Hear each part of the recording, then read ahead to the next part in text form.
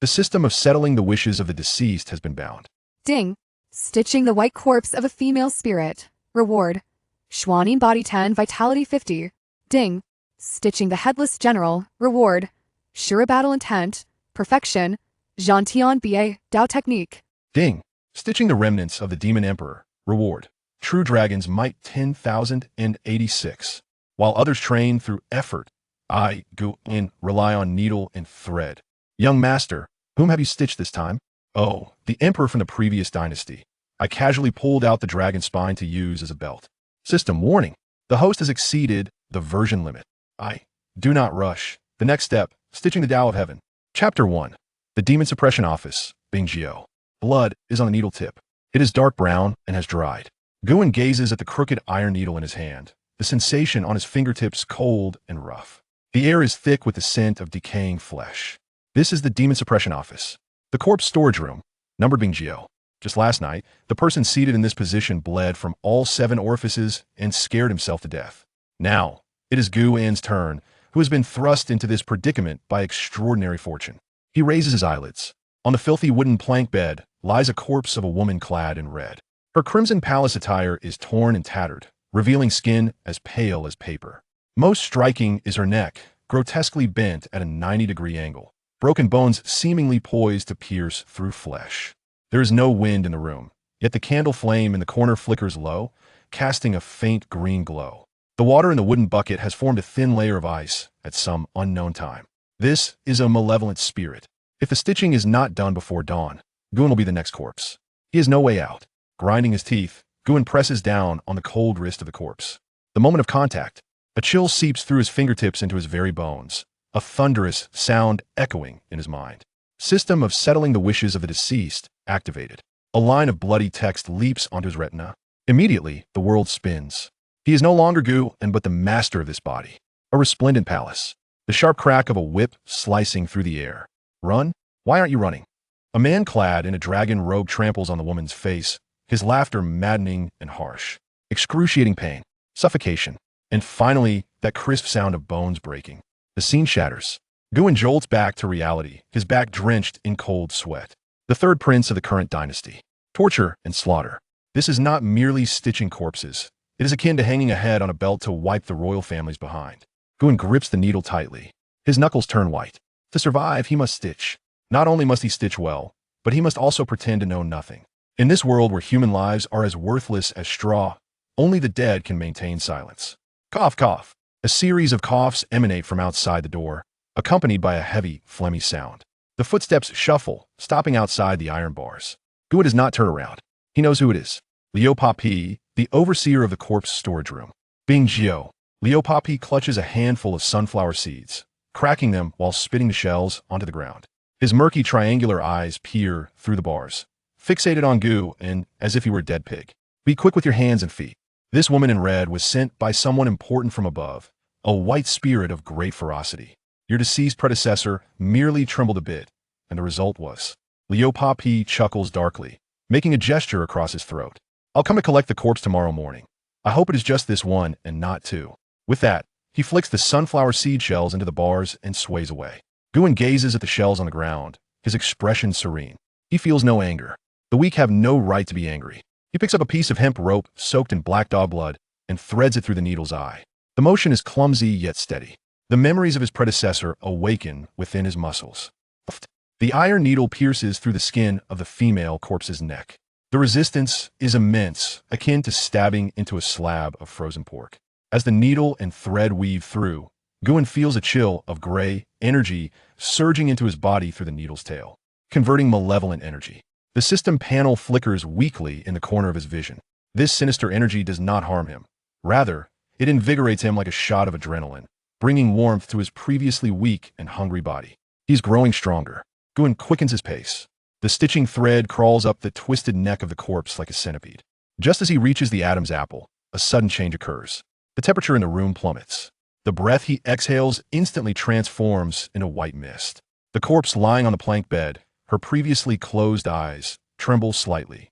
The sound of nails scraping against the wooden board echoes. That is the sound of the corpse's nails growing longer. Corpse transformation. Guin felt a chill run down his spine.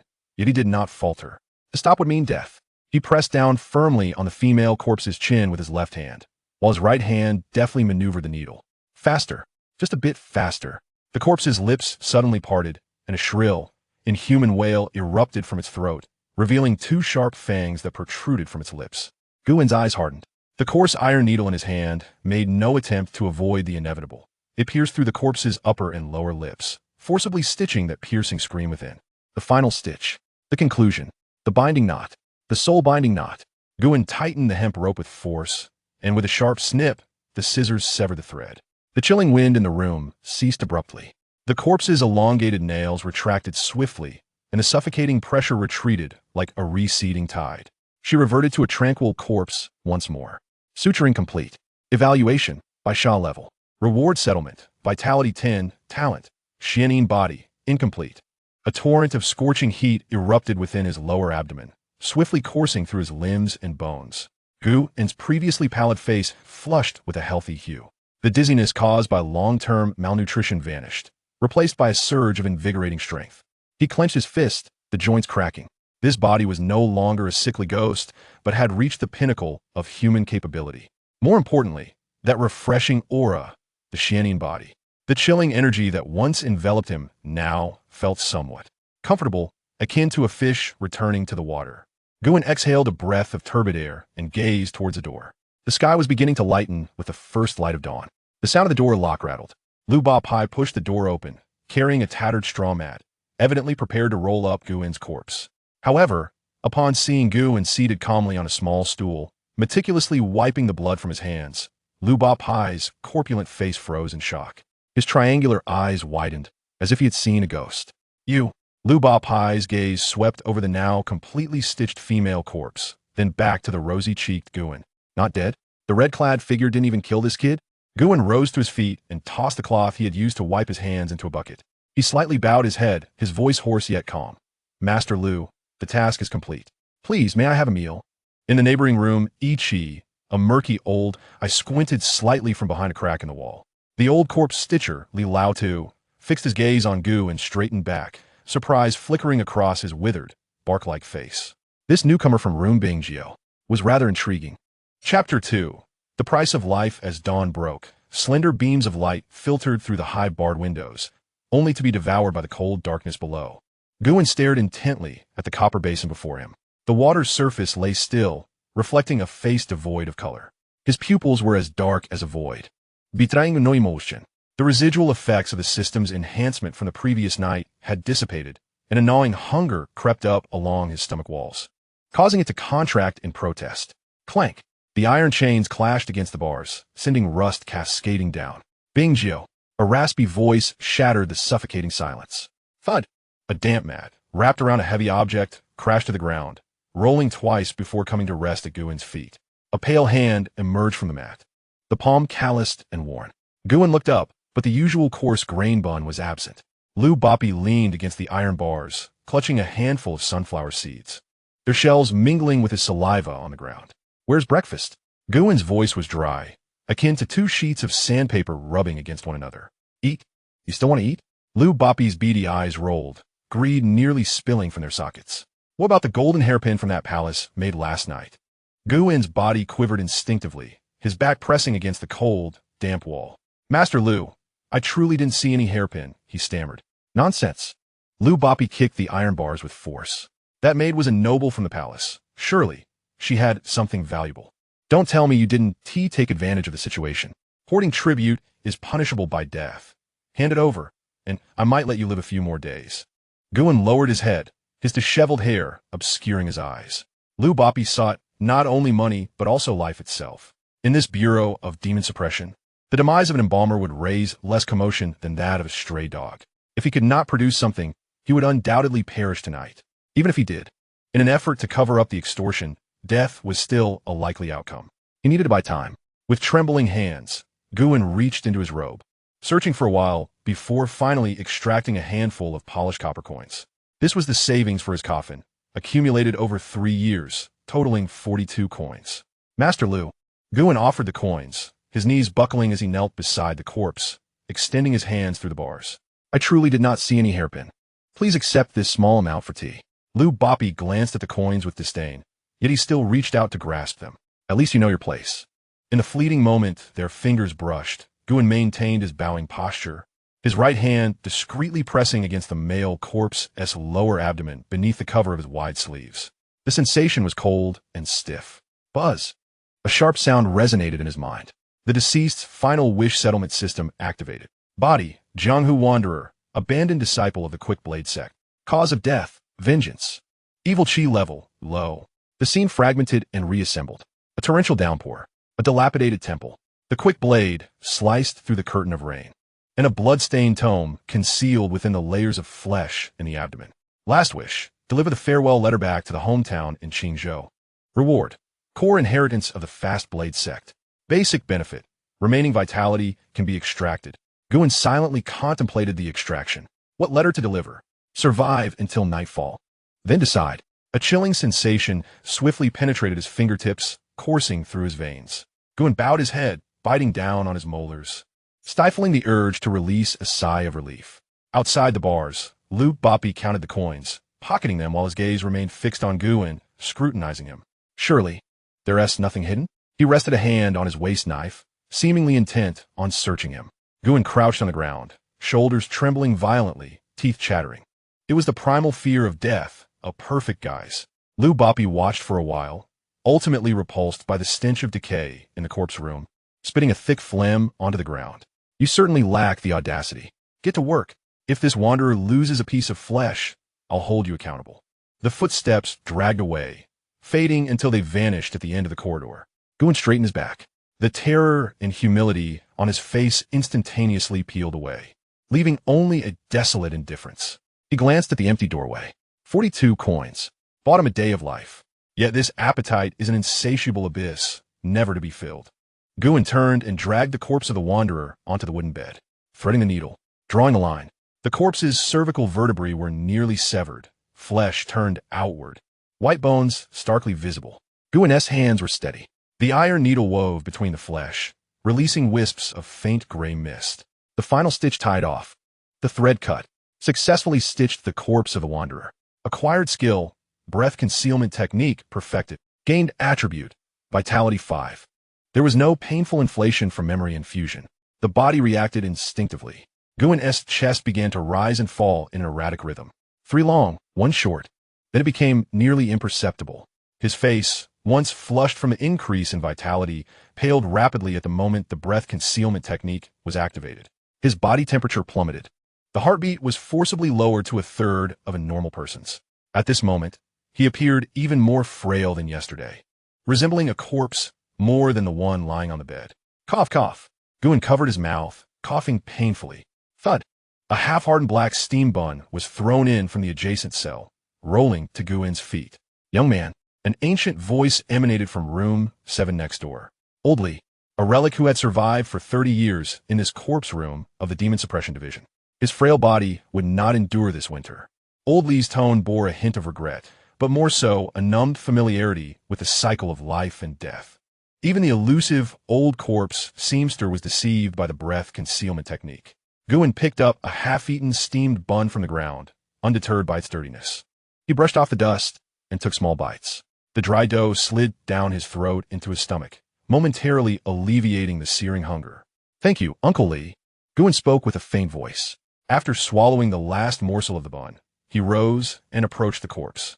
His fingers traced the incision along the abdomen, probing within, and soon he discovered a hard object beneath the stomach. With a firm tug, he extracted an oiled paper bundle, drawing forth a string of crimson droplets. Unwrapping the oiled paper revealed a thin booklet stained with blood, the Quick Blade Manual. The system did not directly extract this martial art. It was a physical object, not a reward from the deceased's last wishes. Guan opened to the first page. The handwriting was hasty, the illustrations rudimentary, filled with techniques of killing. He perused it with great seriousness. In this cannibalistic world, merely evading danger was insufficient. One must also possess the ability to kill. Lu the Skinner was a greedy beast. Today, it was 42 coins. Tomorrow, it could be his own life. Guan closed the booklet and tucked it into the inner compartment of his clothing. His gaze fell upon the curved corpse needle in his hand, its tip glinting coldly in the candlelight. Since you wish to feast on the dead, Do not blame me for stitching you into a shroud. Chapter 3. Only the dead remain silent. The rain fell heavily and densely, each drop striking the black tiles with a crackling sound, as if to mask something. Inside the number 9 corpse storage chamber, the light was dim. Guin sat on a small stool, gripping a half-finger-long curved needle, repeatedly honing it against a rough whetstone. The needle's tip had become brilliantly sharp, reflecting the light as a pale point. Guin did not gaze at the needle. Instead, his eyes drifted past the flickering flame to the corpse just delivered in the corner.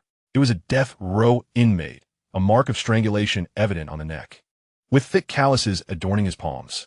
This was the notorious killer, the Ghost Blade, who had perished in the Ministry of Justice's prison just half an hour prior. Guin's fingers brushed against the cold skin of the corpse. Contact with the death row inmate's body. Ski extracted, blood drawing technique, remnant. Due to the host's occupational characteristics, the skill evolved into needle drawing technique. Guin halted his sharpening, gently caressing the needle's tail. This martial art eschewed flamboyance. Seeking only a moment of explosive power, the blade unsheathed, the head severed. Now the blade had transformed into a needle, more concealed, yet more venomous. Bang! The heavy wooden door emitted a mournful creak as it was violently kicked open. The damp, cold wind, entwined with rain, surged into the room. The candlelight flickered wildly, casting goo and shadow into a distorted and sinister form. A potent stench of alcohol instantly dissipated the lingering scent of death within the room. Lu Bapi stumbled in, brandishing a standard waist knife, his face flushed and unsteady on his feet. Yet, within his murky triangular eyes, a fierce glint shone unabashedly. With a clang, he secured the door latch behind him, transforming the cramped mortuary into a sealed chamber. Bingjio, Lu Bapi belched, the sourness of the wine evident. Squinting, he focused on Guin, a cruel smile curling at the corners of his lips. What are you sharpening those needles for at this late hour? Planning to send someone off? Guin remained seated, methodically cleaning the stone dust from the needle's tip with an old cloth. Master Lu, you jest. I dare not neglect my culinary skills. Culinary skills? Lu Bapi scoffed, advancing with his knife in hand. Your skills are commendable, but alas, your fate is unfortunate. He loomed over Guin, saliva spraying as he spoke. The esteemed lady in the palace is pressing for a resolution. The third prince demands answers, and the demon suppression office seeks closure. Someone must bear the burden of this calamity. Lu Bapi crouched down, the cold blade gently tapping Guin's cheek, producing a crisp sound. I pondered all day, and it seems your life here is the most expendable. If we stage a scene of suicide out of guilt, this case will settle itself. Don't blame me. Being able to shield the noble from disaster is a fortune you've earned over several lifetimes. Guin paused in his task, slowly lifting his gaze. His eyes, dark as ink in the dim light, remained calm and devoid of fear or pleas, as if gazing at the recently delivered corpse of a condemned prisoner. Master Lu, Guin spoke softly, his voice barely audible amidst the rain. Is there no room for negotiation? Lu Bapi's smile twisted into a sneer, his expression suddenly frigid. Go negotiate with the king of hell. Clang! A flash of cold light erupted. Despite his inebriation, Lu Bapi's lethal strike was calculated and vicious. The blade aimed directly for Guin's neck, and if it landed, it would sever his head from his body. Yet Guin moved. He did not evade, nor did he even shift from his small stool. Instead, he raised his right hand with astonishing swiftness, leaving only a fleeting shadow in its wake. In that instant, the energy within him surged, coalescing at his fingertips. With a faint sound akin to piercing a ripe watermelon, Lu Bapi's strike halted abruptly. The deadly knife hovered mere inches above Guin's head, unable to descend further. A curved corpse needle had precisely embedded itself into the sensitive inner side of Lu Bapi's wrist, penetrating deeply and severing his veins. In an instant, half of an arm lost all sensation. The knife slipped from his grasp, crashing onto the blue bricks below, sparks flying. Lu Bapi's eyes widened in shock. Before a scream could escape his throat, Guin's left hand had already reached him, pinching a rusted iron shard with sharp edges between his fingers. This piece had been pried from a dilapidated coffin, still stained with dark red rust. With a swift motion, the iron shard glided across, as graceful as cutting fabric. A fine line of crimson slowly emerged upon Lu Bapi's corpulent neck. Guin rose fluidly, pressing Lu Bapi's head down with his left hand while covering his mouth with his right, gently forcing him downward. Hush, Guin whispered in his ear. Do not make a sound. Lu Bapi emitted a wheezing gasp, reminiscent of a distressed bellows. A torrent of blood surged from the gash opened by the shard, instantly staining Gu and sleeve in warmth and viscosity. The ferocity in Lu Bapi's eyes dissipated rapidly, replaced by sheer terror. He struggled desperately.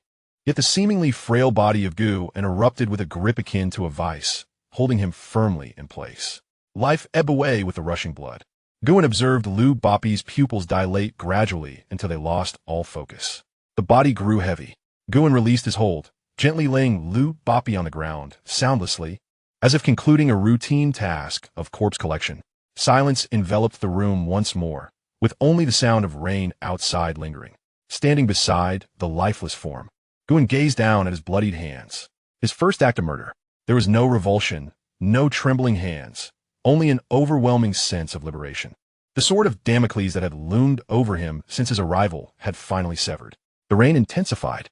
In the adjacent room, 7, the typically taciturn old man, Li, unexpectedly shifted in his sleep, the wooden bed creaking beneath him. The rats would soon quiet down. An aged voice filtered through the wall, laced with a tinge of drowsiness. Guin paused in his motion of wiping away the blood, glancing at the weathered wall. Indeed, this old man was perceptive. Guin remained silent as he knelt, beginning to search Lu Bapi's corpse. His hands encountered something bulky.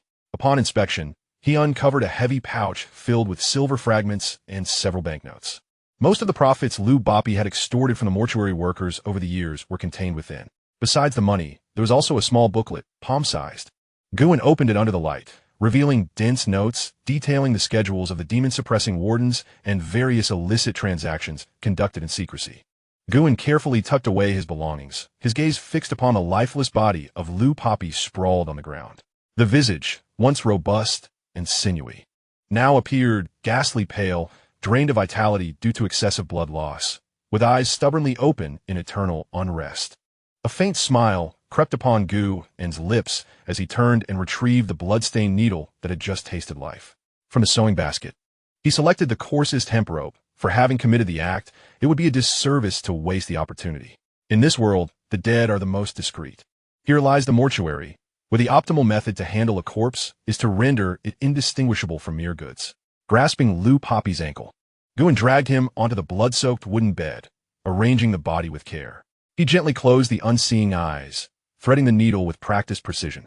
"Master Lu, this time, I shall attend to you," he murmured softly amidst the rain-soaked night. Chapter 4. Erasing evidence. The rain continued to fall, unperturbed by the loss of life. Inside the dimly lit room, the flickering candle cast an ochre glow, the wick adorned with a dark red bloom. Guin sat at the edge of the bed, clutching the bloodied needle in his hand. Lu Bapi lay upon the bed, his once imposing countenance now as pale as parchment, with eyes wide open in a lingering shock, as if questioning how the once pliable victim had transformed into a harbinger of death. Guin's expression remained impassive as he gently lowered his hand to cover the deceased's eyelids. "Master Lu, close your eyes. In your next life, perhaps be more discerning and avoid provoking the righteous," he advised, threading the needle with an alarming dexterity. He did not rush to address the fatal gash in the throat. Scissors danced in the air, slicing through the alcohol-tinged, blood-soaked uniform, revealing a corpulent torso. If one must perform, it is essential to execute the entire act flawlessly. The cause of death could not be attributed to a knife wound. It had to appear accidental. Guin's nimble fingers worked with remarkable skill. The rudimentary draw-cut technique not only endowed him with the art of killing, but also granted his fingers exquisite control. The needle pierced the flesh silently. He employed not the conventional cross-stitch, but rather the seamless technique documented in the Quick Blade Manual, originally intended for mending precious sheaths, emphasizing meticulous stitching that fits perfectly. When applied to human skin, it proved remarkably effective. With a swift motion, the needle and thread traversed the gaping wound on Lu Bapi's neck, gradually pulling the ragged edges together. The wrinkled flesh converged, reconnecting severed blood vessels. Guin's hands moved with such speed that they seemed to blur. And in the span of a tea brew, the lethal incision vanished, replaced by a fine, hair-thin red line. At first glance, it bore no resemblance to a throat slit, but rather appeared as a remnant of some dermatological affliction. Guin paused, snipping the thread to completion. After a moment of contemplation, he did not exhibit any signs of satisfaction. It was insufficient. The coroner of the Demon Suppression Division was no fool. While it might deceive the untrained, an expert would discern the fractures beneath the flesh at a glance. It was imperative to obliterate the evidence. Alternatively, a new truth must be fabricated. Guin rose and approached the aged wooden frame in the corner. It was laden with the tools of a mortician. His fingers glided over a row of black ceramic jars before finally resting on one marked with a skull insignia. Corpse grass juice. This was specifically designed to handle those who had succumbed to potent poison during their lifetime and continued to ooze pus and death. It possessed an extremely high acidity, capable of instantaneously destroying flesh and tissue. Guin uncorked the jar, and a pungent, acrid stench instantly filled the air. Returning to the bedside without a hint of hesitation, he tilted the jar, allowing the viscous black-green liquid to drip precisely onto the crimson line at the neck. A sizzling sound erupted, a painful reminder of corrosion. White smoke ascended, and the foul odor mingled with the scent of blood, swiftly overshadowing the mustiness of the room.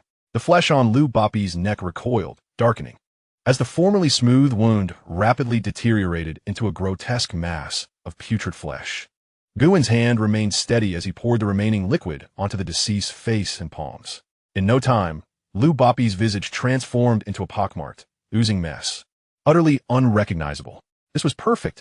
Guin set down the ceramic jar. This ghastly appearance would certainly lead anyone to believe that he had succumbed to a violent corpse poison. After all, this was the Demon Suppression Division, the most sinister and haunted locale in the realm. The death of a few individuals was far more commonplace than the death of a mere dog. Having completed this task, Guin did not pause for respite. He pressed his hand against Lu Bapi's decaying forehead once more. A chilling sensation surged through him. The light and shadow before him warped, and blood-red text emerged. Contact with recently deceased prison guard, Lu Ergil. Body rating, mundane, slight malevolence. Cause of death, throat slit by sharp weapon, heart poisoned, false. Extracting fragments of the deceased's memories. Boom! Images flooded his mind, the perspective shifting to that of Lu Bapi. He crouched behind a pillar in Area C. Greed etched across his face as he fixated on the red-clad female corpse being carried in. Goodness, this was cargo personally delivered by the Third Prince. The quality of that gold hairpin was truly remarkable. The scene shifted to the depths of night. Lu Bapi stealthily approached the end of the corridor in Area C, prying open the third bluestone brick. Beneath lay a hidden compartment. He stowed away bundles of scavenged silver, replaced the brick, and stamped it down with force. Saving up. Saving up. Once he had 100 taels, he would request manager Zhao to assign him a different task. This Area C was far too cursed. The memories flowed back to the previous night. Lu Bapi stood outside Guin's door, gripping a wine jug, his gaze unsettlingly clear. The malevolent aura of the red-clad corpse was too intense. Something felt amiss. It could not be reported. If reported, the credit would belong to those above, and the rewards would be confiscated. He decided to let the scapegoat, Bing Jiao, test the waters first. If all went well, he would enter to claim the reward. If something went awry, the blame would fall on the mortuary worker, easily attributed to the corpse's transformation. Suddenly, memories ceased. Guin opened his eyes, a chilling frost within them. What a cunning scheme. This wretched being continued to manipulate even in death. Yet, this was undoubtedly fortuitous news. Lu Bapi, in his desire for glory, had failed to report the anomaly of the red-clad corpse. This meant that aside from the deceased, no one was aware of the events that transpired in the room that night. No one knew that the female corpse had once transformed into a white specter. This granted Guin substantial latitude for action. The wishes of the deceased have been settled, although their aspirations for promotion and wealth remain unfulfilled. You have personally terminated their malevolence, sparing them from suffering in a chaotic world, thus deemed an alternative form of liberation. Rewards received. 1. 30 taels of silver, location locked, beneath the third bluestone tile at the end of Corridor B. 2. Basic knife techniques. Minor achievement: the knife is the hand. The hand is the knife. 3. Vital energy 2. A surge of warmth radiated from his heart, washing through his limbs and bones. The muscles that had been taut from the act of killing relaxed in an instant. His internal vitality surged, strength increasing by 30%. Guin clenched his fist, his knuckles cracking. In his mind, countless knife techniques were indelibly etched. Chop, slice, thrust, stab. It felt as though he had been tempered through 1,000 trials. He glanced at the bloodied scissors on the table, reaching for them. A connection formed. With a swift motion, he slashed, the scissors cutting through the air in a perfect arc, precisely severing the falling wick. The cut was as smooth as a mirror. This was the minor achievement of the knife technique. Guin murmured to himself, In this den of death, he finally possessed a semblance of self-preservation. However, now was not the time for experimentation with the knife. Dawn was approaching. Guin stowed away the scissors. The blood on the ground had long been covered with ash. Swept into a corner. The room was thick with the pungent aroma of decaying flesh, mingled with the scent of alcohol, resembling a fermenting refuse bucket. It was unpleasant, yet all too real. Guin moved to the corner of the room, curling into a ball. He ruffled his hair, smearing a few streaks of ash across his face, adjusting his breathing rhythm and controlling his heartbeat to render his complexion pale and ghostly. Conscience technique activated. His presence diminished to its utmost, becoming as inconspicuous as a lifeless stone. He waited, an interminable wait. Time passed unknowingly until the sound of rain outside ceased. A faint morning light filtered through the door crack, illuminating the dust suspended in the air. Step, step, step. The heavy sound of footsteps echoed from the end of the corridor, accompanied by the clanking of armor and impatient grumbles. How unfortunate to be summoned to this dreadful place so early in the morning. It was said that a formidable figure had arrived the previous night, and Lou the Skinner was likely trying to profit from it. The noise drew closer, ultimately halting before room B9. Guin huddled in the corner, arms wrapped around his knees, trembling uncontrollably. This was not mere theatrics. It was a visceral reaction of the body, mimicking the collapse of an ordinary lowly corpse seamster in the face of death. With a clatter, the chains fell to the ground, and the heavy wooden door creaked open, the sound reverberating in the stillness of the corridor. A tall figure stood silhouetted in the doorway, a chilling blade sheathed at his waist. Before stepping inside, the individual wrinkled their nose, questioning the foul odor that filled the air. Guin suddenly looked up, his face a mask of terror, eyes red-rimmed. His lips quivered as he pointed towards the decaying flesh on the bed, emitting an ear-piercing scream. "He is dead. Master Lu, he is decomposed." The guard at the entrance froze momentarily, instinctively following Guin's trembling finger. In the next instant, his expression shifted dramatically as he covered his mouth and nose. Retreating a step, on the bloodied wooden bed lay Lou the Skinner, his face reduced to a puddle of black-green pus, dripping down the edge of the bed. Plop. Plop. Onto the floor. Chapter 5. The Achievements of King Zhao. Room B9 was saturated with a stench so thick it seemed as if a bucket of pig entrails had been spilled onto a searing iron plate for weeks. The guard retreated to the darkest corner, one hand gripping the hilt of his knife, while the other firmly covered his mouth and nose, leaving a dark mark on the flagstone floor. "Is this really Lou the Skinner?" The voice, muffled within the sleeve, was laced with confusion. In the shadowed corner, Guin was curled up, his back pressed against the damp stone wall, wishing to sink into the crevices of the bricks. He trembled like a leaf, his teeth chattering, producing a rapid, fragmented clattering sound. Yes, it's Master Lu." Guin raised his hand, his fingertips shaking as they pointed towards the mass of putrid flesh on the bed, only to suddenly clutch his head, unleashing a pitch-altered wail. "Last night, Master Lu drank too much and insisted that there was treasure hidden on the corpse of that woman in red. He wanted to touch it, and now look at what has become of him." The guard's face, already marked by impatience, turned ashen. The words "woman in red" were a death knell within the Demon Suppression Division.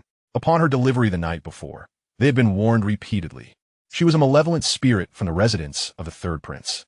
Lu Urgu, that fool who valued money over his life, dared to provoke such a being? The guard cast a glance at the bed, his stomach churning. What lay there could hardly be described as a human face. Flesh and skin eroded, revealing stark, white bones beneath. Blackish-green pus trickled from the chin down to the chest, corroding the clothing into large, gaping holes.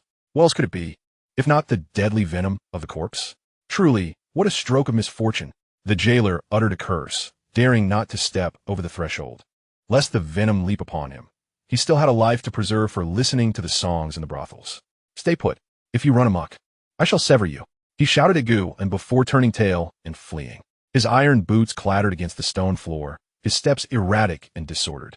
Soon, his voice echoed down the corridor. "Someone, quickly summon Headwu. There has been an incident in room 9. Guin remained huddled in the corner, clutching his head, until the sound of footsteps faded entirely into the depths of the passage. Gradually, he lowered his arms. The expression of sheer terror vanished in an instant, replaced by a tranquil calmness akin to still waters. He remained motionless, merely listening to the commotion outside. The performance was not yet concluded. The audience had not yet gathered.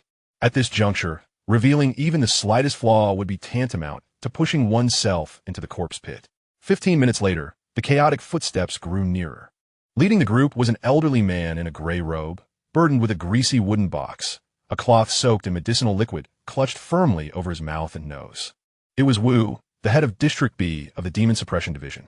A seasoned veteran of 30 years amidst the dead, his skills may have been modest, yet his keen perception was unmatched, adept at discerning the nature of individuals. He halted at the door, his brows knitted tightly. The stench was overwhelming, not merely of decay, but mingled with a sinister odor that only those entrenched in the Demon Suppression Division would recognize. The window was thrust open. Wu issued a muffled command. The nearby jailer used the hilt of his sword to pierce the yellowing paper of the window. A cold breeze swept in, slightly alleviating the oppressive atmosphere within. Only then did Wu reluctantly cross the threshold. He did not touch the corpse. From a distance of 3 steps, he flicked his fingers, sending a silver needle flying, which embedded itself into the rotting visage of Lu. With a hiss, the needle turned pitch black. Such potent venom. Wu did not lift his gaze. Turning instead to Guan. "Are you injured?" Guan knelt on the ground, his forehead pressed against the cold floor. The young one cried out in agony upon Lu's return, having clawed at his own face until it was a bloody mess. As he spoke, he shifted his knees slightly, revealing several overturned jars of liquor behind him. Wu cast a glance. Alcohol could invigorate, yet could also exacerbate poison. Greed, a fondness for liquor, and meddling with the forbidden. The cause of death was painfully clear. Most crucially, a man like Lu ergo dying in the corpse room would not incite any inquiries, especially from the newly appointed steward Zhao, who detested complications. Wu tucked away the cloth and hastily scrawled a note in his ledger. Greed incites recklessness. Venom strikes the heart. 8 words. 1 life. The matter was dealt with swiftly, disposing of the body in the incineration pit to avoid any ill fortune. Wu Zhuitu uttered this statement and hastily departed, as if fleeing from a plague. The guards at the entrance sighed in relief. As long as it was not murder or a prison break, the issue could be considered resolved. That one, Bingjiao. The young guard tossed the token onto the ground, producing a crisp sound. Remove the body from the pit and clean up thoroughly. Do not bring back any bad luck. Understood. Guan picked up the token, cradling it in his hands as if it were a lifeline. The incineration pit emanated a sweltering heat, with dark red magma swirling at the bottom, occasionally releasing a few bubbles. This was the optimal location for the Demon Suppression Division to destroy incriminating evidence. Guan dragged the body to the edge of the pit. There was no one around. The dullness on his face vanished in an instant, replaced by a chilling calmness that sent shivers down the spine. He made no unnecessary movements, merely patted the skeletal hand of Lu Pa Pai. In the next life, do not be too greedy.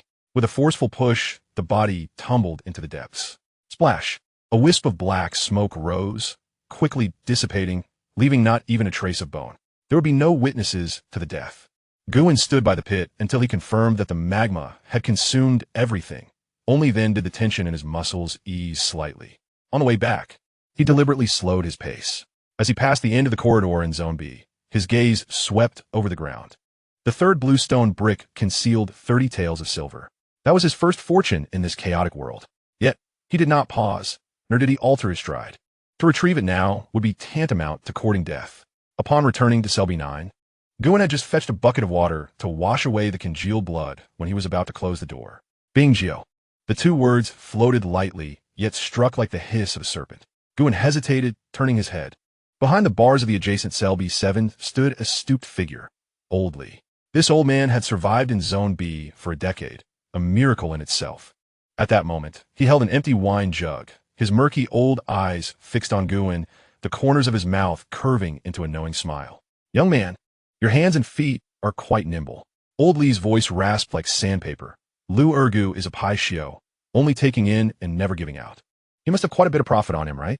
Guan's heart raced. This old fox had seen through him. Though the commotion last night was minimal, it had not escaped the notice of the observant. To kill him?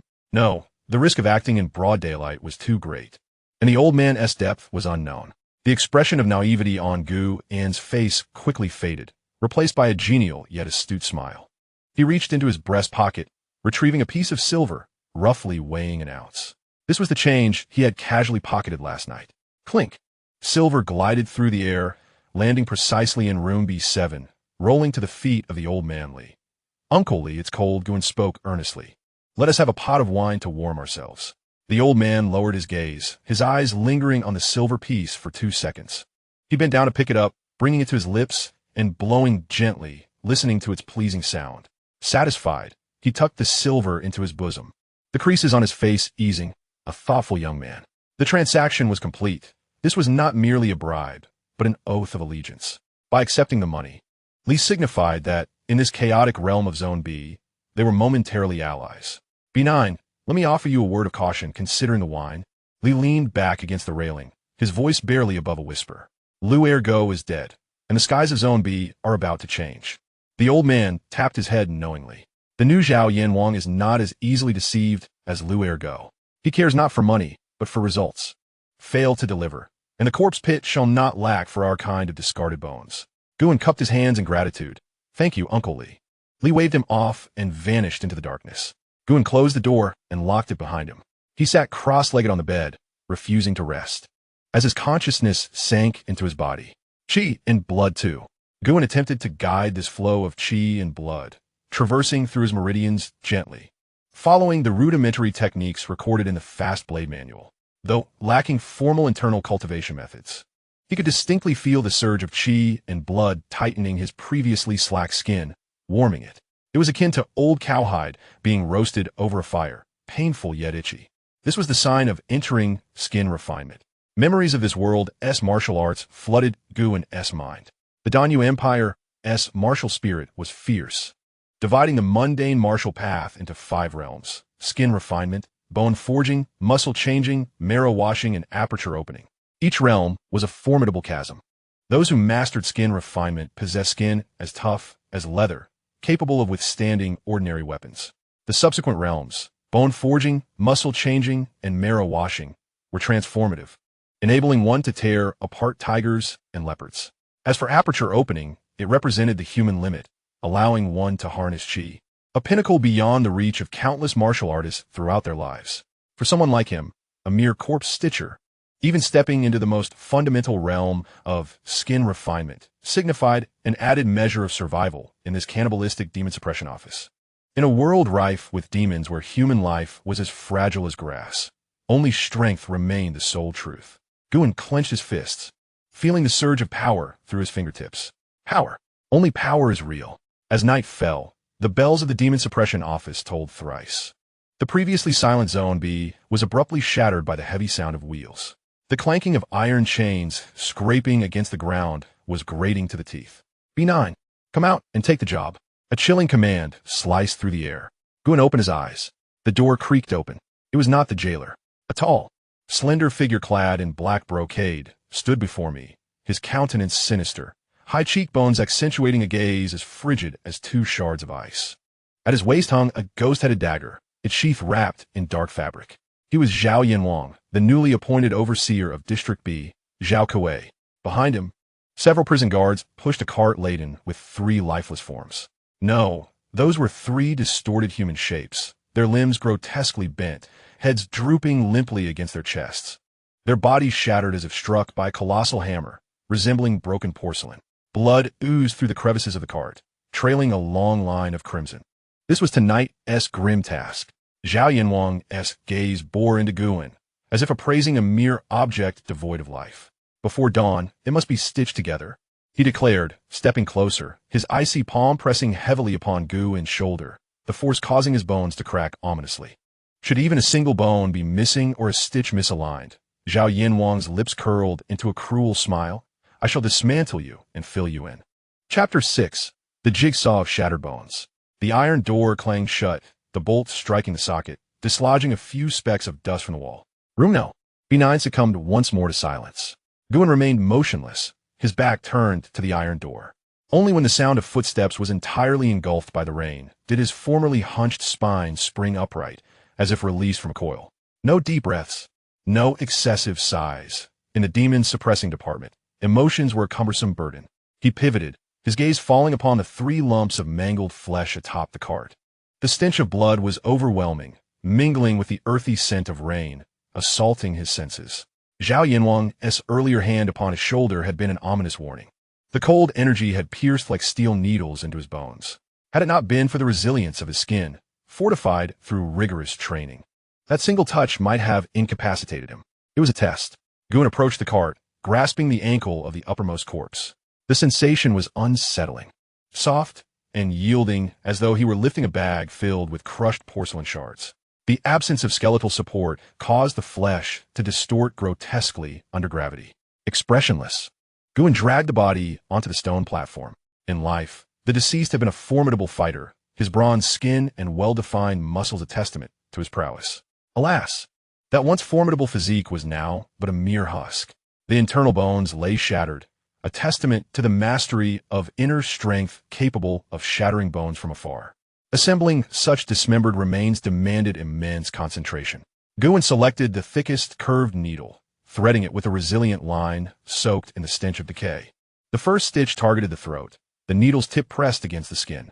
A sharp hiss ensued, the resistance formidable.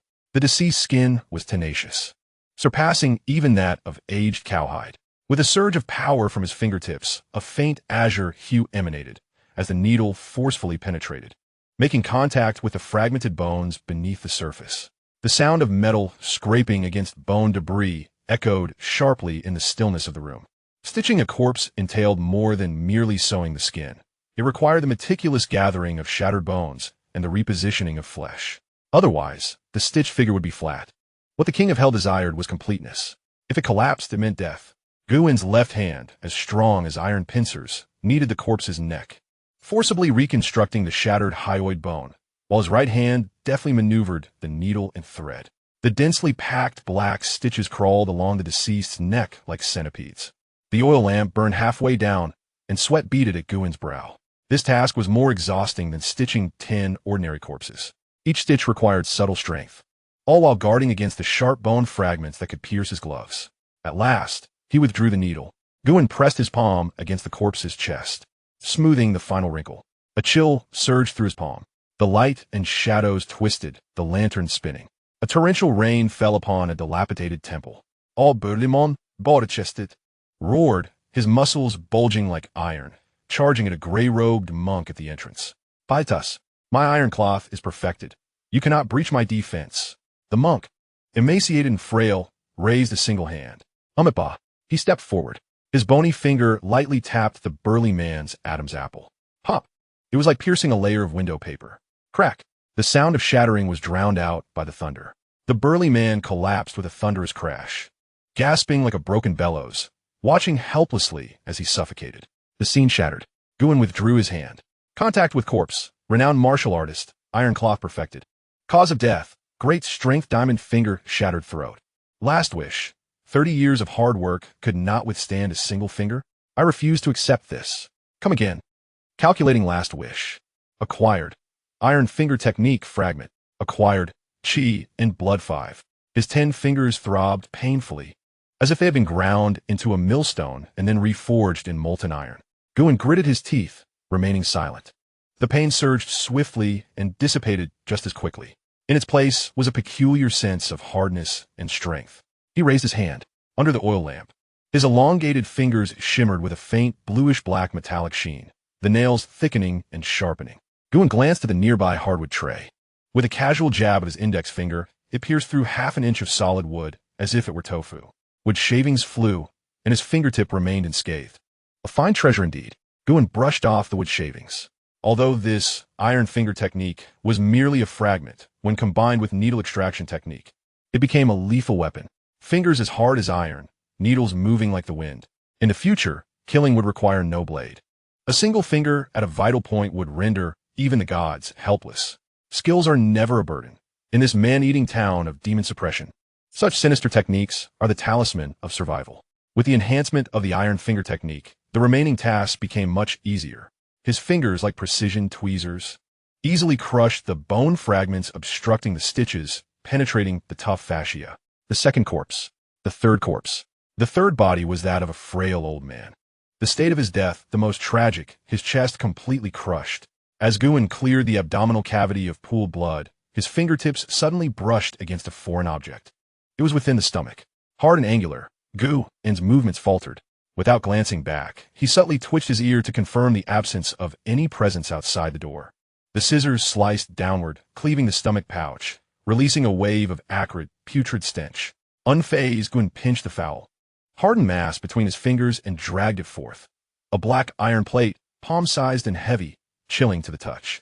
With a swift motion, he wiped away the filth, revealing intricate etchings on its surface. At the center, a character that loomed menacingly, like a vengeful specter, demon. Gwyn's pupils constricted sharply, his fingers clenched tightly, imprisoning the token within his palm. The words demon sect held grave significance within the Great Yu dynasty, signifying the annihilation of families and rivers of blood. Was this old man a remnant of the demon sect? The token, hidden within his stomach, was evidently something he had fought to ensure was delivered. It was scalding hot, extremely so.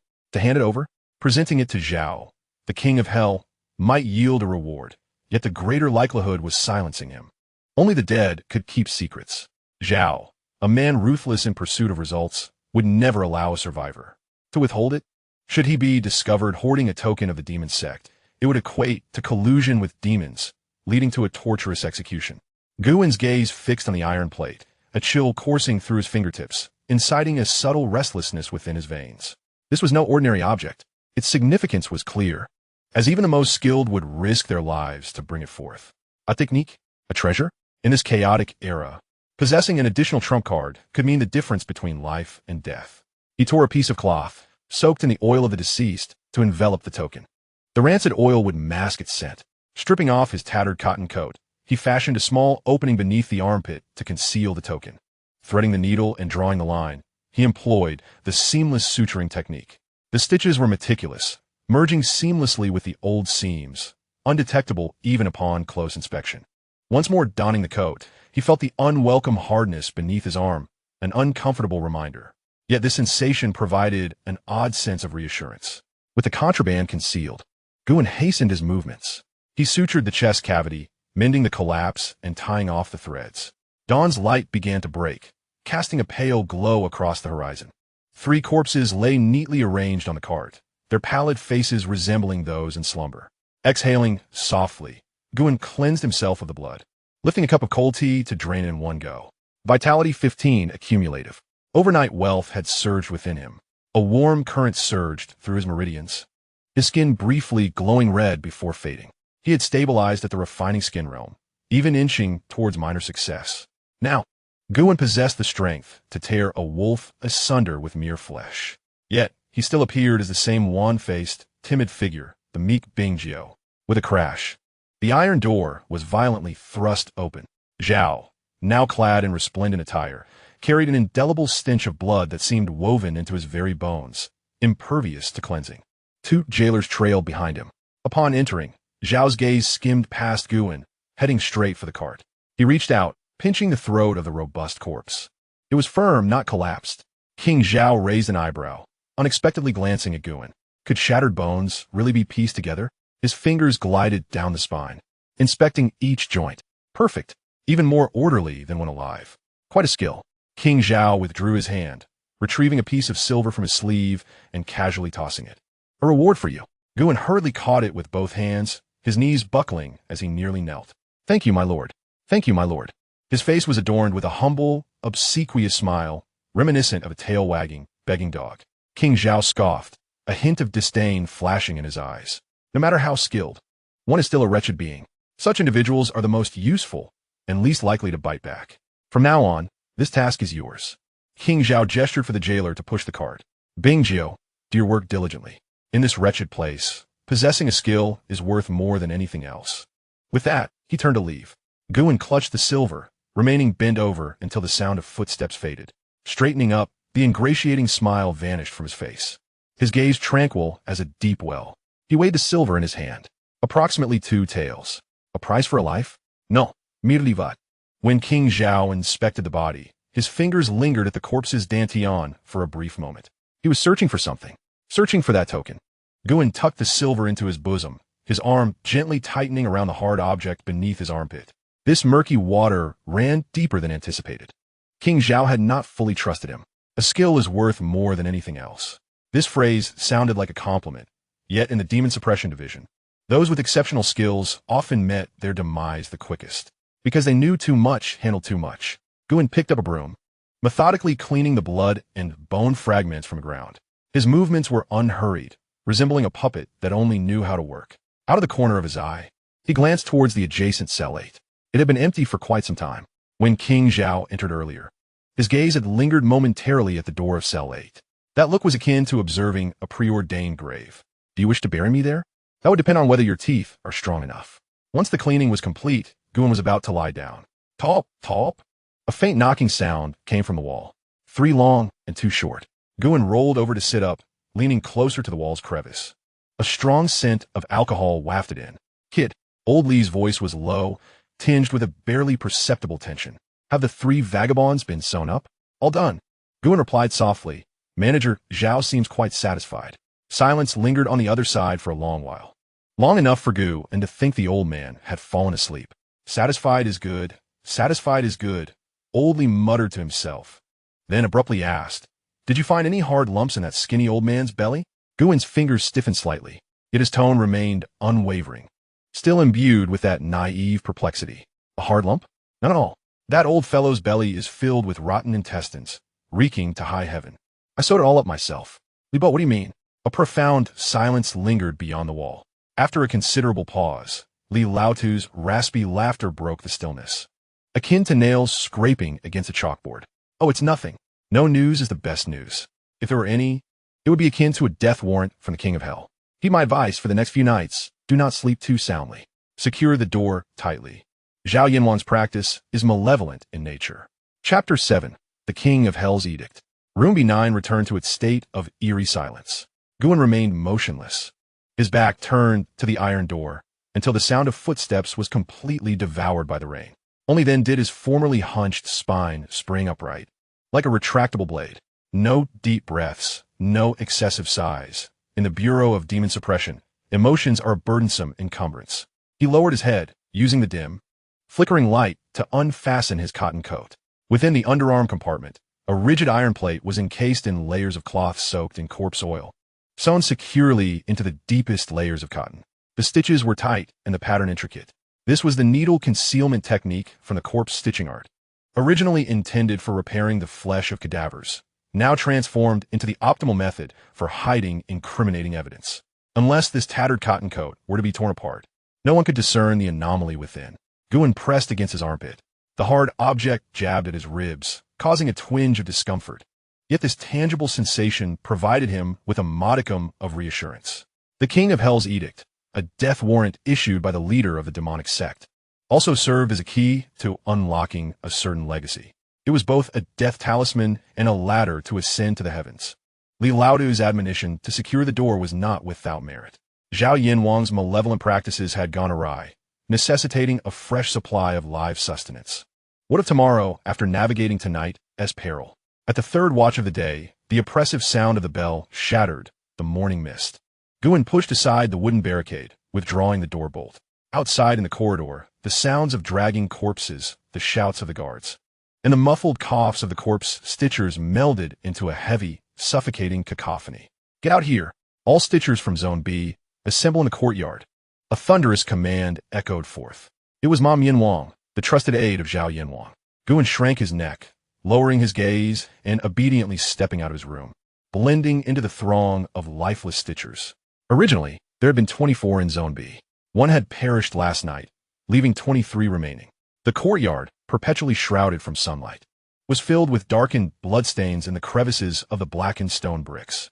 Zhao Yanwang stood upon a platform, spinning 2 iron balls in his hands. The clinking sound of metal was sharp and jarring. His complexion was worse than the previous night, with sunken eye sockets, the whites of his eyes marred by a web of blood vessels, and his lips exhibiting a toxic purple-black hue. Last night, the 14th in Zone B had died.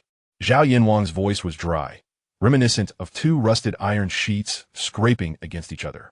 Silence enveloped the crowd below. The cause of death was excessive fatigue, leading to cardiac exhaustion. Zhao Yanwang's lips curled into a chilling arc, his gaze slicing through the crowd like a hawk surveying its prey. Useless. To perish after stitching only 8 bodies, such ineptitude is a waste of resources.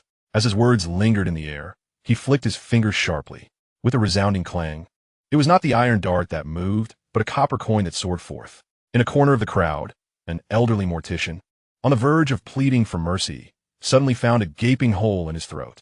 The coin had pierced through his windpipe, severing the carotid artery, embedding itself into the stone pillar behind him, lodged deep within. The old man clutched at his neck, blood gushing through his fingers, convulsing twice before falling still. The crimson liquid pooled at Guin's feet, causing him to instinctively retreat half an inch, his face momentarily reflecting terror and pallor. Yet internally, he remained coldly analytical. The technique was lethal, the internal energy palpable. This Zhao Yanwang was stronger and more unhinged than anticipated. From this day forth, the rules of District B had changed. Zhao Yanwang did not even cast a glance at the lifeless body on the ground. Each person was now expected to deliver 20 bodies per day. The crowd stirred, yet no one dared to speak. 20 bodies meant that aside from meals, one could not afford a moment's respite with needle and thread. It was a relentless demand, pushing individuals to the brink of exhaustion. Failure to comply meant a trip to the incineration pit. Zhao Yanwang surveyed the surroundings, a satisfied glint in his eyes as he relished the fear he had instilled. Bing Jiu, you stay. Gu's body stiffened. He felt the weight of sympathetic yet schadenfreude-laden gazes from those around him as the crowd swiftly dispersed. Guin remained rooted to the spot, his legs trembling, teeth chattering, embodying a terrified coward to the fullest. Zhao Yanwang descended from the platform, closing in on Guin. The pungent aroma of blood mixed with the scent of decaying herbs assaulted his nostrils. Your skills are commendable. Zhao Yanwang's gaze fixated greedily on Guin's hands, recalling the exquisite stitching of the 3 Jianghu guests from the previous night. Thank you, my lord, Guin stammered. 20 bodies, is that a problem? And no, I shall exert every effort, even if it leads to my demise. I do not wish to hear your excuses. Zhao Yanwang interrupted, his bloodshot eyes fixated on Guin's neck, seemingly searching for the precise spot to strike. Complete the task, and there will be a reward. If you fail, the body of Bing Shirsi remains in the room. You shall stitch it, and it will count toward your quota. Guin's head shot up, his pupils dilating in horror. Stitching a colleague? What? Are you afraid? Zhao Yanwang advanced a step, the pressure bearing down like a collapsing mountain. A corpse is merely a corpse, whether a Jianghu guest or a mortician. Within this mortuary, they are all but a mass of flesh. Why, yes, Guin lowered his gaze, cold sweat trickling down his temples, soaking his collar. Begone. Guin felt as if a great weight had been lifted, stumbling back to room Bingjiu. He closed the door behind him. Leaning against the iron door, the terror etched on Guin's face dissipated, replaced by an abyss of indifference. A test. Zhao Yanwang was scrutinizing his reaction.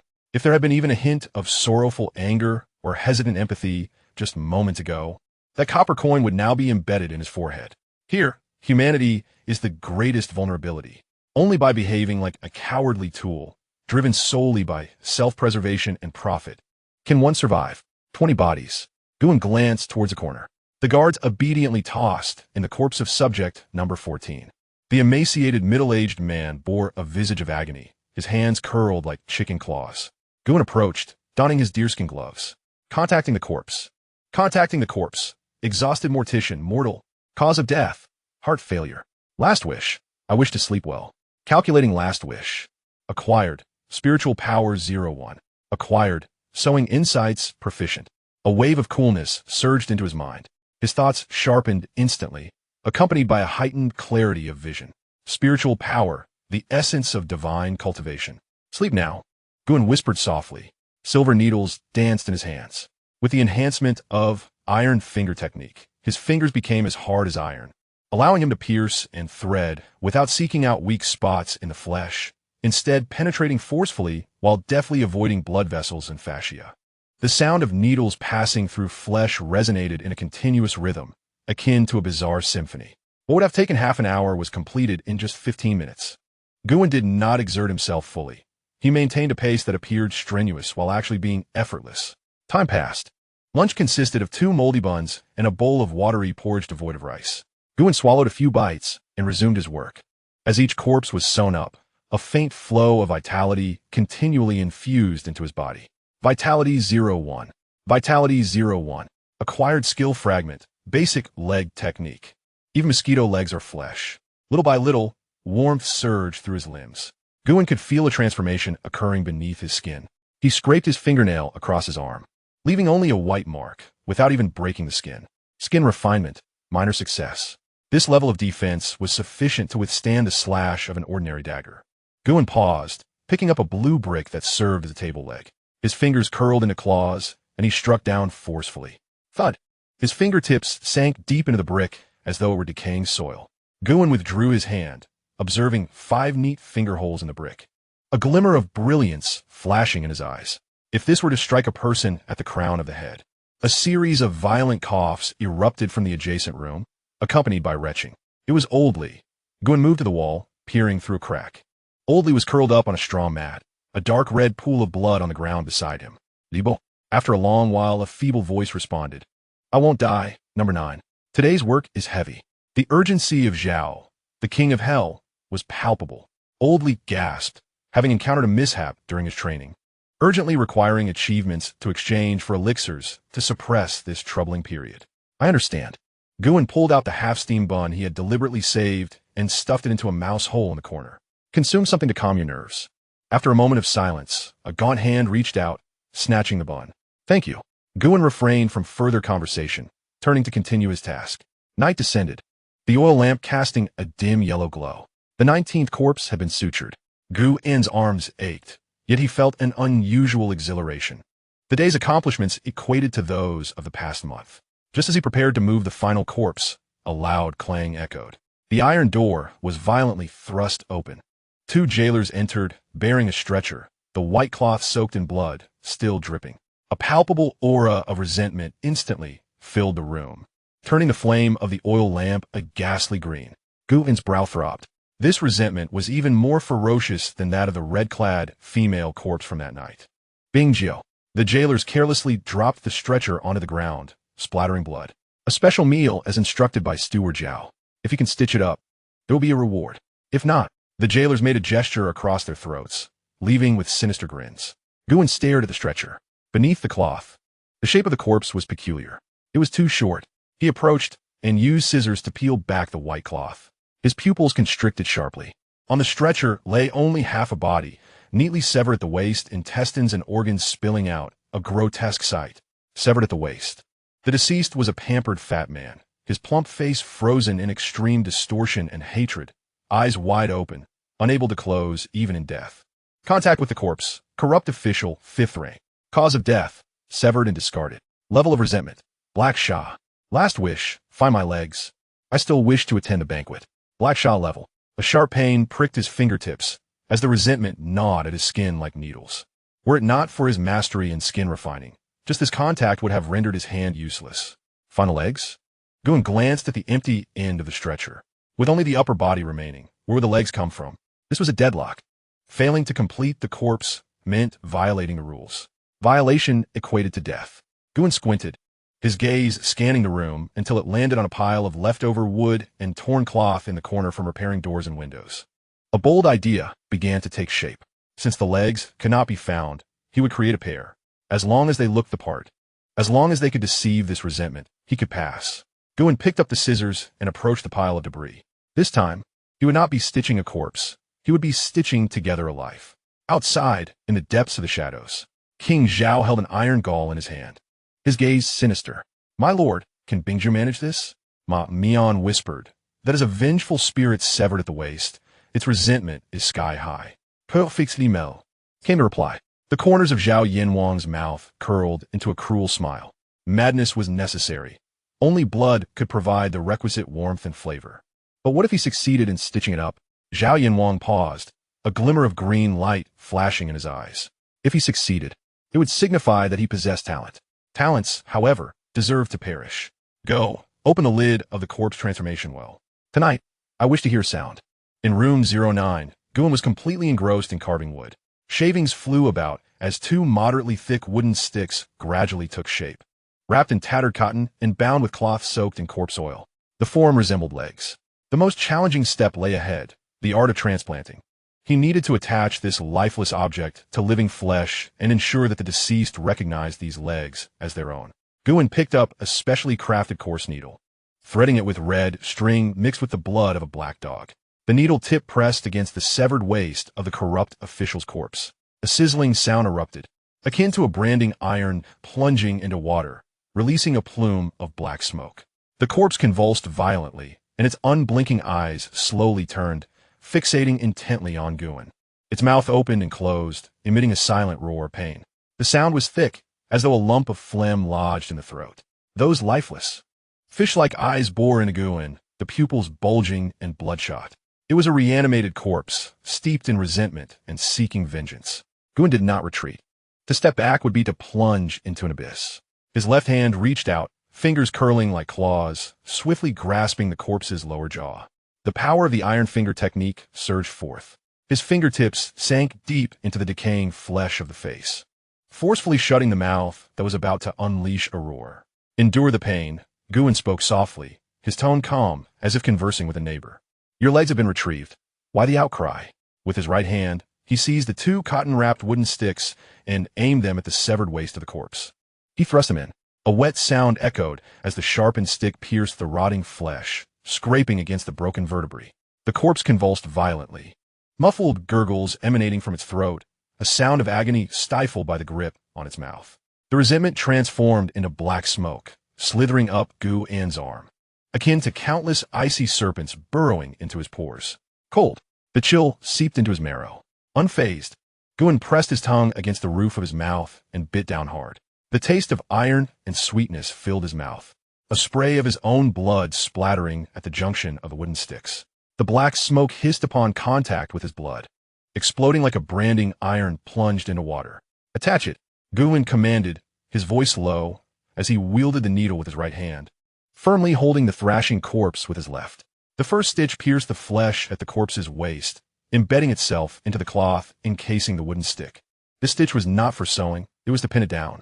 A mournful wail echoed from the depths of the corpse's throat, the sound of his soul trapped. Guin's gaze remained indifferent. The second stitch, the third stitch. The swift hand left only a fleeting shadow. Each stitch fell with the brittle sound of flesh and bone severing. The iron finger technique transformed his fingers into the most precise of staplers, requiring neither the search for texture nor the avoidance of veins. It was a brutal amalgamation. As long as they were connected, they became legs. Pay attention. As Guin stitched, he whispered to those venomous eyes, "This is premium golden silk Nanmu, far sturdier than your fleshly legs. From here on, it is only your turn to kick others. This is deceit. To deceive ghosts is also to deceive oneself." The struggle of the corpse gradually waned. Perhaps the pain had numbed, or perhaps the psychological suggestion of legs returning had taken effect. Those eyes, once filled with malice, began to shift downward, their gaze resting on the lower half, which had been restored to standing by the support of a wooden stick. Though it was merely a piece of wood wrapped in tattered cloth, under the concealment of corpse oil and black dog-esque blood. In the dim light of the oil lamp, it appeared as legs. With the final stitch, Guin tied a tight knot, pulling forcefully until the thread snapped. The corpse lay utterly still. The once overwhelming resentment dissipated rapidly, like a deflated balloon. Guin released his grip on the corpse's jaw, a chill creeping down his back, his clothes drenched. Contact with corpse, corrupt official, resentment dissipated. Cause of death, waist severed. Last wish fulfilled, reclaimed legs false. Evaluation, a sleight of hand, deceiving gods and ghosts alike. Though the means were despicable, the effect was remarkable. Settling last wishes. Gained, 1 mental power. Gained, Buginiers divination technique. Boom. It felt as if a thunderclap had erupted in his mind.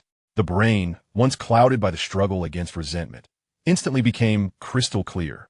It was as though a person with severe myopia had suddenly donned glasses, revealing a world that was sharp and layered, where even the trajectories of floating dust in the air were perceptible. Guin leaned against the bed's edge to sit, regulating his breath. Before he could regain his composure, the iron door was pushed open once more. Xianxia stood at the entrance, devoid of his iron gall, wielding a dripping bone saw. Behind him followed the horse-faced attendant, both wearing expressions akin to spectators at a show. No movement, Xianxia leaned in, his gaze sweeping the room until it landed on the intact corpse upon the stone platform. His eyes froze. Sewn up? The horse-faced attendant stammered, nearly popping his eyes out. Sir, this Guin hastily stood, swaying slightly, and steadied himself against the wall. Thankfully, he had not failed in his duty. His voice was weak, his complexion as pale as parchment, as he pointed to the lower half of the corpse. I fashioned him a pair of legs from wood. This official, while alive, sought dignity. In death, he merely desires a complete corpse. Xianxia squinted his eyes and strode into the room. Approaching the corpse, he knocked on the legs. Thud, thud. The somber sound of wood echoed. Wooden legs. Zhao Yinwang's lips curled into a playful smirk as he turned to Gu Un and remarked, "You truly dare to imagine such things. Are you not afraid that he might rise in the dead of night and use those wooden legs to kick you to death?" "Fear indeed," Guan replied, shrinking his neck, a visage of trepidation on his face. Yet, he feared even more the prospect of failing to complete the tasks assigned by his superiors, which could lead to being cast into the corpse disposal well. "Ha ha!" Zhao Yinwang suddenly burst into laughter, the sound reverberating through the cold and dimly lit mortuary, stirring dust to fall like gentle rain. He patted Guan on the shoulder. "What a coward you are! With such a mind, you are wasted as a corpse stitcher." Zhao Yinwang's hand was chilling, his palm slick with clammy sweat, akin to touching a lifeless serpent. "Here," he said, retrieving a porcelain vial from his pocket and casually tossing it into Guan's arms. "Essence blood pill. Take it to replenish your vitality. Do not let yourself perish before next month's pay arrives." "Thank you, my lord. Thank you, my lord." Guan cradled the vial, expressing countless thanks, bending at the waist like a cooked shrimp. "Go." Zhao Yinwang gestured, signaling Ma Mian to carry the corpse away. "This body shall be sent to the corpse furnace. The ashes it produces will undoubtedly be whiter than usual." The two departed with the body, and the iron door closed once more. Guan maintained his hunched posture until the sound of footsteps had completely faded. Straightening up, the humility and fear on his face vanished, replaced by a chilling indifference that sent a shiver down the spine. He toyed with the porcelain vial. "Essence blood pill. This concoction is brewed from the heart's blood of condemned prisoners. Although it can replenish vitality, its toxicity is immense.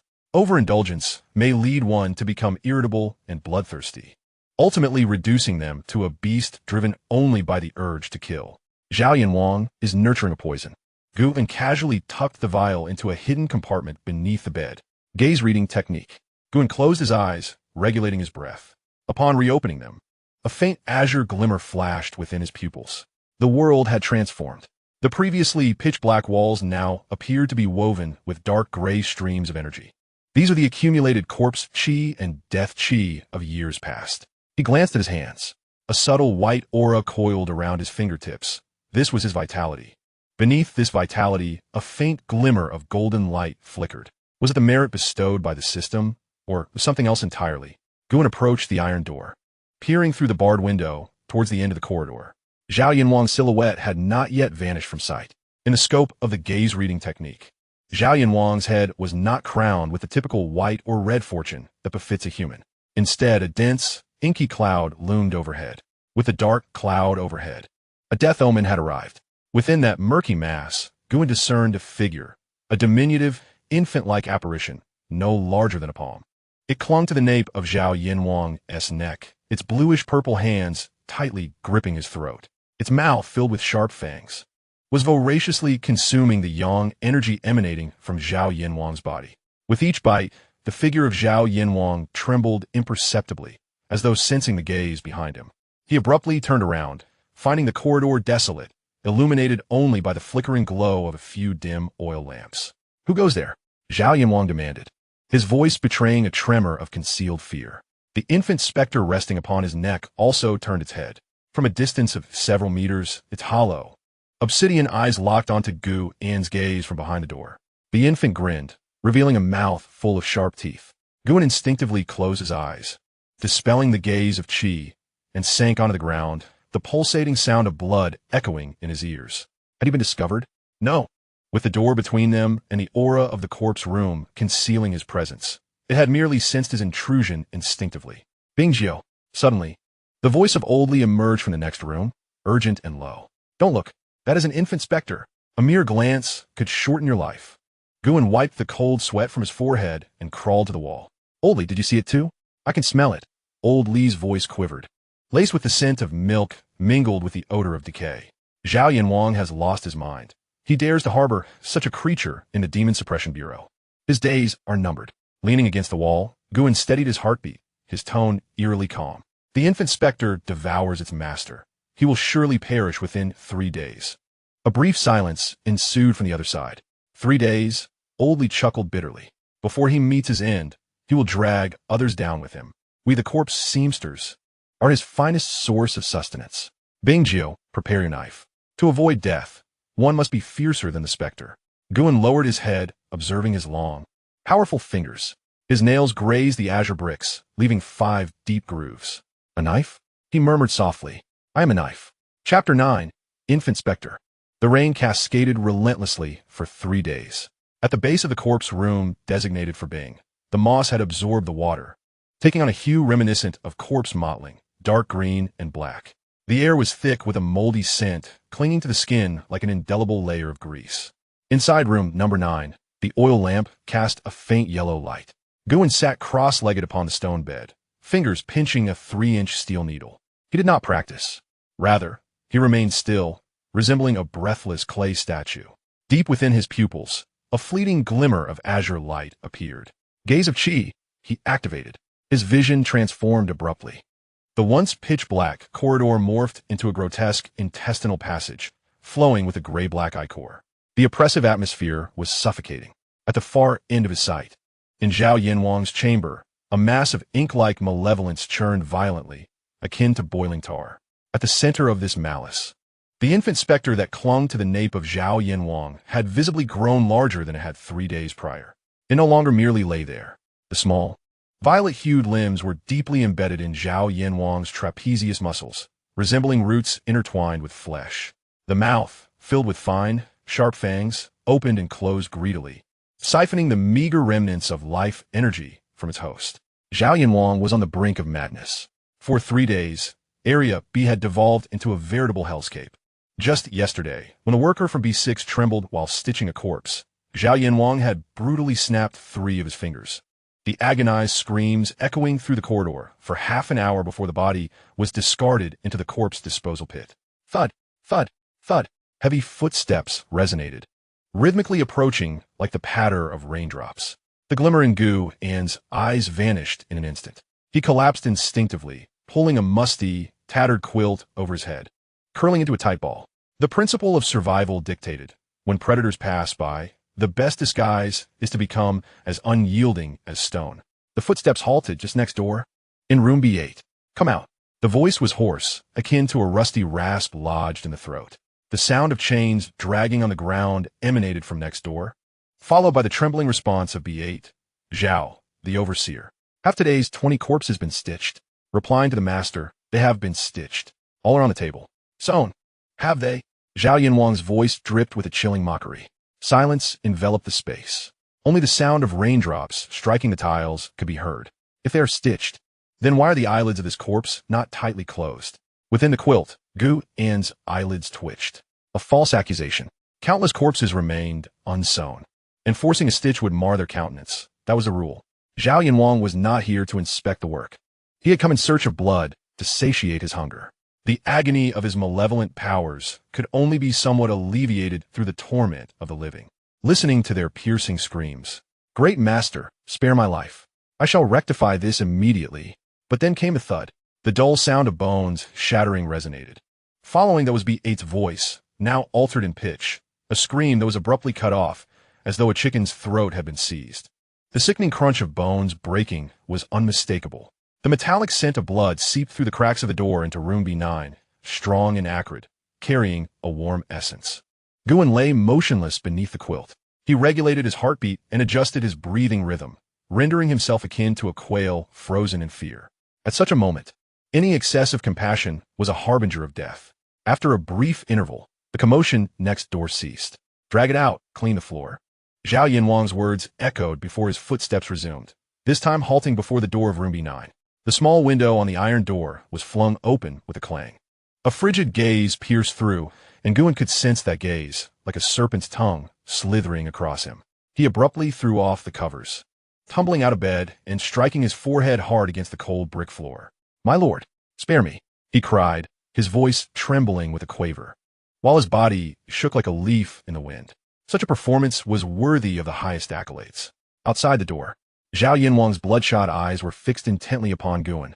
The spectral figure of an infant at the nape of his neck grinned malevolently at Guin, exposing a mouth full of sharp teeth. After a prolonged moment, perhaps Gu An's pitiable demeanor was too dreary to entertain.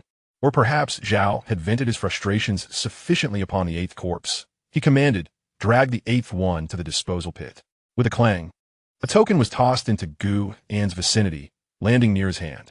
Be swift, lest the stench of blood offend my senses. Yes, yes, I thank you for your mercy.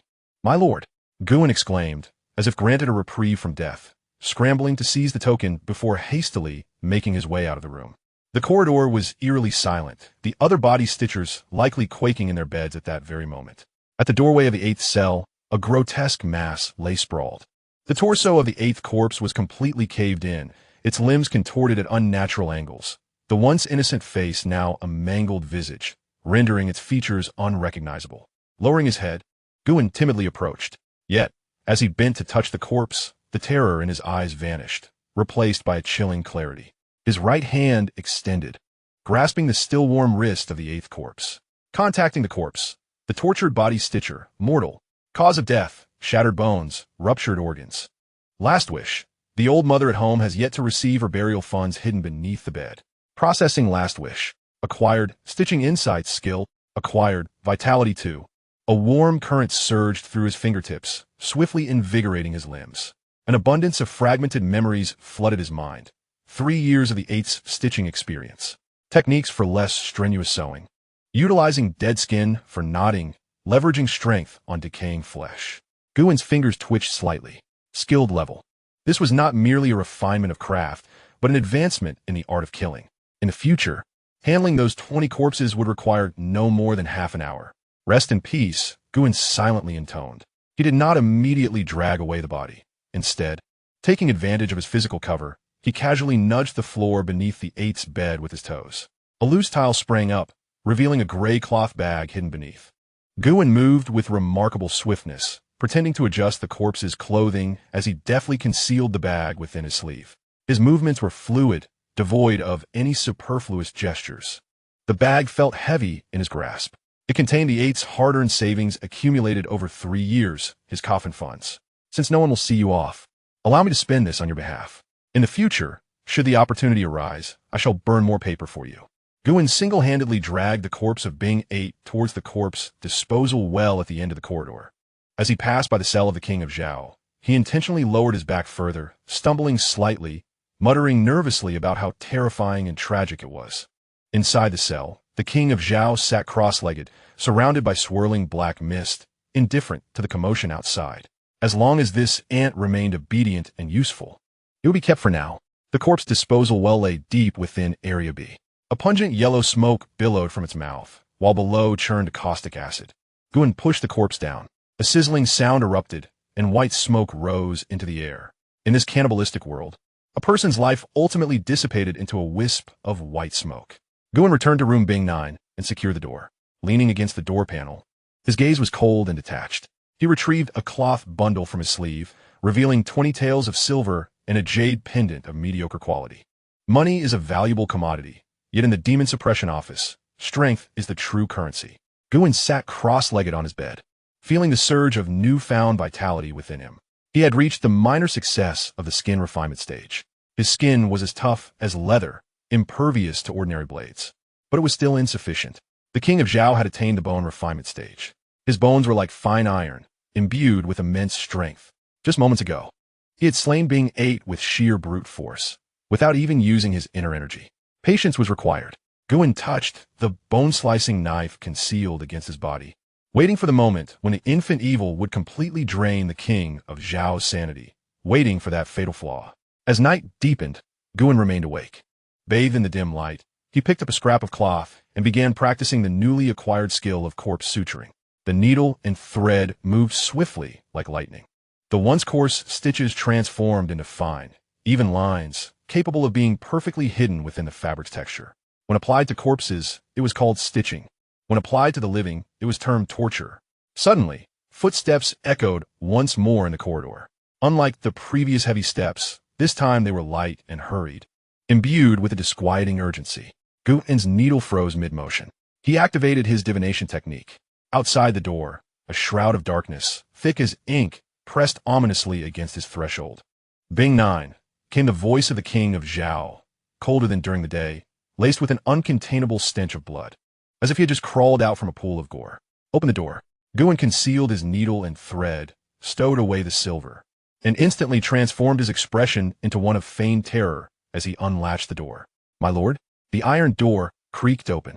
The king of Zhao stood at the threshold, holding a pale lantern. Under its light, his face took on a deathly gray hue. With sunken eye sockets and prominent cheekbones, his figure emaciated like that of a skeleton. Yet the green light in his eyes shone with an alarming intensity. "Bring your sewing kit." Zhao Yanwang opened his mouth, revealing a set of teeth stained crimson with blood. "Accompany me to room A. Guin's heart skipped a beat. The Corpse Control Bureau divided its morgue into sections A, B, C, and D. Section C contained humans. Section B held martial arts masters. In room A, there resided the true demons. My lord, the small one is merely a seamster from Section C, of lowly status, unworthy of entering room. Guin's legs weakened, nearly buckling beneath him. To sew in room A meant a perilous fate, even deceased. The malevolent aura lingering on those demons could instantly shatter the sanity of an ordinary person, transforming them into a mindless beast driven solely by the desire to consume flesh. Do you wish to refuse? A skeletal, claw-like hand settled upon Guin's shoulder, its blackened nails piercing through his clothing and embedding into his flesh. The coldness seeped into him, a chilling dread spreading from the wound throughout his body. "Refuse, and you shall die this very moment." Zhao Yanwang leaned closer, his breath reeking of decay. "There lies a fine specimen. If you stitch it well, fortune will be yours. If not, you shall remain there to accompany it in death." The fingers on his shoulder tightened. Should Guin dare utter a word of dissent, that hand would surely crush his shoulder bone. "Let me go to Section C." Guin's voice trembled, tears streaming down his face. "Good boy." Zhao Yanwang patted Guin's cheek, then turned and strode into the darkness of the corridor ahead. "Follow me." Guin hoisted the sewing kit onto his back, trailing behind. He lowered his gaze, watching the elongated shadow of Zhao Yanwang cast by the lantern on the ground. Within that shadow, the outline of an infant clinging to Zhao Yanwang's neck was unmistakable. It seemed to sense Guin's gaze, and the enormous infant head twisted a full 180 degrees, beckoning him with a wave from across the void. Guin quickly averted his eyes, his right hand stealthily reaching into his bosom to grasp the handle of a bone knife. Room A. It was the very depths of hell, yet also the greatest opportunity. The demon corpses, though perilous, could yield great rewards if one could navigate the system of reckoning. Fortune favors the bold. Guin steadied his breath, resolutely stepping onto the staircase leading into the abyss. Chapter 10. Skinning and Bone Carving. The stone steps descended, each level plunging deeper into a bone-chilling cold. The walls transformed into pitch-black basalt. Every 3 steps bore a talisman, inscribed on yellow paper with vermilion ink, the strokes wild and twisted, exuding an uncontrollable malice. Room A. The most forbidden zone within the Corpse Control Bureau. Guin kept his head bowed, his gaze fixed on the ground. Ahead, a pale lantern flickered unsteadily. Zhao Yanwang's shadow loomed against the black rock wall, elongated and distorted. The shadow of the infant demon, sprawled across his shoulder, writhed in tandem with the flickering light. Its claws outstretched. They had arrived. Zhao Yanwang halted before a heavy iron door, unbarred, merely adorned with a faded seal. He pushed the door open with a single hand. A creaking sound pierced the air, akin to a rusted blade scraping against porcelain. An acrid blend of sulfur, decay, and a savage aura surged into his nostrils, causing his stomach to churn. Guin clenched his jaw tightly, forcing down the bile that threatened to rise. This stench was far more overwhelming than the fader of the lower quarters, striking directly at the crown of his head. The interior was sparsely furnished, featuring only a black stone slab, soaked in congealed blood. Upon it lay a monstrous carcass, a wolf demon. Even in repose, its shoulders towered above a man's height. Its skull had been shattered with immense force, the remnants of red and white now dried into a black crust, leaving behind a solitary eye wide open. Though its emerald pupil had clouded, it still emanated a chilling ferocity. The creature's fur stood stiffly, gleaming with a metallic sheen, a newly ascended ironback wolf. Zhao Yanwang hung the lantern on a copper hook along the wall and turned, his facial muscles rigidly contorting into a sinister smile. The intact pelt could easily yield 3 sets of armor. His skeletal fingers, resembling those of a withered chicken, reached out, and the icy nails grazed Guin's carotid artery, leaving a faint trace of blood. "If I were to break your skin," Zhao Yanwang's voice was soft and deliberate, "I would flay you alive to make up for it." With a sudden weakness in his knees, Guin collapsed heavily onto the ground. His forehead pressed against the cold stone surface as his body trembled violently. I will do my utmost. I dare not waste a single fragment. His voice quivered, teeth chattering. Yet behind his lowered eyelids, Guan's pupils remained as tranquil as a deep pool. He was taking a gamble. Zhao Yanwang was in dire need of these materials to exchange for resources to suppress backlash.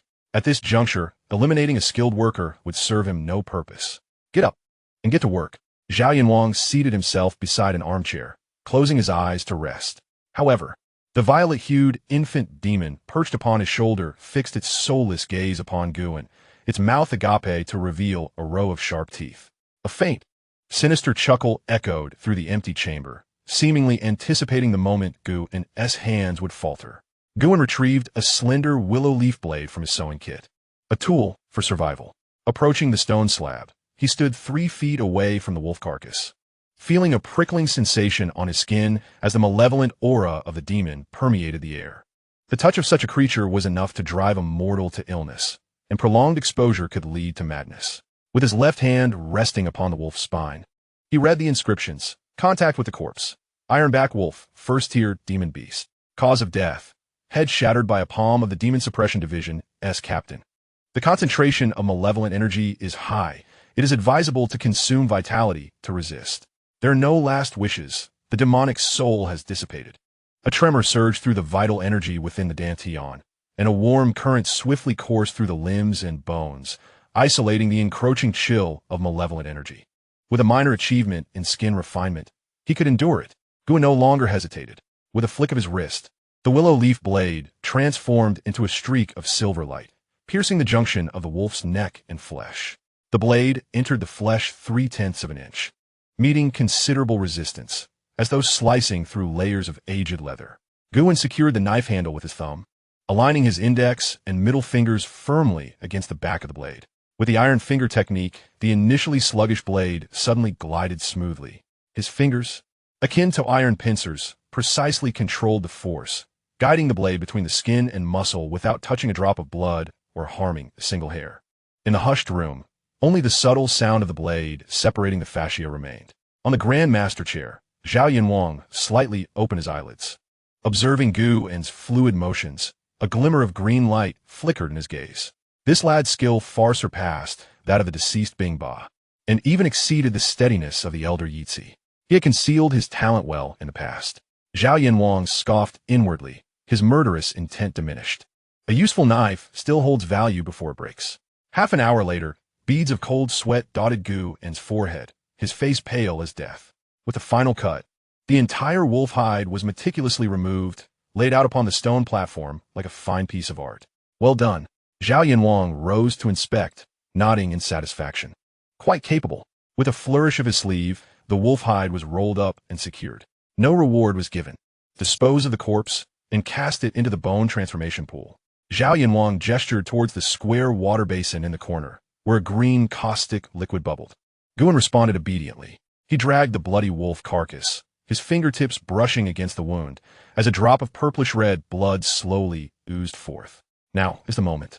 Successfully processed the demonic corpse. Reward obtained: 1 drop of demonic blood. Gain talent: night vision beginner. Boom! A torrent of overwhelming heat surged through his fingertips. It was 10 times more ferocious than the previous vitality reward. His heart contracted violently, blood coursing through his veins like boiling water. Pain. It felt as though molten iron were being poured into his body. Guan gritted his teeth, his jaw clenched, refusing to utter a sound. As he maneuvered the corpse, his body suddenly sank, utilizing his tensed muscles to mask the tremors. The demonic blood surged within him, rampaging wildly before ultimately merging with his skin. Beneath his originally fair complexion, a faint metallic sheen flickered briefly before vanishing. Skin refinement achieved. Strength surged dramatically. At this moment, if a piece of blue brick were in his hand, Guan was confident he could crush it into powder with a single hand. Even more astonishing were his eyes. His vision suddenly became crystal clear. The previously dim corner now radiated with the brightness of day in his sight. The dust floating in the air was distinctly visible. Even the faintly discernible patterns of the array in the shadows of the wall could not escape his gaze. With a thud, the wolf's corpse fell into the bone-melting pool, the green water churning and white smoke billowing upwards. Zhao Yanwang, lantern in hand, exited. Guin lowered his head and followed. With night vision, the world appeared vastly different. As he traversed the lengthy corridor, he cast a sidelong glance into the depths.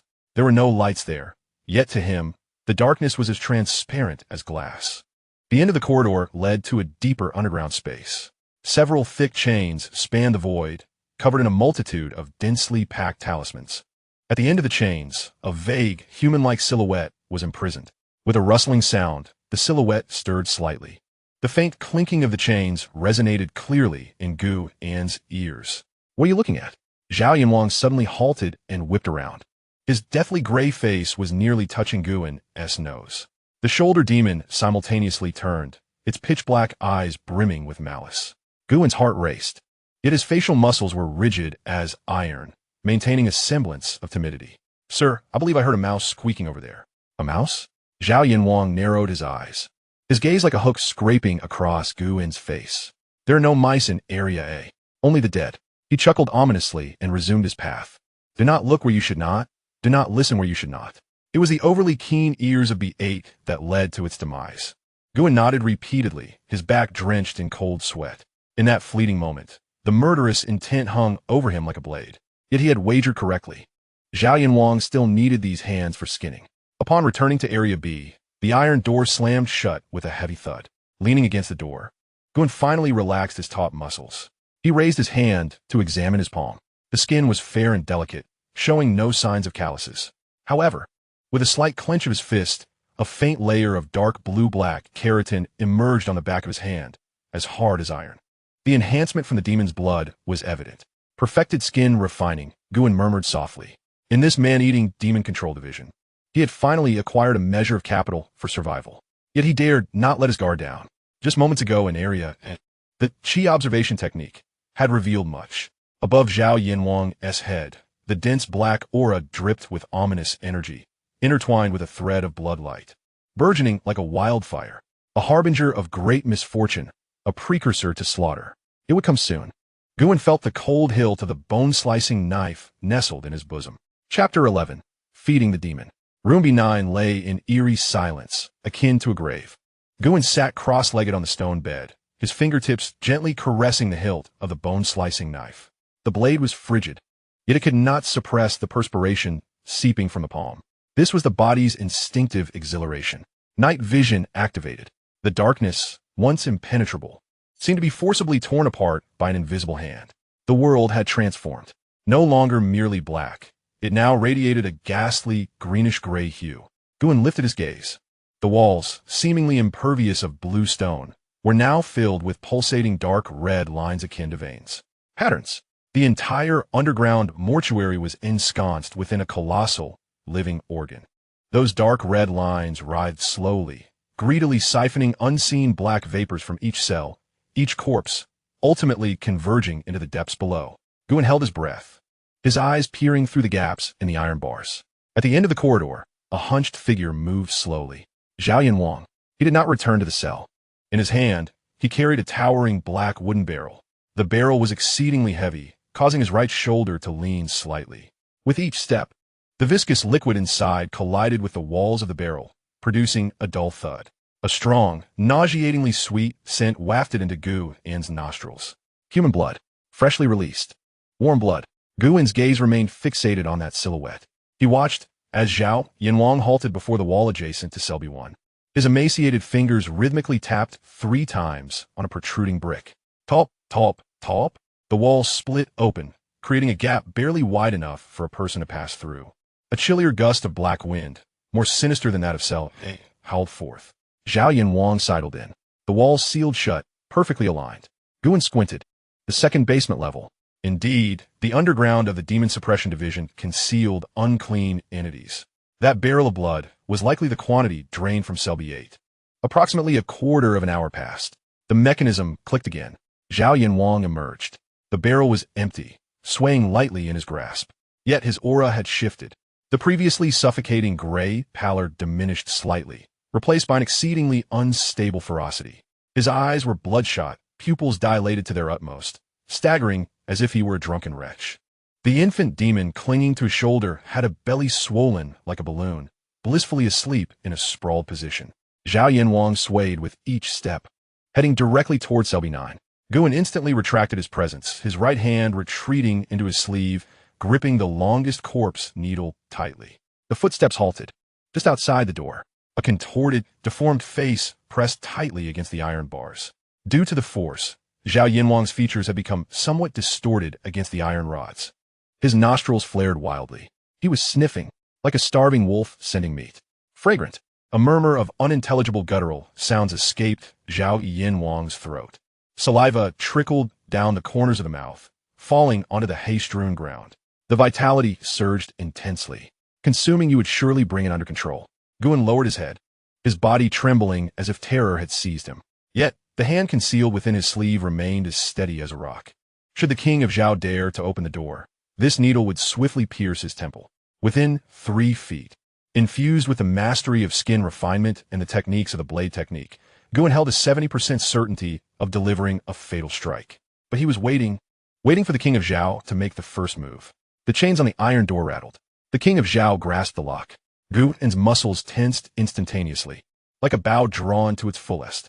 However, in the next moment, the king of Zhao released his grip. No, this wouldn't he do. He shook his head nervously, a glimmer of greed flashing in his eyes after clarity.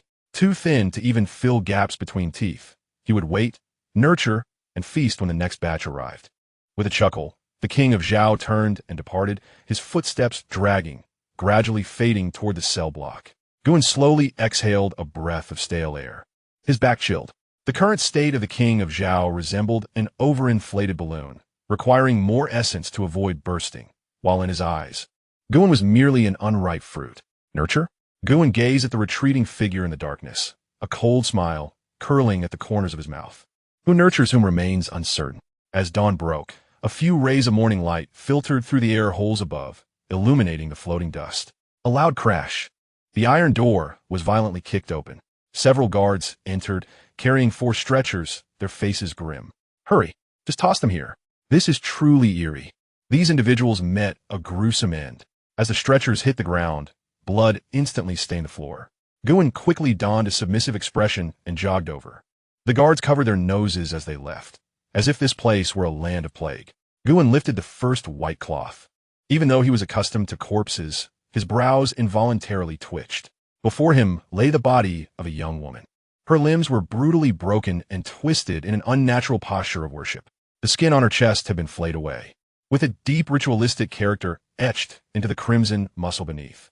Guan reached out, placing his hand upon the corpse's brow. Contact with corpse, sacrificed maiden, mortal.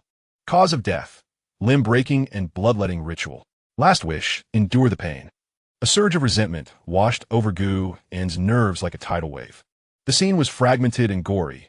A dilapidated temple, red candles, the brittle sound of bones being shattered by a hammer, and the manic chanting of a Taoist priest. Guan's expression remained impassive, yet a murderous intent surged within him. Once more, this was the wicked practice that dehumanized individuals. Last wish settlement completed. Amidst a torrent of intricate information flooding his mind, Guan absorbed the essence of gathering een, binding souls and blood fiends. After a brief moment of contemplation with his eyes closed, he reopened them, a gleam of insight igniting within. Activating his night vision once more, the once eerie red lines adorning the walls transformed into discernible patterns before his gaze. The gathering, a malevolent energy, a corpse-rearing formation, he mused internally. The entire area designated as being served as the stomach of the formation, tasked with digesting the aura of the deceased. The underground level where King Zhao had ventured the previous night was the heart, where all energies converged. Bing Qi, has someone perished? Why is there no work being done? The irate bellow of King Zhao echoed from the direction of the barracks. Coming, my lord, Guan responded loudly, his voice betraying a hint of trepidation as he dragged the corpse back. As he passed a corner, his steps faltered momentarily.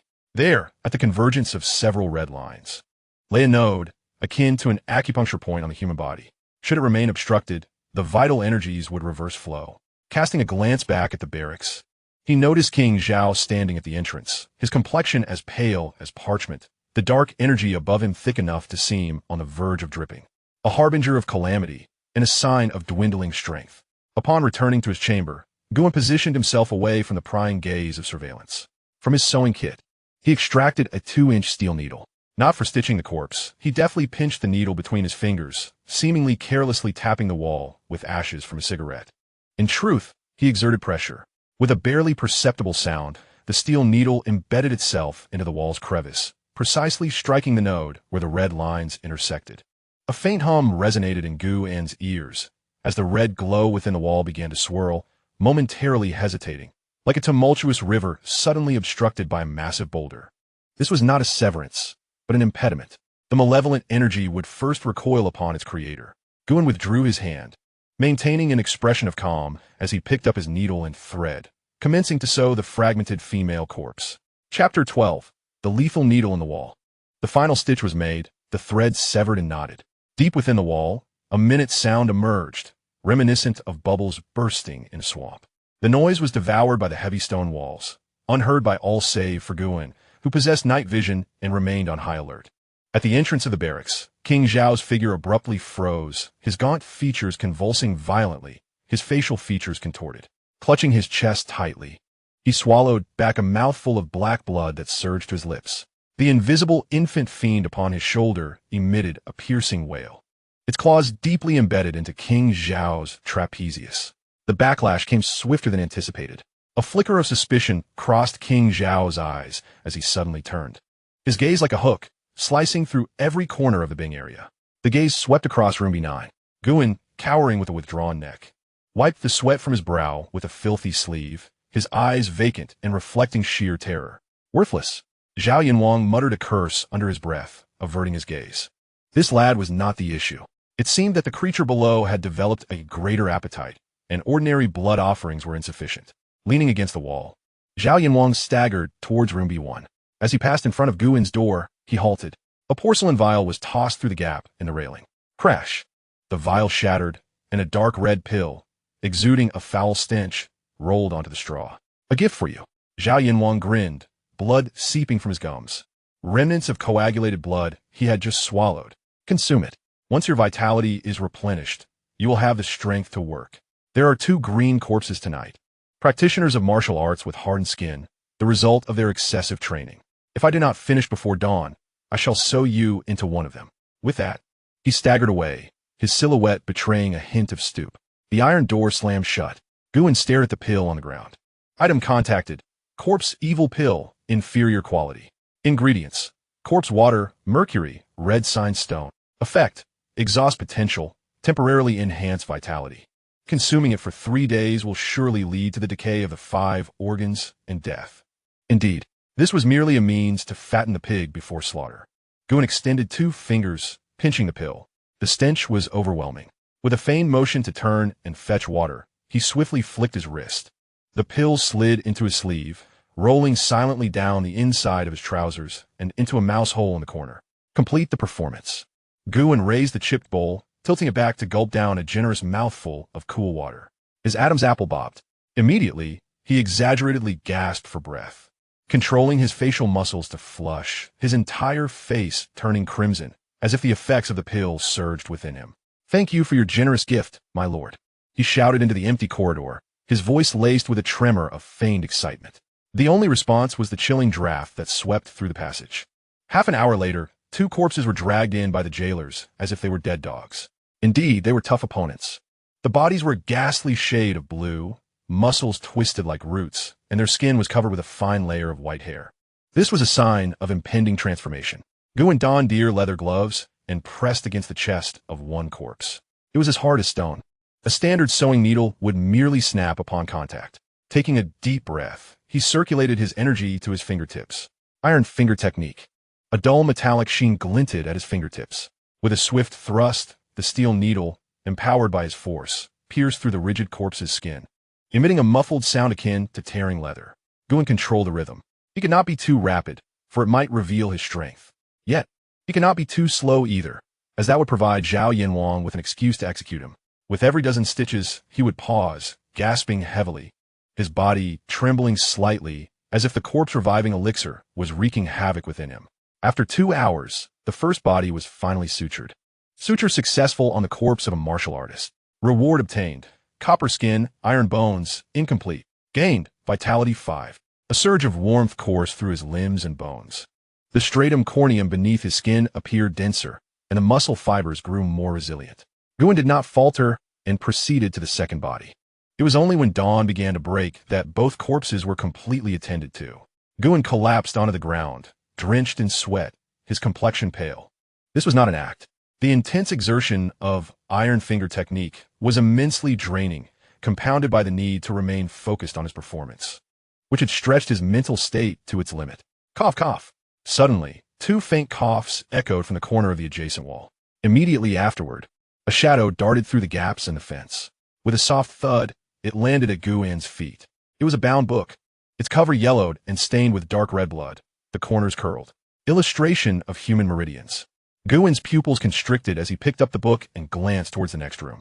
Oldie had his back to him, as usual, rummaging through a pile of grass for lice, as if the one who had just thrown the book was not him. Growing old, his eyesight failing, unable to see clearly. Old Lee's voice was rough, as if gravel resided in his throat. Keeping it is pointless. You lad, have steady hands. Take it in practice, but don't ruin good leather. Guin remained silent. This old fox had discerned the truth. The needle that had pierced the formation last night had eluded the king of Hell Zhao. Yet it could not escape the notice of this old monster who had spent 30 years in the corpse chamber. This was a token of allegiance, a wager. Old Lee was betting on Gu and survival, even on a potential counterstrike. Thank you, Uncle Lee, Guin murmured softly, tucking the book into his bosom. In this man-eating place, there was no need for superfluous words. Shared interests equated to allies. By the faint morning light, Guin opened the book. The pages were fragile, crumbling at a touch. They were densely illustrated with human figures, marking various acupoints. Death points, numb points, mute points. Each one circled in vermilion ink, accompanied by meticulous annotations. By we, insert the needle 3/10 deep, and even deities cannot save. Shanzhong, where vital energy converges, breaking it will surely lead to demise. Guin was engrossed. In his mind, basic blade technique, needle extraction technique, and the meridian illustrations began to intertwine. What had once been mere killing skills now had precise navigation, coupled with night vision. Guin lifted his gaze towards the void. In his eyes, transparent human models seemed to materialize in the air. The red acupoints flickered in the darkness. With just one needle, requiring not much strength, merely the correct placement. Even the masters of the bone refinement realm must bow. Chapter 13. The Poisoned Corpse of Azure Blood. 2 hours later, at the third watch of the Tiger Hour, when the Yin energy is at its peak, the iron door at the end of the corridor was forcefully flung open. This time, it was not the king of hell, Zhao, who entered, but two unfamiliar jailers. Their faces were obscured by thick cloth, their hands wrapped in oiled fabric, as they hurriedly carried a stretcher, as if bearing a searing iron. Upon reaching cell number 39, the two men spoke not a word as they tilted the stretcher. With a thud, the corpse tumbled onto a pile of straw. Following this, a porcelain vial sealed with a label was tossed inside. The implication was clear. This corpse bore an ominous presence. A reward awaited for proper stitching. But failure would result in dire consequences. The jailers mimicked a throat-cutting gesture before fleeing, as though pursued by specters. Guin remained still, rising only after the sounds of their footsteps faded into silence. Indeed, the corpse exuded a sinister aura. Before even approaching, an overwhelming, sickly sweet floral scent invaded his nostrils. It was not the fragrance of cosmetics, but rather the foul odor of decaying flesh mingled with the fermentation of toxic herbs. Guin donned deer leather gloves and crouched to inspect the body. The deceased was gaunt, clad in tattered night attire, and the exposed skin exhibited a bizarre emerald hue, as if coated in green paint. The features were grotesquely contorted, and the blood oozing from the orifices was also green, dripping onto the straw with a hissing, corrosive sound, releasing tendrils of acrid smoke. Contact with the corpse, the flower-picking bandit, the jade-faced gentleman.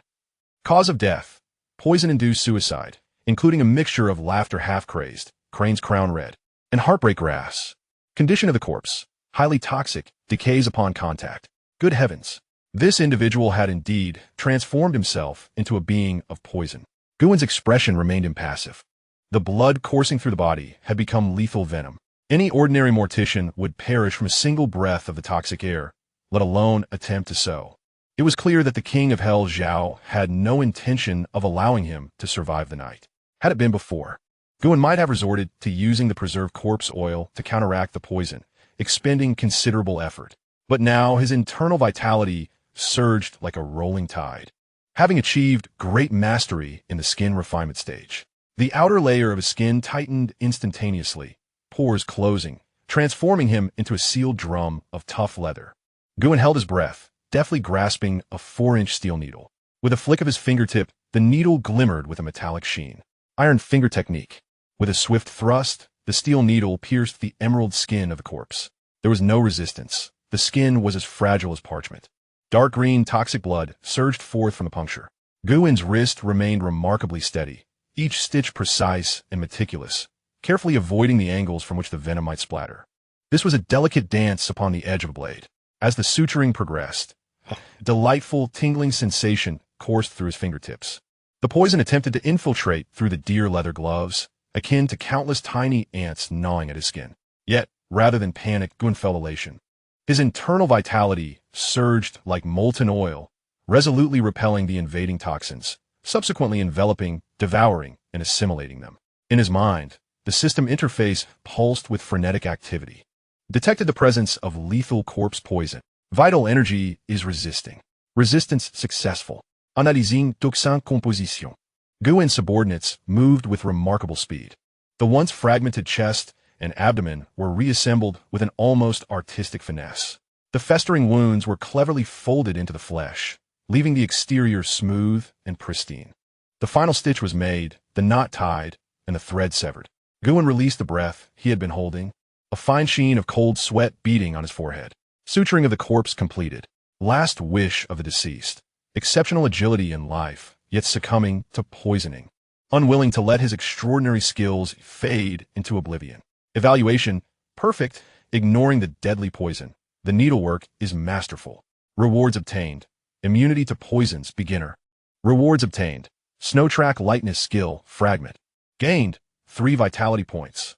A surge of cool air rushed into the crown of his head, instantly cleansing his limbs and bones. The tingling sensation at his fingertips faded, replaced by an absolute sense of control. Guin removed his gloves. On the nail of his right index finger, a faint shade of pale green appeared. His body not only adapted to the potent toxin, but also stored the residual poison within his nail. Henceforth, a mere grasp would possess both the piercing capability of iron finger technique and the corrosive venom. Devious and lethal, it was well suited for survival in this cannibalistic realm. Guin rose, flexing his ankles. His mind was flooded with countless muscular memories concerning exertion, energy elevation, and agile movements. The jade-faced gentleman had once traversed the confines of noble estates as if they were his own domain, relying on these extraordinary skills. Though it was but a fragment, lacking the foundational internal cultivation techniques, it was sufficient in conjunction with Guin's now formidable vitality. The cell was cramped, measuring no more than 5 steps in width. Guin lightly tapped his toes. Silent as a whisper, even the decayed straw beneath him remained unbent. He glided forth like a withered leaf. 1 step, 2 steps. He navigated the confined space, leaving behind a few indistinct afterimages. Abruptly halting, turning, and changing direction, he stirred not a whisper of wind. This was the essence of snow track lightness. If tonight the king of Hell Xiao were to return, even if he could not prevail, his chances of escape would increase by 30%. Guin paused, calming the surging vitality within. This lightness skill was immensely taxing, capable of maintaining full speed for merely half tea time. That would suffice. Killing occurs in an instant. Guin settled back onto the bed, retrieving the porcelain vial tossed in by the jailer. He uncorked it, and a sharp aroma of fine liquor wafted forth. Premium spirits. It seemed the king of Hell Xiao had not yet resolved to sever ties completely, offering a slap followed by a sweet date, hoping to compel him to continue serving as a blood bag. Guin tilted his head back and took a swig. The fiery liquid coursed down his throat, igniting a warmth in his stomach that dispelled the chill within. Cough, cough, cough, cough, cough. Suddenly, a heart-wrenching cough echoed from next door, followed by the sound of something heavy crashing to the ground. Guin set down the wine bottle and approached the wall. Through a familiar crack, he beheld the old man curled up in a heap of grass, his body convulsing violently. His emaciated hand clutched desperately at his chest, his knuckles pale. A large pool of dark blood spread before him, within which something writhed. Guin squinted, activating his night vision. He discerned several slender red threadworms struggling within the black blood, attempting to burrow back into the old man's orifices. Was it a curse? Or some malevolent binding? The old man's breath was faint, his chest heaving like a broken bellows, producing a raspy sound. His heart was failing. If left unattended, he would surely perish within half an hour. To save or not to save? In the Demon Suppression Division, meddling often led to an early demise. Yet, that volume on meridians had indeed been of great assistance. The debt of human kindness is the hardest to repay. Guin disliked being in debt, and even more so, he abhorred entanglements of cause and effect. Moreover, the old man had lived long and harbored many secrets. Guin extracted a 7-inch needle from his sewing kit, its thickness akin to a hair. He steadied his mind, suppressing the restless energy within. Through the crack in the wall, he targeted the old man's Lingtai acupoint on his back. The distance was 3 feet, separated by a fence and overgrown grass. It was imperative to strike true with a single needle. Guin adjusted the needle's tail with his fingers, gathering strength with his iron finger technique, calibrating his basic concealed weapon technique. Go! With a flick of his fingertip, the silver needle transformed into a glimmering shard, silently piercing through the crack and accurately embedding itself in the acupoint. It penetrated 0.3 of an inch into flesh. A surge of pure vitality coursed through the silver needle into the old man's body. His rapid breaths ceased instantaneously, then he exhaled deeply. With a cough, another spurt of black blood erupted forth, this time devoid of worms, filled instead with accumulated toxins. The old man slowly turned over, his murky old eyes peering toward the crack in the wall. There was no surprise, only a weary understanding of the world and a barely perceptible sense of relief. His lips moved, his voice barely above a whisper, low enough for Guin, pressed against the wall, to hear. Boy, the sky of the Demon Suppression Division is about to collapse. The demon who nearly perished 30 years ago lies beneath us. Chapter 14, Human Skin Puzzle. The murmurs from the crack ceased. Room B8 next door returned to a deathly silence. Only the old man's wheezing, reminiscent of a broken bellows, mingled with the damp, musty air, causing one's teeth to ache. Guin leaned against the cold, hard stone wall, his fingertips gently rubbing the rough fabric of his clothing. The demon who had not died 30 years ago was right beneath his feet. This revelation was even more incendiary than the previously encountered toxic corpse. Guin pressed his palm against the padded layer of his cotton jacket, where something hard lay stitched within, a piece of iron inscribed with the character for demon. What he had thought to be a hot potato now appeared to be a death warrant.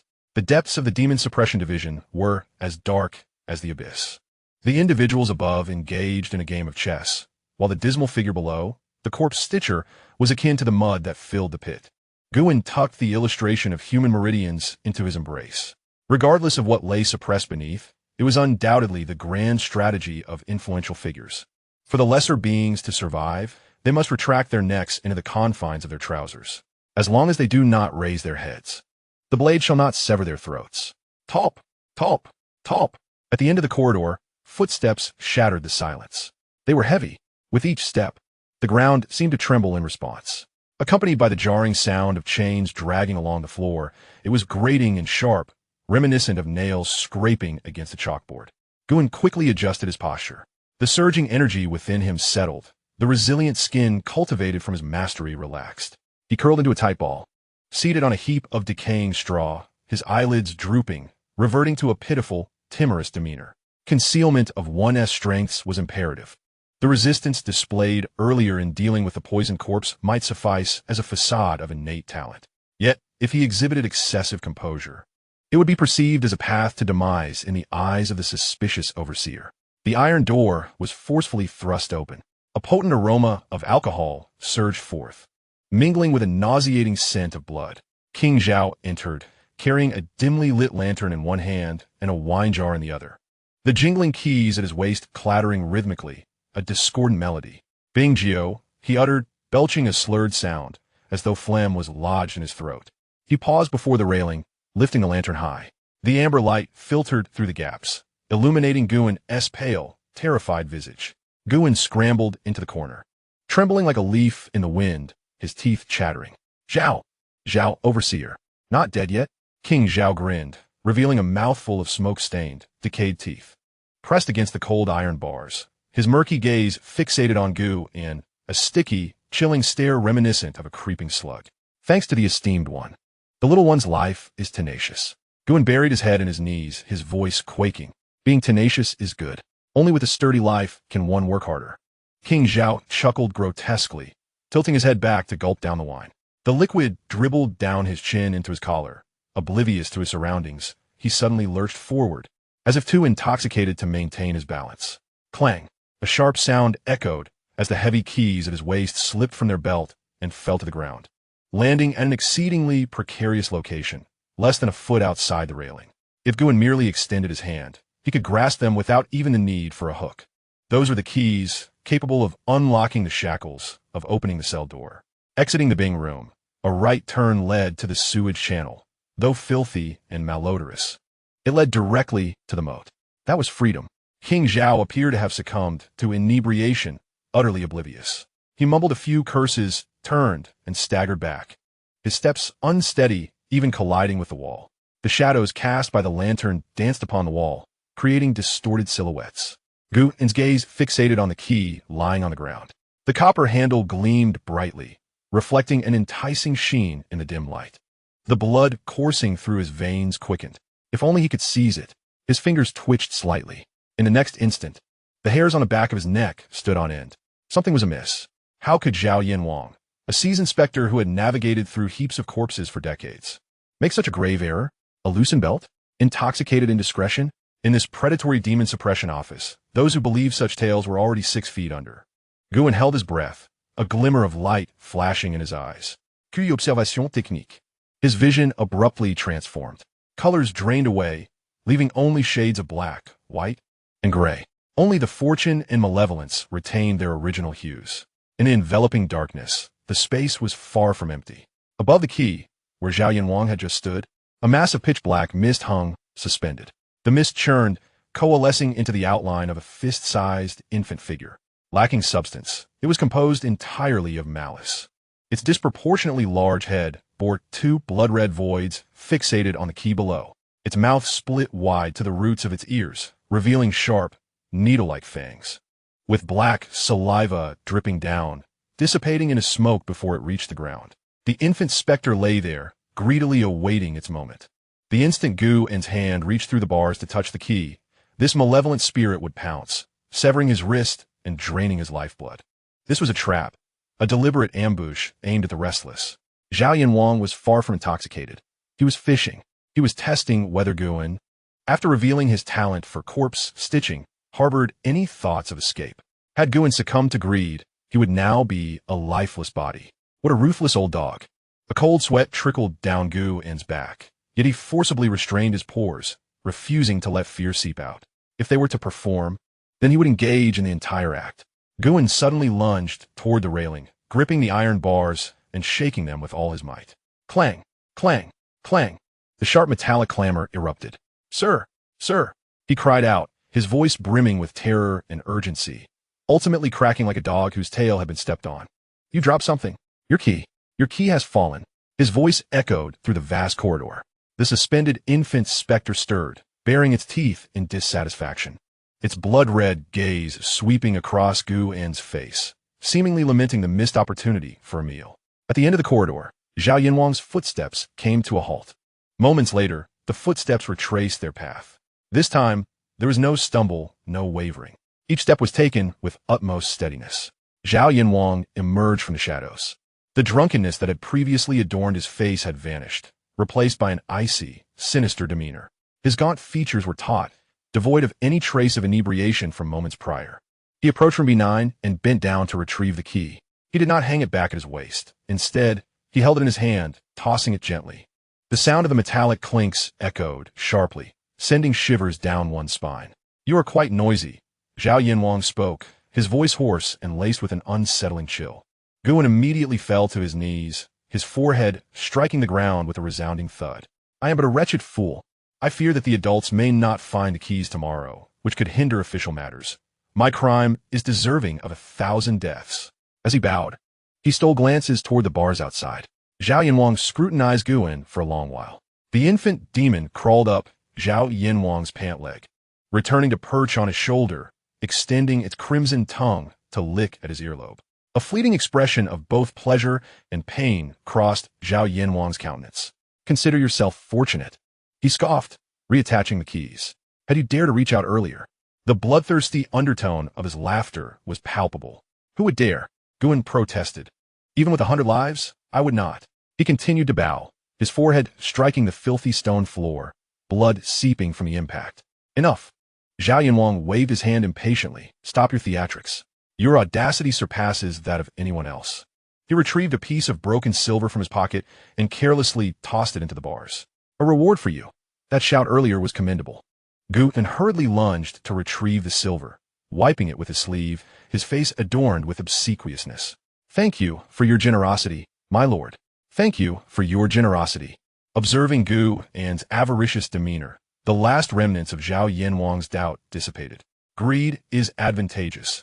Those who covet wealth fear death, possessing a vulnerability that can be easily manipulated.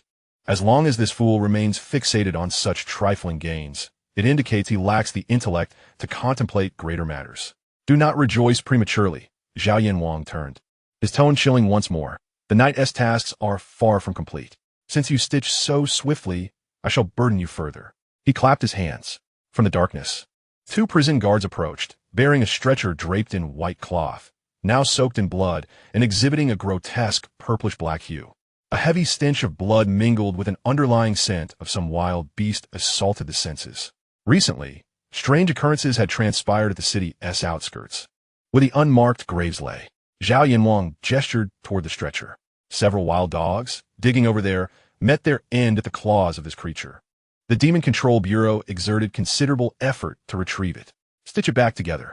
Should the skin tear, even slightly, I shall flay you and use your hide to mend it. With that, Zhao Yanwang made no further delay, lifting the lantern and departing. It was not until the dim yellow light vanished completely down the corridor that Guin gradually straightened his back. He wiped the blood from his forehead, his previous obsequiousness evaporating, replaced by an expression of cold indifference. The piece of silver in his hand had been twisted out of shape. He had passed that ordeal, but new troubles loomed ahead. Guin gazed at the stretcher on the ground. Under the art of divination, a faint layer of dark red malevolence swirled around the corpse covered by a white cloth. Within this malevolence, a distorted visage could be discerned, its mouth agape in a silent roar. The potency of this malevolence was at least tenfold stronger than that of the previous Lu, even more fearsome than that of the toxic cadaver. Guin stepped forward and lifted a corner of the white cloth. His gaze sharpened. The figure upon the stretcher was not a complete human being, but rather a grotesque amalgamation, forcibly stitched together. The upper half was that of a stout man, his face thick with flesh and adorned with a tiger tattoo on his chest, clearly a figure from the underworld. However, the lower half was a pair of beastly legs, thickly furred, with knees bent in a grotesque manner. These legs were robust and powerful, their claws sharp as blades, twitching involuntarily as if animated by some residual nerve reflex. This was no natural deformity. As Guin leaned closer, he noticed the crude stitching connecting the human torso to the animalistic legs, crafted from some peculiar black thread, with skin and flesh rolled back and festering with pus and blood. Was this the result of human hands? To stitch a man's upper body to that of a beast? The term creation of livestock flashed through Guin's mind. This was the work of a sorcerer of the dark arts.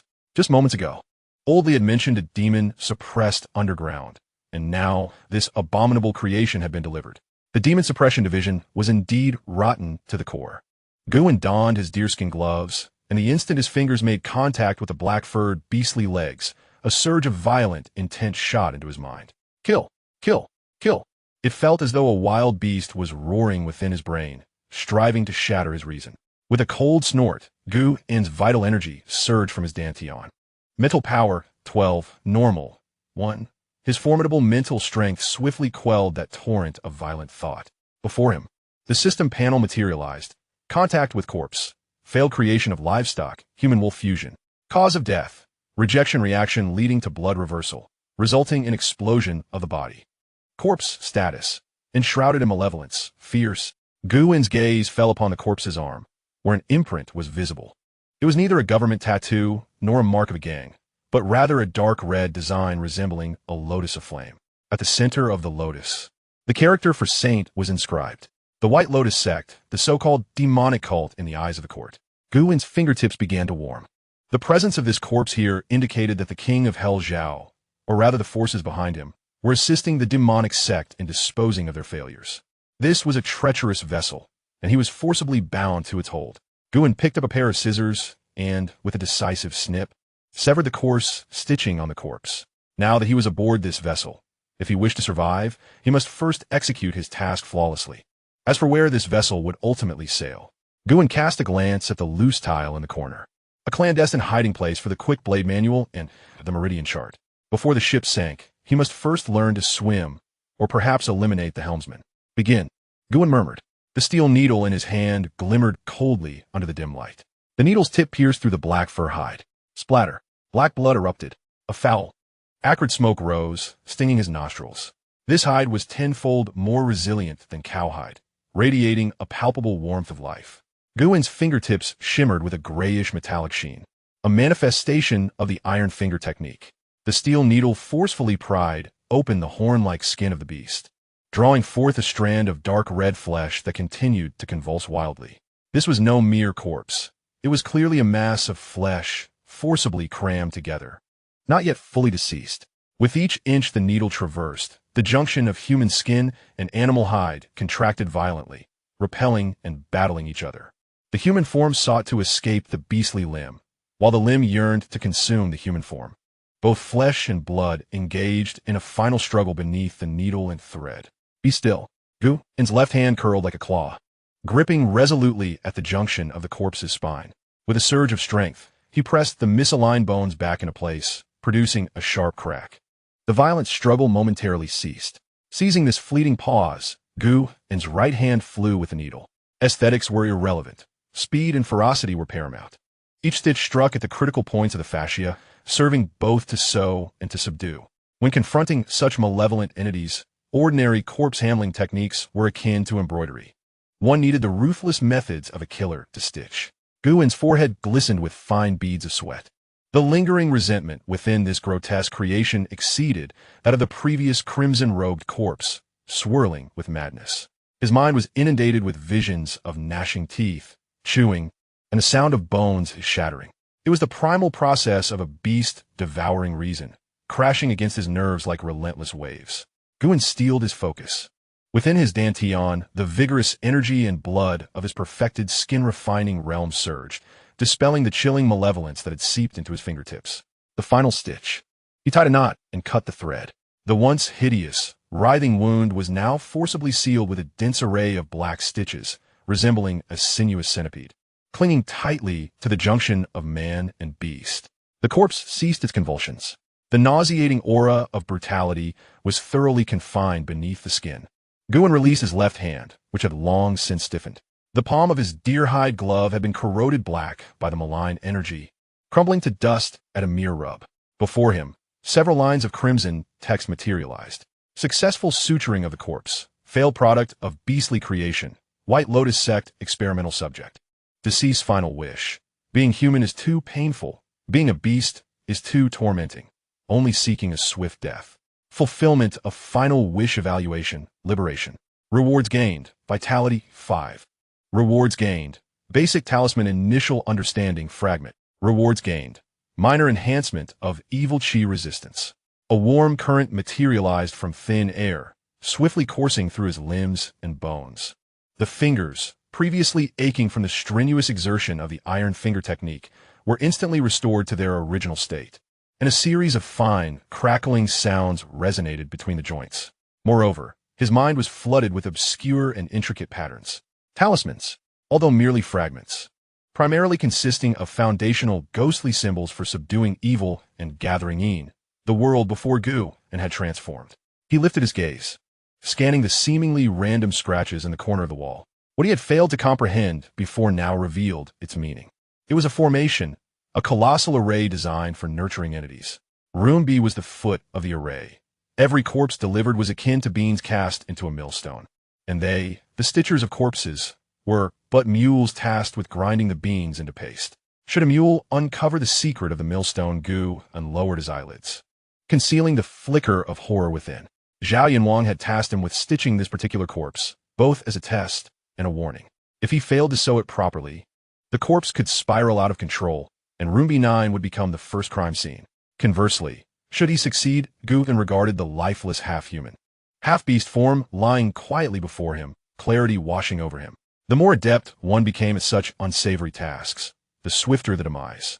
A retreat must be sought, or perhaps a swifter blade. He rose, stretching his somewhat stiff neck.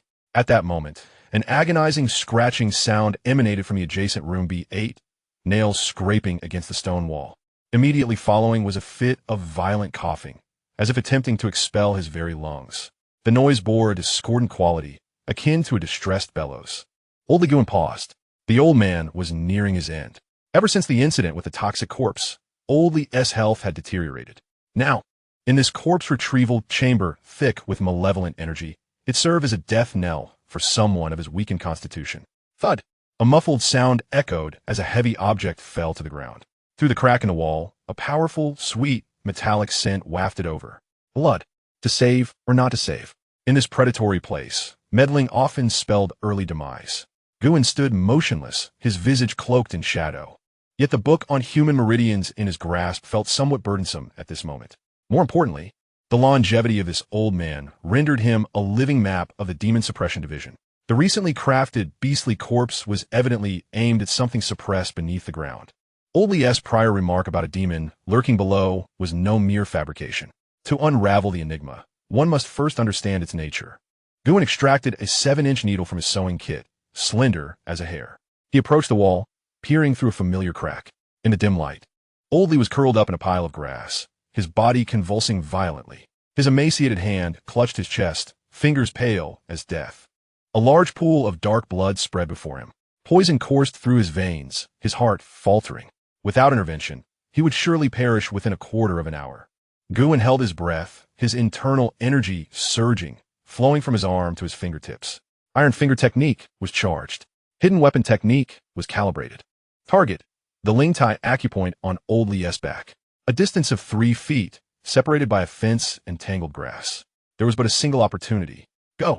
With a flick of his fingertip, the silver needle transformed into a cold gleam, silently piercing through the wall crack, precisely striking the acupoint. It penetrated 3 inches into flesh. A surge of pure vitality flowed through the silver needle. Old Lee's body suddenly stiffened. His rapid breaths ceased instantaneously, and he exhaled a long breath. A spurt of black blood erupted forth. This time, there were no worms, only the accumulated toxins. Slowly, Old Lee turned over, his murky old eyes gazing toward the wall crack. There was no surprise, only a weariness that seemed to have seen through the world, and a hint of barely perceptible brilliance. His lips moved, his voice barely above a whisper, as if gravel lay in his throat. Kid. Guvin remained silent, listening intently. Old Lee steadied his breath, his gaze fixed on a point in the void. You saw that creature, didn't you? It is the embryonic form of the holy weapon of the White Lotus sect. 30 years ago, the White Lotus sect leader was besieged by the court, gravely injured and presumed dead, yet ultimately vanished without a trace. Outsiders believed he perished. A twisted smile, more grotesque than a cry, tugged at Old Lee's lips. In truth, he did not die. He has been suppressed 3 levels beneath this corpse-concealing chamber, nailed to the bottom of the corpse pool with 81 soul-locking nails. Guvin's pupils constricted slightly. Although he had suspected as much, hearing it confirmed sent a chill through his heart. Beneath his feet lay a genuine archfiend. That Xianxia. Guvin lowered his voice. Him? Old Lee scoffed, his tone laced with mockery. He is merely a guard dog, a greedy mutt hoping to feast on his master's leftovers. He believes he is harnessing the formation to absorb the dissipating essence of the demon to cultivate his power. Little does he know, that is merely bait intentionally released by the demon. Old Lee paused, his murky eyes suddenly shifting, fixating intently on Guvin behind the wall crack. Listen well, kid. That demon has not perished completely. It seeks a vessel. The wicked arts practiced by Zhao Yanwang are derived from the demon. When Zhao Yanwang has become neither man nor ghost, that will be the day the demon seizes a new body. Guvin felt a chill creep down his spine. So this was the truth. No wonder Zhao Yanwang has recently grown increasingly deranged, the burden of the infant malevolence upon him becoming ever more pronounced. It turns out he has long since become a mere garment for another. The creation of these corpses serves the purpose of dismantling the formation. Old Lee spoke rapidly, seemingly exhausting his final reserves of strength. Members of the White Lotus sect have infiltrated. They have concealed items within the corpses. sending them into the corpse storage room solely to undermine the suppressive formation from within. The corpse tonight is merely the beginning. Once the formation weakens, Oldley did not elaborate further, but Guin understood. Once the formation falters, the ancient demon beneath will be liberated. All the living souls within this room will become the first blood offerings for his resurgence. It is a deadlock, with Zhao Yanwang, this mad dog, in front, and the White Lotus sect, a pack of starving wolves. Behind, they also tread upon a potential explosive ancient demon beneath their feet.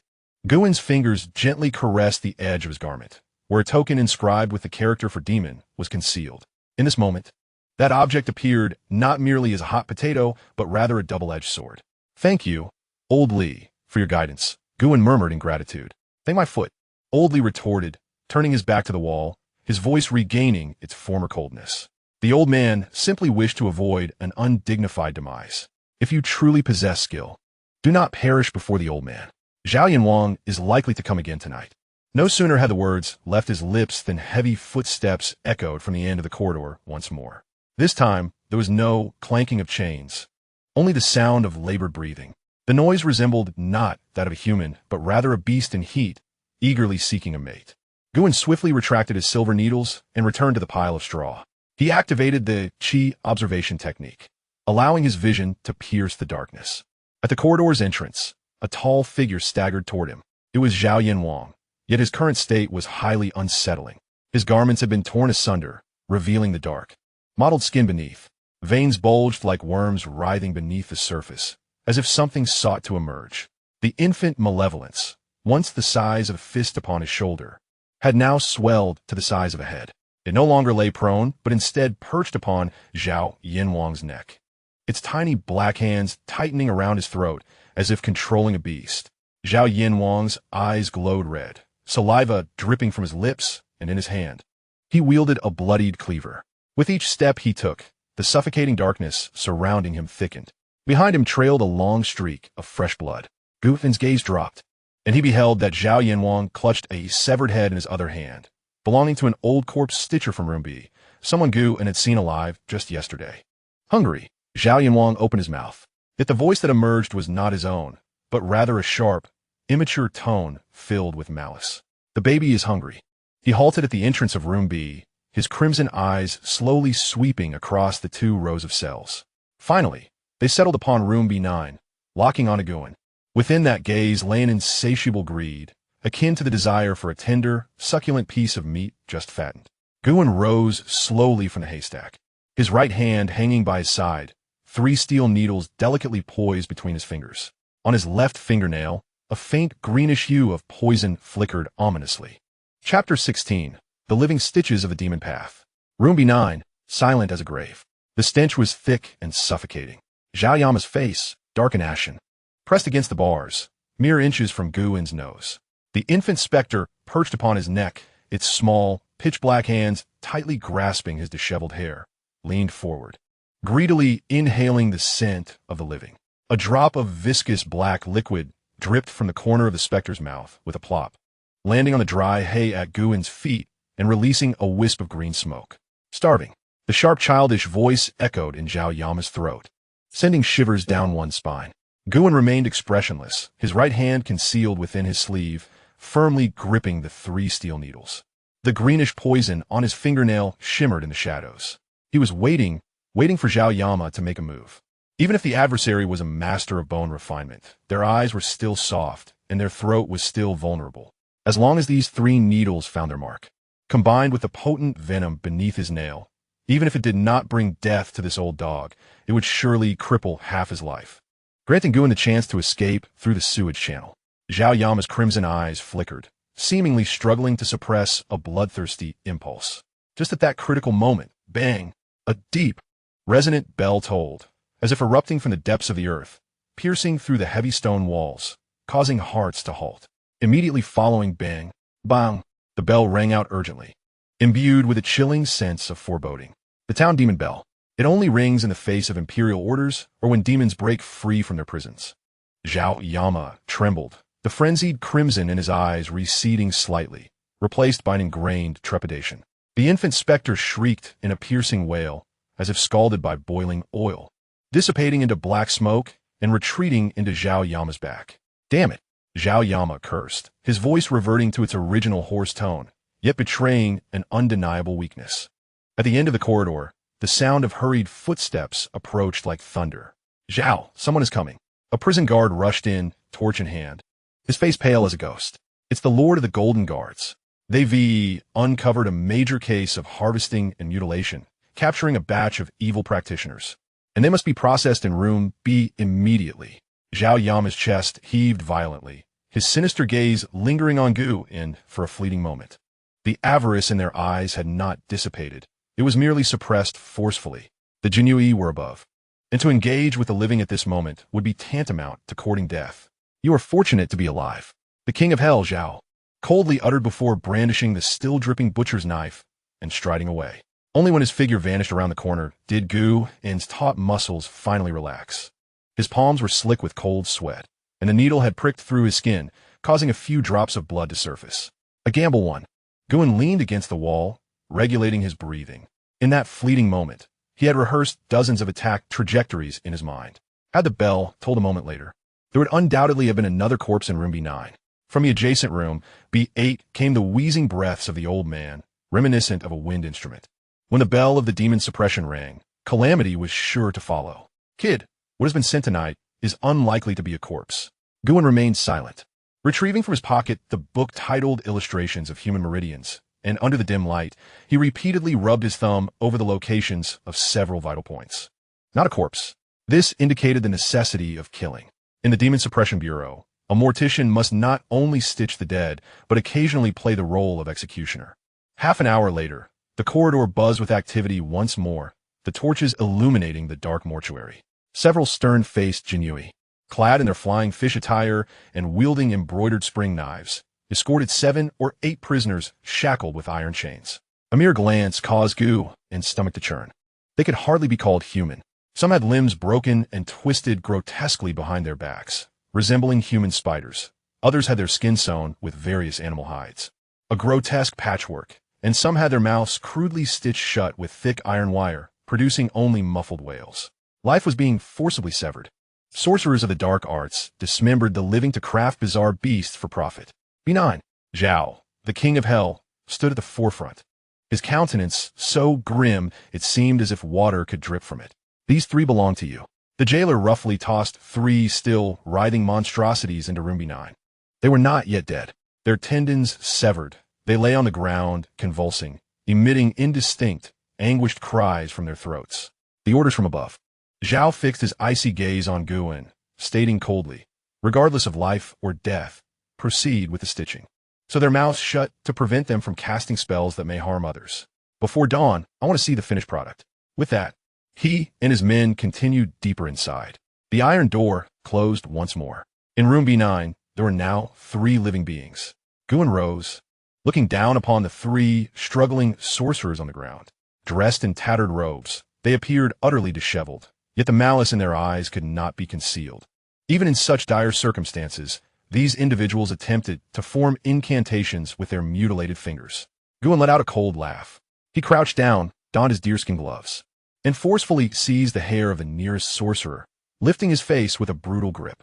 The sorcerer was guilty of heinous crimes, having trafficked 49 young boys and girls, transforming them into abominable half-human, half-dog creatures, forced to perform and beg on the streets until death offered no respite. Such a beast. The last remnants of Gu In's hesitation evaporated. The mortician typically dealt with the dead. This was the rule and a form of moral debt. Yet, these beings could not be considered human. The sorcerer continued to struggle, attempting to slam his head against Gu In motionless.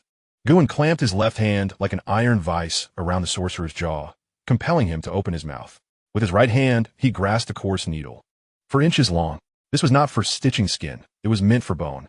In your next life, be a dog, Guin murmured. The needle mercilessly pierced through the sorcerer's upper and lower lips. The sorcerer writhed in agony, his entire body convulsing, eyes bulging and blood oozing from the corners. Guin did not relent. The needle flew with precision. Each thrust carried the hidden force of the iron finger technique. Superficially, it appeared he was stitching the mouth. But in reality, that hidden force shattered the sorcerer's jaw and penetrated the medulla oblongata at the back of his skull. This was a technique of murder. If he were to so, let this beast depart in peace.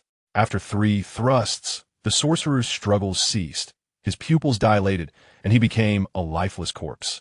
Successfully killed the wicked sorcerer. Last wish of the deceased. None. Sins are profound, soul scattered. Rewards obtained. 10 malevolent energy points. Rewards obtained.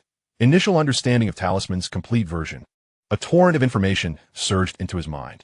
Those previously fragmented and obscure sigils now crystallized within Gu's consciousness. Demon suppression talisman, Fiend gathering talisman, evil breaking talisman, and even a sinister technique known as the corpse controlling talisman. Gu closed his eyes, absorbing this newfound knowledge. Malevolent energy points. This was a novel concept. He felt a chilling gray essence within his dantian, sharp and potent. Though scant in quantity, its destructive capability far exceeding that of ordinary vitality. If attached to a steel needle. Gu glanced at his fingertip, where the steel needle shimmered with a faint gray glow. A valuable asset. With this malevolent energy, combined with the poisonous armor and iron finger technique, his lethality would multiply exponentially. Gu turned his gaze to the remaining 2 sorcerers, who stood paralyzed with fear. They had witnessed cruelty, but never had they encountered such a merciless mortician, executing interrogation under the guise of stitching. Spare us. One of the sorcerers fervently bowed his head, his iron tongue already frayed and bloodied. I am the incense master of the White Lotus sect. I possess wealth and secret texts. Gu paused momentarily. Another mention of the White Lotus sect. Indeed, this evening's scheme was evidently aimed at the infernal figure lurking beneath. Secret texts? Gu approached, squatting before him, his voice barely above a whisper. Where are they? The sorcerer, sensing a flicker of hope, hastily attempted to reach into his garment, only to realize his hand had been broken. In my mouth, he mumbled incoherently, I hold a pearl bestowed by the leader. The soul-gathering pearl. If you release me. Gu's gaze descended. Within the sorcerer's bloodied mouth lay a pitch-black orb. Even from several paces away, one could discern the chilling aura emanating from it. Pure spiritual energy.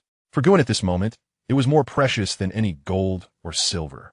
His physical body had reached the pinnacle of skin refining, yet his mental fortitude grew at a sluggish pace. If he could acquire this pearl, release you? A cold, hard smile crept upon Gu's lips. Manager Zhao instructed that your mouth be sewn shut. I am a man of obedience. No sooner had he spoken. Gu's left hand shot out, seizing the sorcerer's throat, while his right hand, like a flash of lightning, drove a steel needle precisely into the center of his forehead.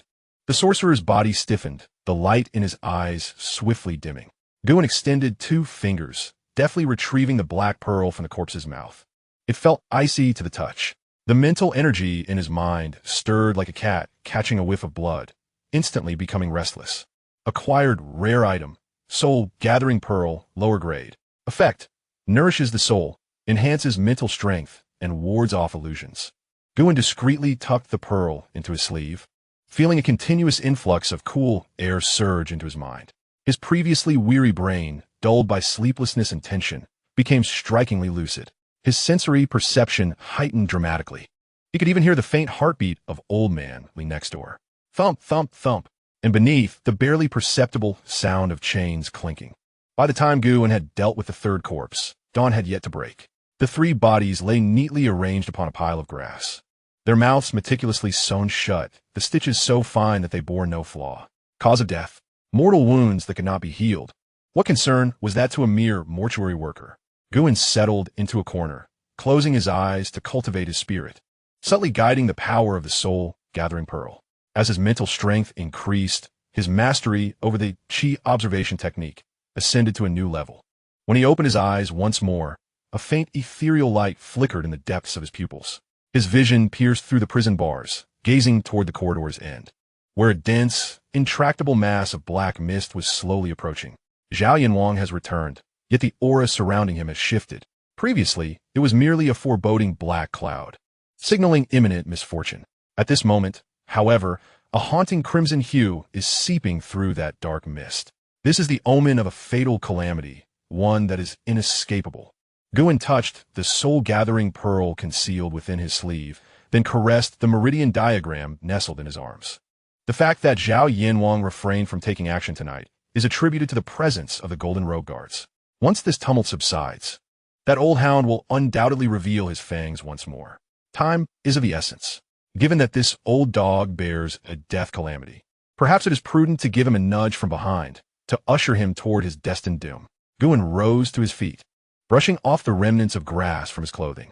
Outside, the distinctive sound of Zhao Yanwang's footsteps approached, yet this time, there was an element of disarray and impatience in his gait. Was he wounded? Guin lowered his head, adopting a demeanor of trepidation. However, in the shadows, unseen by anyone, his fingers gently grasped the steel needle tainted with malevolent energy. Chapter 17. Confronting the King of Hell. Boom! The thunder roared, shaking the dust from the ceiling of room B9. A ghastly flash of lightning tore through the night, illuminating Zhao Yanwang's contorted visage in a ghostly pallor. He slammed the iron door shut, discarding the heavy butcher's knife onto the ground, where it clanged against the stone floor with a sharp sound. Zhao Yanwang did not rush into action. Instead, he fixated intently on Guin in the corner, his chest heaving violently, emitting a rasping sound akin to a bellows from his throat. B9.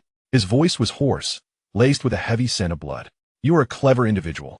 Guin huddled in the corner of the straw mat, his hands enveloped in his sleeves, his shoulders quivering slightly with the thunder's rumble, appearing utterly terrified.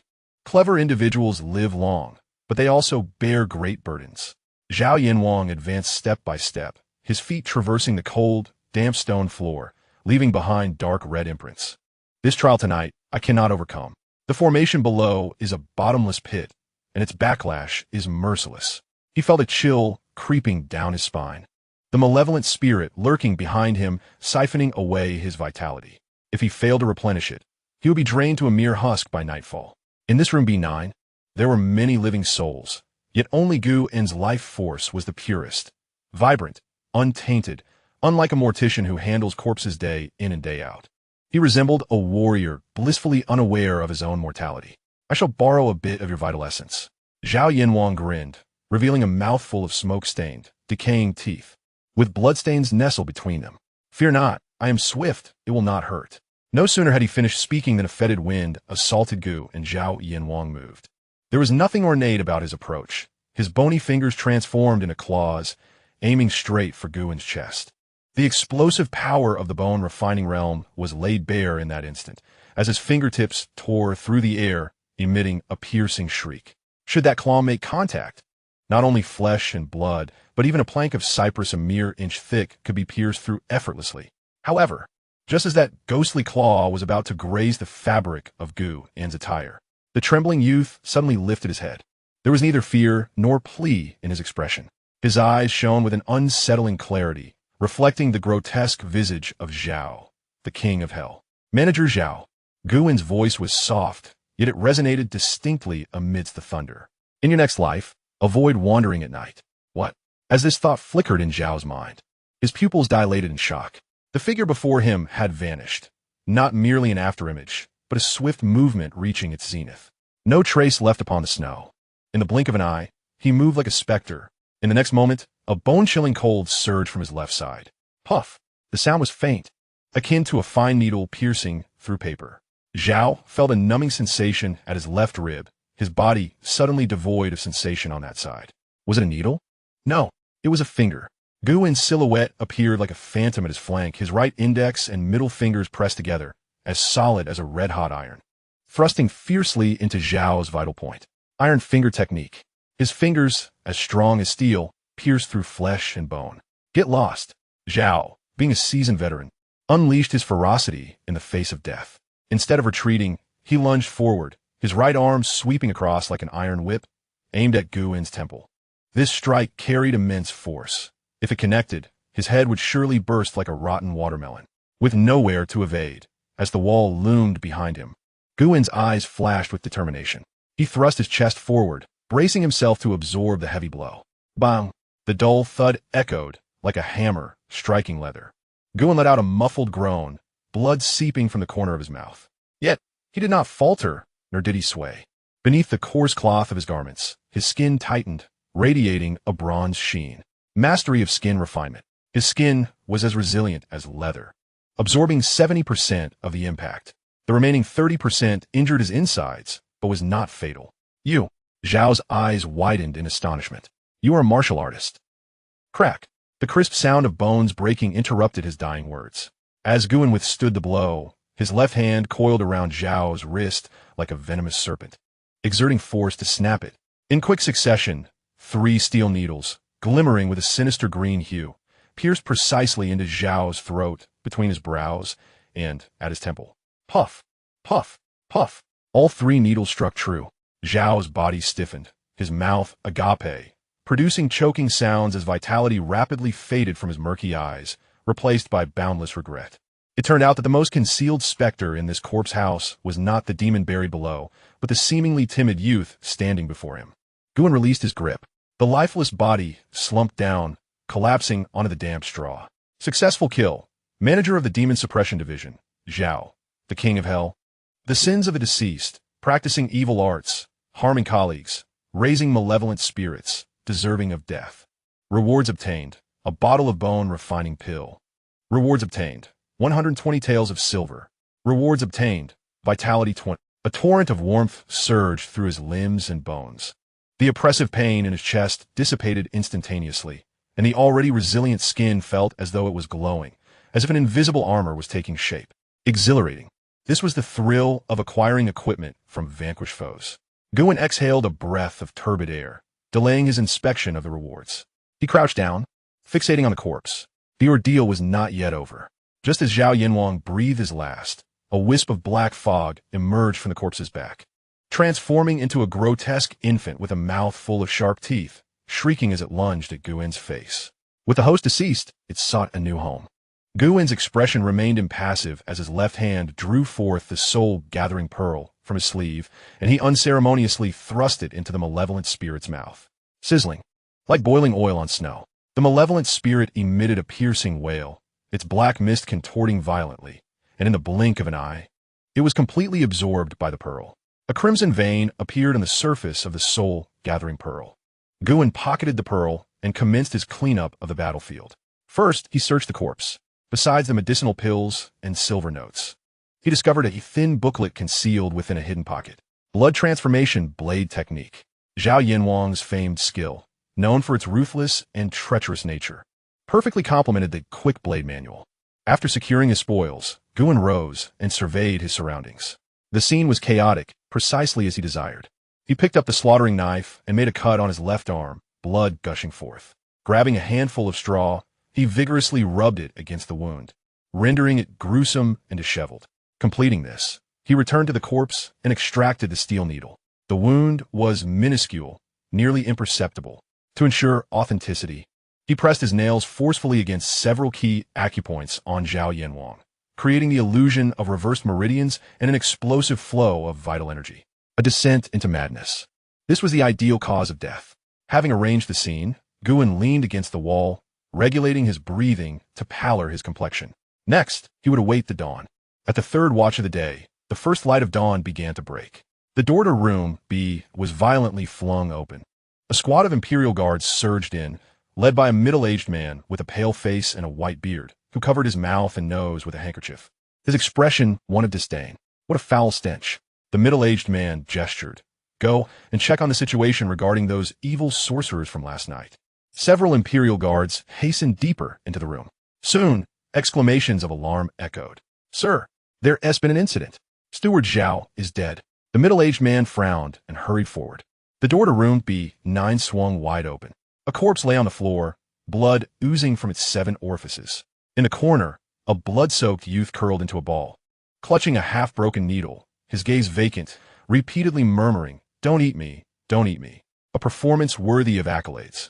The middle-aged man cast a glance at the lifeless Zhao Yama on the ground, then turned his attention to the 3 meticulously stitched corpses of the sorcerers.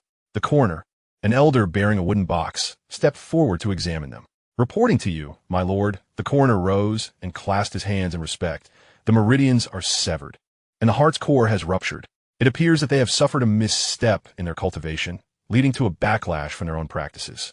Furthermore, with the tolling of the demon-suppressing bell last night and the surge of malevolent energy, this Zhao steward, already deeply in debt, has met his end.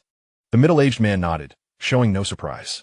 In the demon-suppressing bureau, the atmosphere was thick with energy. Every year, At least 8 out of 10 practitioners of sinister arts ended up dead by their own hand. The death of a steward was hardly a significant affair. What truly mattered was whether the work had been completed. He approached the 3 corpses, scrutinizing them closely. The stitching was fine and tight, especially around the mouths. Not a trace of resentment escaping. Skilled craftsmanship, he remarked approvingly, then turned to the coroner. Who is this lad? Reporting to you, my lord. He is Guin. The corpse stitcher of the B9 room replied a prison guard while flipping through the roster. He has a strong constitution. He has been here for nearly a month and is still alive. A strong constitution is indeed commendable. The middle-aged man smiled knowingly. This place requires resilient individuals. He stepped in front of Guin, towering over the bewildered youth. Xianxia is dead. The B-room cannot be without a steward. A copper badge was tossed down, landing neatly at Guin's feet. From today onward, you shall be the steward of the B district. Do not let us down. With that, the middle-aged man turned on his heel and departed. To him, both Xianxia and Guin were merely interchangeable tools. As long as the corpses were handled properly, it mattered not who held the title of steward. Only when the sound of footsteps had completely faded did Guin gradually cease his trembling. He picked up the badge, made of copper, engraved with the character for B. Wiping away the bloodstains with his sleeve, he traced the cold lines with his fingertip. Steward. It signified an independent room, better provisions, and the privilege to access more and higher quality corpses. Guin rose, brushing off the grass and debris from his clothes. He glanced at the bodies on the ground, his expression calm. Come in, he called out, his voice low yet laced with an undeniable chill. Outside, a few guards who had previously followed Xianxia in arrogance now peered in, trembling with trepidation. Goose steward, they stammered. Drag him out and throw him into the cremation pit. Guin pointed to the corpses. Be swift and do not soil the ground. Igriagajis. The guards, as if granted a reprieve, hurriedly lifted their former superior and retreated in haste. The B9 room fell silent once more. Guin approached the bars, gazing out at the overcast sky. The rain had ceased, but the wind had intensified. Meanwhile, in the adjacent B8 room, Oldley had somehow sidled over, clutching a wine gourd, his murky old eyes twinkling with a hint of amusement. Not too shabby, Goose Steward. One might think Xiaoyame's frail constitution could withstand a bit more than this, no? Guin turned his head, observing the old neighbor whose health had suddenly improved, and he surmised that the serious illness had merely been a facade. He retrieved a piece of broken silver from his pocket, recently acquired from Zhao Yanwang, weighing at least 5 taels. With a flick of his wrist, the silver arced gracefully before landing in the hands of the old man. Li Bo. Guin stated softly, "It's cold. Purchase some wine." Li caught the silver, momentarily taken aback, then broke into a wide smile, genuine warmth illuminating his expression. "Oh, you're quite thoughtful. However, young lad, allow me to offer a word of caution." Lowering his voice, Li continued, "Though Zhao Yanwang has perished, those behind him remain. The underground," he gestured toward the ground, his gaze turning grave, "is currently unsettled. The group of sorcerers you encountered earlier was merely an appetizer. Rumors abound of defeats at the front lines, and a batch of specially handled corpses is being transported back to the capital. It seems some royal members may be among them." Guin's pupils constricted at the mention of the royal family. This represented both a grave dilemma and a significant opportunity. "Thank you for the warning, Li Bo." He clasped his hands in gratitude and returned to his bedding, settling into a cross-legged position. He retrieved the vial of bone refining elixir, casting a single pill into his mouth. The elixir transformed into a torrent of warmth, surging along his spine. With a crackling sound reminiscent of popping beans, his body resonated with the growth and fortification of his bones. The outer skin had been refined. Now, it was time to strengthen the bones. Regardless of the tempest raging outside or the chaos of demons and turmoil within this modest confines of the corpse collection room, as long as the needle in his hand remained, and as long as he continued to grow stronger, no one could claim his life, not even the true king of hell. He would first demand to inquire the needle in his possession before any such claim could be made. Chapter 18. The dead fish. The iron door of room B9 stood ajar. Guin held an oil lamp, taking his time before entering. The flickering flame elongated his shadow, casting it over the empty grand chair within. The room was sparsely furnished, featuring a wooden bed covered with thick straw, a corner table with a missing edge, and several dust-laden wine jars stacked in the corner. Stepping over the threshold, his cloth-soled shoes made no sound against the blue bricks. He approached the corner, crouching down, his fingers gliding over the wall tiles beneath the bed. His fingertip brushed against a slightly raised brick. With a gentle force, the brick loosened and was slowly extracted, revealing a hidden compartment. Guin reached in, his hand meeting a chilling sensation. Inside lay an account book, 2 vials of elixir, and a few small-denomination silver notes, all extracted from the mouths of the deceased. He tucked the items into his bosom, his expression tranquil. After securing his spoils, Guin settled into the grand chair. The seat was uncomfortably cold, an inhospitable place to rest. The role of the supervisor in Section B seemed imposing.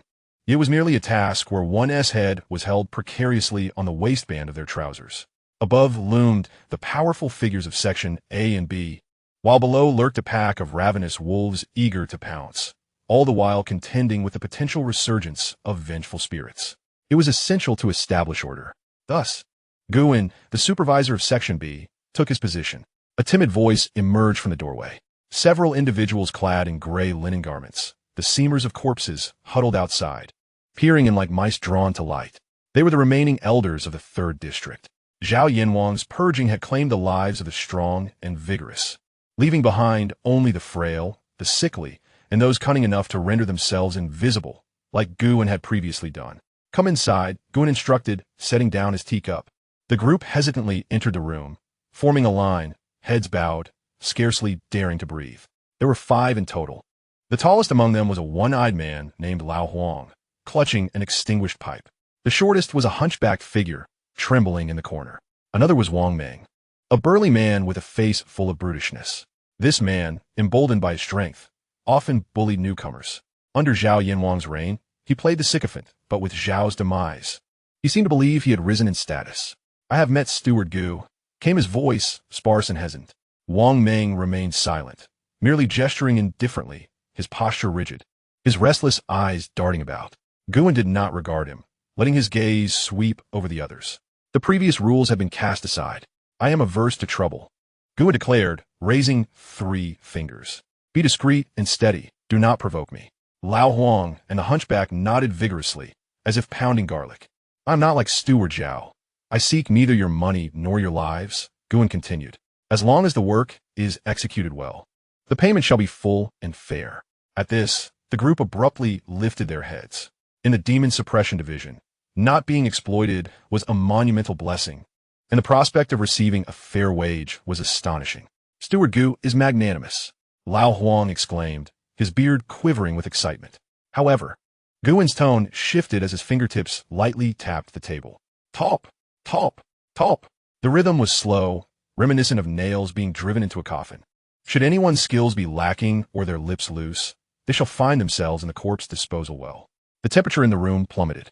No one doubted the veracity of his words. The previous night's encounter with Zhao Yanwang's corpse served as ample evidence. Steward Gu, I have something to say. Wang Meng suddenly stepped forward. Lao Huang flinched, reaching out to restrain him, but failed. Wang Meng held his head high, his smile devoid of warmth. We are all elders of the 3rd District. Though you have taken on the role of steward, you are still young. The art of corpse sewing requires a certain finesse. He paused, his gaze dripping with disdain. Some special corpses, I fear, may be beyond your capacity to manage. It was a provocation. In this ruthless realm, might dictated morality. Though Guin had slain Zhao Yanwang, to these men, it was likely perceived as mere fortune or an ambush. What right did a mere boy of 16 or 17 have to stand above them? Guin halted his rhythmic tapping on the table, casting a glance at Wang Meng that resembled one reserved for a freshly delivered corpse. What do you wish to convey? He inquired. Nothing of consequence, Wang Meng chuckled, gesturing toward a recently arrived cadaver outside. The headless specter, you see, has a neck so mangled that the flesh is decayed. My hands are clumsy. I cannot stitch it. Might I implore you, Manager Gu, to demonstrate your skills and enlighten us? That is a prisoner who met his demise by a flurry of blades. The flesh around the neck is flayed, with the head barely connected to the body by a thin layer of skin. Should the stitching be flawed, the lingering resentment will manifest, and the corpse will surely rise at night. This is a perilous endeavor. If stitched correctly, it is expected. If poorly, it will tarnish one's reputation. Guin rose to his feet. Lead the way. The atmosphere in the mortuary was suffused with a chilling aura. The headless body lay upon the wooden slab, its gash jagged and irregular, as though severed by a blunt instrument. Wang Meng stood to the side, arms crossed. wearing a visage that suggested he was eager for entertainment. Manager Gu, please proceed. The surrounding embalmers held their breath in anticipation. Guin approached the body, devoid of a needle and thread. He extended his hand, gently pressing on the flayed flesh. Is the flesh decayed? Guin queried. Indeed, in such a state, even a deity would struggle to stitch it. Wang Ming replied with a mocking tone. I do not believe it is the flesh that is decayed.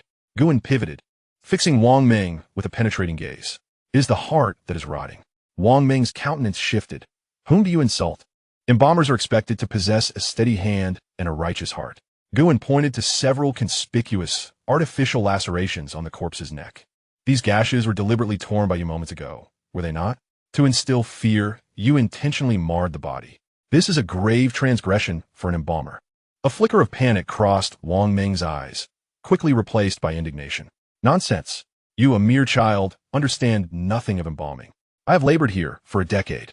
Before he could finish his tirade, Guin moved. No one could discern how he struck. It was but a blur. Suddenly, Wang Ming's imposing frame stiffened. His stream of profanities abruptly ceased. He gaped, desperately trying to utter a sound, yet his throat only emitted a wheezing gasp. Fear swiftly enveloped his rotund face. He clutched his throat tightly, staggering backward until he toppled a wooden barrel behind him.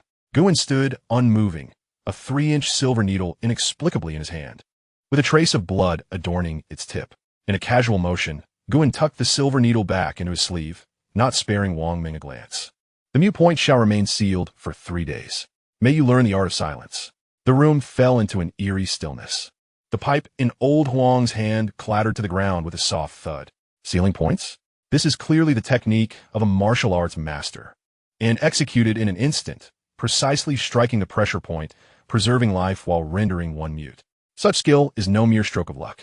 This is evidently a concealed and formidable character. Wang Ming clutched his neck, drenched in cold sweat, collapsing to the ground and fervently bowing his head. Fear had overtaken him. Had that needle deviated even by half an inch, striking a vital point, he would have already been a lifeless corpse. Take it away. Guin waved his hand dismissively, as though merely swatting away a fly. You will stitch this body. He gestured towards the hunchback in the corner. If you fail, you shall remain silent. Yes, yes, I shall stitch it at once. The hunchback scrambled towards the corpse, his trembling hands clutching the needle as if sifting grain, yet he quickly forced himself to steady. He dared not falter. Guin turned and exited the mortuary. Behind him were pairs of eyes filled with utmost reverence. In that moment, the heavens of District B had utterly transformed. As night deepened, the rain ceased, yet the wind intensified. Guin sat cross-legged on the bed, the blood and energy within him flowing gently. The manual left by the King of Hell, Zhao, known as the Blood Transformation Blade Technique, contained some insights, but it was excessively malicious, harming the enemy while inflicting great damage upon oneself. Guin only appropriated its empowering techniques, merging them into his own quick blade manual. Suddenly, footsteps echoed from outside the door. They were neither the sluggish tread of a prison guard nor the light-footed steps of a mortuary worker. They were steady and forceful, each stride perfectly measured as if calibrated by a ruler. Guin opened his eyes, his right hand silently clasping the steel needle concealed within his sleeve. Knock, knock, knock. The rhythmic knocking resounded. 3 knocks, neither hurried nor slow. Enter, Guin called out. The door swung open, a gust of chilly night air rushing in, infused with the scent of rain. Standing at the threshold was a tall figure clad in a flying fish robe, adorned with a spring knife at the waist and a wingless black gauze cap atop his head. Ah Yin Yi, his robe's intricate patterns signifying a rank of 1,000 households. Guin did not so much as blink, remaining seated in his meditative pose. You are the new steward of District B? The visitor stepped inside and shut the door behind him. In the dim light, his face appeared particularly grim. With a long, narrow visage, pronounced cheekbones, and thin lips, his eyes glinted ominously in the darkness, reminiscent of a cold-blooded creature. I am Guin, and I have encountered the esteemed Lord of 1,000 households. Guin rose and performed a respectful bow, his demeanor humble yet devoid of panic. The Lord of 1,000 households scrutinized Guin for a moment before emitting a derisive laugh. Zhao, the King of Hell, met his end without injustice. He approached the table and casually tossed down a blood-stained bamboo scroll. Thud! The scroll unfurled, revealing a harrowing list of names. What is this? Guin inquired. An urgent list, replied the Lord of 1,000 households, his tone frigid, akin to ice shards striking the ground. A shipment is to arrive tonight, 20 bodies in total. The urgency of the matter was palpable. Everything had to be resolved before dawn. Guin cast a glance at the bamboo slips before him. They bore only names, devoid of causes of death or origins, which was a flagrant breach of protocol. The Bureau of Demon Suppression insisted on a legitimate process for handling the deceased. Such nameless and faceless corpses typically heralded tremendous trouble. My lord, Guin carefully selected his words. District B is understaffed, and these bodies, this is an order, interrupted the captain. He leaned toward Guin, the stench of blood overwhelming, inducing nausea. Do not inquire about their origins. Do not scrutinize their appearances. Stitch them up, prepare them for burial, and enter them.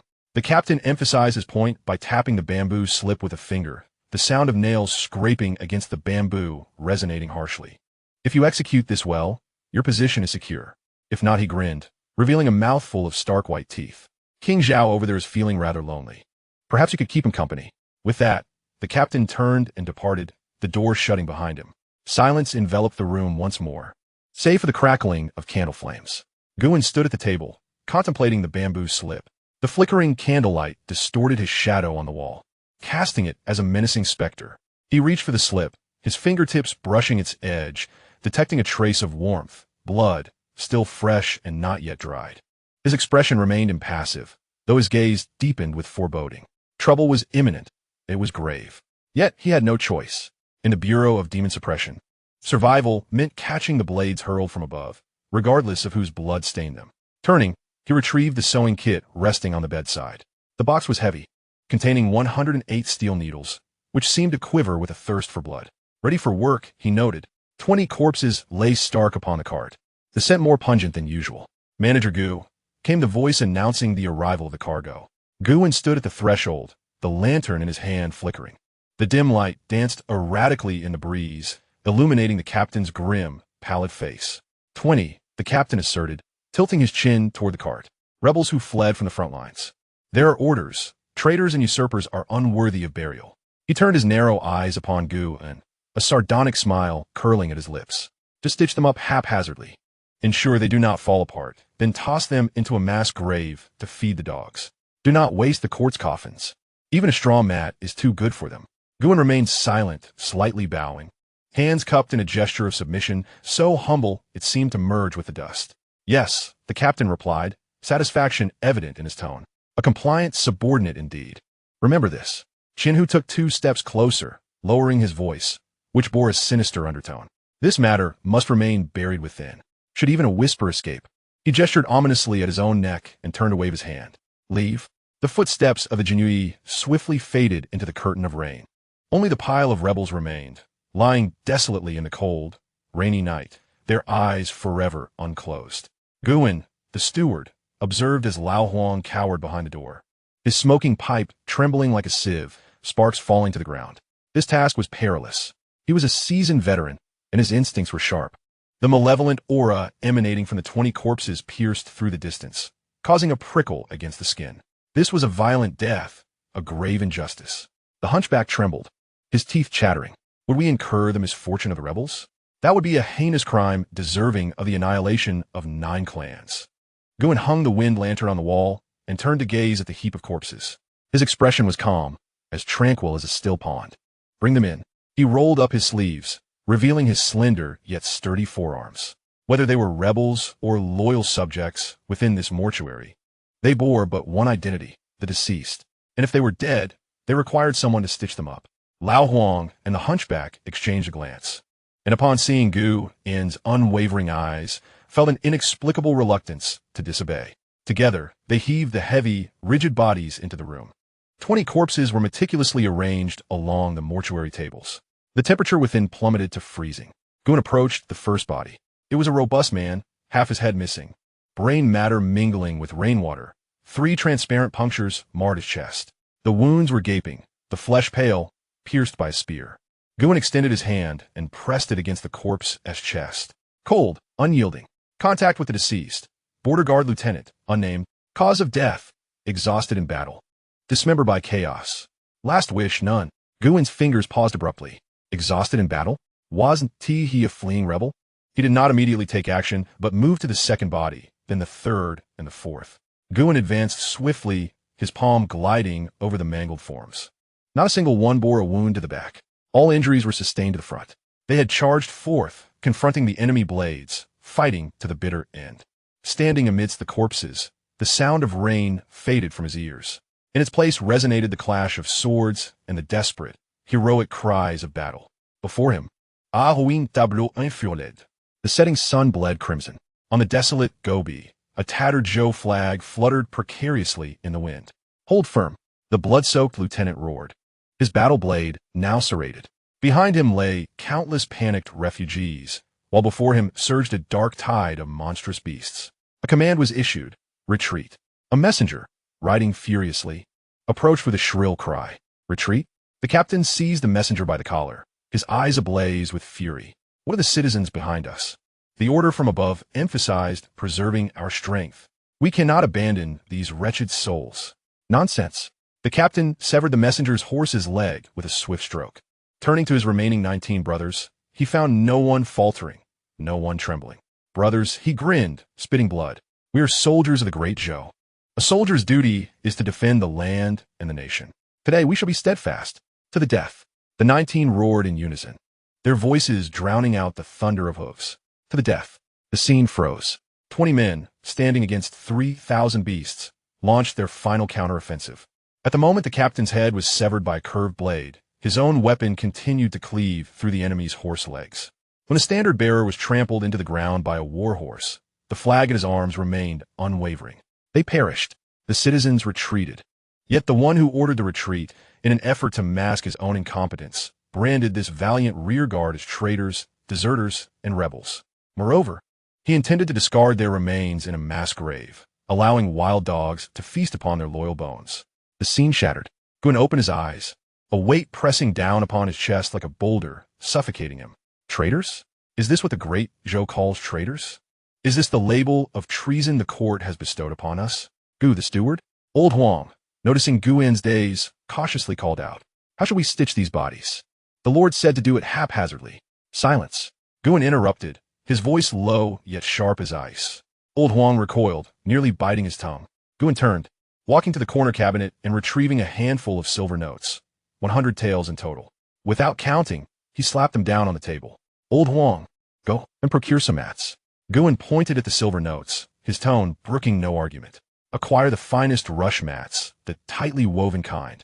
Additionally, purchase 20 sets of burial garments, cotton fabric. Do not attempt to deceive me with paper. Old Huang's eyes widened in shock. Steward Gu, but these are traitors.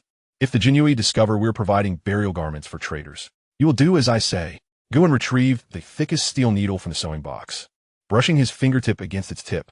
If trouble arises, I will bear the consequences. Old Huang, observing Guin's impassive face, gritted his teeth and seized the silver notes. Dashing into the rain. Inside the room, Guin approached the first corpse. He did not employ the usual technique of swift needlework. Instead, he picked up the most traditional of sewing needles, threading it carefully. Hunched over, Wang Ming and Guin did not glance back. Fetch water. Cleanse the mud from their bodies. No trace of blood must remain. Wang Ming, having just been rendered mute, could only nod fervently, hauling the wooden bucket outside. Guin lowered his gaze upon the disfigured visage of the captain, reflecting that he could neither be a rebel nor a hero. He was merely a mortician. The needle pierced flesh with unwavering steadiness. Yet, he could ensure that they departed with dignity. In room 309, the candlelight flickered brightly. Silence enveloped the space, punctuated only by the soft sound of needle and thread passing through skin, resonating distinctively in the stillness of the rainy night. Guin worked meticulously, each stitch infused with inner strength, aligning shattered bones and smoothing torn flesh. He even employed a special silk thread acquired from the ghost market to reconstruct the captain's half-ruined head. Though marred with scars, he at least resembled a person. Old Huang returned with straw mats and burial garments. No one dared to dress a rebel in a shroud. Guin took it upon himself to cleanse and change the body, adorning it in a fresh cotton shroud and covering it with a thick straw mat. What had once been a grotesque heap of corpses now appeared orderly and solemn. Successful reclamation, 20 remnants of the great Zhou. Completed hidden wish, dying with dignity, body and soul at peace. Evaluation. Though faced with 1,000 adversities, I shall advance. Reward acquired, 500 malevolent energy. Reward acquired. Fragments of the martial arts military killing fist. A surge of immense heat flooded into Gu An's Bai Wei point. Not the chilling energy of death, but a fierce and unparalleled aura of slaughter. In his mind, it seemed as if a blood-red war deity was practicing combat techniques. Each strike was relentless, designed solely for the purpose of killing, for mutual destruction. This was the art of murder honed on the battlefield. Guan's bones emitted faint cracking sounds. The energy that had previously felt somewhat ethereal from forced elevation became remarkably refined under this aura of slaughter. The malevolent energy transformed. Guan sensed a qualitative shift in his iron finger technique. His fingers grew harder, while the tips gleamed with a faint crimson edge, an embodiment of killing intent. Exhaling deeply, Guan mused, "Do good deeds yield good rewards?" A self-deprecating smile crept across his lips as he approached the final corpse, the standard bearer. He was young, perhaps only 16 or 17, his sternum shattered, the body appearing as though it had been folded in half.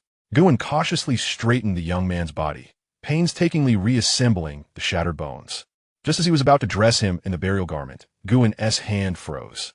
The flag bearer's right hand was tightly clenched into a fist.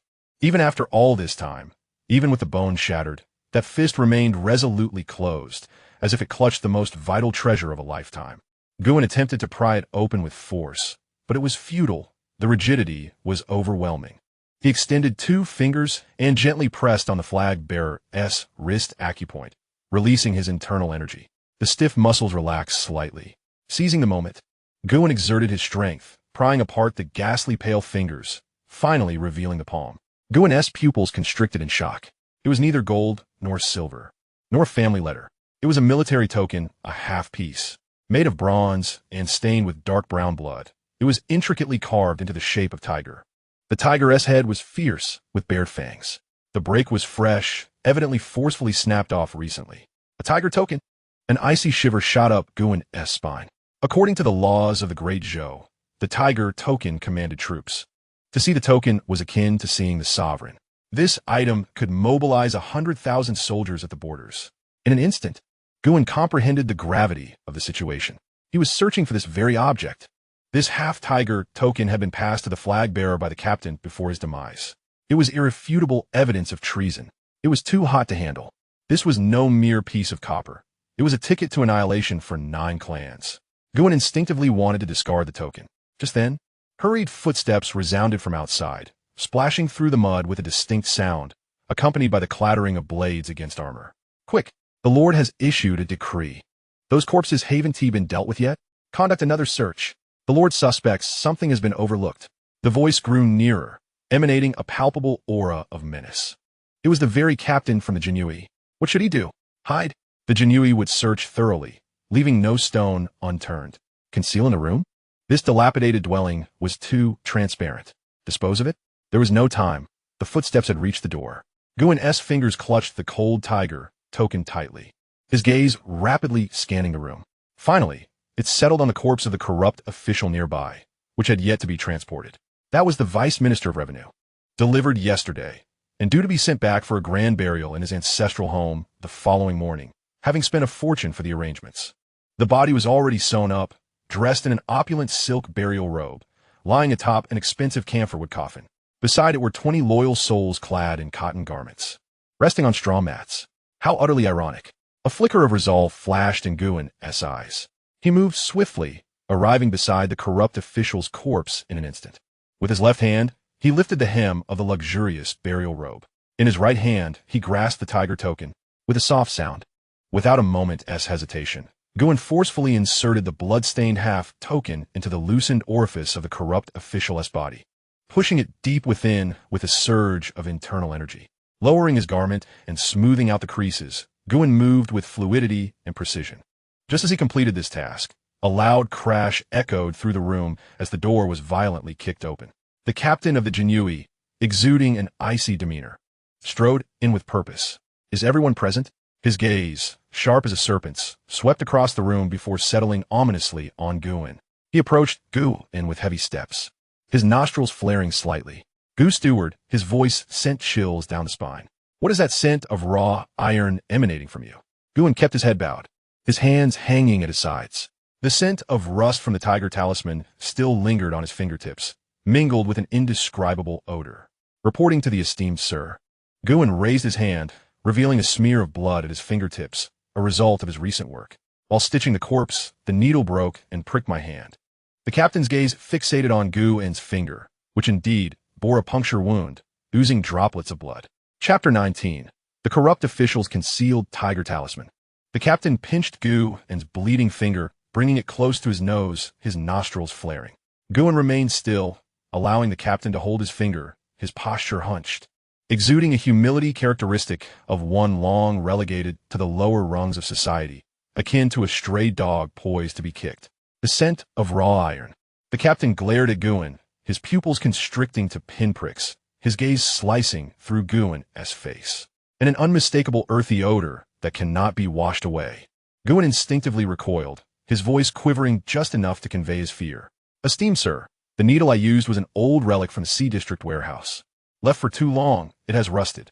With trembling hands, he rummaged through his sleeve and extracted a broken corpse-stitching needle. Its shaft dark and the fractured end, stained with a deep red rust, resembling a weapon. While stitching that rebel, the bone was too hard, and it snapped. Guin presented the broken needle, his palm slick with cold sweat mingled with rust and blood. The captain did not take it. He merely cast a disdainful glance at the filthy needle before releasing Guin's hand with revulsion. He then retrieved a pristine white silk handkerchief, meticulously wiping the fingers that had touched Guin, as if they were tainted with some indelible filth or insidious germ. Harbones? The captain scoffed, tossing the handkerchief contemptuously onto Guin's face. The handkerchief, imbued with a potent scent of ambergris, mingled with the dampness of rain, obscured Guin's vision. No matter how hard the bones may be, once they enter the demon suppression department, they shall be rendered to dust. With that, the captain turned, his gaze sweeping over the two corpse stitchers trembling on the floor, finally landing on the recently stitched bodies that Guin had worked on. Search. A single word, laden with menace. The genie Wei surged in from outside, transforming the already cramped mortuary into a scene of utter congestion. There was no sound of rummaging through drawers. Their objective was unmistakably the corpse. With a sharp rip, the fabric of the shroud that Guin had just dressed the lieutenant in was brutally torn open by a brocade knife. The blade sliced through, reopening the freshly stitched chest, and dark, viscous blood surged forth, staining the grass mat beneath. Inspect thoroughly, commanded the Qianhu, standing at the door with his back to the tempest, his voice cold and foreboding. The commander has lost something no larger than a palm, cast in bronze. Whoever retrieves, it shall be promoted 3 ranks and rewarded with 1,000 taels of silver. Under such heavy reward, reckless men would inevitably emerge. The actions of the Jin Wei grew increasingly savage. They were no longer searching but rather venting their wrath, dismantling the corpse as one might a slaughtered beast. The hastily assembled body was kicked to the ground, and severed limbs that had just been reattached were torn apart anew. Some even plunged their hands into the gaping wound of the corpse's abdomen, recklessly stirring through the cold entrails in search of a non-existent object. The sound of a knife handle crushing viscera echoed through the room. Lao Huang knelt on the floor, his head thudding against the ground, too frightened to lift his gaze. Wang Ming, paralyzed by fear, soiled himself, the stench permeating the air. In a corner stood Guin, his shoulders slumped, hands tucked within his sleeves. His nails had embedded deeply into his palms, blood seeping through his fingers, only to be absorbed by the fabric of his cuffs. Yet, his face bore no expression. Even his breathing remained controlled and steady. He observed, through the corner of his eye, these so-called rebels, subjected to such indignities even in death. He watched as the valiant men who had once bled for the Great Zhou were now tossed about like rag dolls. The lieutenant's head was kicked against the edge of a table, aligning perfectly with Guin's line of sight. The flag-bearer's clenched fist was mercilessly crushed by the knife handle, bones splintering into fragments. No anger surged within him. Guin reminded himself that now was not the time for fury. Anger was the poison of the weak. He was Bingjiu, a lowly mortician, and all he desired was to survive. Not this one, nor this one. Their bellies are hollowed out, only filled with rotting intestines. The reports echoed in succession. The Qianhu's expression grew increasingly grim, dark as the stormy skies outside. He had been certain the item lay here. The lieutenant was the leader of the die-hard fighters. The object must surely be on him. He had been pursued relentlessly, with no opportunity to conceal it elsewhere, unless the Qianhu abruptly turned, his gaze locking onto the solitary Nanmu coffin in the room. It was the most conspicuous and incongruous object in the entire space. The golden silk Nanmu wood, intricately carved and lacquered in gold. Just the sight of this coffin is worth more than a room full of worthless lives. What is that? The captain pointed at the coffin, the spring embroidery blade slightly unsheathed, its cold gleam illuminating his brow. Guwen's pupils constricted sharply. It had arrived, the most perilous moment. That was the coffin of the Deputy Minister of the Ministry of Revenue, and also the current hiding place of the half-tiger talisman. Reporting to you, sir. Guwen swiftly stepped forward, positioning himself in front of the coffin, bowing even lower. This is the coffin of Lord Wang, the left Deputy Minister of the Ministry of Revenue. It was delivered yesterday, reported to have died suddenly. The Wang family has paid a sum, and it is scheduled to be transported back to the ancestral home for burial at dawn tomorrow. The Deputy Minister of Revenue? The captain frowned. This was a high-ranking official of the third rank in the court. Although the man was gone, the Wang family's influence in the capital was deeply entrenched. If they were to disturb this esteemed figure's remains without cause, it would undoubtedly lead to trouble. Yet the half-talisman was of utmost importance. If it could not be retrieved, it would not just be trouble, his very life would be at stake. Open it. The captain's voice was cold, devoid of any room for debate. Guwen remained motionless. Sir, he raised his head, a hint of difficulty and terror etched on his face, his features contorted in distress. This is Lord Wang's coffin. If we open it, the Wang family. Clang! The glint of the blade flashed. Guwen felt a chill run through him as strands of hair fell away. The spring embroidery blade hovered inches from his brow, its tip trembling slightly, barely half an inch from his skin. Shall I repeat myself? The captain's tone was devoid of warmth. Guwen swallowed hard, his throat constricting. Let us proceed. He turned, grasping the heavy coffin lid with both hands. With a push, the lid scraped against the coffin, slowly revealing a narrow gap. A foul stench erupted from the crevice, indescribable in its horror. It was not merely the scent of decay. It was a noxious blend of excrement, rotting food, fermenting gases, and rancid oils, reminiscent of boiling a vat of aged filth. The two guards in front instinctively covered their noses, retreating 3 steps. The captain wrinkled his brow, swiftly covering his mouth and nose with his sleeve, a flicker of shock crossing his eyes. Why does it smell so terrible? Guwen grimaced, his hand still moving as he pushed the lid fully aside. There lay the deputy minister, clad in luxurious burial garments. His face now a ghastly shade of blue and purple, his abdomen grotesquely distended. Yellowish-white substances seeped from beneath him, staining the expensive silk lining. And even remnants of undigested food were visible. Reporting to you, sir. Guwen spoke in a low voice, tinged with embarrassment. Lord Wang passed away in a pleasure house. By the time he was delivered, his sphincters had relaxed. Although I have cleaned him, the air within his body does not dissipate after death. Moreover, the coffin was sealed so tightly that when heated, it would expand, thus. He spoke with subtlety, yet everyone present comprehended his implication. Death by exposure. Incontinence. Ejection. The disdain in Xianhu's eyes intensified. He stepped forward, casting a glance at the filthy lower half of the corpse, and felt a wave of nausea rise within him. It was too unsightly. These genii Wei, accustomed to killing and arson without a flicker of remorse, did not relish the thought of rummaging through the soiled remains of a deceased rotund man, especially one of high official status. The combined assault on both sight and smell was enough to drive any fastidious individual to madness. Had a thorough search been conducted? Qianhu inquired in a muffled voice, emanating from behind his sleeve. Your Excellency, please observe. Guwen gestured towards the layers of funeral garments enveloping the corpse, his expression earnest. These garments were personally supervised by the Wang family's chief steward. There are 9 layers in total, each meticulously inspected. Even the most audacious individual would not dare to hide anything on this esteemed gentleman.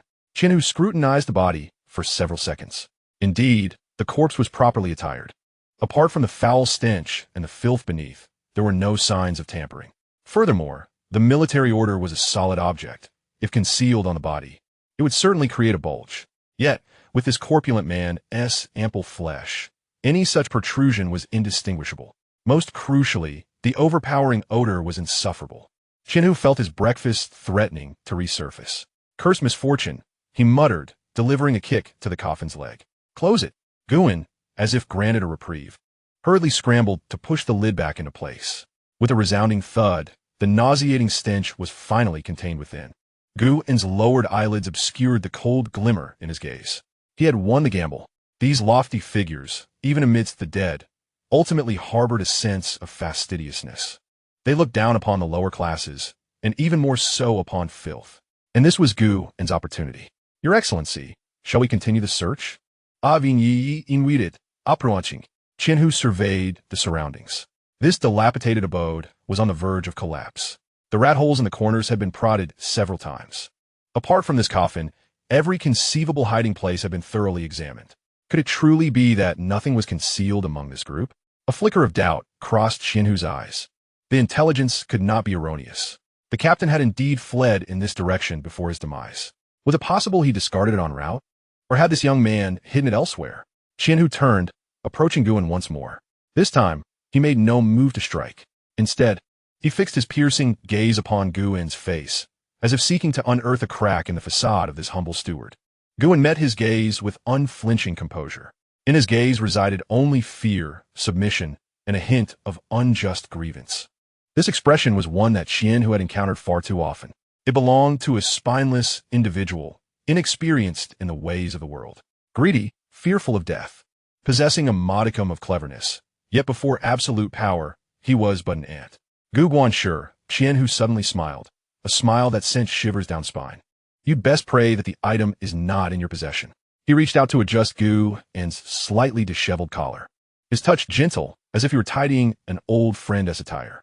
Yet his fingertips pressed lightly against Gu-en's carotid artery, a subtle threat.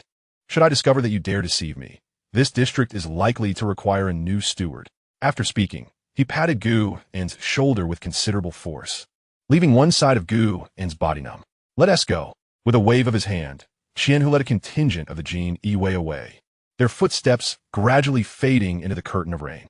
The room fell silent once more. Lao Huang remained kneeling on the ground, trembling uncontrollably. Wang Ming sat slumped in a puddle of urine, his gaze vacant. Gu-en stood motionless, not uttering a word nor bidding anyone to rise, merely listening.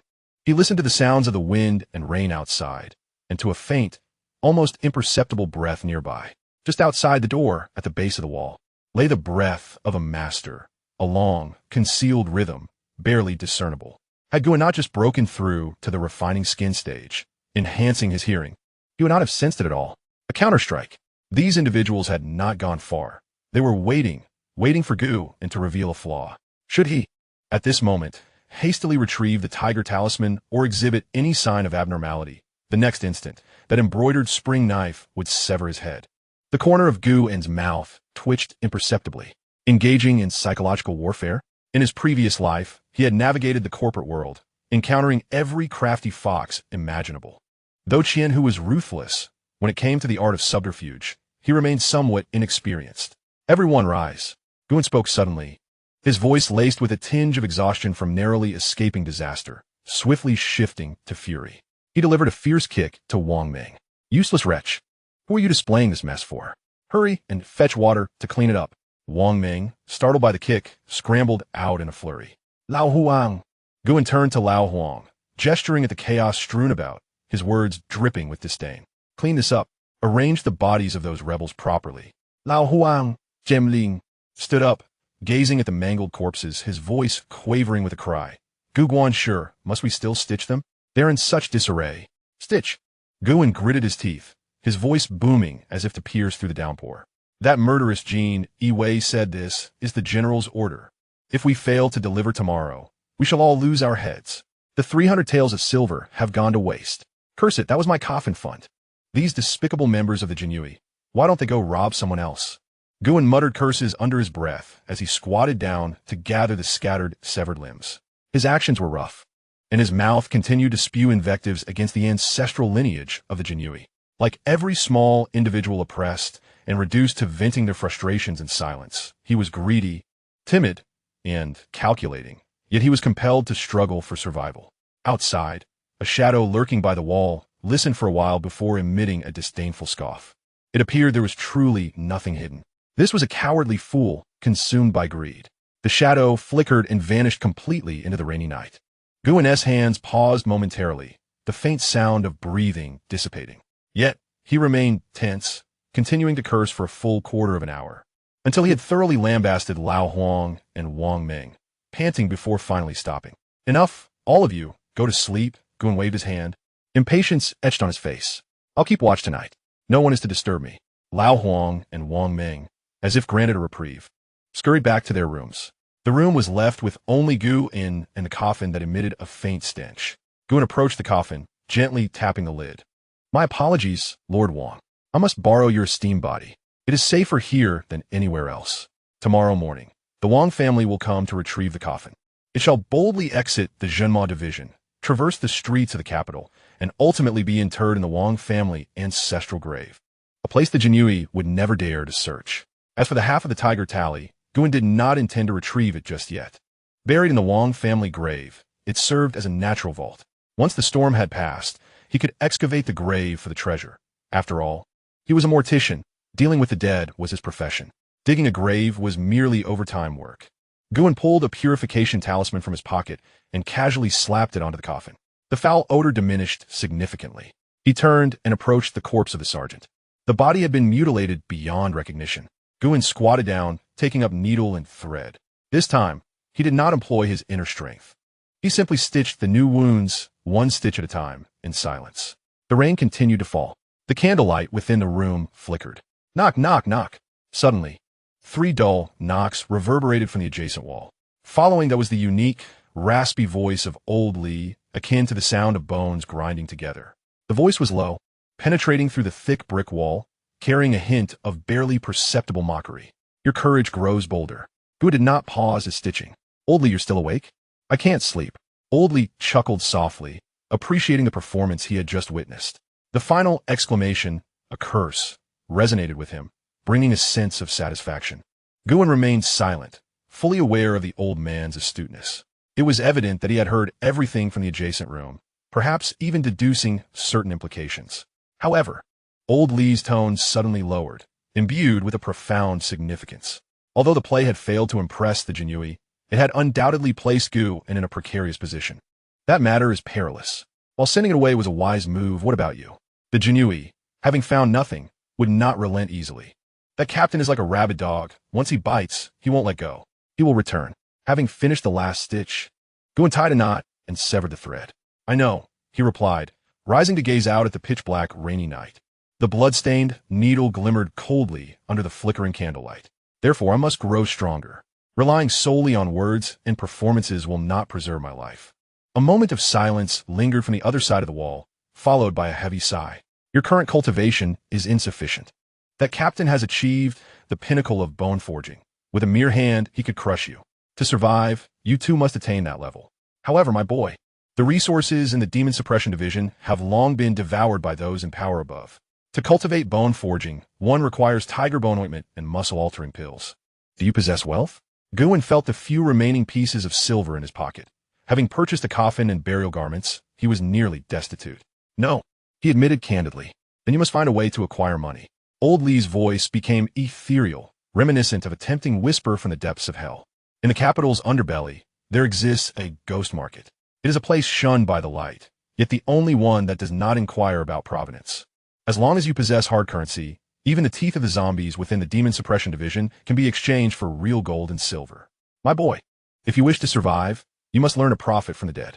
Guin's eyes glimmered with newfound determination. The ghost market, hard currency.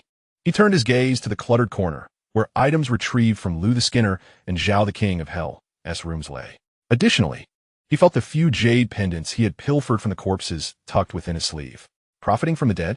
This was precisely his forte. A cold smile curled at the corners of Guin's lips. Thank you, Uncle Li, for your guidance. Tomorrow evening, during my rest day, I shall go for a visit. Chapter 20, A Fortunate Find. Room B9 lay in utter silence. Guin sat cross-legged upon the bed. It was the deep of night, and the patter of rain outside muffled the faint cracking sounds of his bones within. Taking a deep breath, he felt the rise and fall of his chest. As his skin glimmered with a dark metallic sheen, he had reached the pinnacle of skin refinement, achieving the copper skin. The vitality within surged like a torrent of mercury, relentlessly washing over the limbs and bones, ultimately colliding violently with the ulna of the left arm. A sharp crack resounded, not the exhilarating sound of a breakthrough, but rather the mournful wail of a withered branch about to snap. Guwen's complexion turned pale as he abruptly dispersed his energy. A searing pain surged forth like an overwhelming tide, and he gritted his teeth, suppressing any utterance of discomfort, while beads of cold sweat rolled down his brow. Another failure. His mortal body was too fragile to withstand such ferocious vitality. It was akin to attempting to contain molten iron with a vessel crafted of paper. The vessel would melt away before it could be filled. Guwen rubbed his trembling left arm, his gaze dimmed. The pursuit of literary prowess over martial strength was futile, lacking the tiger bone ointment and the easy muscle elixir. Relying solely on painstaking effort would require at least a decade to transform this frail body into one of iron. A decade? The chilling gaze of the Gene Iwei captain as he departed haunted Guwen's thoughts. He knew he could not survive even 10 days. He needed medicine. The drugs from the Demon Suppression Bureau required merit, which he lacked. Thus, he had no choice but to venture into that place. Thud, thud, thud. 3 muffled sounds echoed from the wall, accompanied by the slurred and mocking voice of Old Lee. Boy, feeling some aches in your bones, are we?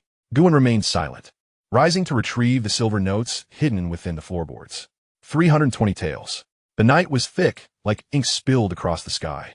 In the western suburbs, the desolate burial ground flickered with ghostly phosphorescence. This was the largest dumping ground for corpses in the capital, where even wild dogs grew fat and robust. A stooped figure stepped cautiously over decaying leaves, making his way towards a half-collapsed mountain deity temple. At this moment, Guwen had undergone a complete transformation. His back was artificially elevated, stuffed with cotton to mimic a hunch. His face was concealed beneath a mask crafted from pigskin, subtly adjusted with a technique reminiscent of painting skin, featuring a pockmarked visage and drooping eyes, presenting the appearance of a decrepit, consumptive wretch. He had circled the city 5 times, adopting 3 different gates, ensuring that not even a shadow trailed behind him before daring to approach this location. The first rule of survival: always assume there are eyes watching you. At the temple entrance, 2 headless stone lions stood silently. A man clad in black leaned against one of the lions' bodies, his fingertips idly spinning 2 iron coins, producing a sound that grated on the nerves. An unfamiliar face? Without raising his eyelids, the man's voice came out hoarse. Guwen remained silent, his emaciated fingers trembling as they delved into his garments. Rummaging for a while before producing a scrap of silver, flicking it deftly. The coin traced a parabolic arc, landing precisely within the folds of the man's sleeve. Go on in. The man shifted aside, revealing a dark, gaping entrance behind him. Do you understand the rules? We only recognize money, not people. If anything goes awry, you bear the consequences. Guwen bowed his head, stooping as he slipped into the tunnel. The passage descended, flanked by grim green corpse oil lamps that elongated and distorted the shadows. After a period equivalent to a tea break, the path opened to a vast underground cavern. A hidden paradise. Here, the clamor of the marketplace was absent, replaced solely by an eerie silence that felt as though it were steeped in death itself. Hundreds of stalls lay scattered beneath the stalactites, with most vendors donning masks and bundled up tightly. Guwen blended into the crowd, his gaze appearing murky yet sharp as a blade. He paused before several herbal medicine stalls. The tiger bone ointment was available, but either exorbitantly priced or a counterfeit mixed with pig bone powder. Deceitful merchants abounded. Guwen touched the silver notes in his pocket, feeling a slight heaviness in his heart. After searching for half the day, he ultimately purchased inferior tiger bone ointment. Just as he was about to leave, a sudden, intense pain surged in his mind. Buzz. It wasn't a sound. It was the system panel pulsating wildly. The sensation resembled a starving wolf, having gone 3 days without food. Catching the scent of blood from miles away. High concentration of death energy detected. Distance, 30 steps to the left front. Evaluation, supreme, evil. Capable of significantly refining bones. Guwen's steps halted. Supreme death energy? His cultivation system was unlike that of ordinary practitioners. While others relied on spiritual energy, he drew upon corpses and malevolent energy. If he could absorb this death energy, his heartbeat did not quicken. Instead, he became instantly calm. He adjusted his breathing and feigned nonchalance as he moved toward the left front. It was a corner stall, lacking even a lamp, shrouded in darkness. The vendor was an old man huddled in a tattered cotton coat, surrounded by a pile of scrap metal. Rusted broken knives, chipped porcelain bowls, and moldy coins merely refuse. Guin crouched down, his bony fingers fiddling with the items on the stall. The system's guidance pinpointed the edge of the stall. There lay a blackened stick, 2 feet long, its surface charred and pitted, caked with dirt, resembling a firewood stick pulled from a hearth. However, as Guin's fingers approached, a penetrating chill coursed through his fingertips into his meridians. Wood, struck by lightning for a century. Description, refined by thunder and fire, death energy contained. Charred on the outside, tender on the inside. It is the ultimate material for forging soldiers and refining bones. Death energy value contained. 1,200 points. 1,200 points. Guin had sewn together 20 loyal dead warriors, earning only 500 points of malevolent energy. This stick was a treasure. Guin withdrew his hand, casting no further glance at the stick, instead seizing a nearby, rusted broken knife. How much for this scrap of iron? His voice was hoarse, as if thick phlegm was lodged in his throat. The old vendor lifted his eyelids, his eyes murky and yellowed. A battle knife of the former Imperial Guard. Good steel. 50 taels. 50 taels? Guin scoffed, tossing the knife back onto the stall, producing a crisp clang. Why don't you go steal it? It's so rusty it might crumble. Even for cutting vegetables, it's too dull. Upon finishing, he leaned on his knees, preparing to rise. Oh, please don't rush, dear customer. The old man grew anxious. His stall had seen no business for 3 days. That's a sky-high price. You can negotiate with me.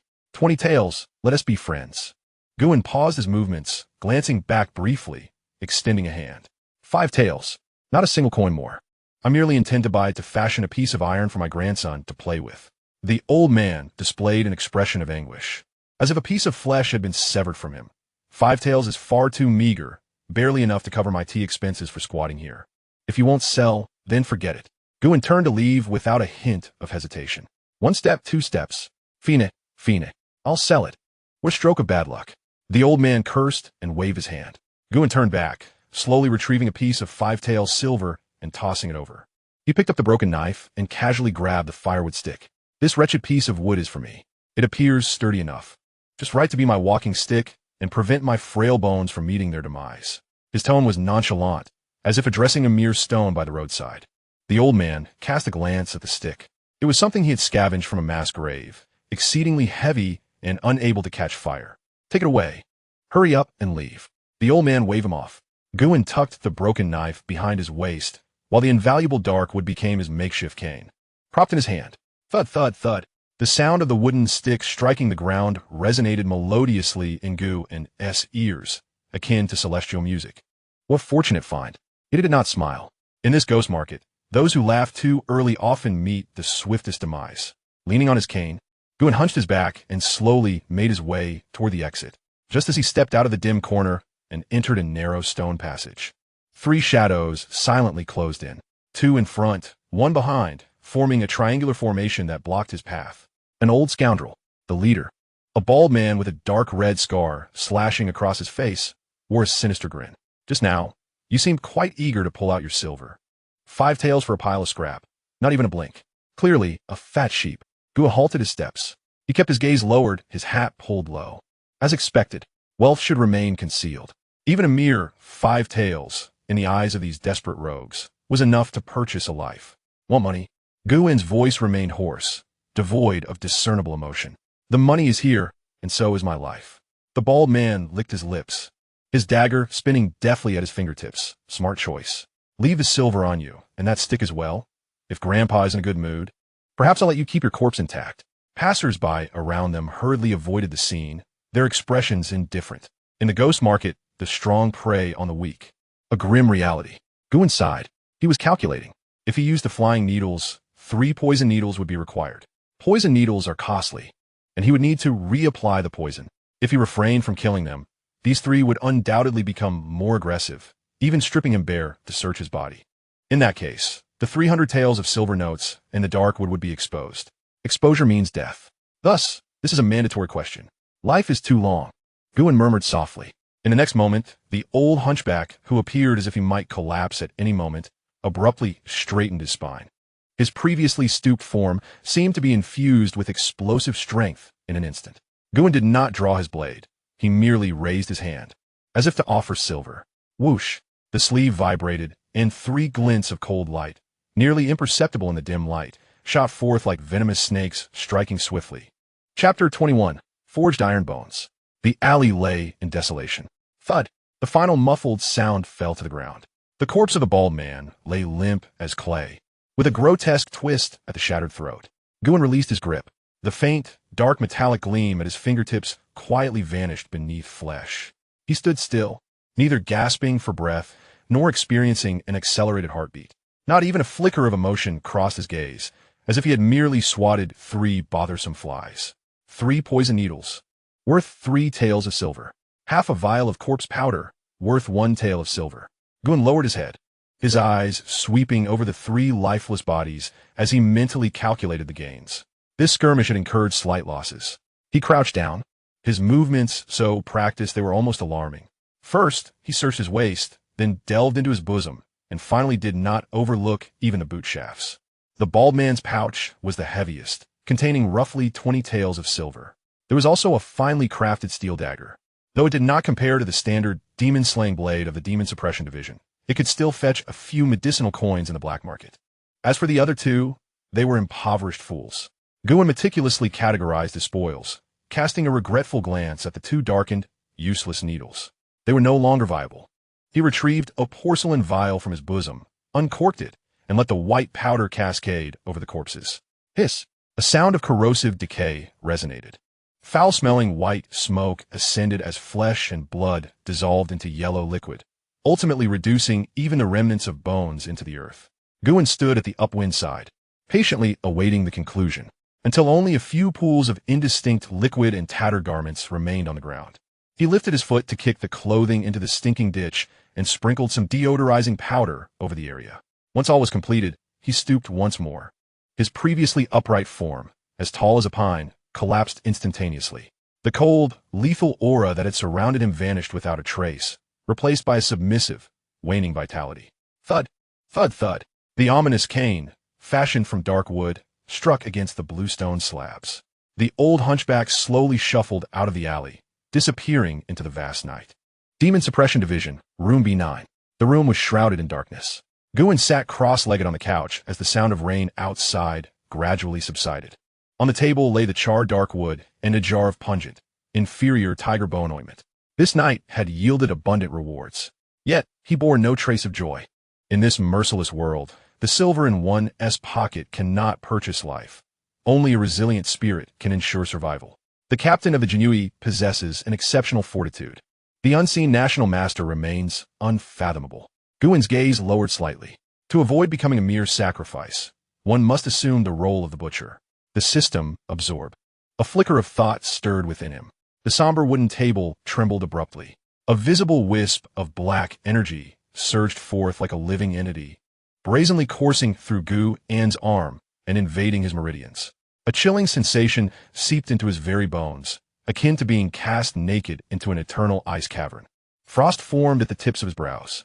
Guin's complexion turned pale, yet he uttered not a sound, resolutely extracting a hefty mound of tiger bone ointment and applying it roughly over his entire body. A searing heat erupted within him. The contrast of heat and cold waged a fierce battle within his bones. The sound of cracking bones echoed in the stillness of the room, the mundane bones fracturing under pressure. No pain, no gain. To forge a body capable of harboring malevolent energy, one must first shatter the fragile bones. Waves of excruciating pain crashed over him. Guin's muscles convulsed, cold sweat forming and instantly crystallizing into icy shards, only to be evaporated by his body heat into wisps of white fog. He was enveloped in an eerie mist. Yet he gritted his teeth. Compared to death, this pain was trivial. Images of discarded corpses flashed through his mind.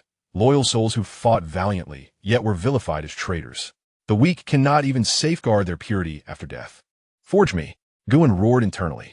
His will, sharp as a blade, forcefully guided the raging malevolent energy to wash over his spine. The dragon turned, undergoing a transformation. Boom! A thunderous sound seemed to resonate within him. The vertebrae cracked and popped. The originally stark white bones began to emanate a shadowy, jade-like sheen. Time passed unmeasured. Outside the window, the first light of dawn appeared. Guin suddenly opened his eyes. The dim room was illuminated as if struck by a brilliant flash. He raised his hand, marveling at the layer of skin as smooth as jade. The dark hues faded away, revealing his true self. He grasped a sturdy piece of elm wood from the table. With a slight grip, without employing any internal force, he crushed it effortlessly. Wood shavings flew, the once solid block crumbling to dust and cascading through his fingers. He had entered the initial stage of bone forging, refined through the dual tempering of malevolent energy and tiger bone. Guin slowly exhaled a breath of stagnant air. The airflow shot forth like an arrow, leaving a white imprint on the wall. It was accomplished. Just then, a soft, deliberate knocking echoed at the door, slow and measured, exuding an air of playful leisure. Guin's pupils constricted sharply, and an aura of formidable martial prowess that had previously radiated from him dissipated in an instant, reverting to the humble demeanor he typically exhibited. "Who goes there?" came a hoarse voice, laced with the disorientation of one just awoken. "Brother Bingio, are you awake?" A greasy voice echoed from outside, reminiscent of sizzling fat in a hot pan. A wave of dread washed over Guin. It was the overseer from Area B, the corpulent Mithra, notorious for being a smiling tiger, a predator who devoured without leaving bones. What business did he have here? Guin hastily approached and unlatched the door. The morning light pierced through. A veritable mountain of flesh blocked the entrance. Mithra's face was a tapestry of flabby smiles, his eyes narrowed into slits. Clutching a box of exquisite pastries. "Ah, Brother Bingio, did you sleep well last night?" he chattered, pushing his way into the room uninvited. His massive frame deliberately bumped against Guin's shoulder with considerable force, a test of strength befitting one in the mid-stages of bone tempering. Guin stumbled slightly, almost losing his balance, and plastered a sycophantic grin on his face. "You honor me with your presence, esteemed sir," he stammered. Mithra paid him no heed, his gaze slithering around the room like a venomous serpent. Finally, it landed on a pile of pulverized wood shavings, and his smile widened. "Let's speak plainly," he said, turning to Guin, leaning close to his neck, his ample nostrils flaring. "Brother Bingio, there's a rather strong scent of dark wood emanating from your abode." Mithra's thick palm came crashing down on Guin's shoulder. "Possession of contraband is punishable by death. However, I, your elder brother, am a man of loyalty," he said, rubbing his fingers together, a gesture that demanded both money and life. Guin lowered his gaze, fixating on the heavy hand resting on his shoulder, just inches from his throat. A mere flick of Mithra's fingers could crush his windpipe, just as he had done to that bald man the previous night. To kill or to endure. Guin slowly raised his head, his face a mask of terror, yet his hand trembled as it crept towards his bosom. "Sir, please consider this." At that very moment, as Mithra's greedy expression reached its zenith and his vigilance waned, Guin's fingers brushed against a stack of silver notes, as well as a poisoned steel needle concealed within his sleeve. The intent to kill surged through his veins. Just as the tension reached its peak, a shrill voice, reminiscent of a eunuch, sliced through the morning tranquility. "The imperial decree has arrived. All members of the Demon Suppression Division, heed the summons." Mithra's bulk quivered, the ferocity evaporating instantly, replaced by shock and terror. An imperial decree? In such a shadowy place. One had not graced them in 8 centuries. Guin released his grip on the needle. The opportunity had slipped away. Yet, he noticed the cold sweat beading on Mithra's brow. The rotund figure appeared to be apprehensive. What was he afraid of? Guin turned his gaze toward the window. Chapter 22. The silver note wrapped in poison. The rain had yet to cease. The sky was as dark as ink, pressing down heavily, making it difficult to breathe. In front of the demon suppression office, the blue stone slabs were slick and cold. A multitude knelt, their figures a mass of shadows. The eunuch, tasked with proclaiming the imperial edict, stood on the high steps, his face pale and devoid of beard, his voice high-pitched and thin, piercing through the curtain of rain like a rooster caught by the throat. "A strict investigation of all corpses entering and exiting has been mandated. Any lapses will result in your heads being presented. Thus decreed." Guin knelt at the back of the crowd, his forehead pressed against the icy stone. This so-called imperial edict was merely a death warrant from the one above. The thunder rumbled loudly, while the raindrops fell lightly. "We, the ministers, acknowledge the decree." The chief officer led the call, his voice trembling slightly.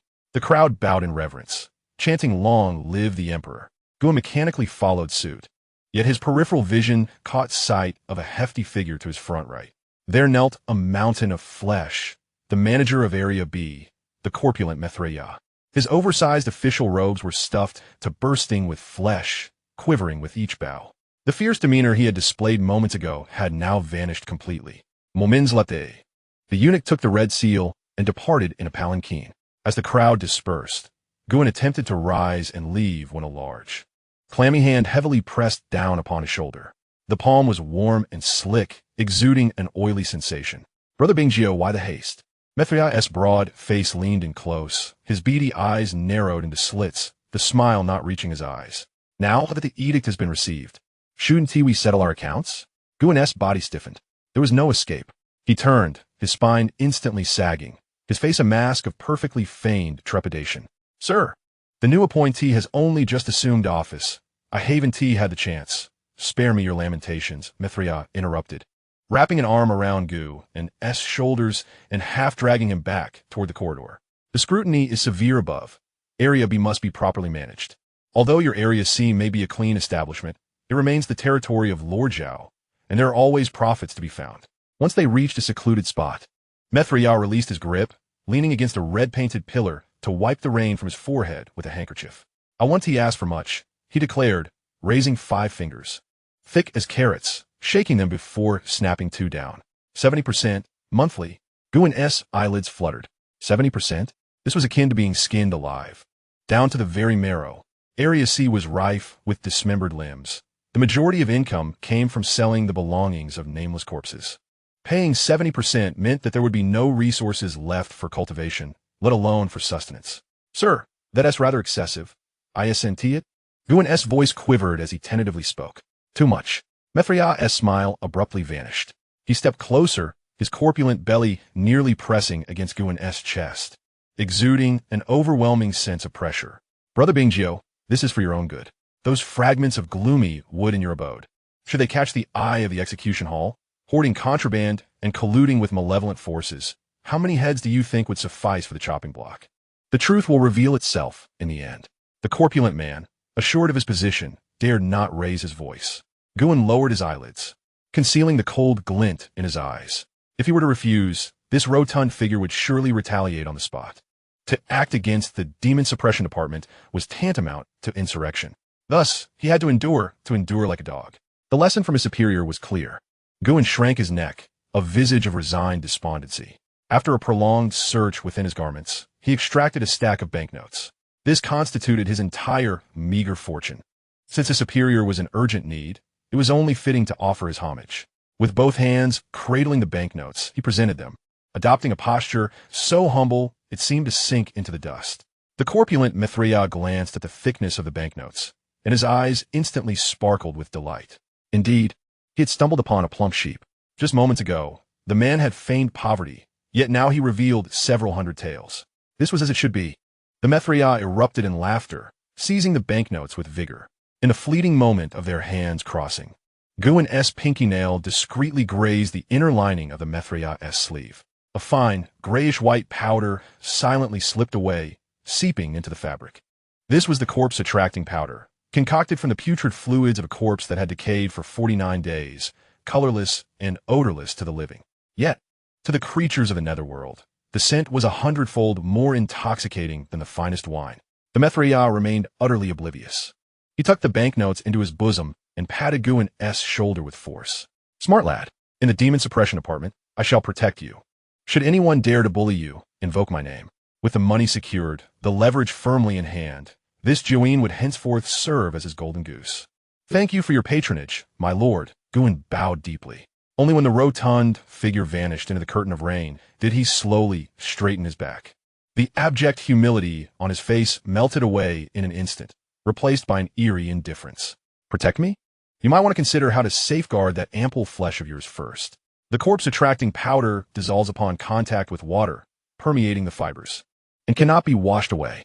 In recent days, the capital has been tumultuous, with numerous unsavory entities recently dredged from the moat. Guin turned and returned to his room. Just as he pushed the door open, 3 sharp knocks echoed from the adjacent wall.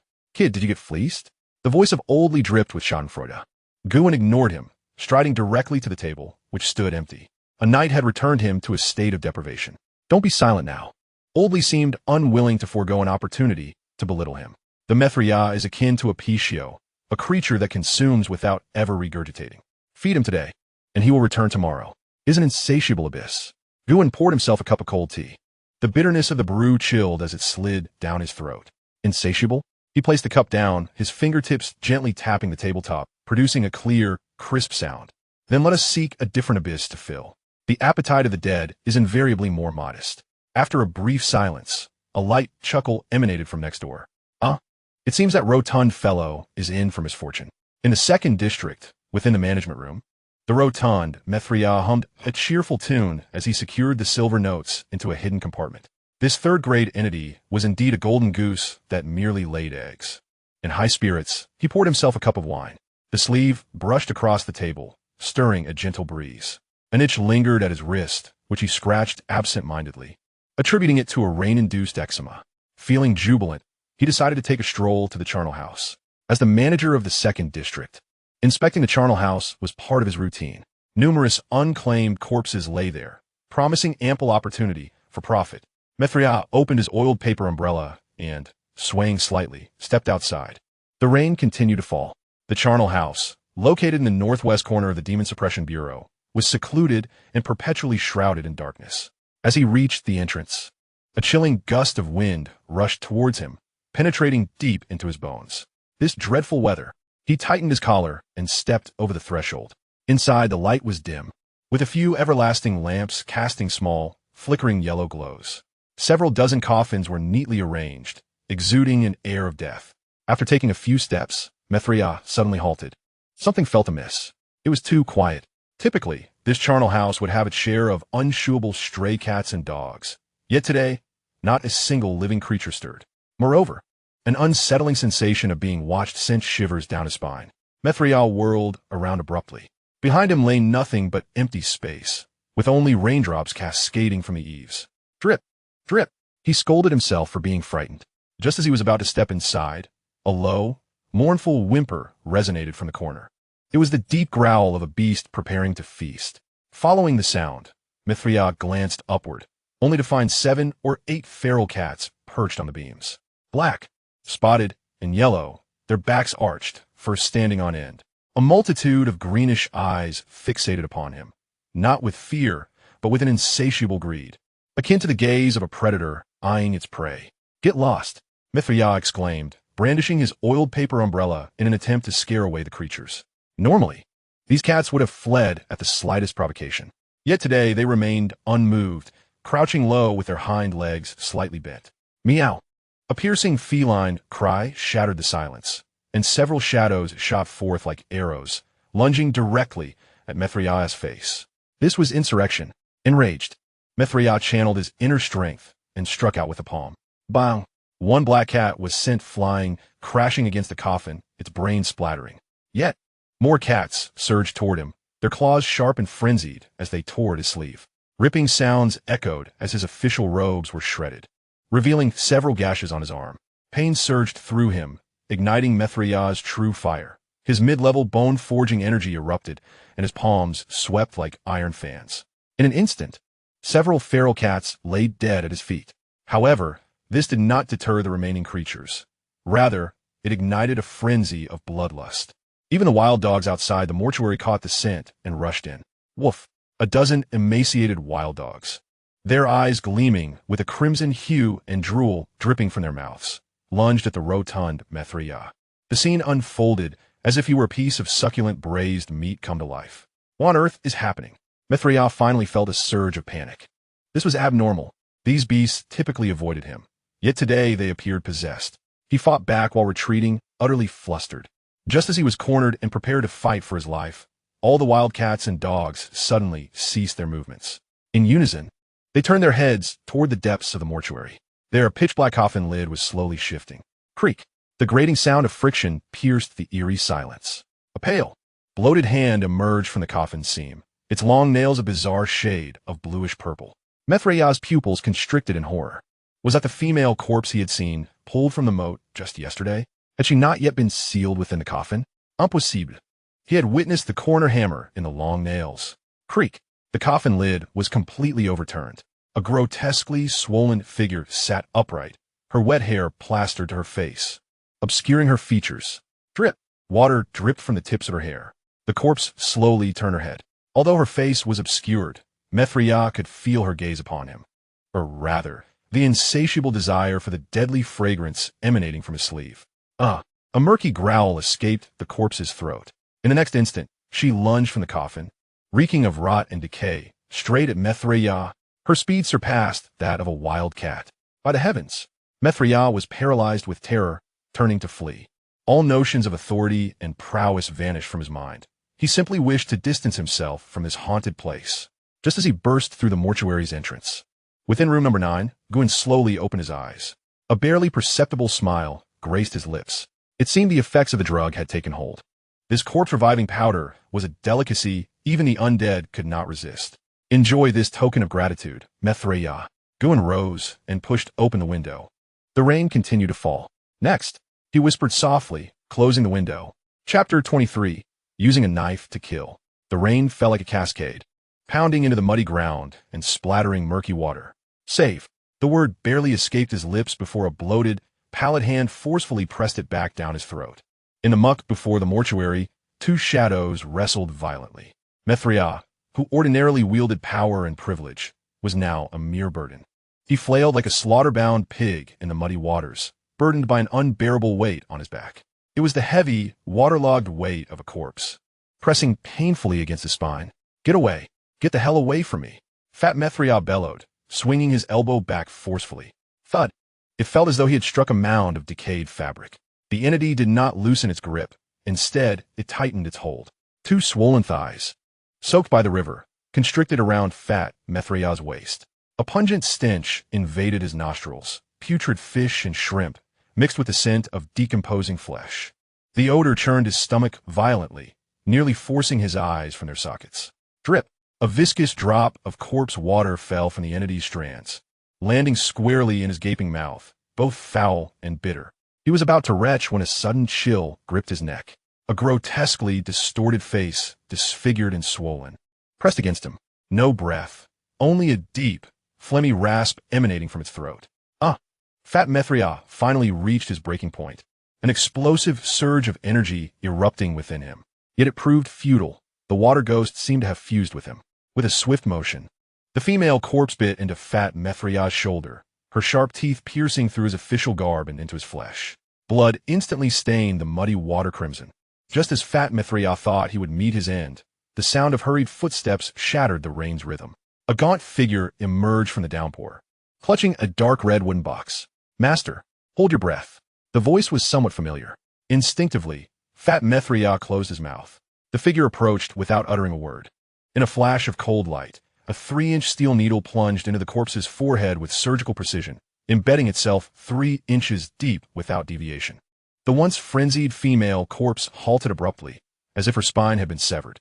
Immediately, the newcomer transformed his fingers into claws, gripping the corpse's wrist and forcefully twisting. Crack! The sharp sound echoed clearly through the rainy night. The ironclad arms of the corpse finally slackened. Up! The figure seized the corpse by the nape and, using the momentum, hurled it. Thud! The bloated body crashed into the mud pit, splattering dark water around. It lay still, save for the steel needle in its forehead, trembling slightly in the rain. Fat Mithria collapsed onto the ground, gasping for air, his chest heaving violently. Still shaken, he wiped the mud from his face and pressed a hand against his bleeding shoulder, wincing in pain. A tattered oiled paper umbrella was held over him, shielding him from the tempest. Master, are you all right? The voice trembled with an appropriate mix of fear and concern. Fat Mithria looked up to see the pale, gaunt face of Bingjio gazing at him with genuine worry. The young man was drenched, his trousers splattered with mud, evidently having sprinted here in haste. Bingjio? The portly Mithria gasped for breath, his voice still trembling. I'm here. Gwyn extended his hand, gently assisting the rotund figure to rise. What on earth is this ghastly thing? Mithria pointed at the female corpse on the ground, his plump fingers quivering incessantly. As the overseer of District B, he had encountered many corpses, but never one so brazen as to rise and attack before nightfall, exhibiting such ferocity. Gwyn cast a fleeting glance at the lifeless body, his eyes flickering. My lord, this is a bloated corpse, commonly referred to as a water ghost. He lowered his voice, his tone grave. Such corpses harbor the strongest resentment. Once they latch onto the vitality of a living person, they will not relent. Especially, Guin paused, seemingly hesitant to continue. Spit out. Mithria, growing impatient. Urge him on, especially those of vigorous martial artists. To them, you are a beacon in the night, irresistibly alluring. Guin explained earnestly. My lord, as a master of bone tempering, your vitality flows like a dragon. This creature likely sees you as a potent tonic. His words held a measure of truth mingled with deception. Indeed, water ghosts were drawn to life force, yet without the lure of the corpse powder Guin had employed. This woman's corpse would merely have stirred in her coffin, never breaking free to pursue Mithria. Mithria's expression shifted, caught in a whirlwind of doubt.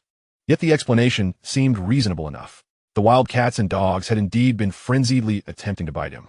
Could it truly be that his recent indulgence in tonics had rendered him a target for such foul entities? What misfortune! He spat out a mouthful of bloodied saliva, glancing at the still bleeding shoulder, where the flesh began to darken ominously. Corpse poison. Being Geo, this injury. Do not worry, my lord. Guin produced a small porcelain vial from his bosom, pouring out a brownish powder. This is a family remedy for detoxification, while it may lack monetary value. It is most effective against superficial corpse poison. Without waiting for Mithria's refusal, he sprinkled the powder onto the wound. A sizzling sound ensued, and wisps of white smoke rose. The pain diminished instantaneously. Mithria let out a long sigh, his gaze towards Guin softening considerably. This fellow, though a mere mortician, proved unexpectedly resourceful in a critical moment. You are clever, I concede, Mithria grunted, producing a piece of broken silver from his pocket and casually tossing it to Guin. A reward for you. Guin caught it with both hands, bowing even lower. Thank you for your generosity, my lord. Mithria waved dismissively, eager to leave this cursed place without delay. You will dispose of this corpse. He gestured toward the female body, his face contorted with disgust. Ensure it does not rise again to frighten anyone. Furthermore, regarding tonight's events, Mithria narrowed his eyes, his tone chillingly somber. As a dignified overseer of District B, being pursued by a female corpse was utterly disgraceful. Should this incident become public knowledge, how could he possibly show his face again? Guin promptly lowered his head to his chest. The lad had been asleep in the room all night, having witnessed nothing. It was merely that the rain was so heavy that an adult had accidentally slipped, and the lad happened to pass by and lend a hand.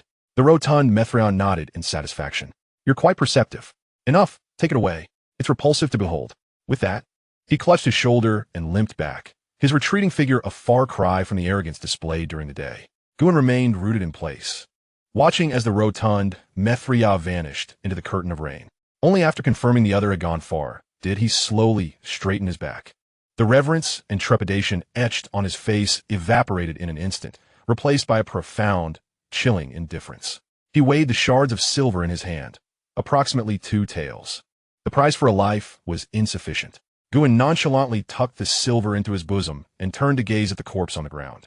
The steel needle had sealed the vital points, temporarily suppressing the malevolent aura, yet the lingering resentment remained palpable and disturbing. You are rather pitiable, Guin murmured softly.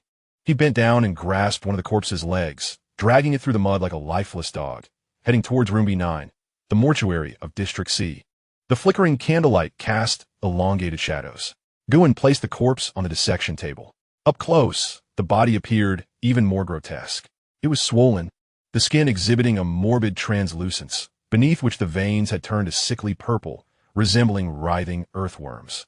This was a water ghost, the most difficult to stitch and the most prone to accidents due to the decay of its flesh. One needle prick could yield not thread, but a piece of putrid meat. Guin did not recoil. He cleansed his hands and lit a stick of soul-soothing incense, the curling smoke diminishing the stench of death within the room. Dust to dust, earth to earth, Guin recited a customary phrase. He opened his sewing kit, this time retrieving not ordinary cotton thread, but a special silk thread interwoven with gold. Water ghosts are of the Een, and gold can subdue malevolence.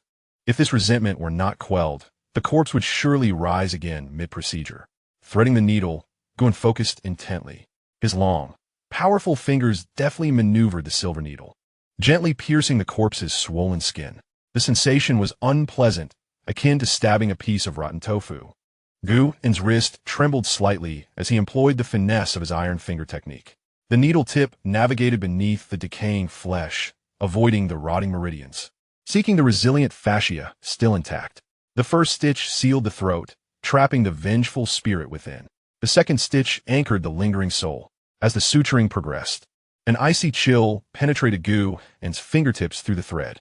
The corpse seemed to whisper. Ding! Encountering a peculiar corpse, the system for settling the deceased's final wishes was activated. The scene before him transformed dramatically. No longer was he in the dim confines of a mortuary, but rather aboard a shimmering pleasure boat. With a sound of silk and bamboo music filled the air, accompanied by the rich aroma of wine. Xiao Chui, come here and pour me a drink. A frivolous voice called out. The owner of the perspective, the very soul of the deceased woman, lowered her head, trembling as she approached with a wine jug in hand. Guan discerned the face of the man before him, clad in resplendent attire, handsome yet marked by a hollowness born of indulgence. He toyed with a folding fan, its surface adorned with depictions of elegant women. My lady, I am but a humble singer, the girl stammered. Singing, you say? The man laughed, a cruel sound.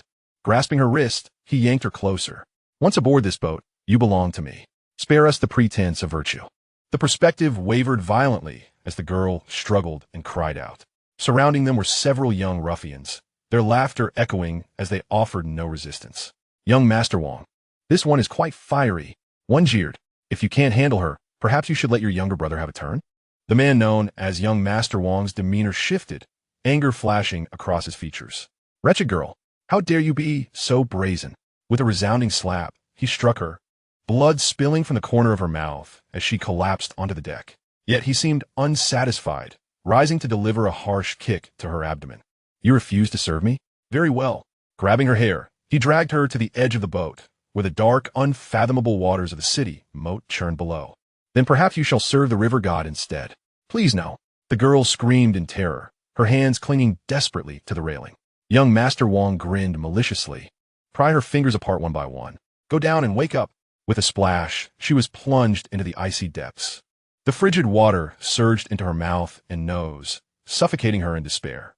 She fought fiercely to surface, yet those aboard wielded bamboo poles, relentlessly pushing her beneath the waves. Look at her, like a drowned rat. Their laughter echoed across the water until silence fell, leaving only a lifeless body drifting downstream. The image shattered. Guan opened his eyes, his forehead devoid of sweat, his gaze calm as still waters. He had witnessed such human tragedies far too often, rendering him numb. Exhaling a breath of stale air, he sought to quell the tumult within him. He looked down at the stitched-up corpse, its once grotesque visage now appearing oddly serene. Settlement complete. Deceased identity, renowned courtesan Liu Xiaozue of the capital. Cause of death, drowning, homicidal. Obsession. I want him to pay with his life. I want him to suffer disgrace. Reward obtained. Mastery of water, talent, water-repelling pearl, common item, health points 10. A refreshing current surged through his limbs. Guan felt an extraordinary lightness in his body, as if he could leap into the moat and glide effortlessly like a fish. Yet, his focus was not on this newfound buoyancy, but on the murderer, Wang Tong, the sole heir of the Minister of War, a notorious scoundrel in the capital. More significantly, he was the greatest ally of the corpulent Mithria. The latter could wield power in District B solely because he delivered substantial sums of silver and unique goods to this young lord each month. Birds of a feather indeed. A cold, hard smirk crept upon Gu's lips as he picked up the scissors, severing the last thread. Your vengeance I shall undertake, he murmured softly to the lifeless woman before him. However, he was not foolish enough to storm into the Wang residence to exact revenge.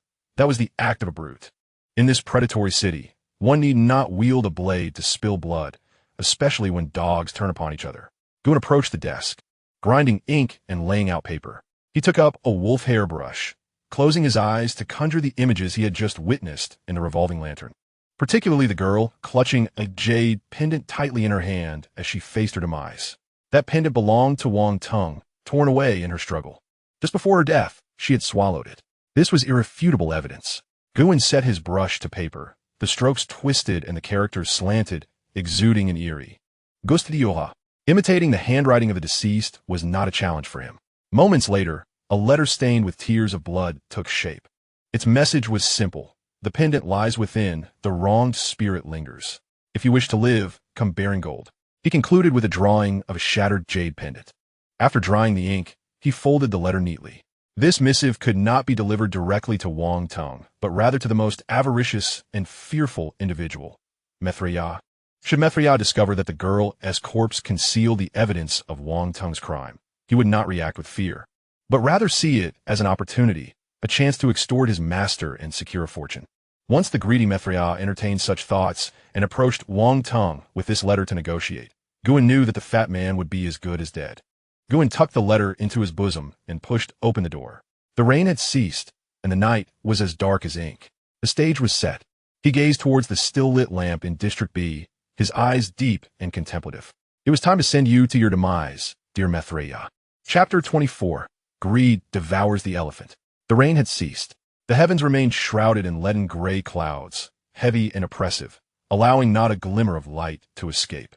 On the flagstone of the charitable burial ground in District B, stagnant water mingled with the lingering stench of decay, clinging to his feet and hindering his movement. Guan gripped a frayed bamboo broom tightly. His back hunched like a top bough. He coughed, covering his mouth, his shoulders heaving violently. The thin linen garment draped over him, revealing protruding ribs, resembling a frail wretch on the brink of death. Bingjiu, haven't you eaten? A passing jailer kicked over a nearby, filthy bucket, splattering dirty water onto Guan's cloth shoes. The rotund overseer is approaching. If he spots even a speck of mud on the ground, you can expect to be sent to the corpse pit. Guan shrank back, his head nearly buried in his chest. Yes, yes, I will clean it right away, he croaked, his voice hoarse with a serval tremor. The jailer spat and cursed as he walked away. Guan slowly straightened his back, and in his murky, timid eyes, silence returned. He did not glance at the jailer, but silently picked up the bucket and turned to enter the overseer's quarters. Inside, luxurious silver charcoal burned, filling the room with warmth. Guan approached the zeaten wood desk, the folded letter in his bosom, still warm with his body heat. He hesitated to place it down directly. That would seem too contrived. His gaze swept across the desk until it landed on a scholar's inkstone. He raised a hand, tucking a corner of the letter beneath the inkstone, leaving only a tiny patch of dark red visible, an imprint of blood. Having completed this act, he lifted the teapot and retreated to the corner, as if he had never approached the table that symbolized authority. After a brief interval, heavy footsteps echoed from outside, each step dragging as if weighted down by suppressed groans. The door crashed open, and the plump Mithriya stumbled in, his face as pale as parchment. A thick bandage wrapped around his left shoulder, seeping with dark blood. Although the water ghost from the previous night had spared his life, it had drained much of his vitality. At that moment, he appeared as hollow as an empty husk. Water. The corpulent Mithriya slumped into the armchair, emitting a sound akin to a wheezing bellows from his throat. Sir, the tea is at the perfect temperature. Guan hurriedly presented the teacup, his demeanor so lowly it seemed to dissolve into dust. Mithriya snatched it away and gulped it down greedily. Crash! The teacup shattered at Guan's feet. Useless thing. Don't you know my shoulder hurts? Come here and knead it. Guan hastily knelt behind the chair, placing his hands on the fleshy shoulder and neck. With precise pressure, he activated the acupoints. The taut flesh of Mithriya finally relaxed slightly, a contented grunt escaping his nostrils. About last night, I was sound asleep, unmovable as a thunderclap. Saw nothing at all, Guan preemptively replied, his voice wooden. Mithriya closed his eyes in satisfaction. This lad knows his place. He casually reached for the desk, searching for a document to feign importance. In a sweeping motion of his elbow, he displaced the inkstone, and that striking dark red suddenly caught his eye. Mithriya paused. What is this? He curiously pulled out the letter. As the paper unfurled, a faint, macabre scent wafted through the air. Guan stood behind him, his eyelids drooping, fingers deftly kneading the pile of fatty flesh. Yet he distinctly sensed the body beneath his palm becoming rigid, akin to a slab of frozen lard. The corpulent Mithriya fixated on the letter, its scrawl betraying the madness of a soul on the brink of death. The jade pendant rests in the belly. The vengeful spirit lingers. If you wish to live, pay the price. At the signature, the grotesque depiction of a broken Qilin pendant was rendered with such ugliness that it caused Mithriya's pupils to constrict sharply. The Wang family's Qilin pendant. That belonged to that scoundrel Wang Teng. Was this the object concealed within the corpse's belly last night? A chill surged up his spine, striking his very core. This was irrefutable evidence. If this were to be presented to the iron-faced judge Wang Teng at the censorate, even 9 lives would not suffice to pay the price. Mithriya's hands began to tremble. The paper rustled between his fingers, Fear? No. Guin keenly detected the rapidity of Mithraya's breath. It was avarice, a starving dog eyeing a bloodied bone. After a decade in the wide district, serving Wang Tung and cleaning up his mess, what had he gained apart from a meager share of profit? Living like a dog. 100,000 taels. Mithraya's Adam's apple bobbed, his voice hoarse. No. That beast would demand 500,000 taels to save his own skin. With such wealth, he could escape this cursed place, purchase hundreds of acres of fertile land in Jiangnan, and become a wealthy landowner. A gambler at the table sees only the stakes. As for the risks, they pale in comparison to the promise of untold riches. Prepare the carriage. Immediately, Mithraya sprang to his feet, the force of his movement toppling the chair behind him. He stuffed the letter into his inner pocket, pressing it as if it were his lifeblood. My lord, your injury. Less chatter. If you delay my business, I'll have you minced and fed to the dogs. Mithraya's visage contorted with rage, his eyes bloodshot. Yes, yes. Guin scrambled backward in a panic. Outside the side door, a black lacquered carriage rolled through the puddles, leaving a murky trail in its wake. Mithraya had not even brought any attendants. Such a secret, capable of trading for generations of wealth and glory, was to be kept solely to himself. Guin stood on the steps, hands clasped within his sleeves, his figure still hunched. Only when the carriage vanished around the corner did he slowly raise his head. The once timid expression on his face bore no trace of fear. Instead, it was replaced by an indifference as deep as a still pond. Human greed knows no bounds, Guin murmured softly. Wang Tung, that rabid dog, will devour flesh and bone without remorse. You intend to extort the living with the possessions of the dead? There is but one outcome, to become a new corpse. Guin turned and strolled back into the courtyard, the dawn still lingering in the sky. In Area B, dozens of fresh corpses awaited their processing, each a fine source of experience. With the corpulent manager's absence, it was time to amend the rules of this district. The rotund maitre d' had vanished. On the first day, no one dared to inquire. By the second, rumors began to swirl. On the third day, some claimed they had seen a tattered official robe floating downstream in the city moat. Only Guin knew the truth. He would not return. For last night, while suturing a dismembered corpse retrieved from a mass grave, Guin had extracted a jade-inlaid gold ring from the creature's stomach, a cherished possession never far from the pudgy maitre d'. It was evident that Wang Tung had not only committed murder, but had also fed the remains to a beast, eradicating all traces most thoroughly. By the fourth morning, chaos erupted in Area B. Corpses piled high, a stench pervading the air. Several seasoned embalmers, driven by greed over a wealthy merchant's body, engaged in a fierce brawl, even drawing blades. Cease at once. A sharp command resonated through the air as a captain of the Jin Wei strode into the courtyard, flanked by 2 rows of lieutenants wielding spring blades. Silence fell abruptly. The captain's expression darkened, his gaze slicing through the crowd like a blade. The rotund maitre d' had abandoned his post, suspected of serious crimes, and was hereby dismissed, his fate sealed by a mere sentence. The onlookers fell silent, their heads bowed even lower. Area B could not remain leaderless for even a day. The captain's eyes scoured the throng. Those who usually boasted the loudest were now desperate to shrink from sight. Who would dare take over Area B now?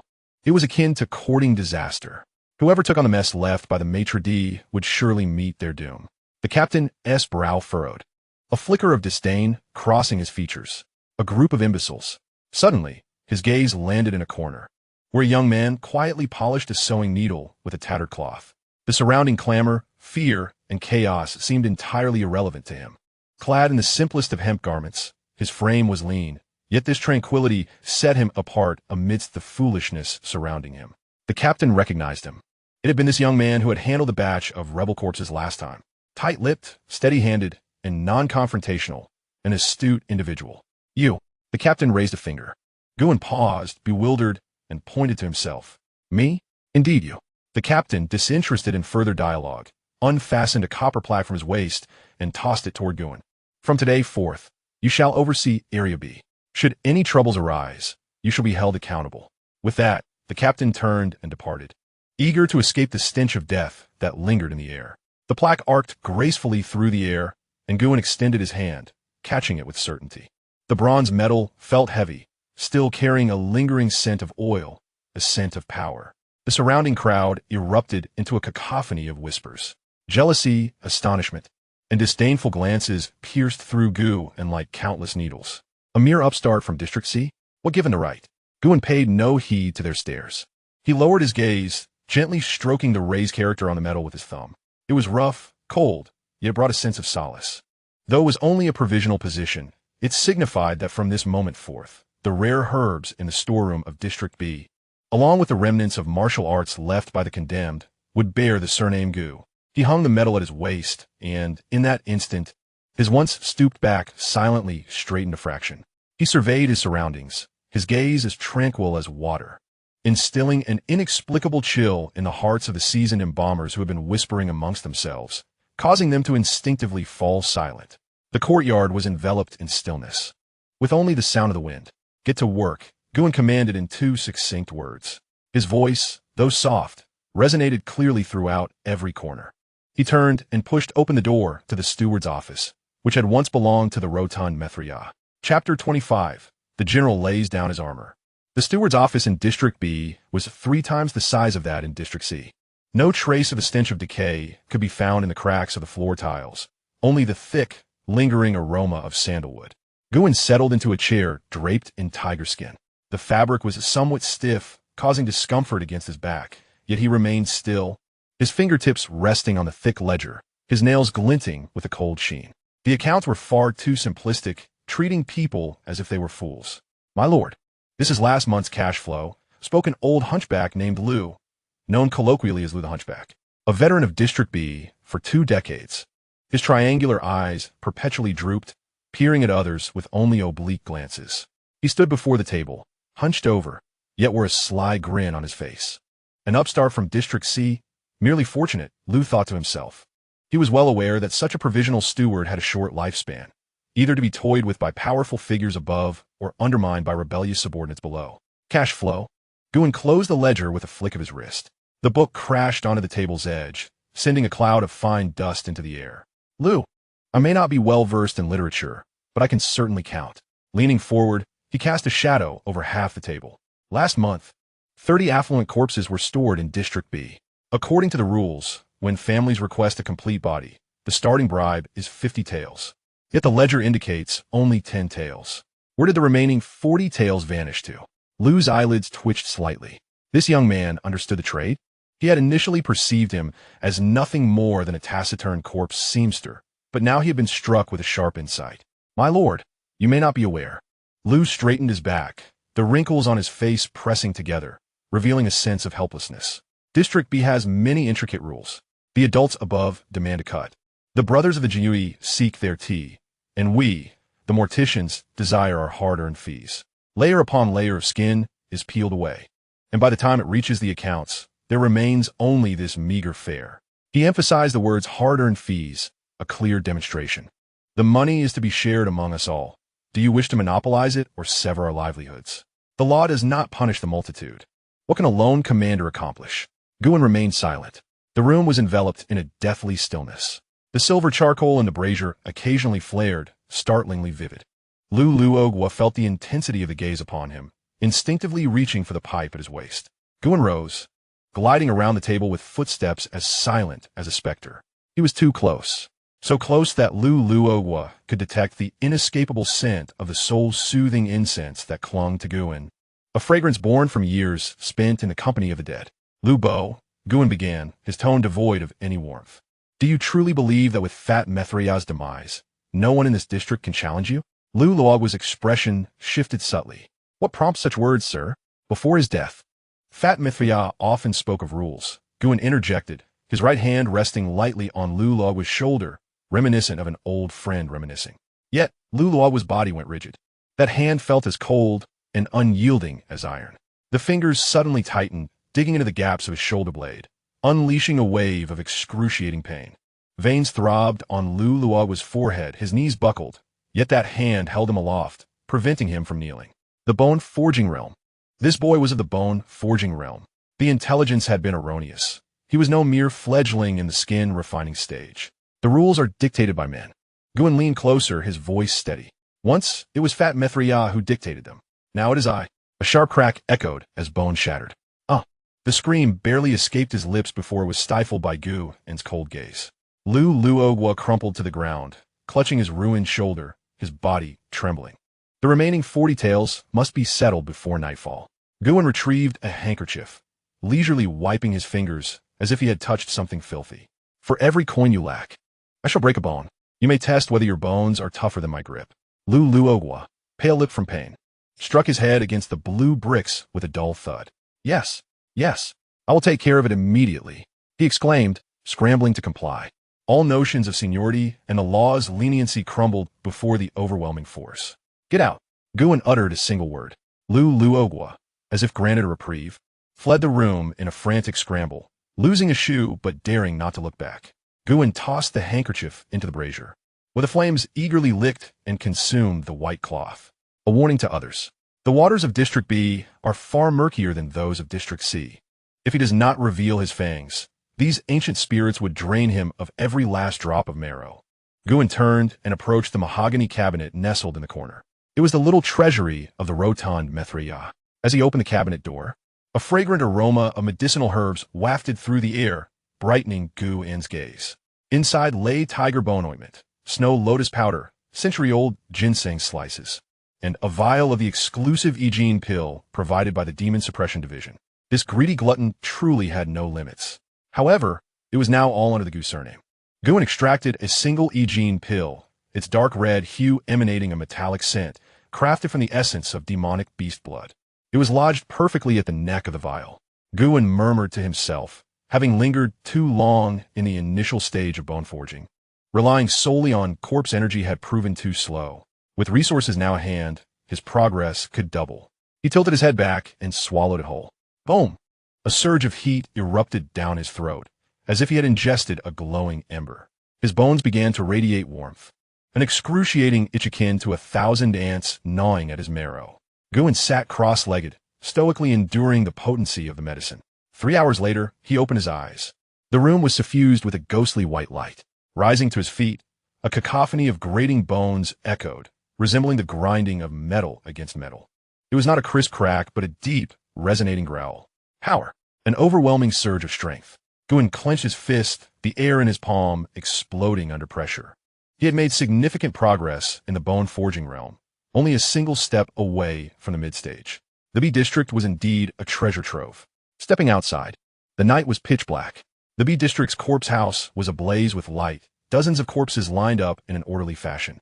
With Lu Luogwa no longer an obstacle, these experience packages lay before him without reservation.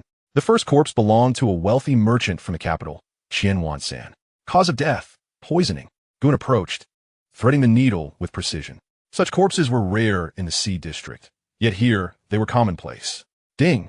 Contact with corpse, poisoned. The deceased's final wish settlement triggered. The scene shifted. Just before his demise, Xianxia desperately swallowed a luminous pearl, the key to his entire fortune. Settlement complete.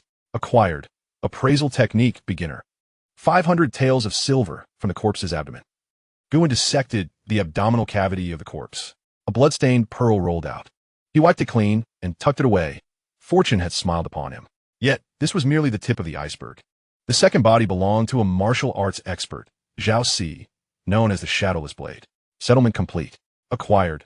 2 years of internal energy, proficiency in hidden weapon techniques. A flood of muscle memory surged into his mind. Guin grasped the sewing needle for corpses, his wrist trembling slightly. Whoosh!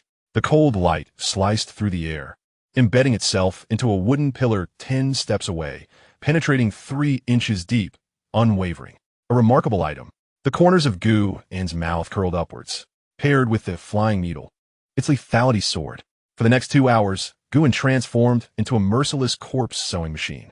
Experience points flooded in, internal energy surged, and malevolent aura accumulated. The exhilarating sensation of this snowball effect becomes utterly addictive, persisting deep into the night. Thud, thud, thud. 3 muffled knocks resonate from beyond the gate, 2 long and 1 short. It is the signal of the Demon Suppression Bureau. Special cargo, non-essential personnel, keep your distance. Guin pauses momentarily, extinguishing the candle, his form melding into the shadows. The heavy gate creaks open. Under the cold moonlight, for guards clad in brocade enter, bearing a stretcher. The white cloth is thoroughly soaked in blood, a dark crimson that stings the eyes. The pungent scent of blood overwhelms the lingering stench of decay. Leading the group is a grim-faced captain, who scans the desolate courtyard. His gaze landing precisely on the shadowy nook where Guin conceals himself. Step forward, he commands, his voice hoarse and imbued with a chilling metallic resonance. Guin straightens his garments and emerges from the shadows, bowing respectfully. I am Guin, the acting steward of District B, at your service, my lord. The captain, devoid of unnecessary words, gestures for the stretcher to be laid down. The movement is surprisingly gentle, carrying an eerie sense of reverence. The guards have always treated the dead with callous disregard. When has such caution ever been exhibited? This corpse shall be your responsibility, the captain declares, pointing at the stretcher. 3 stipulations. First, do not remove the mask. Second, keep it buried within. Third, his voice turns grave. Sew up properly. If a piece of flesh is missing or the stitches are uneven, I shall take your life. Guin bows his head, his heart racing. This corpse is dangerously hot to handle. The captain casts a lingering look at him before turning to depart. Silence envelopes the courtyard once more. Guin activates the gaze of Qi. A hum resonates as he perceives a surging aura of bloodlust gathering above the corpse. It is not resentment, but rather a fierce combat spirit. Though life has departed, this ferocity still rises like a pillar of smoke, stirring the winds and clouds. A formidable individual indeed. Guin suppresses his trepidation and lifts a corner of the white cloth. A sharp intake of breath escapes him.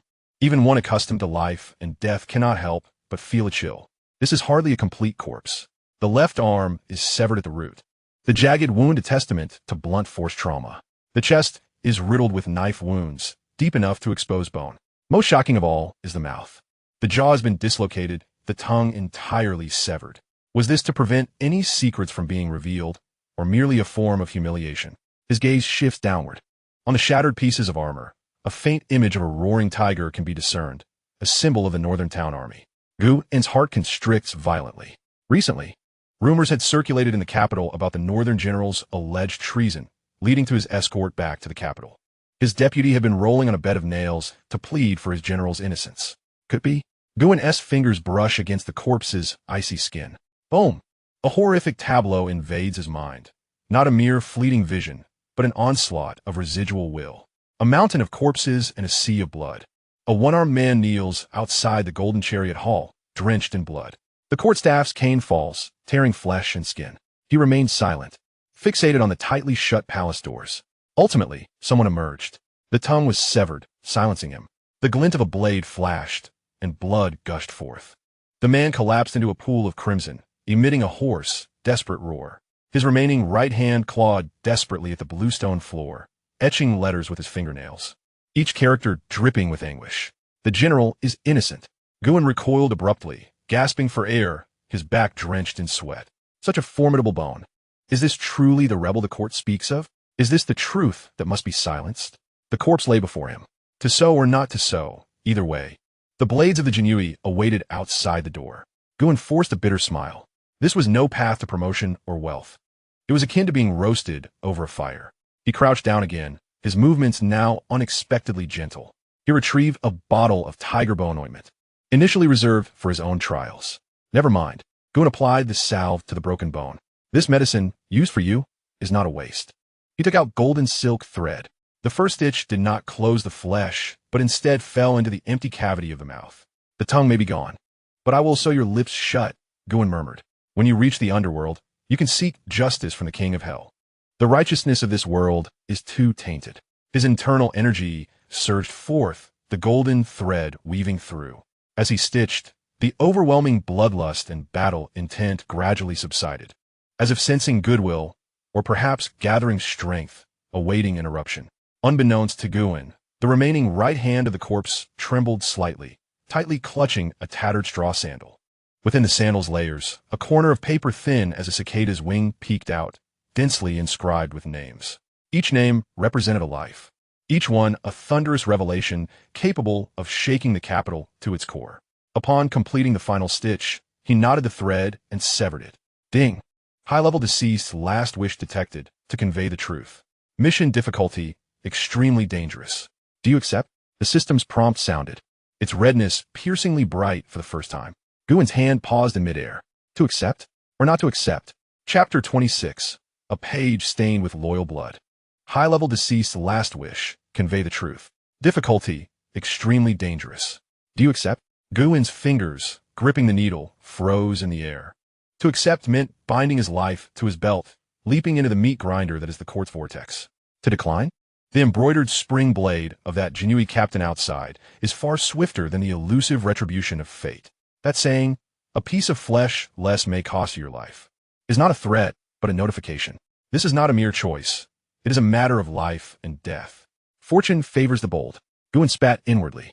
To think one could sow corpses in this predatory world and remain unscathed? That is but a dream. Accepted. The interface faded away. The room was suffused with a pungent scent of rust, a distinct metallic tang reminiscent of dried blood. Guin lowered his gaze, focusing on a mangled body lying on the workbench. It was a scene of utter horror, far from a noble death on the battlefield. It was a grotesque display of brutal torture. The left arm was shattered, the jagged bones starkly exposed, with the flesh torn asunder. This was not the result of a blade, but rather a merciless blow from a heavy instrument. The chest bore a crisscross of gaping wounds, the flesh turned inside out, devoid of any color, resembling parched lips. Most horrifying of all was the face. The jaw was shattered, and the mouth lay eerily vacant. The tongue had been completely excised, leaving behind a charred wound. A red-hot iron had been employed to sear the wound closed, a sinister method to silence the victim while prolonging his suffering. Guin extended his hand, his fingertip resting on the corpse's chilling bone. A shiver coursed through him, not from fear of the supernatural, but from the malevolence of humanity. This was a deputy general who had braved the winds and snow at the frontier, only to meet his demise at the hands of his own comrades. I have offended. Guin murmured softly. He selected a slender willow leaf knife from his toolkit, his wrist a blur as he deftly excised the decaying flesh and cleansed the congealed blood. His movements were so swift that only a fleeting shadow could be discerned. The sharp crack of bones realigning pierced the silence of the room. The severed arm was rejoined. Guin scooped a generous amount of tiger bone ointment, slathering it thickly onto the fractured bone. The medicinal essence seeped in, emitting a faint sizzling sound, as the bones greedily absorbed the healing properties. Next came the critical task, the mouth. Guin switched to a curved needle, threading it with golden silk, a precious find. The first stitch penetrated the desiccated lips, for he intended to seal this mouth forever.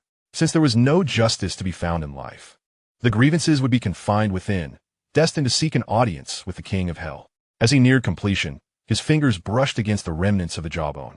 An explosive vision erupted in his mind, like molten iron pouring into his consciousness.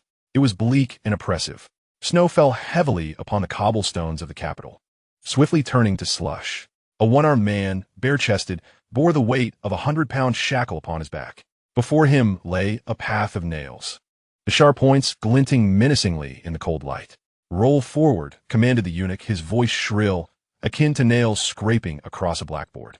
Without hesitation, the man lunged forward, rolling across the treacherous surface. The dull thuds of metal piercing flesh echoed in the air, as blood mingled with the snow. He uttered not a sound. Only heavy breaths escaped him, reminiscent of a dying bull. Having traversed the bed of nails, he was now a grotesque figure, drenched in blood. Kneeling before the golden throne, he bowed his head heavily to the ground. I, a humble soldier, seek justice for the general. The palace doors remained tightly shut, enveloping the space in a deathly silence, save for the howling wind and swirling snow. After a brief moment, a narrow gap opened in the side door. A man clad in a fish-skin garment emerged, wielding a pair of glowing red iron pincers. His words were laced with deceit, severing tongues. The pincers plunged in, and a stench of burning flesh pervaded the air. The man convulsed violently, pinned down in the snow by two soldiers. His severed tongue lay on the ground, still twitching. He could not utter a sound, only using his remaining right hand to frantically scratch at the cold stone beneath him, his nails splintering, fingertips raw. Ultimately, he left behind 4 disjointed, bloodied characters. The general is innocent. The scene shattered. Guin jolted awake, his back drenched and icy. He gripped the needle tightly, his knuckles turning white with fury. A surge of malevolent fire coursed through his chest, igniting a painful torment within. Guin, a common man, merely wished for a long life, yet this did not render him blind. The world was engulfed in darkness, obscuring all visibility. He forcibly suppressed the tumultuous blood within him. He could not afford chaos. This was the Demon Suppression Division. Excessive emotions were but a death warrant. He steadied his hand anew, threading the golden line with precision. Each stitch as delicate as embroidery. The final stitch secured the work, tying off the thread. The once mangled visage finally resembled a semblance of humanity. Though grotesque, it at least had its mouth closed, no longer resembling an abyss. Ding. Body, suturing completed. Wishes of the deceased, conveying the truth. Stage 1 completed. Dignified burial. Rewards obtained. Talent. Iron will. Additional reward. 800 malevolent energy. A surge of formidable strength surged into his spine, with a series of crackling sounds. His bones emitted a symphony of sharp pops.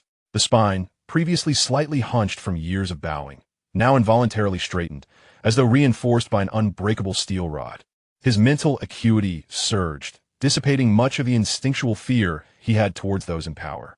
Guin twisted his neck, his gaze falling upon the corpse's right hand, which clutched a tattered straw sandal with a grip as rigid as iron, the bones threatening to pierce through the skin. An obsession. Without hesitation, Guin seized the hand, forcibly prying open the fingers to remove the sandal. The sole was worn through, revealing an inner layer. He snipped the hemp rope, and a small folded strip of cloth tumbled out. It had been torn from an inner garment, densely inscribed with dark red characters. A blood letter. Guin unfolded a corner.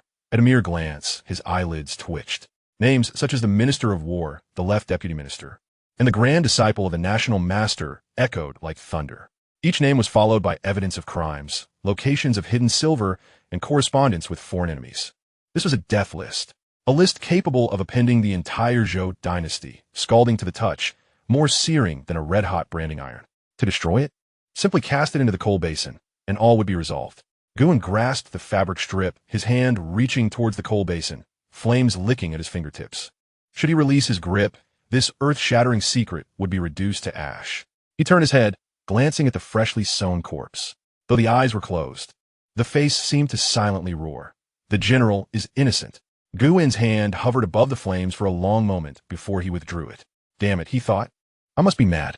Swiftly, he refolded the strip of cloth and tucked it into the bottom of a black porcelain vial marked with a deadly poison, filling it to the brim with ash-white, corpse-dissolving powder and sealing the opening. The most perilous place is indeed the safest haven. In the dim light, having completed these actions, Guin did not pause. He took up a pair of scissors and viciously snipped at the sole of a tattered straw sandal, rendering it nearly unrecognizable, as if it had been violently destroyed.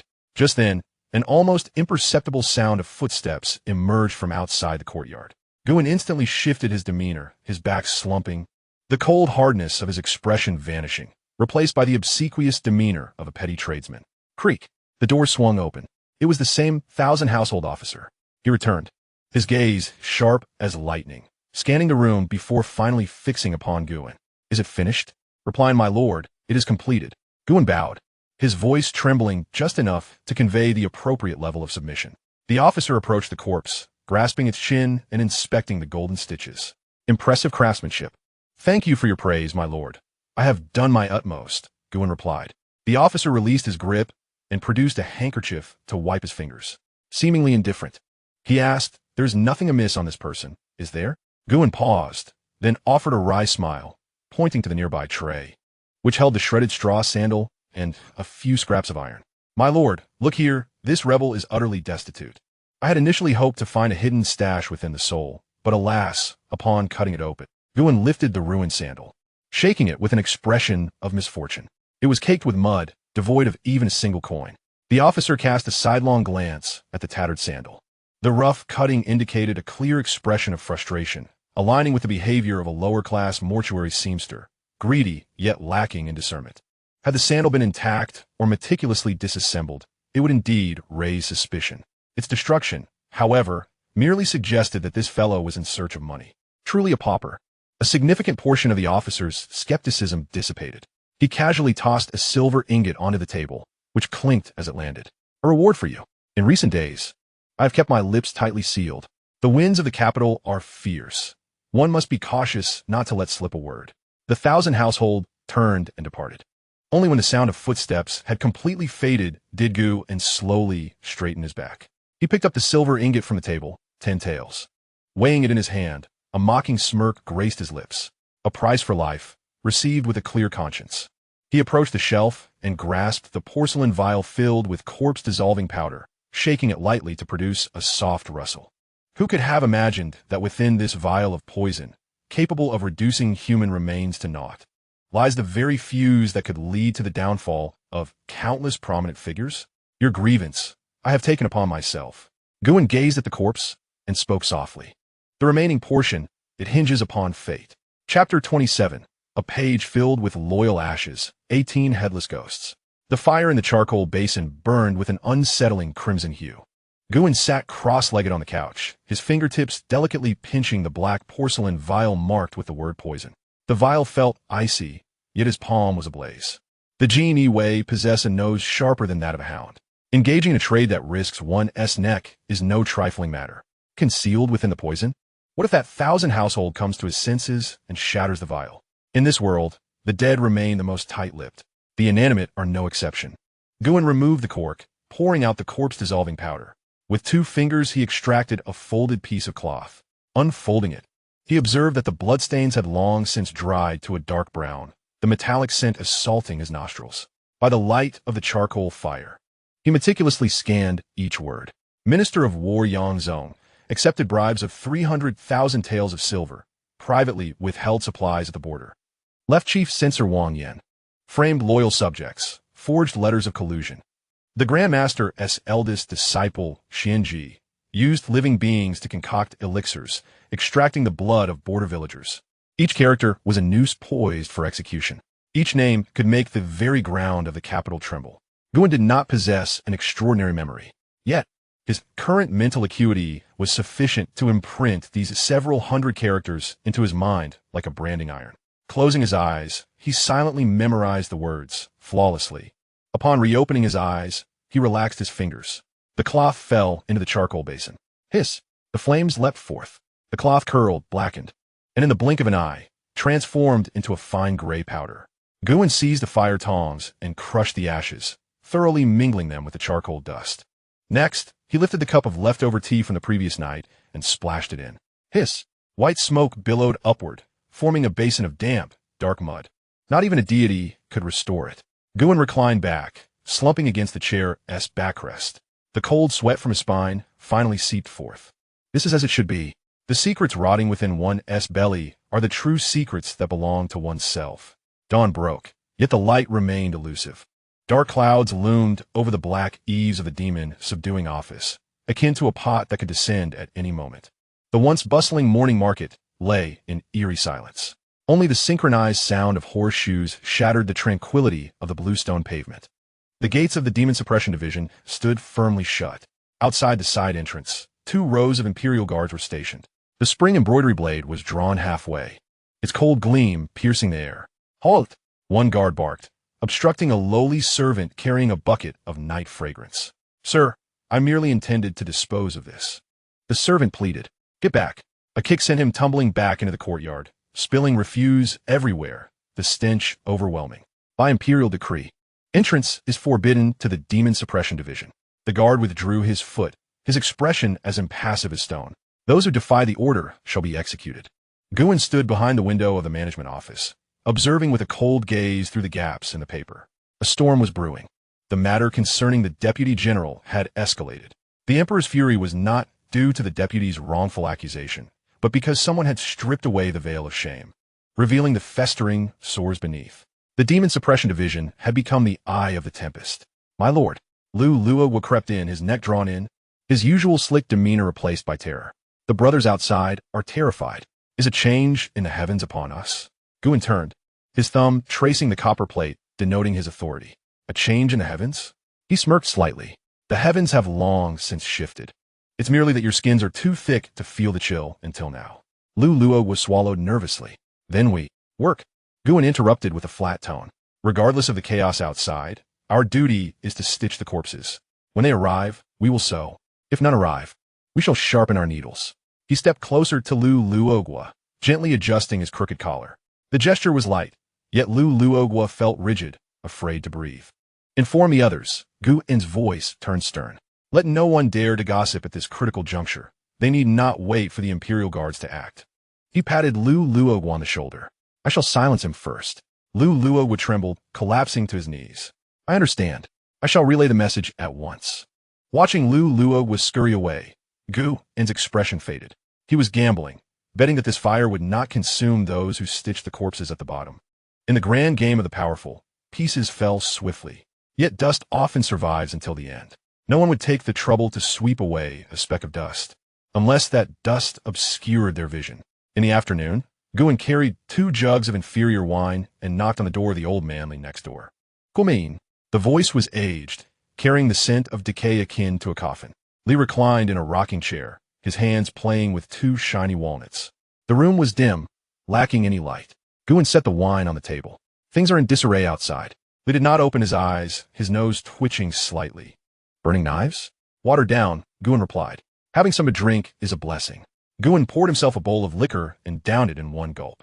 The fiery liquid coursed down his throat, dispelling the chill within him. You young lad, Li the old man, paused his task of cracking walnuts. You've been rather exuberant of late. Guin set down his bowl. To survive. Survive? Li chuckled ominously, akin to the wailing of a night owl. Taking on tasks one ought not to, and accepting what one should not. How do you call that survival? Gu's pupils constricted. This old fellow indeed knew everything. Yet, he remained unfazed. What can be done and what cannot, Guin replied succinctly. Finally, Li opened his eyes, a fleeting glimmer of clarity sparkling within his murky gaze. What can be done and what cannot, he echoed, sitting up and seizing the wine jug, taking a hearty swig. The liquid dribbled down his grizzled beard, dampening his clothing. Heed my advice. Tonight, refrain from drawing attention. Guin regarded him quizzically. Is a significant figure arriving? Li set down the jug, wiping his mouth with his sleeve. A significant figure? He chuckled, a hollow sound. Indeed, a monumental figure. Alas, the heavens are too low for him to stand tall. The earth too frail to bear his blood. Guin fell silent, piecing it together. The entire capital speculated, yet none dared utter the name. The general of the northern front, the one who had erected a bloody fortress in the north, rendering the barbarian tribes hesitant to descend southward for a decade. 18. Li abruptly interjected, seemingly out of nowhere. What? His personal guard, 18 riders. Li stared into the void, his voice drifting. In years past, 800 set forth with him. Only 18 returned. They emerged from the pile of corpses, true demons of battle. They shall all return tonight. Guin tightened his grip on the bowl. They shall all return? Will they return alive, or... Suddenly, a distant drumbeat echoed through the air, heavy and oppressive, as if a great hammer struck against the heart. Li reclined back into his rocking chair, eyes closing once more. Go now. Return to your sector. Sharpen your needles. Tonight's work will not be easy. The night descended, and the rain finally began to pour. A torrential downpour. The raindrops hammered against the tiles, crackling like countless vengeful spirits beating upon the roof. In the hall of the corpse collection room in Sector B, Guin sat alone. The other embalmers huddled in the side rooms, trembling in fear, none daring to show their faces at this hour. A solitary lamp flickered dimly. In his hand, Guin held a whetstone procured from the black market, methodically sharpening his willow leaf blade. The sound of grinding echoed monotonously in the vast hall. He waited. Suddenly, the ground trembled slightly, almost imperceptibly, but Guin sensed it, the sound of a heavy object crashing to the ground. Soon after, a series of muffled hoofbeats pierced through the curtain of rain. Not a single horse, but a multitude, marching in perfect unison, each step resonating with a thud. Even through the thick veil of rain, one could discern the palpable aura of impending doom, reminiscent of the clash of weapons and the march of armored steeds. The hoofbeats halted before the gate of the Demon Suppression Division. With a thunderous bang, the heavy door was forcefully pushed open from the outside. A chill wind mingled with raindrops, instantly flooding the courtyard. Guin rose, sheathing his willow leaf blade. He approached the entrance, standing with his hands clasped behind his back. Through the cascade of rain, a contingent of the Imperial Guard, clad in their distinctive flying fish attire, strode forward, bearing 18 pitch-black litters. There were no coffins, not even straw mats. The bodies lay bare upon the stretchers, exposed to the relentless downpour. Leading them was the same captain, yet he appeared utterly disheveled at this moment. His flying fish attire was soaked, clinging to his form. Water dripped from his face, indistinguishable as rain or sweat. His hand gripped the hilt of his sword, knuckles pale, body trembling slightly, not from the cold, but from fear, a primal terror of the 18 corpses behind him. Guin of District B, receive the bodies. The captain's voice rasped, echoing through the rainy night. Guin remained motionless, his gaze traversing past the captain to the 18 litters. Malevolence.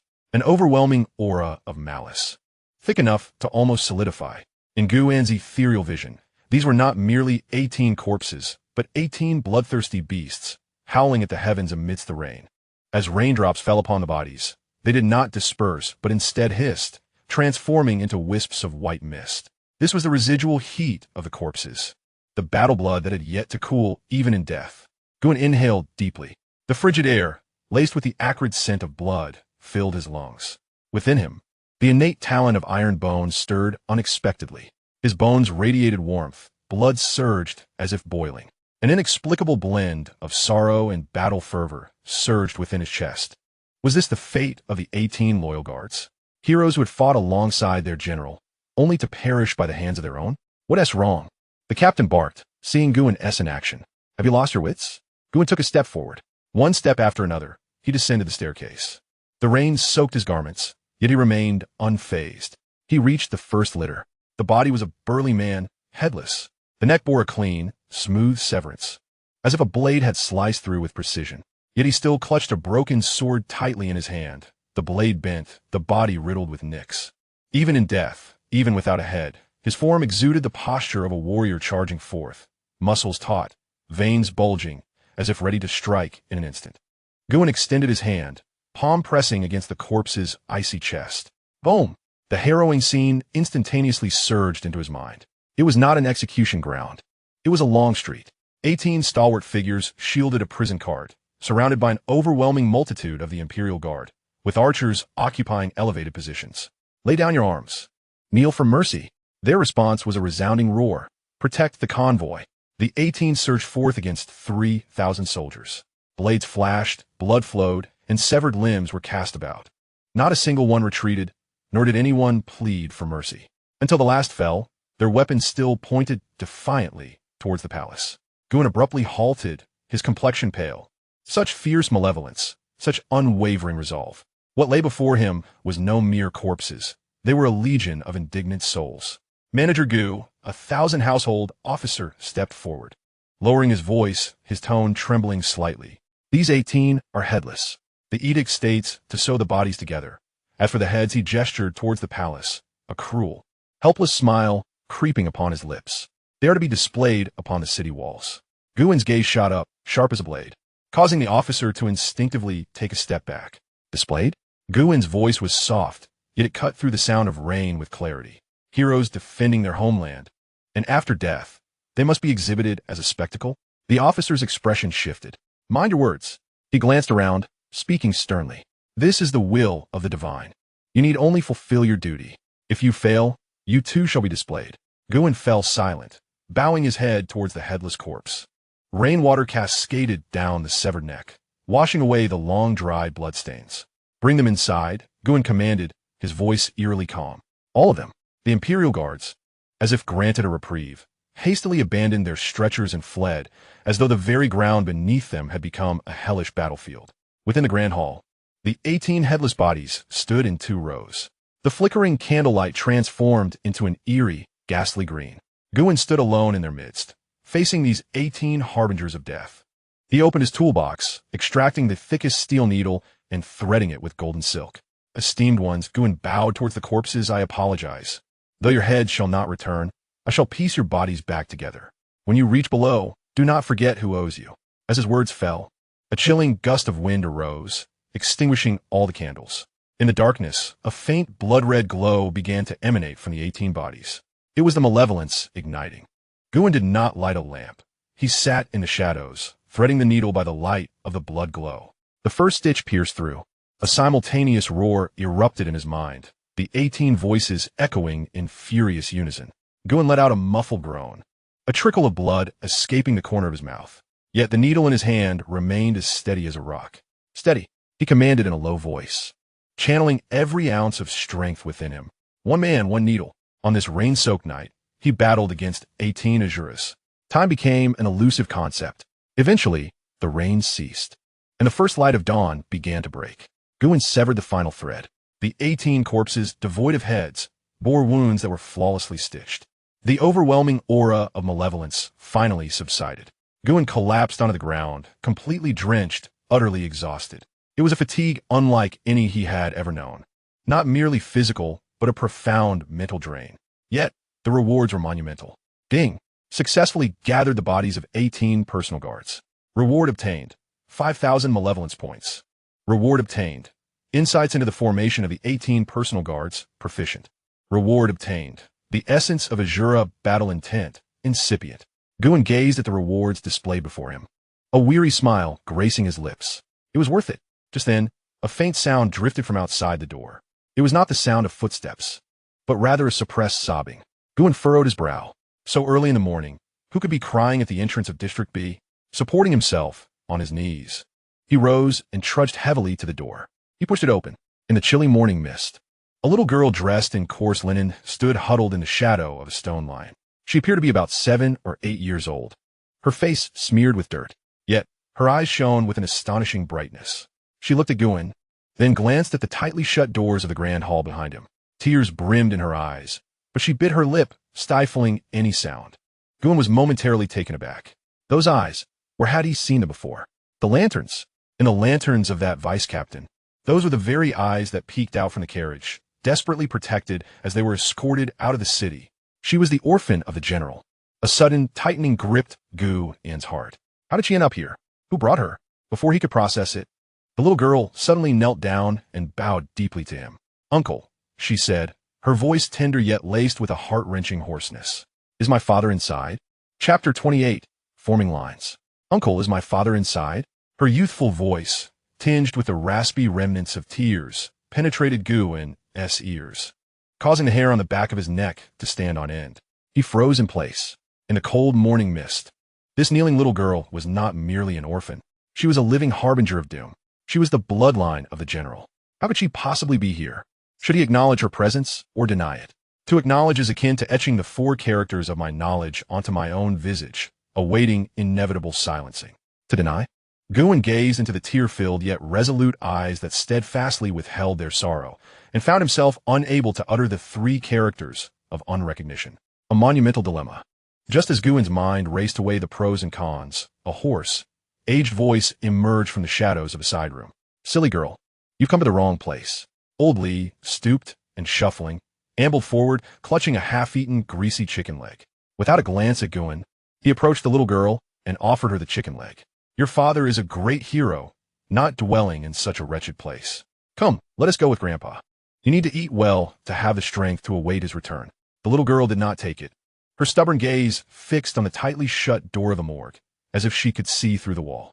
Old Lee sighed, not pressing her, and with a swift motion, he lifted the little girl effortlessly under his arm. Boy, why are you still standing there? Get in here and close the door. Guin snapped back to reality, quickly retreating into the room, shutting the heavy wooden door to completely sever the small figure from any external prying eyes. Inside, Old Lee placed the girl on a chair and once more thrust the chicken leg into her hands. Eat. This time, she did not refuse. She clutched the chicken leg, nibbling delicately, yet her tears could no longer be contained, cascading onto the glistening skin of the chicken, creating tiny splashes of grease. Old Lee approached Guin, his voice lowered to a near whisper. This girl is one I've hidden in the bureau. She sensed the surge of malevolence last night and came running. She is both a calamity and a pitiable soul. Stay away from her. Guin remained silent, his gaze resting on the quietly consuming girl. Stay away. From the instant he had sewn the deputy's corpse and laid eyes upon that blood-letter list, he had already immersed himself in this quagmire of misfortune. It was too late to withdraw. Just then, a commotion erupted outside. It was the commanding shouts of the Jinui, accompanied by the chilling metallic clatter of armor. All idle persons retreat. The princess arrives. Offenders shall be executed. The princess? Guin exchanged a glance with Old Lee, both reflecting their mutual astonishment. In such a precarious situation, which royal would willingly step into the ominous domain of the Bureau of Demon Suppression. Immediately thereafter, all on-duty jailers, auxiliary staff, and morticians were brutally herded into the courtyard, kneeling in a sea of black.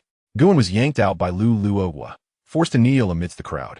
Bowing his head, he caught a glimpse of an opulent carriage, slowly coming to a halt before the main hall of the Bureau, surrounded by dozens of palace maids, eunuchs, and Jinui. The carriage curtain was lifted. A pair of cloud shoes embroidered with golden phoenixes gently stepped forth. Descending was a young woman clad in imperial garb, adorned with jewels and a graceful visage, yet her brow was veiled by an impenetrable gloom. Instead of entering the main hall, she dismissed most of her attendants. Accompanied solely by an elderly eunuch and 2 palace maids, making her way directly to the side hall where ancestral tablets were enshrined. A whisper rippled through the crowd, speculating on her intentions. This reason was impeccable, yet Guin sensed a deeper complexity. That side hall lay merely a wall away from the corpse chamber in their district. Indeed, the princess lingered in the side hall for less than the time it takes to burn a stick of incense before emerging. Rather than departing, she strolled to the entrance of their district, her gaze sweeping over the prostrate figures before her. Heads were buried lower, as if wishing to meld into the earth. "Everyone, raise your heads," a sharp voice, belonging to a eunuch, commanded. The crowd trembled as they lifted their gazes. The eyes of Princess Changning glided through the throng, ultimately locking onto Guin with precision. Guin maintained a stoic expression, though every muscle in her body instinctively tensed. She recognized me, uncertain of the reason. There was an unmistakable scrutiny in her gaze, laden with intent. "What is your name?" The elderly eunuch stepped forward, gesturing with his feather duster. Reply to the esteemed eunuch. "I am Guin," she answered, her tone calm and unyielding. "Come with us. The princess has inquiries for you." Under the watchful eyes of hundreds, filled with awe, suspicion, and envy, Guin rose, brushed the dust from her knees, and followed the eunuch to a nearby pavilion. Inside the pavilion, Princess Changning had already taken her seat. "You all may withdraw," she commanded with a wave of her hand. The eunuch and palace maids bowed and retreated to a distance of 10 paces, creating an invisible barrier. The expansive pavilion now held only Guin and the imperial princess. The air was oppressive, as though even the wind had stilled. "You are Guin?" Princess Changning initiated the conversation. "Indeed. I have heard that among the new embalmers of the Demon Suppression Division, your craftsmanship is unparalleled." "I merely seek a means to earn my keep," Guin replied. Her head bowed, assuming a modest stance. Princess Changning fell silent for a moment, as if weighing her words or summoning courage. At last, she lifted her gaze, revealing in her beautiful phoenix eyes a glimmer of an imploring and helpless request unbefitting her station. "I ask you, the vice-general who was sent a few days ago, did you embalm him?" A tense stillness enveloped Guin, the flow of her blood seemingly slowing for an instant. "Yes." "Did he depart peacefully?" The tremor in her voice betrayed her effort to suppress emotion. "Peacefully? Murdered in a gruesome manner, tongue cut out. Remains desecrated. That is what one calls peace?" Yet Guin understood that this was not the answer she sought. She raised her head, meeting the princess's eyes for the first time, and with deliberate clarity, uttered 4 words, with unyielding resolve. There are no descriptions of the tragic situation, nor is there any excessive sympathy. Yet these 4 words carry more weight than any spoken language. Princess Changning's body swayed imperceptibly, her eyes, which valiantly held back tears, instantly reddened. She understood.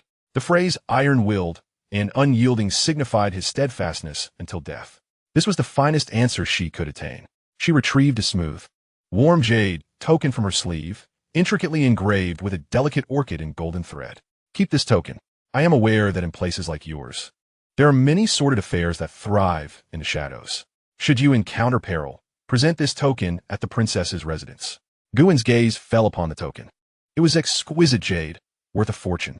However, the weight it symbolized could easily crush a person. This was a matter of allegiance. Accepting it meant binding oneself to the prince's sinking ship, stepping perilously close to the meat grinder of succession. According to his cautious philosophy, such items should not even be touched.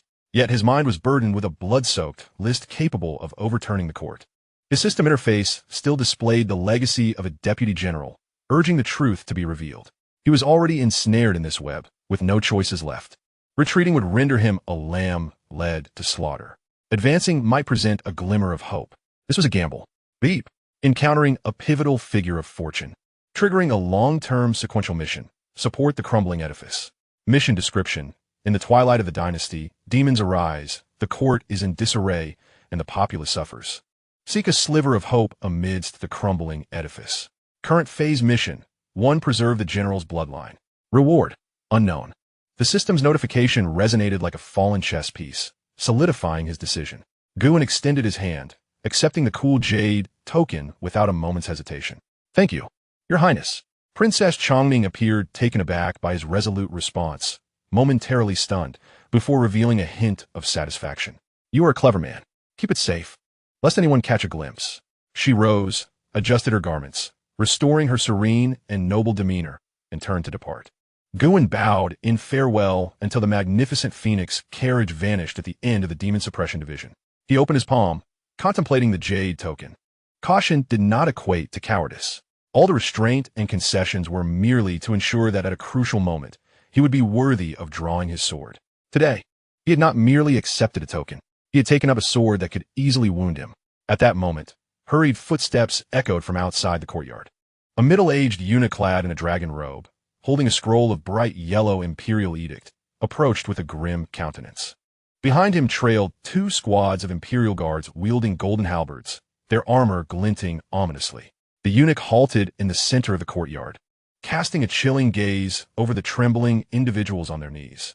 He cleared his throat, his piercing voice slicing through the air, resonating throughout the demon suppression office. "The imperial decree has arrived."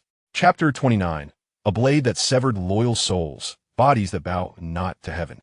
The sharp voice shattered the somber atmosphere of the demon suppression office, causing layers of dust to tumble from the eaves.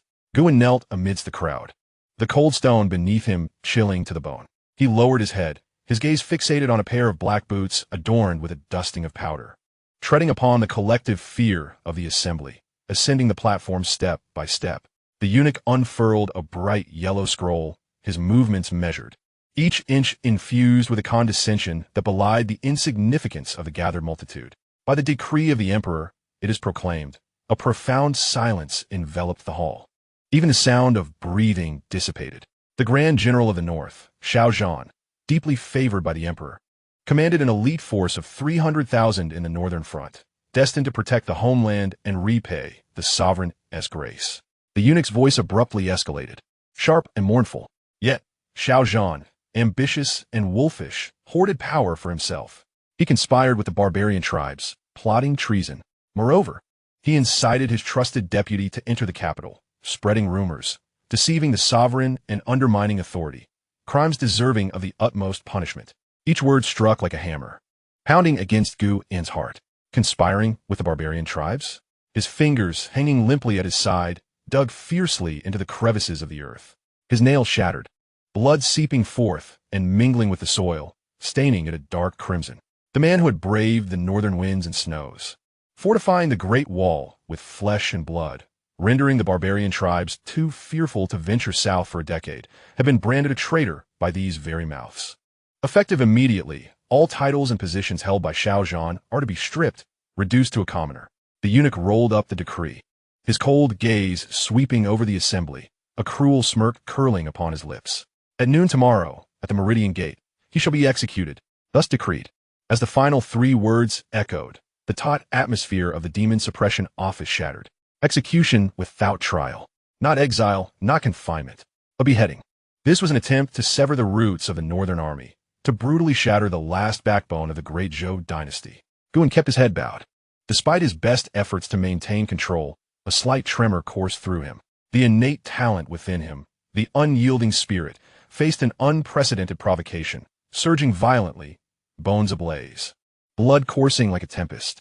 A savage urge to kill surged within his chest, nearly tearing his throat apart in a roar of fury. Yet, he restrained himself. His jaw clenched tightly, a metallic taste of iron filling his mouth. He was but an inconspicuous ant within the demon suppression office. To raise his head now would mean certain death. Long live our emperor. A chant arose, sparse and tinged with tears. It was a sound of desperate submission.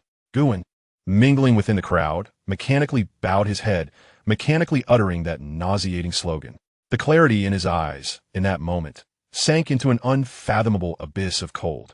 The eunuch departed, bearing the decree stained with the blood of the loyal, striding away. Yet, in the courtyard, no one dared to move for a long while. Lu Luogwa sat slumped on the ground, his face ashen, and the sound of his weeping shattered the profound silence. It is over, utterly over. With the death of the general, chaos will surely ensue in the northern territories. When the barbarians invade, shall we not be among the first to be dragged away to fill the graves? Fear is a plague. Guin slowly rose to his feet, brushing the dirt from his knees with an eerily calm demeanor. What are you all dawdling for? His voice, though not loud, penetrated the ears of every listener. It is time to work, sharpen your needles. If the sky falls, let the tall ones bear it. We, the wretched creatures of the gutter, can survive a little longer as long as we do not scurry about. The crowd turned to him, and on his youthful face there was neither joy nor sorrow, only the familiar numbness. Gradually, the throng dispersed. Only Guin himself knew that his back was already drenched in cold sweat. It was not fear, it was hatred.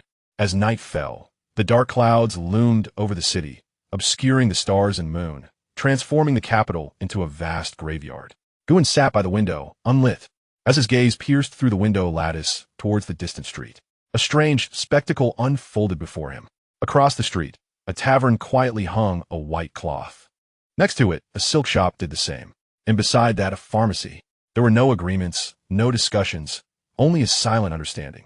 One by one, the white banners rose quietly in the night. The court may have sealed its lips, but it could not stifle the heart. On this night, the capital was silent, yet it resonated louder than 1,000 thundering storms. Guin withdrew his gaze and retrieved the white jade token, his fingertips tracing the delicate orchid patterns upon it. A chill seeped into his bones. The grand structure is on the verge of collapse. He murmured to himself, a hint of self-mockery curling at the corners of his mouth. This task was monumental, overwhelming to a mere mortal like him who merely wished to survive. Yet he had no choice. From a moment he received that blood-stained letter, he had stood on the precipice of a cliff. A step back would mean utter destruction. A step forward might also lead to irrevocable ruin. Knock, knock, knock. The sound of knocking echoed, neither hurried nor slow. Guin flipped his wrist, concealing the token within his sleeve. Gumin.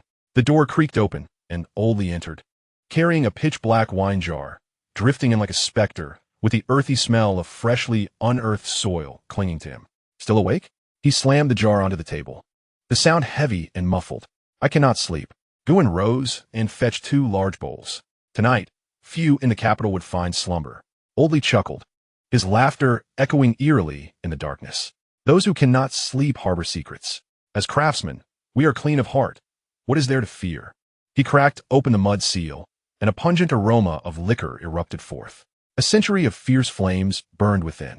Oldly filled 2 bowls, the liquid thick as amber. Stolen from the palace, hidden for 40 years. Today is a fitting occasion to savor this. Guin lifted the bowl and downed it in one gulp. Cough, cough, cough. As the wine flows down my throat, a fiery ember rolls into my belly, igniting a sharp pain. Soon after, a warm current bursts forth, dispelling the chill that has settled in my limbs. What exquisite liquor! Guin exhales a breath of wine, his eyes gleaming with a terrifying brilliance in the darkness. Oldly takes a sip, smacking his lips, a flicker of vitality igniting in his murky gaze. Young man, how will you proceed with tomorrow's task? Guin's fingers gently tap the table. When it arrives, I shall sew it. Once stitched, it will be sent away. Oldly snorts derisively. Pretending again, are we? He extends a bony finger to tap Guin's chest. You're harboring a fire within. Those 18 headless corpses. You toiled over them all night, each stitch steeped in malice. Do you think this old man is blind? Guin remained silent, his gaze fixed on the empty wine bowl. What if I am seen? I'm merely a corpse seamster. Precisely, Oldly muses, playing with the empty bowl in his hands, his voice lowering. Remember your words. You are but a stitcher of corpses. What arrives tomorrow is not a general, but a lifeless body. Once it reaches our table, it becomes mere flesh and bone. Your task is to piece together this heap of flesh, allowing it to depart with dignity. Do not entertain unnecessary thoughts or emotions. Oldly refills Guin's bowl. Drink. When intoxicated, your hand shall be steady come morning. That night, the 2 of them drank in silence until the bowl was empty. Oldly, unsteadily rising, approached the door but suddenly halted. With his back to Guin, he uttered an enigmatic phrase. Some heads can be severed, others cannot. With that, he pushed the door open and vanished into the night. Guin remained seated, gazing at the empty wine jar for an extended moment. Finally, he retrieved his most trusted sewing needle from his toolbox, along with a piece of green sharpening stone. The sound of the needle being sharpened filled the quiet room, monotonous and dreary. He was not merely honing the needle. He was hardening his heart, rendering it as cold, unyielding, and sharp as that needle. Only in this way would his hands remain steady when confronted with the corpse the next day. The following day, the sky loomed ominously. Heavy clouds swirling low, suffocating the air. As noon approached, all noise within the demon suppression department ceased. Everyone instinctively halted their actions, gazing in unison toward one direction, the noon gate of the palace. Their historically significant slaughter was unfolding.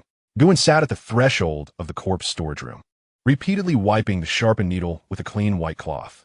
The needle's tip glinted with a chilling light in the dimness. He waited. As the distant clock tower struck the first chime, it marked the noon. Guin's fingers paused ever so slightly. Immediately thereafter, a resounding and indescribable clang of a blade reverberated through the air, piercing the distance and the palace walls, erupting in an explosive cacophony within the eardrums of all present. It was not merely the clash of metal. It was a lamentation of the heavens and the earth, imbued with boundless reluctance, infinite rage, and a valiant spirit unafraid of death. Guin abruptly rose to his feet, the white cloth in his hand slipping silently to the ground. Severed into two fragments by the force unleashed from a needle's tip. It has come, he murmured softly to himself. In the next moment, an overwhelming aura of bloodlust surged skyward from the palace, so potent that it scattered the clouds above. The somber sky was instantaneously painted in an eerie crimson. A roar echoed faintly, as if a blood-red tiger was bellowing amidst the clouds. The entire demon subjugation apartment was thrown into utter chaos. What is happening? The sky has turned red. Is it the battle spirit of the Grand General? Panicked exclamations rose in a tumult. Guin remained motionless, his gaze fixed upon the blood-red heavens, as the blood within him boiled furiously. This aura, he recognized, it belonged to the Vice-General, to the 18 Imperial Guards. With unyielding resolve, heads may fall, bodies may be severed, but the will remains indomitable. Report. A genie Wei, mounted on a swift steed, burst through the gates in a frenzy, emitting a piercing cry. Before the horse could steady itself, he tumbled off, scrambling toward the main hall. This is dire. The Grand General, the voice of the genie Wei trembled uncontrollably. What is wrong? The chief of the department, arriving hastily, seized him by the collar. Has he been beheaded? The genie Wei's face turned ashen, his pupils dilating to their fullest. He has been beheaded. The head has fallen, but he swallowed hard, his voice rising sharply, distorted in panic. His body did not fall. The headless corpse of the Grand General stands in the execution ground, unmoving. Boom! This revelation left everyone present in a state of shock. The head has been severed, yet the body remains upright. What obsession! What a terrifying ferocity! The chief's grip slackened, and the genie Wei collapsed to the ground. Quickly, the chief regained his composure, his face pale, preparing the corpse-restraining talisman. Summon the esteemed experts from the National Master's residence. Should this ferocious corpse awaken, the entire capital shall face calamity. Bring it back. Hurry, transport the body back. The demon subjugation apartment was in an uproar, running, screaming, preparing talismans and magical artifacts. Yet Guin stood still at the entrance of the corpse retrieval room. He observed the frenzied crowd, gazing at the blood-red sky, and slowly lifted the toolbox beside his feet. The box was heavy, laden with his needles, his threads, and his heart resolutely prepared for death. There is no need to summon the National Master. Guin's voice was soft, barely audible, only for his own ears. He is neither a demon nor a specter. He is the god of war. Such a corpse cannot be contained by your meager efforts. It is I who must intervene. With resolute steps, he strode against the tide of panicked souls, advancing towards the main entrance. Chapter 30. The Soul of Battle. The Demon Suppression Division had never been this chaotic. In the courtyard, the jailers and menials wailed in despair, collapsing in disarray. At the center, a headless corpse lay abandoned on a dilapidated stretcher. It did not recline. Rather, it sat in a most astonishing posture, its sinewy muscles firm as steel, as if ready to pounce and devour at any moment. Above the cadaver, a blood-red tiger, formed from the dense essence of blood, roared silently to the heavens. It lacked substance, yet emanated a ferocity surpassing any beast known to man. The soundless roar reverberated deep within the souls of all present. Those of lesser cultivation felt their spirits rend as dark crimson blood seeped from their orifices. Use the corpse suppression talismans.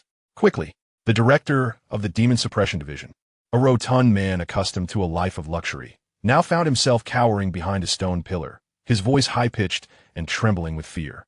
A few courageous jailers banded together to hurl a golden talisman, purportedly bestowed by the imperial sorcerer, towards the corpse. The talisman flared with golden brilliance in midair, intricate runes swirling with profound mystery. Roar! The blood-red tiger did not even deign to glance at it, merely tossing its head in irritation. The radiant golden light shattered like fragile glass, and the talisman was obliterated without leaving so much as a trace of ash, consumed entirely by the overwhelming aura of savagery. The jailers who had thrown the talisman were struck as if by an invisible mountain, each spitting forth a mouthful of blood, propelled backward for several paces, falling to the ground in a state of unconsciousness. "It is over." These two words fell like an icy tombstone upon the hearts of all survivors. This was no mere corpse. It was the embodiment of a general's lifelong bloodlust, a battle spirit that could not be contained even by the Imperial Sorcerer's seals. The director's face turned ashen, trembling like a leaf in the autumn breeze. Should this demon unleash its fury within the Demon Suppression Division, it would not only cost him his official cap, but also claim the lives of thousands within the division. Incompetence. A pack of worthless fools. He cursed vehemently, his mind racing in desperation, grasping for any last shred of hope. Suddenly, a thought struck him. The mortuary worker who had stitched together the bodies of 18 loyal guards. When those corpses were delivered, their malevolent aura was equally terrifying. Yet by the following day, they had become docile, as though in a deep slumber. Where is he?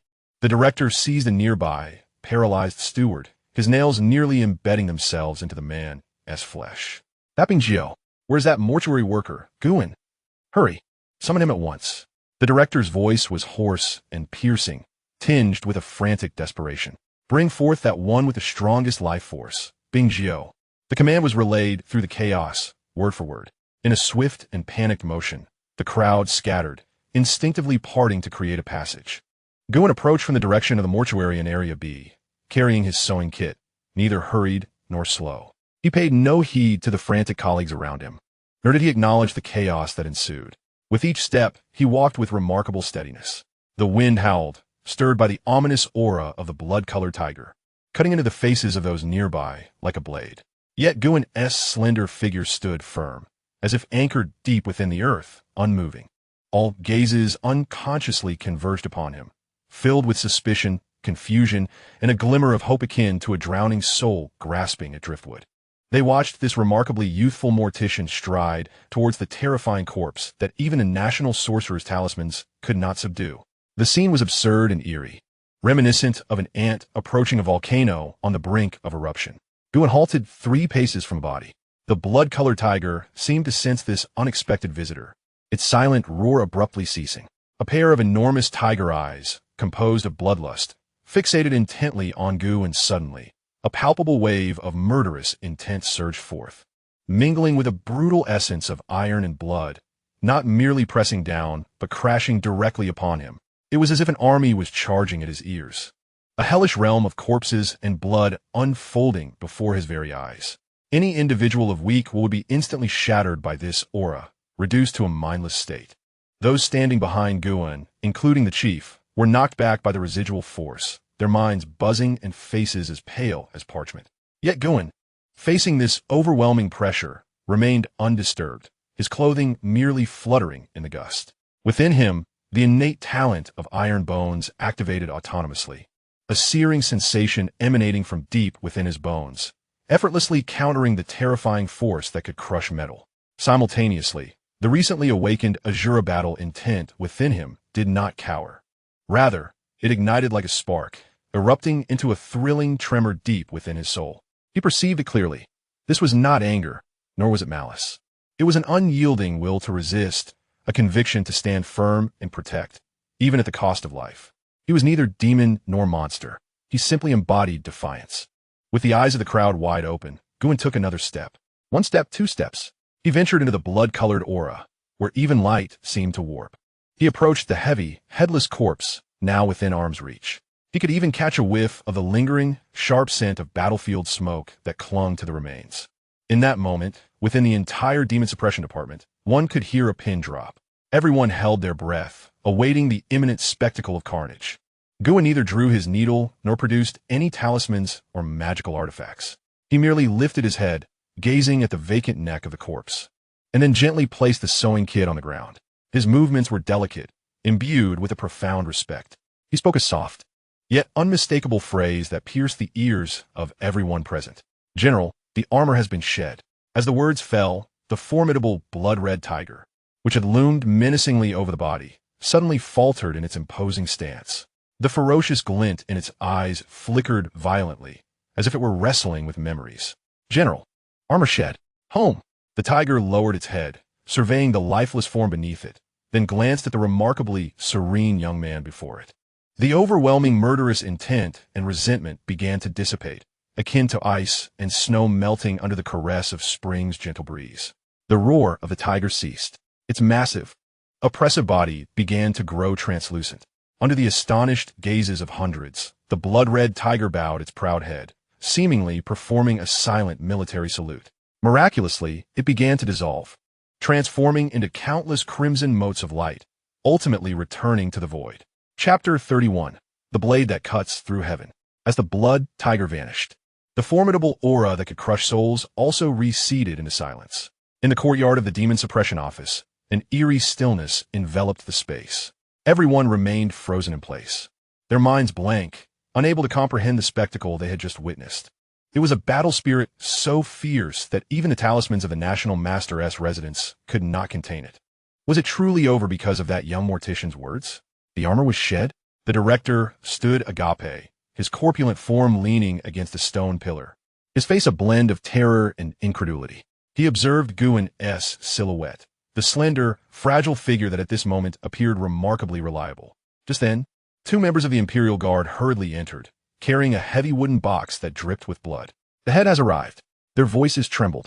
Only then did the crowd awaken from their stupor, collectively turning to the box and then to the headless corpse on the ground, a chill coursing through them from their feet to the crown of their heads. To reattach this head? What nonsense! The ferocious spirit of this corpse had only just been quelled. Who would dare provoke it again? If it were to awaken once more, who could withstand it? Guin paid no heed to the surrounding commotion. He crouched down and opened his sewing kit. Inside, various types of sewing needles were meticulously arranged, accompanied by spools of thread in diverse colors. Yet, he did not reach for the ordinary needles.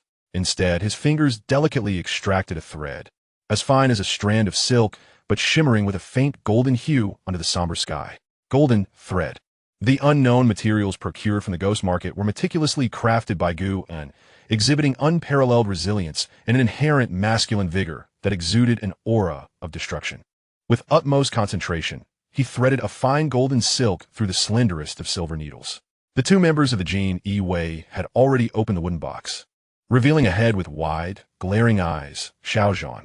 Even in death, the visage bore remnants of indomitable battle spirit and soaring ambition. Yet deep within the brows lay an unresolvable sorrow. "Place it here," Guin instructed, gesturing toward the neck of the corpse. The Jin Yi, feeling as if granted a reprieve, retrieved the head and positioned it according to Guin's direction, retreating hastily to a distance, fearful of any lingering misfortune. Once again, all eyes in the room returned to Guin. He supported the head with one hand, aligning it perfectly with the severed neck. In his other hand, he grasped the silver needle threaded with golden silk, his chest subtly rising and falling. The first needle descended. The tip pierced through flesh with no resistance. Guin's inner strength flowed through the silver needle, gently transferring into the golden thread and then into the lifeless body. He was not merely stitching flesh. He was mending severed meridians, realigning dislocated bones, and restoring the unyielding spirit of a hero. This was the most mentally taxing suturing Guin had ever undertaken since his debut. In his world, there existed only the needle in his hand, the thread before him, and this broken yet valiant body. One stitch, one thread, delicate and precise. The golden silk traversed through the dark crimson flesh, akin to an artist crafting the most tragic of canvases. Just as the needle tip penetrated a severed central nerve, an explosion of crimson light erupted in Guin's mind. Countless fragments of memories, not belonging to him, surged forth like a torrent breaking free from a dam. He envisioned a youth, braving the blizzards of the northern frontier, grasping a spear for the first time, his face imbued with innocence. He beheld a young general clad in heavy armor, standing resolutely at the front lines, flanked by 300,000 iron steeds, facing an endless horde of barbaric wolf soldiers. He raised his battle blade and roared with fervor. "The great Zhou is invincible." He witnessed mountains of corpses and seas of blood, the setting sun resembling blood itself, as the general, drenched in crimson, leaned against a broken sword. with steadfast fortifications and countless homes behind him. He had held the line. He saw the imperial road of the capital, where the general was revered by the populace as a deity of war.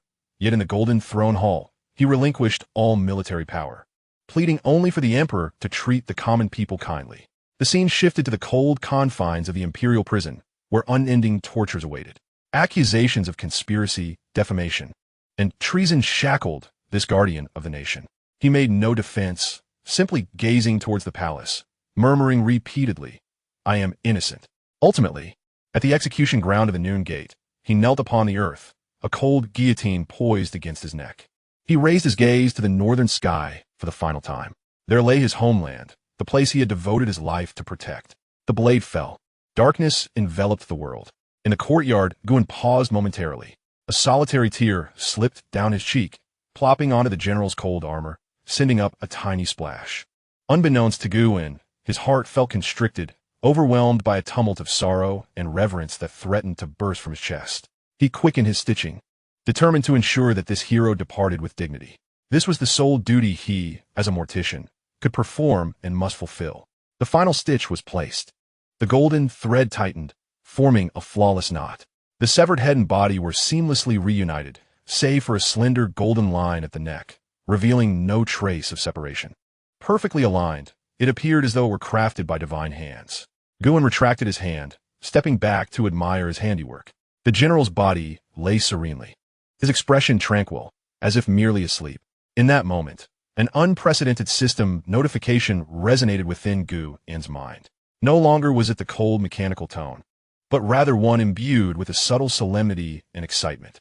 Legendary deceased detected. In life, he defended his homeland with unwavering loyalty, possessing a heart of courage and integrity. His will as unyielding as iron, preferring death to dishonor. His demise unjustly met, invoking shared sorrow in heaven and earth, meeting the highest settlement standards. Calculating. Congratulations, host, for perfectly reclaiming the legendary deceased General Xiaozhan, receiving an epic reward. In that instant, Guin's body underwent a profound transformation. The total energy within him surged, more than doubling. His once resilient bones crackled under the immense influx of power. The barrier of the bone-forging realm crumbled before this overwhelming force. His sinews and skin were being reshaped and fortified at an astonishing pace. Half a foot had already crossed into the next realm. Muscle transformation, an unprecedented strength coursed through his limbs. Guin even felt a fleeting illusion that, should he desire, he could shatter the heavens of the Demon Suppression Division with a single punch. Moreover, a profound image emerged in his mind, a towering demon god, wielding a long blade, gradually gathering power amidst chaos. With a single stroke, the heavens and earth paled. Givens the Ying Blad Technique. He had completed the stitching and undergone his own metamorphosis. Bowing deeply to the general's remains, he whispered, "Farewell, General." Yet, the moment he straightened up, an unexpected change occurred. The once lifeless body of the general, now fully stitched, suddenly opened its tightly closed eyes. In those eyes, there were no pupils, only a realm of chaos and unwillingness. Suddenly a hand, cold and rigid yet infused with a terrifying power akin to a mountain, shot forth with lightning speed, seizing Guin's wrist with an unyielding grip. Chapter 32. The General's Last Command. The hand was frigid and stiff, yet the force gripping Guin's wrist felt as though it originated not from flesh and blood, but from a mountain crumbling under its own weight. Guin, who had just surged with vitality from a breakthrough, felt as insignificant as a stream flowing into the ocean before this overwhelming force. He found himself unable to move. The air in the courtyard, which had just relaxed, once again solidified and tightened. The officials, who had just straightened their backs, slumped once more, their faces drained of color, leaving only boundless terror. The general has risen from the dead. Guin did not struggle. He merely gazed calmly at those suddenly open eyes.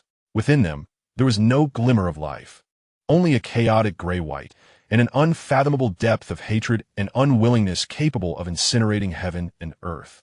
In the next moment, a grand, desolate, and iron-blooded thought resonated deep within Guin's soul, exploding without words. I did not wish to die. It was the roar of a cornered beast, the final lament of a hero. I detest this world of confusion. The distinction between good and evil is blurred. I loathe that beyond the northern border, The demons remain unvanquished, and the common people still suffer in fire and water. Boom! Countless images exploded in Guin's mind. At the border, grotesque demons broke through the defenses, slaughtering villages, while the cries of the common folk echoed. Within the golden throne hall, a blurred figure clad in a purple robe, the national master, smiled softly at the king upon the dragon chair, while outside, the blood of the loyal had yet to dry. That overwhelming obsession transformed into a final question, probing Guin's very soul. Are you willing to slay demons and eradicate evil for the sake of the world's common folk? This was no mere request. It was the last legacy and entrustment from a guardian war god, made in the final moments of life. Directed towards the soul hope he perceived, Guin's chest heaved violently. The Asura battle intent within him surged wildly, responding to this indomitable will. To survive is one thing, but to live for what? If one can merely exist like a rat in a gutter, helplessly witnessing a hero wronged and demons wreaking havoc, then what meaning is there in this prolonged life? At that moment, a system notification, imbued with unprecedented solemnity, echoed in his mind. Key figure's final obsession detected, triggering the golden legendary chain quest, the general's last wish. Quest objective, slay the current national master. Quest description, the national master colludes with foreign demons, disrupting the court, and is the root cause of the general's injustice and the chaos in the realm. Please, host, fulfill the uncompleted mission on behalf of the general. Quest reward, the general's military authority treasure, 100,000 soldiers' talismans. 100,000 soldiers' talismans. Guin's heart raced with sudden intensity.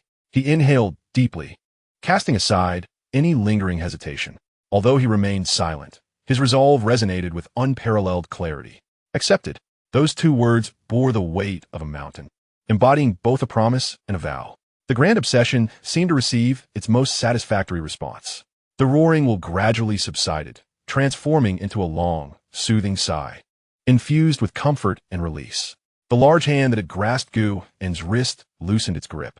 The general's eyes, once wide open, began to close slowly. This time, it was a genuine repose. The indomitable spirit of iron and blood dissipated entirely, leaving behind a cold, mortal vessel.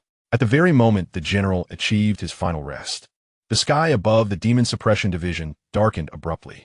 A blood-red rainbow, mysterious in its origin, arched across the heavens with the might of a dragon, seemingly paying tribute to this unparalleled hero on his final journey. Everyone in the courtyard instinctively looked up, struck into silence by this celestial phenomenon. The director murmured, "The military soul returns. Heaven and earth mourn together."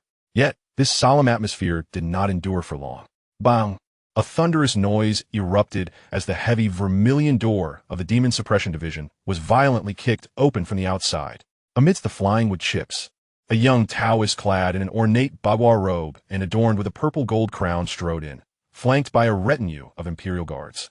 His visage was strikingly handsome, yet his gaze was haughty and cold, completely disregarding the kneeling guards and attendants in the courtyard. His eyes, sharp as blades, swept across the assembly before finally landing on the recently enshrined body of the general. Arriving a moment too late, are we? The young Taoist mused aloud, then raised his chin, proclaiming with an undeniable commanding tone, "My master has issued an edict. The northern general, Xianxia, possesses a body of unparalleled martial prowess, making him an exceptional material for crafting the celestial demon puppet. This corpse shall be taken under the jurisdiction of the National Master-S Office of the Astral Observation Bureau. Effective immediately." The mention of a celestial demon puppet sent a chill through all present, including the director. It involved using sinister sorcery to transform a human corpse into a mindless puppet, solely driven by the instinct to kill, an exceedingly nefarious method. This meant the general would remain restless even in death, condemned to eternal servitude. The young Taoist, pleased with the reaction of the crowd, advanced towards the coffin, preparing to inspect it personally. However, upon seeing the body within, perfectly sewn, with a serene expression, as if merely asleep, his haughty demeanor was swiftly overtaken by fury. The corpse had already been enshrined, and the malevolent aura and resentment had subsided, greatly complicating the ritual. His gaze abruptly shifted, fixating on Guin, the only one standing beside the coffin who had not knelt. "You stitched this body, did you?" Guin remained silent, merely stepping forward, unbiased and impartial. He stood precisely between the coffin and the young Taoist. The deceased must be honored. Once interred, they must not be disturbed. His words, though plain, radiated an unyielding determination. The young Taoist was momentarily taken aback, only to scoff as if he had heard a ridiculous jest. How dare a lowly mortuary attendant presume to instruct him? The smile on his face vanished in an instant, replaced by an icy glare. He pointed at Gu and questioned, word by word. Who permitted you to conduct the burial? Chapter 33. A single stroke. Anger marred the proud countenance of the young Taoist as he directed his finger at Guin, repeating his query with emphasis. Who permitted you to conduct the burial? His words carried the weight of authority, as if Guin were but an insignificant insect beneath his heel. Guin did not even glance at him. He slightly turned his body, using his slender shoulder to shield the coffin behind him more securely. He stood resolute before the coffin. The deceased must be honored. Once interred, they must not be disturbed. His voice, though calm, emanated an unwavering firmness. The courtyard was enveloped in an eerie silence. The director of the Demon Suppression Bureau and his subordinates felt their hearts leap into their throats. Was this Bingshir Jiumad? That was a person from the National Master's residence, the most favored disciple of the current National Master, the esteemed Xianxia, not to mention a mere mortuary attendant. Even the director himself had to bow and scrape before Xianxia, not daring to breathe too loudly. Now, this freshly emerged mortuary attendant had the audacity to confront the National Master's esteemed disciple. It was all over. The director felt darkness closing in. Having just sent away one formidable spirit, he had now provoked another living demon. Xianxia initially stood stunned, then burst into laughter as though he had heard the greatest joke in the world. Pointing at Guin and addressing the guard behind him. Did you hear that? A lowly mortuary attendant is instructing me. The surrounding guards joined in the laughter. Yet each chuckle was laced with a chilling undertone. Xianxia smile vanished instantly, replaced by a bone-chilling coldness. I will give you 3 breaths' time to leave, he threatened. Otherwise, I would not mind adding another fresh corpse to this mortuary. It was an unmistakable threat, devoid of any pretense. Guin remained utterly unmoved, even refraining from raising his eyelids. At that moment, he had just acquired the heaven-cleaving blade technique and advanced Asura battle intent, with a surge of power coursing through him.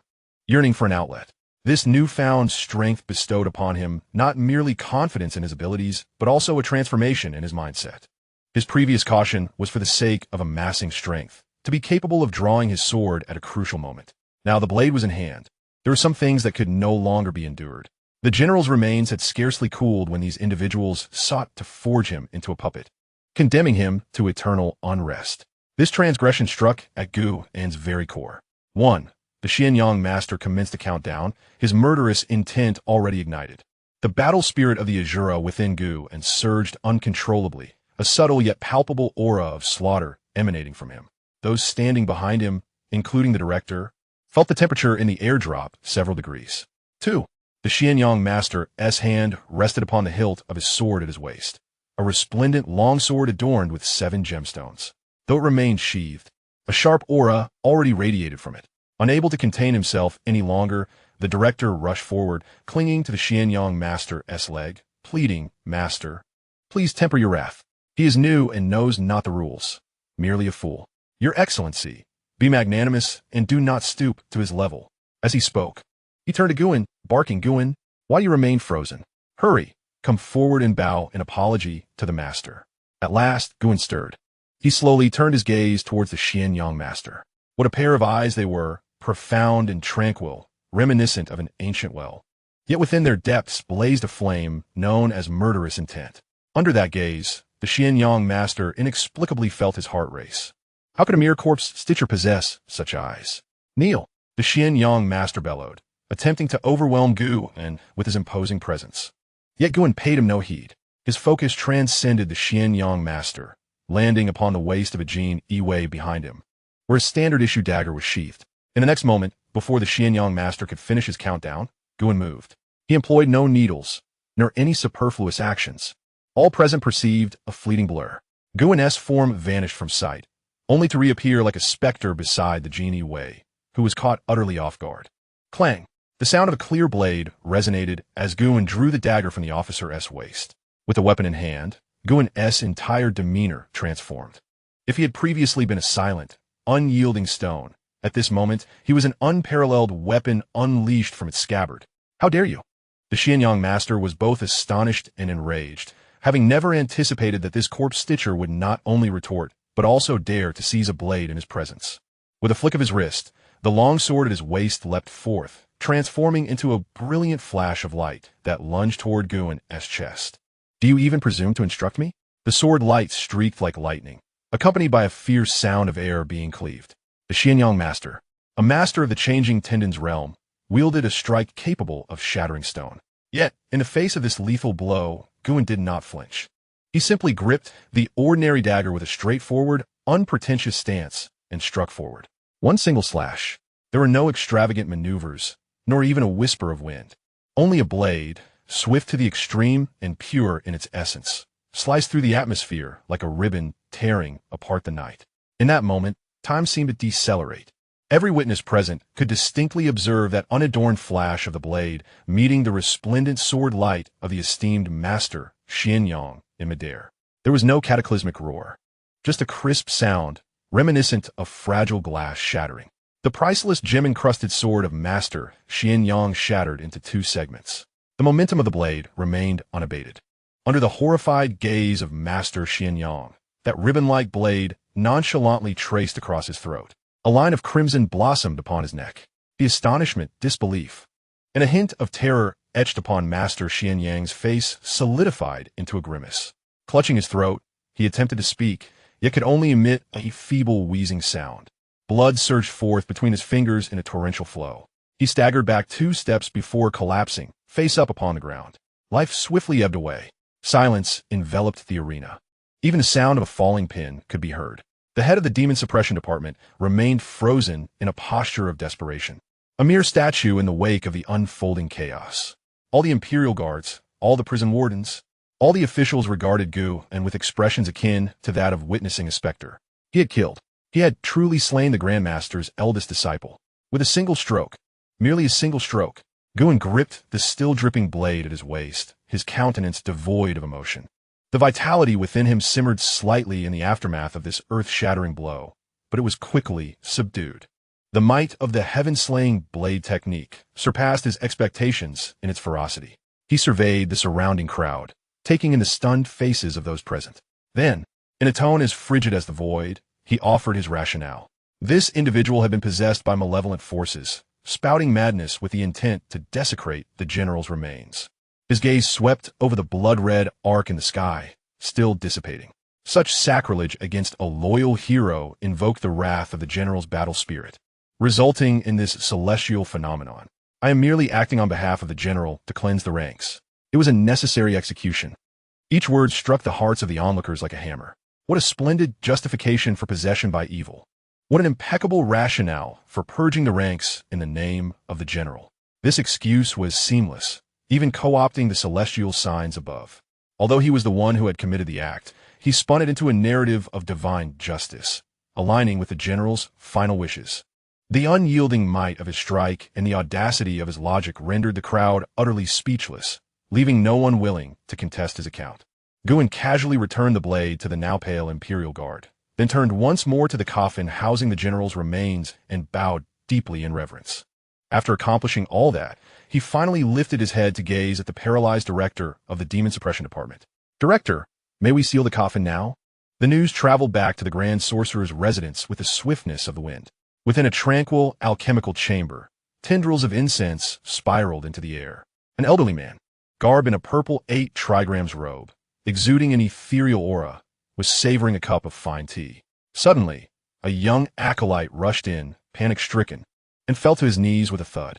"Master, it's terrible, Brother Xianxia." The elder merely raised his eyelids, remaining as immovable as a mountain. "He is dead." As the acolyte trembled and recounted the events at the Demon Suppression Department, a sharp crack resonated in the air. The white jade teacup in the elder's hand shattered into dust. Scalding tea spilled over his hand, yet he appeared oblivious. What a Demon Suppression Department! What a reanimator! The Grand Sorcerer slowly rose, a murderous intent swirling in his eyes. "I shall personally pay him a visit." Chapter 34. The General ordered my kill. With a single stroke, Silence enveloped the courtyard. The delicate line of blood at Xianxia's throat was the sole sign of life in that moment. His rigid body toppled backward. Thud! The sound resonated like an invisible hammer striking the heart of every individual in the demon suppression department. He was dead. Xianxia, the Grand Sorcerer's most favored disciple, had been slain by a humble reanimator with a single thrust to his throat. Everyone remained frozen in place, their spirits vacated, their minds refusing to process the absurdity of the scene before them. That was a master of the muscle transformation realm. That was a person from the Grand Sorcerer's residence. How dare Guin? How could he accomplish this? The director of the Demon Suppression Department remained in the position of clutching Xianxia's leg, yet the warmth had left that limb, and he remained utterly unaware, resembling a weathered stone statue. It was over. The sky had fallen. This was the singular thought occupying the director's mind. He could vividly envision the Grand Sorcerer's face, etched with fury, and foresee the bloody devastation that would befall the entire Demon Suppression Department. And all of it pointed to that calm reanimator wielding a knife. Guin. The director finally broke free from the boundless terror, scrambling to his feet, his finger trembling violently as he pointed at Guin, nearly incapable of forming a coherent sentence. What? What have you done? His voice was shrill, piercing, filled with despair. Guin did not respond immediately. Blood droplets trickled slowly down the cold blade of his standard waist knife, plopping onto the bluestone floor. Plop! The sound was faint, yet deafening. Suddenly, Guin's figure swayed slightly, his complexion visibly paling, and his breath grew labored. It was as if all his strength had been drained. He leaned against the coffin behind him, barely managing to remain upright. All eyes transformed into piercing blades, fixed upon him, awaiting his explanation, or rather, anticipating how he would confront the impending wrath of thunder.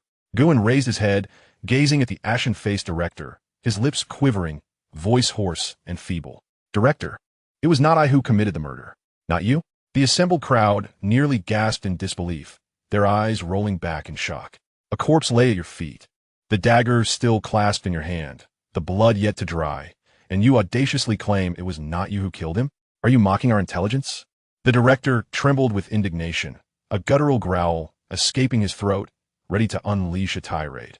Yet, he beheld Guin extending his other hand, trembling as he pointed towards the coffin behind him. It was the general. The general used my hand to slay him. At this proclamation, a wave of astonishment swept through the assembly. What? The general manifested to commit murder? This excuse is utterly ludicrous. However, Guin's subsequent words rendered their skepticism lodged firmly in their throats. He gestured towards the lifeless body of Xianxia, his tone imbued with dread and righteous fury.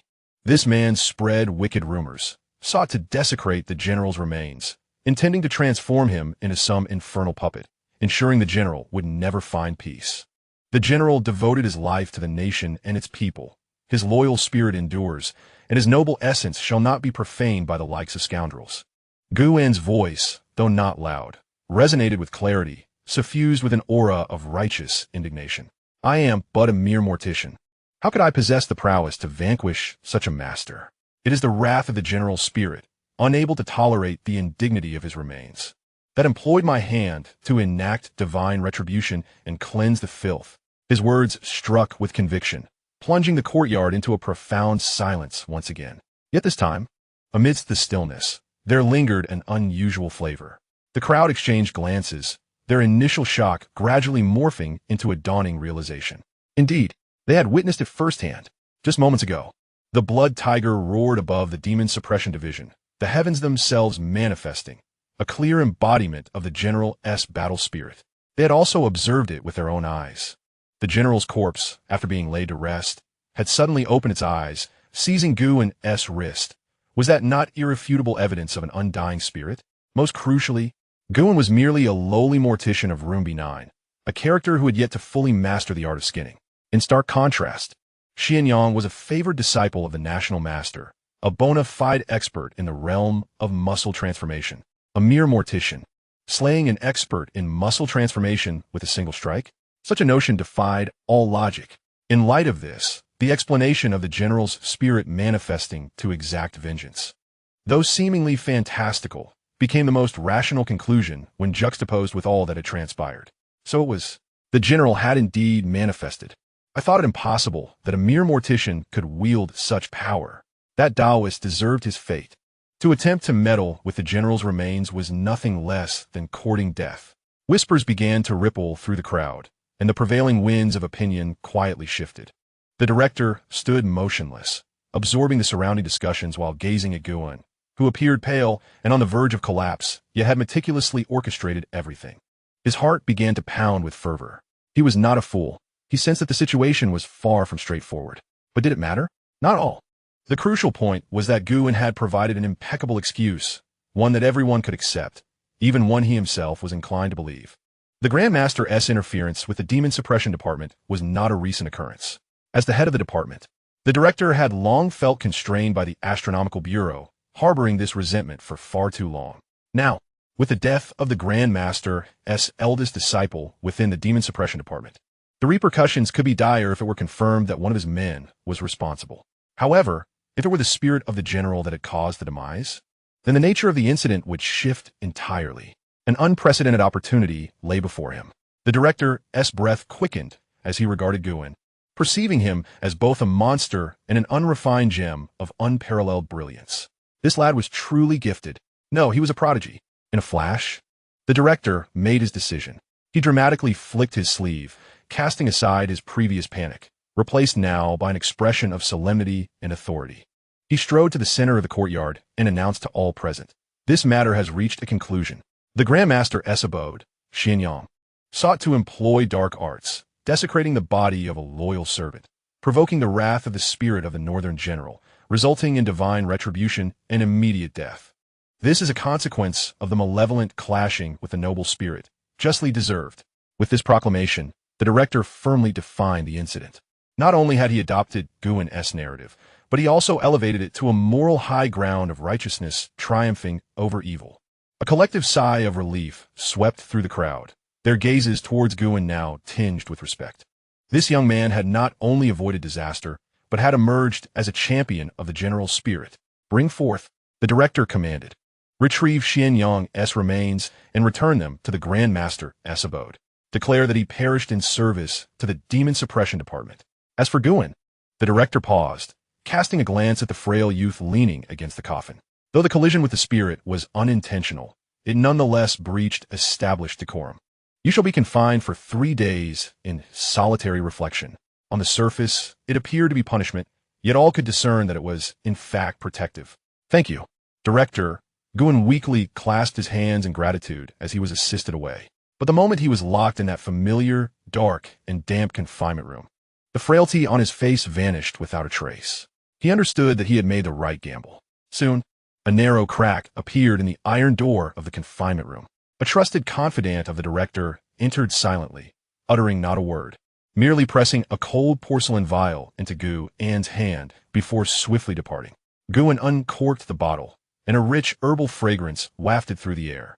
Adorning the bottle was a small label inscribed with the words "Tiger Bone, Easy Muscle Pill." A silent smile graced the corners of Guan's mouth. Not only had he evaded punishment, but he had also gained a boon. Without hesitation, he swallowed the pill and settled into a meditative posture, ready to harness the medicinal power to shatter the final barrier of the bone-forging realm. At that very moment, deep within the heavily guarded National Master's residence, in a dimly lit, quiet chamber, a paper crane made of black talisman paper fluttered to life, moving without wind as it gently flapped its wings before silently slipping through the crack of a window. It melded into the profound darkness of the night, making no sound as it sped toward the Demon Suppression Division. Chapter 35. Asura's Destruction of Illusions. The night deepened. In the confinement chamber, the damp, musty air mingled with the chill of the stone walls, invading one's nostrils. Guan sat cross-legged, surrounded by an eerie silence. The Tiger Bone Easy Muscle Pill, secretly delivered by the director, had long since entered his system. A torrent of scorching medicinal energy surged through his limbs and bones, whereupon the bones emitted a cacophony of cracking sounds under immense pressure, only to be forcibly reshaped in the next moment. The essence of the bone-forging realm was to refine one's mortal bones into something as solid and translucent as jade. Guan could distinctly feel his bone density increasing at a terrifying pace, a warm jade-like glow gradually surfacing beneath the pallid whiteness of his bones. The barrier of perfected bone, forging realm loomed tantalizingly close. Just as he focused his mind and energy, preparing to surge through the final threshold, a faint sound emerged from beyond the heavy stone walls. A whisper of a peculiar noise, almost imperceptible. Guin, with his eyes still closed, utilized the heightened senses bestowed by the soul, gathering pearl, and beheld a bizarre scene. A completely black paper crane, crafted from talisman paper, disregarded the solid stone walls and floated in like an ethereal shadow. It lacked the fluttering of wings, but hovered in midair, its eyes, marked with vermilion, fixated intently on Guin. The methods of a cultivator. Guin's heart suddenly contracted. The National Master's retribution had arrived, quicker and more surreal than he had anticipated. The black paper crane paused momentarily in the air, then transformed into a slender wisp of black smoke. Without a sound, it pierced through the air at an impossible speed, heading straight for Guin's brow. A soul-snatching curse, an insidiously potent technique designed specifically for remote attacks on the soul. In an instant, an indescribable chill, not from the external world, but erupting from the depths of his very being, consumed him. Guin felt as if his consciousness had been abruptly dragged into an abyss formed of eternal ice. His body stiffened, his blood congealed, even his thoughts began to slow. The black smoke, like a cold steel needle, ruthlessly plunged into his sea of consciousness, aiming to freeze and shatter his soul entirely. A life-threatening peril. This transcends the realm of martial arts, delving into a higher dimension of assault. Had it been any warrior of the bone-forging realm, they would have likely succumbed to utter annihilation of spirit, reduced to a soulless wretch. Yet, Guin was not such a being. At the very moment when his consciousness teetered on the brink of complete entrapment, he invoked his innate talent. Iron will, activate. A resolute and indomitable spirit surged forth from the depths of his meticulously tempered bones, shattering the binding force that sought to imprison his corporeal form. The initial wave of control was thwarted. The rigidity of his body eased, yet the peril within the depths of his soul intensified. The dark mist had infiltrated his mind's sea, recklessly disseminating an aura of death and obliteration, intent on erasing Guin's very existence. In that instant, the malevolent force nestled deep within Guin's consciousness. The Asura battle intent acquired through the amalgamation of fallen generals was roused to fury. It awakened, like an ancient beast stirred from slumber by the taunts of mere insects. A silent roar erupted, reverberating with a terrifying might capable of shattering the very essence of the soul within Guin's mental realm. This was not the will of Guin himself. It was a ferocious battle intent, birthed from a sea of corpses and blood, solely for the purpose of slaughter and conquest. Unyielding, unretreating, indomitable. In the face of the encroaching dark mist, this battle intent bore no embellishments, only the most primal and ferocious notion. Crush it. Boom. Beneath Guin's tightly shut eyelids, a fleeting flash of eerie red light appeared. His previously formless spiritual energy, under the frenzied augmentation of the Asura battle intent, coalesced instantaneously into a blood-colored blade, infused with an aura of slaughter. Strike. There was no glimmer of a blade, no sound to be heard. Within the realm of spirit, this strike embodied the essence of law. The once mighty dark mist stood feeble before the blood-colored blade of mental prowess. Sizzle. The dark mist was cleaved in twain, and in its wake, the overwhelming Asura battle intent swept through, utterly annihilating and reducing it to the purest void. All transpired in the blink of an eye. In the distant National Master's residence, within a heavily guarded chamber, a black-robed sorcerer seated at the center of a bagua formation suddenly trembled violently. Gush! He spewed forth a torrent of ink-black blood, splattering across the symbols before him. His eyes, filled with horror and disbelief, widened in shock. How could this be? My soul-snatching curse has been shattered? What terrified him further was the overwhelming and tyrannical intent of slaughter that surged back toward him through the unseen connections at the moment his spell was broken. His mind's sea felt as though it had been struck by a searing battle blade, an excruciating pain coursing through him, fracturing his very soul. How could the will of a martial artist possibly sever the spells of the celestial? The sorcerer trembled, unable to comprehend the unfolding events. Inside the confinement chamber, in the moment when the blade of his mind shattered the encroaching darkness, Guin's tense body suddenly relaxed. The crisis was averted. However, he did not allow himself a moment's respite. Almost instinctively, his body softened, sliding down the wall to the ground, his eyes tightly shut breaths becoming faint and erratic. His complexion, too, was perfectly tinged with a shade of ashen gray, indicating an excessive corruption by the malevolent energy. He immediately feigned unconsciousness. Never reveal 1's trump card. This is the first rule of survival. The previous strike of the mind's blade, though formidable, had utterly exposed his extraordinary mental prowess. The recent probing by the National Master S residents had faltered, yet their next approach would undoubtedly be more severe. He must not allow them to discover his capability to resist such lethal curses. To outsiders, Guin now appeared as a hapless victim, beset by an unknown malice, succumbing to the dark energy and fainting on the spot. This was the most fitting reaction for one of his profession as a corpse collector. 3 days later, confinement concluded. Guin languidly awoke, assisted by 2 jailers out of the confinement chamber. The director had sent someone to extend a few words of consolation, mere platitudes about his resilience and good fortune, along with a small sum of silver to ease his fright. Guin expressed heartfelt gratitude, embodying the role of a small figure who had narrowly escaped disaster, maintaining an impeccable facade. With a weakened body, he slowly made his way back to the familiar Culpsa mortuary. Here was truly his domain. However, as he approached the door of his designated room B9, his steps faltered. In the dim corridor, a figure knelt before the door, back facing him, unwavering and upright. It was an elderly man with graying hair, his back as straight as a spear, exuding an aura of iron will and fortitude even in his kneeling position. Upon hearing footsteps, the old man slowly turned. His face, weathered by time, bore deep-set eyes that glowed with a fierce red, filled with boundless sorrow and reverence. Guin recognized him. He was an old general discreetly arranged by Old Li to reside on the periphery of the Demon Suppression Department. Upon seeing Guin, the elder's lips trembled. Struggling to articulate his thoughts, yet overwhelmed with emotion, words failed him. Instead, he summoned all his strength to raise high above his head a tome, meticulously wrapped in oilcloth. The little man expresses gratitude on behalf of the general, Mr. Xia. Guin's gaze fell upon the book being solemnly presented. The cover was severely worn, yet the few blood-written characters upon it remained strikingly fierce, exuding an aura capable of cleaving through the heavens, the blade intent of slaughter.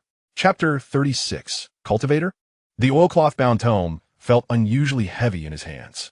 The old soldier, a man of unyielding spirit, bowed thrice with a resounding thud against the ground before straightening his back and departing with deliberate steps. He uttered not a single word. Yet that act of trust bore a weight greater than 1,000 speeches. Guin closed the door, isolating himself from the outside world. The room, now a mortuary, once again enveloped him in that familiar, suffocating silence intermingled with the acrid stench of decay and formaldehyde. He placed the tome, the blade of slaughter, aside, refraining from perusing it immediately. A meal must be savored bite by bite. A journey must be taken step by step. He grasped a golden needle and approached a newly delivered corpse. A ruffian fell by a gambling dispute. Suturing was his craft, the foundation upon which he built his existence in this bizarre world. One stitch after another, his movements flowed like water, precise and efficient. Harvested a common deceased, gained 1 malevolent energy. Harvested a common deceased, gained 1 vitality. Once he had completed his daily tasks, Guin washed his hands and solemnly picked up the blade of slaughter. He turned to the first page.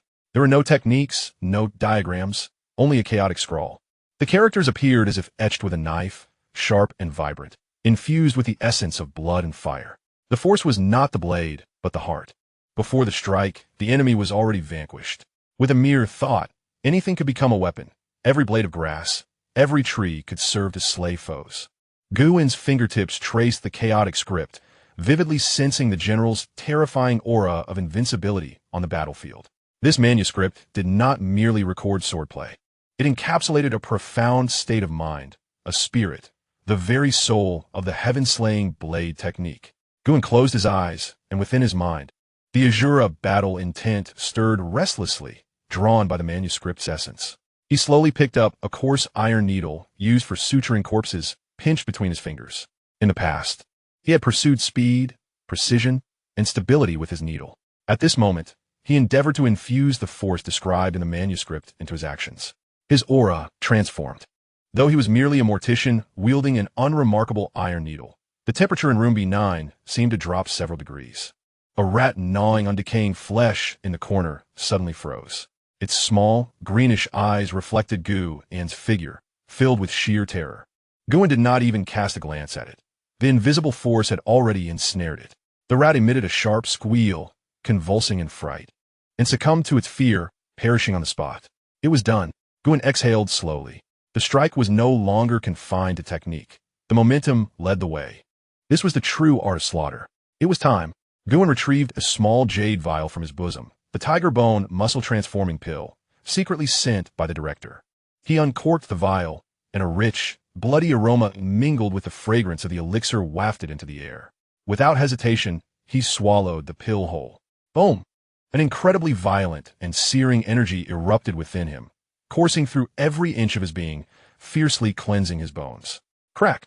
The sound of bones straining under immense pressure filled the air, only to be forcefully reshaped and tempered by the overwhelming potency of the elixir in the next moment. Excruciating pain. It felt as if every bone in his body was being shattered inch by inch, then melted down into a viscous substance by searing flames, only to be recast anew. Yet, on Guin's visage, there was no trace of agony. Talent. Iron will activated.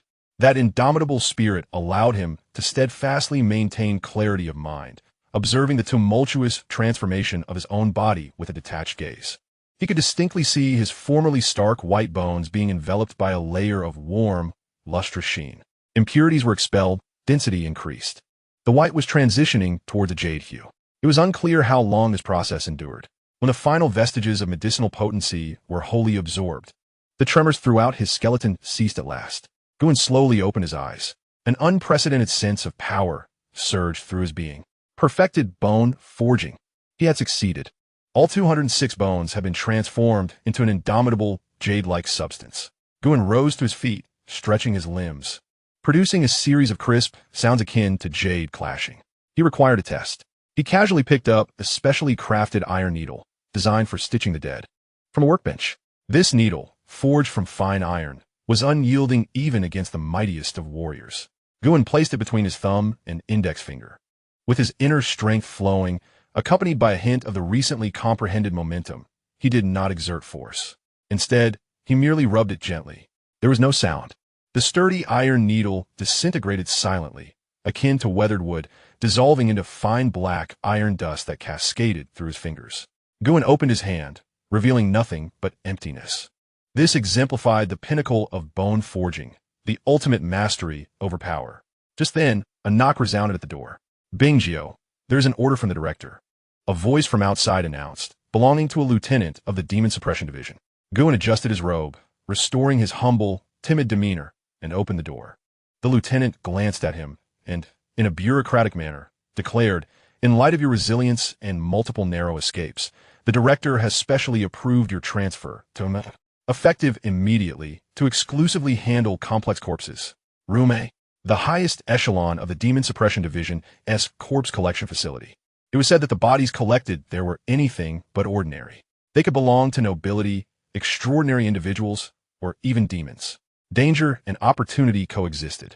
"Thank you for the promotion, Director," Guin replied, bowing his head, appearing genuinely astonished and apprehensive. The lieutenant waved his hand dismissively, tossing him a black iron token inscribed with the seal of A. "Make your way there yourself. Do not keep the esteemed guests waiting." Clutching the token, Guin felt no stir of emotion within. From Area B to Area A, then to Room A, traversing the eerie corridor. Room A lay at the deepest recess of the corpse collection facility. It was even colder than the exterior, the air thick with an indescribable, sinister aura. He pushed open the heavy iron door.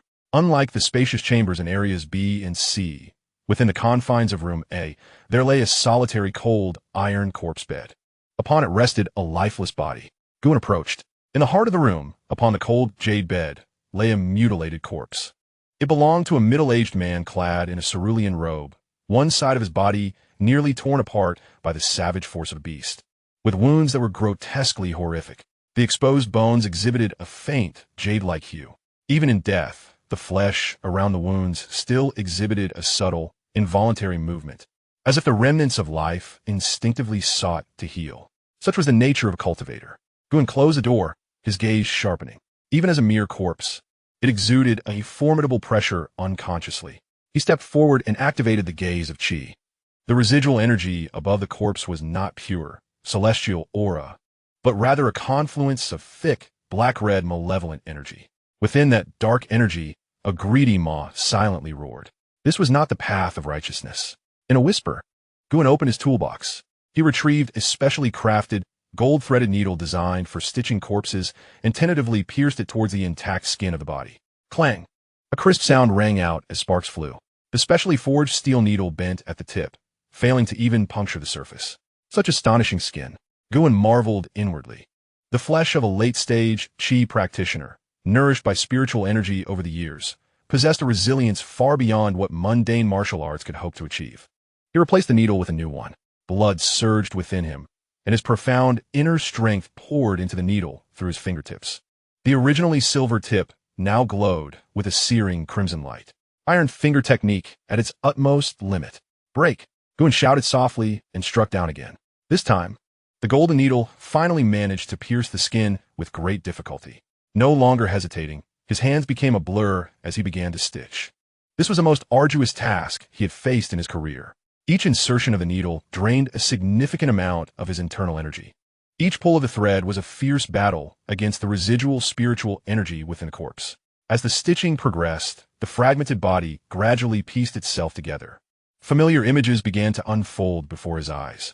A wandering cultivator named Han Li, burdened with a mixed elemental root of low aptitude, had struggled at the bottom of the cultivation world for 30 years, enduring scorn and oppression.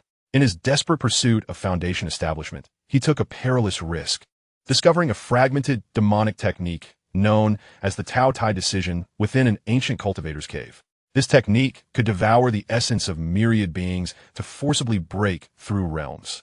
It would erode one's sanity, the cost being a descent into a mindless beast driven solely by slaughter. Han Li could not resist the temptation. His cultivation surged rapidly, but with it came the calamity of death. In the fierce struggle for a sprig of bloodreed, he fell victim to the backlash of his dark powers, his mind unraveling as he was brutally torn apart by a second-tier beast guarding the spirit herb, dying in anguish. The scene shattered. Guan opened his eyes, beads of cold sweat forming on his brow. The world of cultivation was far more ruthless and unvarnished than he had ever imagined. A chilling system notification reverberated in his mind. The will of the deceased settlement system has been activated. Deseza, Heavenly cultivator. Cause of death, backlash of dark powers, beast mauling. Last wish, unwilling. If only I possessed a complete technique. If I could establish my foundation, I would seek immortality. I would devour the world. Determination. The last wish is exceedingly strong and has been transformed into a special reward. Calculating. Congratulations, host. You have acquired cultivation aptitude. Inferior spirit root, mixed spirit root. Congratulations, host. You have obtained the technique. Fundamental Qi induction method. Detecting the deceased core obsession and the incomplete technique, gluttonous technique. The system is optimizing and completing it. Congratulations, host. You have acquired a divine grade dark power. Heaven swallowing dark art, first layer. Heaven swallowing dark art. An ancient supreme inheritance of the demonic path. All things in heaven and earth. Nothing is beyond consumption. Capable of devouring spiritual energy, malevolent energy, beastly aura, and blood essence to transform into one's own essence. When mastered to perfection, one can consume the sun, moon, and stars. Boom! A torrent of vast and cryptic information surged into Gu and sea of consciousness.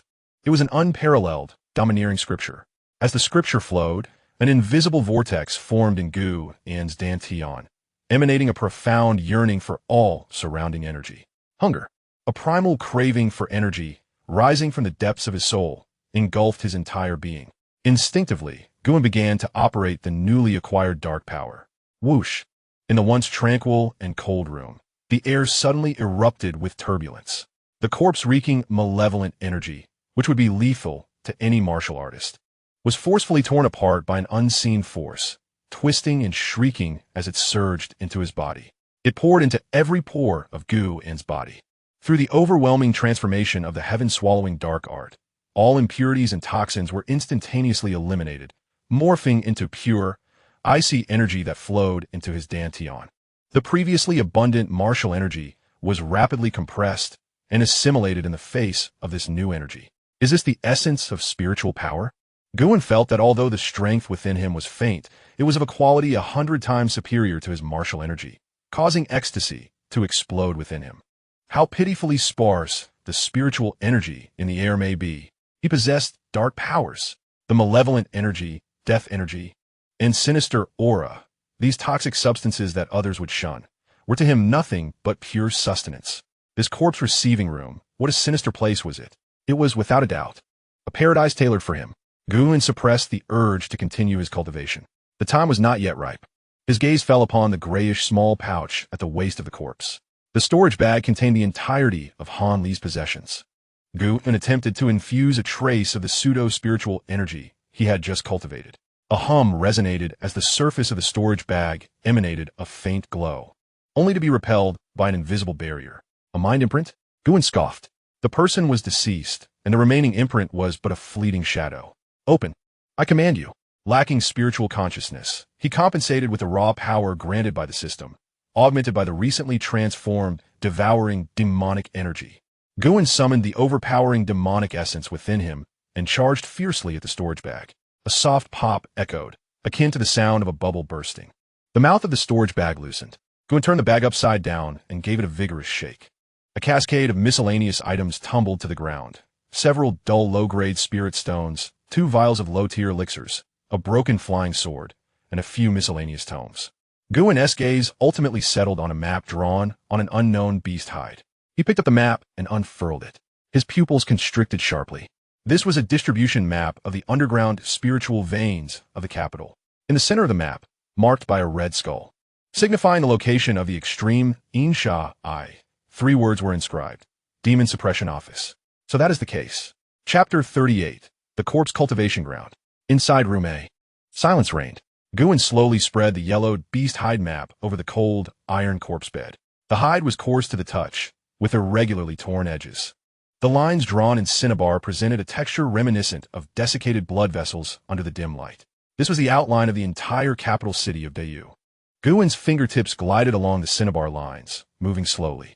In his mind, the intricate streets, markets, and governmental layouts of the capital rapidly materialized, overlapping and comparing with the map's contours. These red lines were not the streets above, but rather the energy veins hidden beneath the ground. The distribution map of the underground spiritual veins of the capital. His fingers traced over the palace, over the astronomical bureau, where the red lines were notably thicker and more luminous, undoubtedly indicating places of spiritual energy convergence. Gradually, his fingers shifted towards the west of the city. This area was densely populated with governmental buildings, a chaotic mix of people. The Demon Suppression Office was located here. Guin's movements abruptly halted. His fingertip pressed firmly upon a particular point. That point was marked on the map as a deep crimson blot, resembling a bleeding wound. Surrounding it, several slender, spiritual veins converged like rivers flowing into the sea. The building corresponding to this point on the ground was none other than the Demon Suppression Office. No, more precisely, it was the corpse collection room of the Demon Suppression Office. An absurd yet entirely rational notion detonated in his mind. So that is the case. The corpse room is perpetually shrouded in a chilling aura, where the decay of the bodies far exceeds the probabilities found elsewhere, instilling a bone-deep coldness. At last, the truth is unveiled. This is no ordinary crime scene. It is a unique nexus of a primary spiritual vein in the capital, the eye of the sinister energy. The miasma of death, resentment, and the purest essence of malevolence from the depths of the earth has coalesced over centuries to create this singular configuration. The National Master. Guin instantly comprehended the National Master's relentless schemes and his repeated attempts to seize this place for his true purpose. The war god physique of the general was merely a pretext, a diversion. What he truly sought was the entire corpse room, or rather, the sinister energy vein beneath it. For righteous cultivators, this locale is a veritable abyss to be avoided at all costs. Yet for those who practice dark and unorthodox arts, particularly those who commune with corpses and spirits, it is a coveted paradise, a nurturing ground for the dead. The National Master intended to transform the corpse room of the Demon Suppression Department into his own sanctuary for the deceased. Each day, the capital sees a multitude of deaths, and the corpse room serves as a gathering point for the departed, providing a continuous influx of cadavers, complemented by this exceptional source of malevolent energy. A terrifying scheme unfurled before Guin, revealing just the tip of the iceberg. A chill rose within him, yet he quickly suppressed this emotion. The treasure sought by the National Master was equally alluring to him. The very malevolent essence that others shun is, for him, endowed with the mysterious in-body, the finest of elixirs, transforming waste into treasure. Having found himself amidst a mountain of riches, he could not leave empty-handed. Guin stowed away the map and, without hesitation, settled into a meditative position upon the cold floor of room A. He closed his eyes, directing his consciousness inward. Mysterious in-body, devouring sky demonic art, activate. Previously, he had passively endured the corrosive influence of the corpse room, allowing his body to instinctively undergo transformation. But this time, he chose to take the initiative. Boom! It was as if an invisible hand violently tore apart the barrier between him and the underworld. A wave of sinister energy, 100-fold, even 1,000-fold denser than the air, surged forth from the depths, like molten lava bursting from a volcano, flooding into his tailbone and coursing through his limbs. This essence was frigid, desolate, imbued with connotations of decay and corruption. A mere trace would leave an ordinary warrior in a state of decline, beset by illness. Yet, the moment this energy entered Guin's body, it was forcibly transformed by the unique qualities of the mysterious in-body, purging the most violent impurities and transmuting into pure, chilling internal power. The cultivation speed was tenfold that of the outside world. No, perhaps even more. Guin could distinctly feel the internal strength within his dantian increasing at a visibly rapid pace. This sensation was intoxicating. During this process, his internal energy underwent a remarkable transformation. It was no longer merely the virile energy derived from the conversion of blood and chi. Instead, it became chilling and piercing, akin to the frigid waters of the netherworld, imbued with a corrosive essence capable of freezing vitality. Guin was utterly immersed in the exhilarating sensation of his rapidly ascending power, oblivious to the passage of time. He resembled a sponge that had been parched for countless years, now cast into the ocean, greedily absorbing every drop of moisture. Uncertain of how long had passed, an extreme chill jolted him from his meditative state. Guin opened his eyes and discovered that the entire room had transformed. A delicate layer of frost adorned the walls, and his breath crystallized into white mist in the frigid air. The temperature in the room had plummeted by at least several degrees. Glancing down, he noticed that the ground beneath him was adorned with intricate patterns formed from ice crystals. He had absorbed the Yin energy with such fervor that his pace far exceeded the natural recovery of this malevolent spot, resulting in an imbalance of energy that directly affected reality. Guin rose, stretching his somewhat stiff limbs, and his gaze swept across the corners of the room. There, several corpses awaited processing. In that instant, his movements halted. Those corpses appeared as though they were entombed beneath the frozen glaciers of the polar regions, their bodies encased in thick layers of ice, their skin displaying an eerie shade of bluish purple, even the eyebrows and hair adorned with icicles. They were utterly frozen. Such an abnormal fluctuation of Yin energy could not escape the notice of ordinary individuals, let alone those who were always vigilant in this area. Trouble was brewing. As Guin contemplated how to resolve this predicament, a formidable presence, radiating palpable malice and scrutinizing intent, swept in from afar, precisely locking onto the entire Demon Suppression Division. In the capital, at the National Master's residence, the black-robed sorcerer, who had been spitting blood in the quiet chamber, suddenly opened his eyes wide, fixated on the wildly oscillating pointer of the crystal compass before him. The direction indicated was none other than the corpse storage of the Demon Suppression Division. In that fleeting moment, the Yin energy there had plummeted dramatically, an alarming and abnormal drop. The National Master could no longer remain idle. Though he did not come personally, he dispatched a new inspector to immediately take residence in the Demon Suppression Division, tasked solely with monitoring every movement within the corpse storage. Chapter 39. The Living Empress? The newly appointed inspector, named Liu Bai, arrived while Guin was occupied in the designated room, dealing with a bloated corpse. No announcement was made. No ceremonial display preceded him. Liu Bai appeared as if he were a mere ink blot, silently materializing at the door. He wore a pale, moon-white scholar's robe, and in his hand, he twirled a dark wooden folding fan, its surface devoid of decoration, unnaturally pristine. The young man possessed a refined appearance, even bordering on frail. With a gentle smile adorning his face, it seemed perfectly placed yet devoid of warmth. Should one encounter him on the street, They might mistake him for a student from a nearby academy out for a leisurely stroll. However, the golden needle in Gu's hand paused for a brief moment upon his arrival. Under the scrutiny of the Qi observation technique, it was evident that this individual lacked the vital energy of a living person. Beneath that cultured and refined exterior surged a thick, unyielding aura of chilling demonic energy. A demon cloaked in human skin, a masterpiece of the national master. Gun lowered his head, resuming his work as if entirely oblivious to the presence of another at the door. The golden needle pierced through the swollen flesh, tugging at the threads, producing a faint hissing sound. In the stillness of the room, this noise resonated with unusual clarity. Lu Bai did not enter, but stood silently at the threshold, idly fanning himself, watching with keen interest as Guin stitched the corpse. His gaze was not fixed on the body, but rather on Guin's hands. Those hands were steady, precise, and strong. Each needle and thread bore an almost mechanical indifference, absent of any superfluous movement. After a considerable time, Lu Bai finally stepped inside. His footsteps were light, soundless, like a feather descending upon freshly fallen snow. "Are you Bingzhou?" he inquired, his voice warm and tinged with mirth. Guin halted his actions, rose, and bowed deeply, his demeanor exuding utmost humility. "Yes, my lord, that is indeed me." Raising his head as instructed, Guin revealed a face that was unremarkable, even somewhat numb. This was a visage subtly altered through skin painting, indistinguishable amidst a crowd. Lu Bai lightly tapped Gu's chest with his folding fan and remarked with a smile, "There is no need for formality. I am newly appointed and merely here to observe. I have heard that this A-grade room is now under your management." "I am merely acting on behalf of the esteemed director," Guin replied, his words impeccably guarded. Lu Bai remained non-committal, his gaze sweeping across the room. His eyes traversed the frost in the corners, glided over the several frozen corpses, and eventually returned to Guin.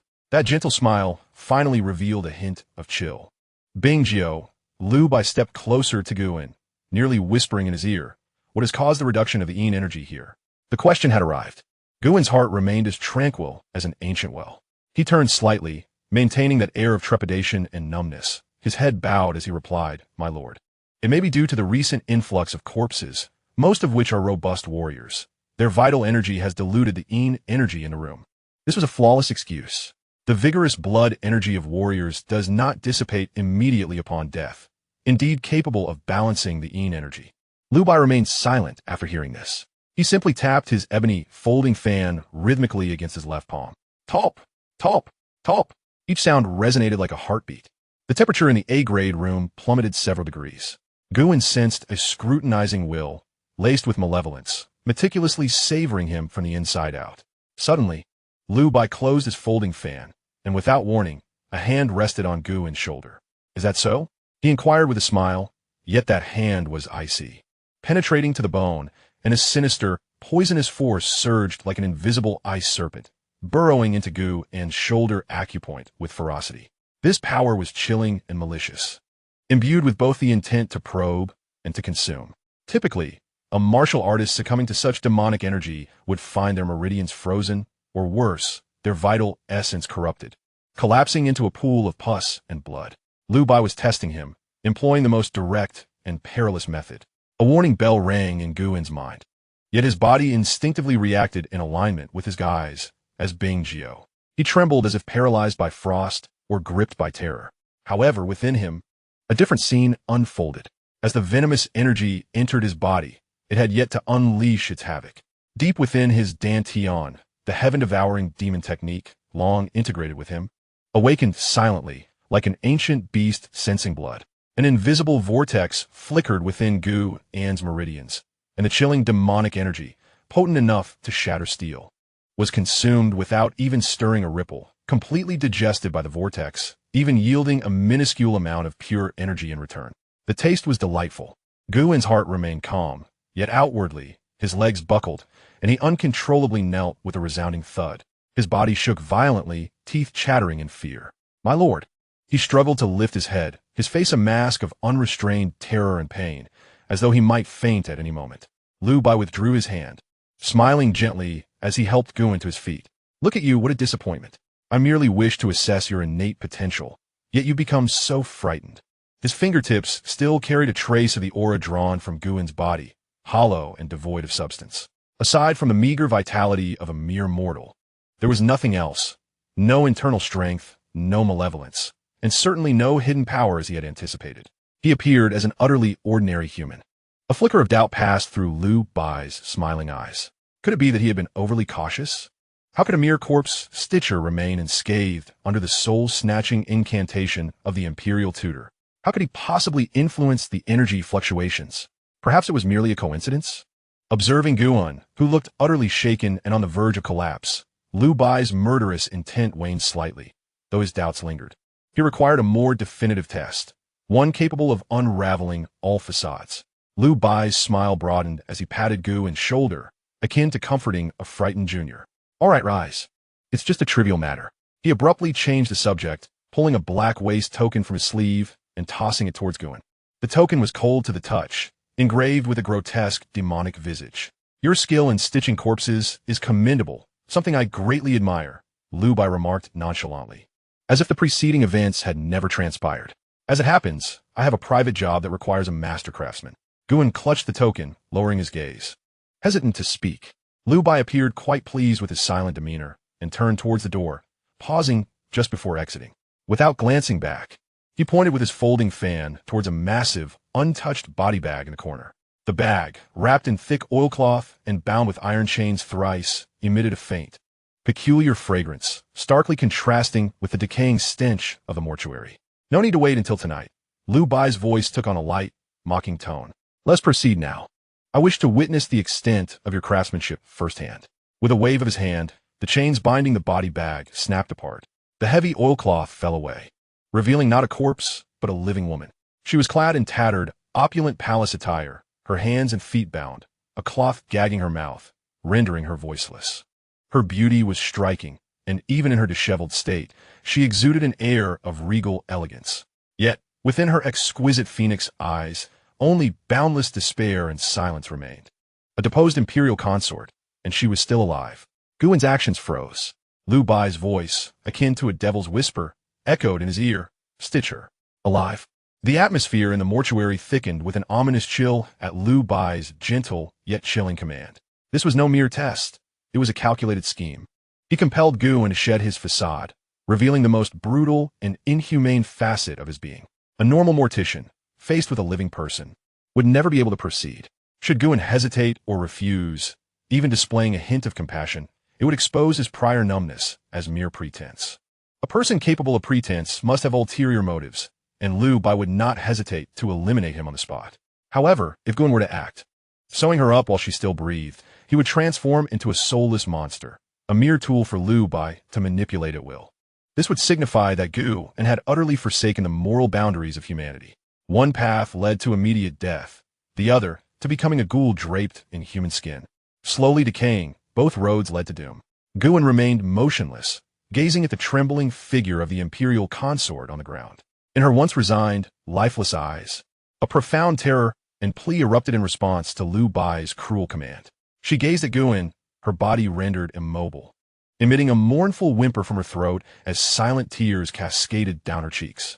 She pleaded with him, imploring for a swift resolution. Guan met her desperate gaze, while Liu Bai's smile, akin to a serpent's flickering tongue, lingered ominously behind him. He awaited, relishing Guan's turmoil.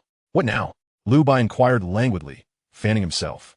Bingjiu, your hands, capable of stitching even the most fearsome general's corpse, now hesitate to move? His tone was gentle, yet the urgency was unmistakable. Guan slowly turned to face Liu Bai, still bearing that expression of terror and numbness. The man before him was still alive. His voice trembled, perfectly conveying the instinctual dread of a lowly figure confronted with such horror.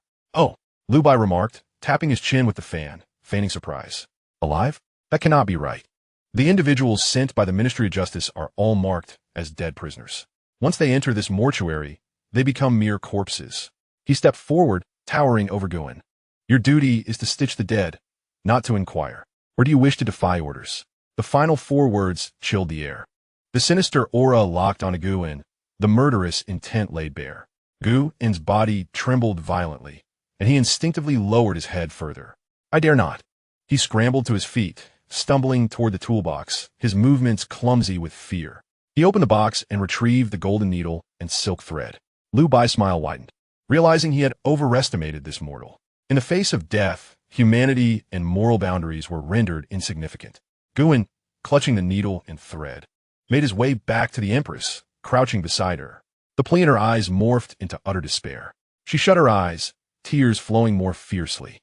Guan reached out, removing the cloth from her mouth. The woman did not scream, but gasped for breath, akin to a fish out of water. "My lord, my skills are crude. I fear she may move and disrupt your intentions," Guan murmured, turning his back to Lu Bai. This rationale was sound. Lu Bai waved his fan dismissively. "Do as you wish." He was merely interested in the outcome. Guan bowed his head, his line of sight obscured by his own body. He brandished the thickest golden needle before the Empress. Her body tensed with fear. Now was the moment. To Lu Bai, Guan appeared to be merely preparing for the suturing. Yet, at the instant Guan grasped the golden needle, his other hand, moving with an almost imperceptible swiftness, tapped the Feng Fu acupoint at the nape of the woman's neck. The hidden force of the iron finger technique struck silently, precisely penetrating her. It was without sound, without trace. That energy instantaneously extinguished the vitality of her brainstem. The Empress's top body suddenly slackened. In her eyes, all fear, despair, and pleading solidified in an instant, transforming into a hollow void. The final tear slid down the corner of her eye. She departed. There was no pain. For one who was destined to die, this was the ultimate and greatest act of mercy. To the outside observer, Guan merely adjusted the woman's posture, laying her down more gracefully. Lu Bai remained oblivious, noticing only that the woman, who had been struggling not long before, suddenly lay still, perhaps fainted from terror. Lu Bai paid it no mind. Then, he witnessed a scene that brought him satisfaction. Guan, with an impassive expression, raised the golden needle. Without a moment's hesitation, the first needle pierced through the woman's lips. He commenced the stitching, one stitch, one thread. His movements were steady, precise, and indifferent, indistinguishable from the way he had sewn any corpse before. It was as if he were handling a lifeless piece of cloth rather than a recently living being. The smile on Lu Bai's face became more genuine. This man was a natural villain, an excellent specimen. Guan focused intently on his stitching, taking his time with great care. He aimed to ensure that this noble woman departed with dignity. The deceased's final wish settlement system has been activated. Deceased, former imperial concubine Li Qinwu. Cause of death, brain death, peaceful end. Final wish, having been embroiled in the court's witchcraft disaster and dying with grievances. She sought release through death. Determination, final wish fulfilled, the deceased is grateful. Calculating rewards. Congratulations, host. You have obtained the treasured collection of the concubine, complete compendium of court secret medicines. Congratulations, host, you have acquired a special skill. Substitute puppet technique, fragment. Guan's heart remained as calm as an ancient well. He had discovered a third option, beneath Lu Bai's watchful gaze. He granted this imperial consort her final dignity in the most discreet manner. Meanwhile, Lu Bai perceived only the truth he wished to see. After a considerable time, the last stitch was placed. Guan snipped the thread, rose, and bowed once more. "My lord, it is done." Lu Bai nodded in satisfaction, stepping forward to scrutinize the corpse with keen interest. The stitching was impeccable with tight seams. Most importantly, Guan had exhibited no discomfort throughout the process, completely dispelling any doubts Lu Bai harbored. "Indeed, your skills are commendable." Lu Bai tossed him a black waist token, engraved with a grotesque visage. "Tonight, at the hour of the rat." His words bore a hint of genuine camaraderie. "Come to the Back Mountains graveyard. Assist me with a private task." Chapter 41. The Stitching of Demons. At the hour of the rat, in the capital city's graveyard, a place where lost souls found their rest, and a forbidden ground that sent shivers down the spines of the living. The dense clouds enveloped the moon, leaving only a few ghastly green phosphorescent lights flickering silently among the graves, resembling the eyes of the deceased peering into the mortal realm. A shadow moved stealthily along the periphery of the mound. It was Guan. He did not rush inside, but instead circled the desolate area. His eyes, perceiving the unseen currents of energy, flowed gently, employing the art of chi observation. Within the mound, the malevolent aura coalesced as if tangible, interspersed with particularly striking demonic energies. The most potent of these was familiar to him. It belonged to Lu Bai. Clearly, this evening's clandestine task involved more than just him. Once assured that no unforeseen ambush awaited him, Guan retracted his presence, merging seamlessly into the surroundings like a drop of water into the ocean. Stepping onto the land that bore countless decaying bones. The soil beneath his feet was soft and damp, occasionally crunching underfoot as he trod upon rotting bones, producing faint creaks. The air was thick with the sickly sweet stench of decay mingled with the earthy aroma of soil, invading his nostrils and inducing nausea. With a stoic expression, Guan followed the direction previously indicated by Liu Bai, advancing deeper into the graveyard. Soon, a cleared patch of ground came into view. Several men clad in black were wielding shovels, unearthing recently deceased corpses from freshly dug graves and carelessly discarding them onto the ground. Each corpse exhibited muscular definition, their temples bulging, clearly indicating they had been formidable martial artists in life. Liu Bai stood nearby, an elegant white-clad figure wielding a folding fan, exuding an incongruous nonchalance amidst the eerie atmosphere. "You are late," Liu Bai remarked as Guan approached, his tone devoid of any discernible emotion. "Apologies, my lord," Guan replied, feigning timidity with a quiver in his voice, perfectly embodying the trepidation of a lowly subordinate. Liu Bai's lips curled into a faint smirk, clearly amused by this explanation. He gestured toward the haphazardly strewn corpses on the ground. "Do you see them? Your task is to stitch them together." "Stitch them together?" Guan's gaze swept over the corpses, counting at least 7 or 8 in number.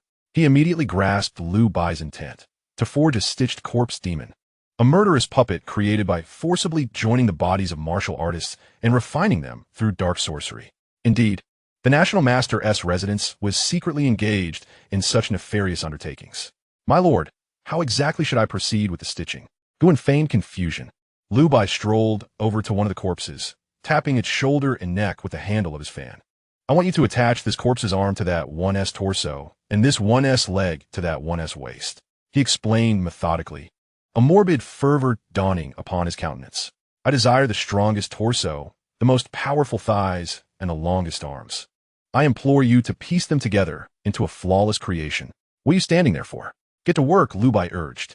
Yes, I shall begin at once," Guan replied, not daring to show the slightest hesitation as he hastily retrieved gold needles and thread from the toolbox. He approached the heap of corpses crouched down and commenced his task. Liu Bai and the several cloaked figures stood a short distance away, their eyes fixed intently on his every movement. They required Guan's expertise while simultaneously remaining vigilant against him. Guan was acutely aware of this, with his head bowed and expression focused. He resembled a craftsman utterly absorbed in his craft. He picked up a severed arm from one of the bodies, the gold needle piercing precisely at the joint, and the specially crafted thread followed suit. He cut sinews, removed flesh, and joined the pieces together. His movements were swift and steady. To an outsider, it appeared he was diligently assembling this horrific creature. Yet within Guan, there was a chilling tranquility. With each suture joint, his fingers trembled subtly at a nearly imperceptible frequency. The manner in which the thread was intertwined was cunningly altered, forming a barely noticeable slipknot.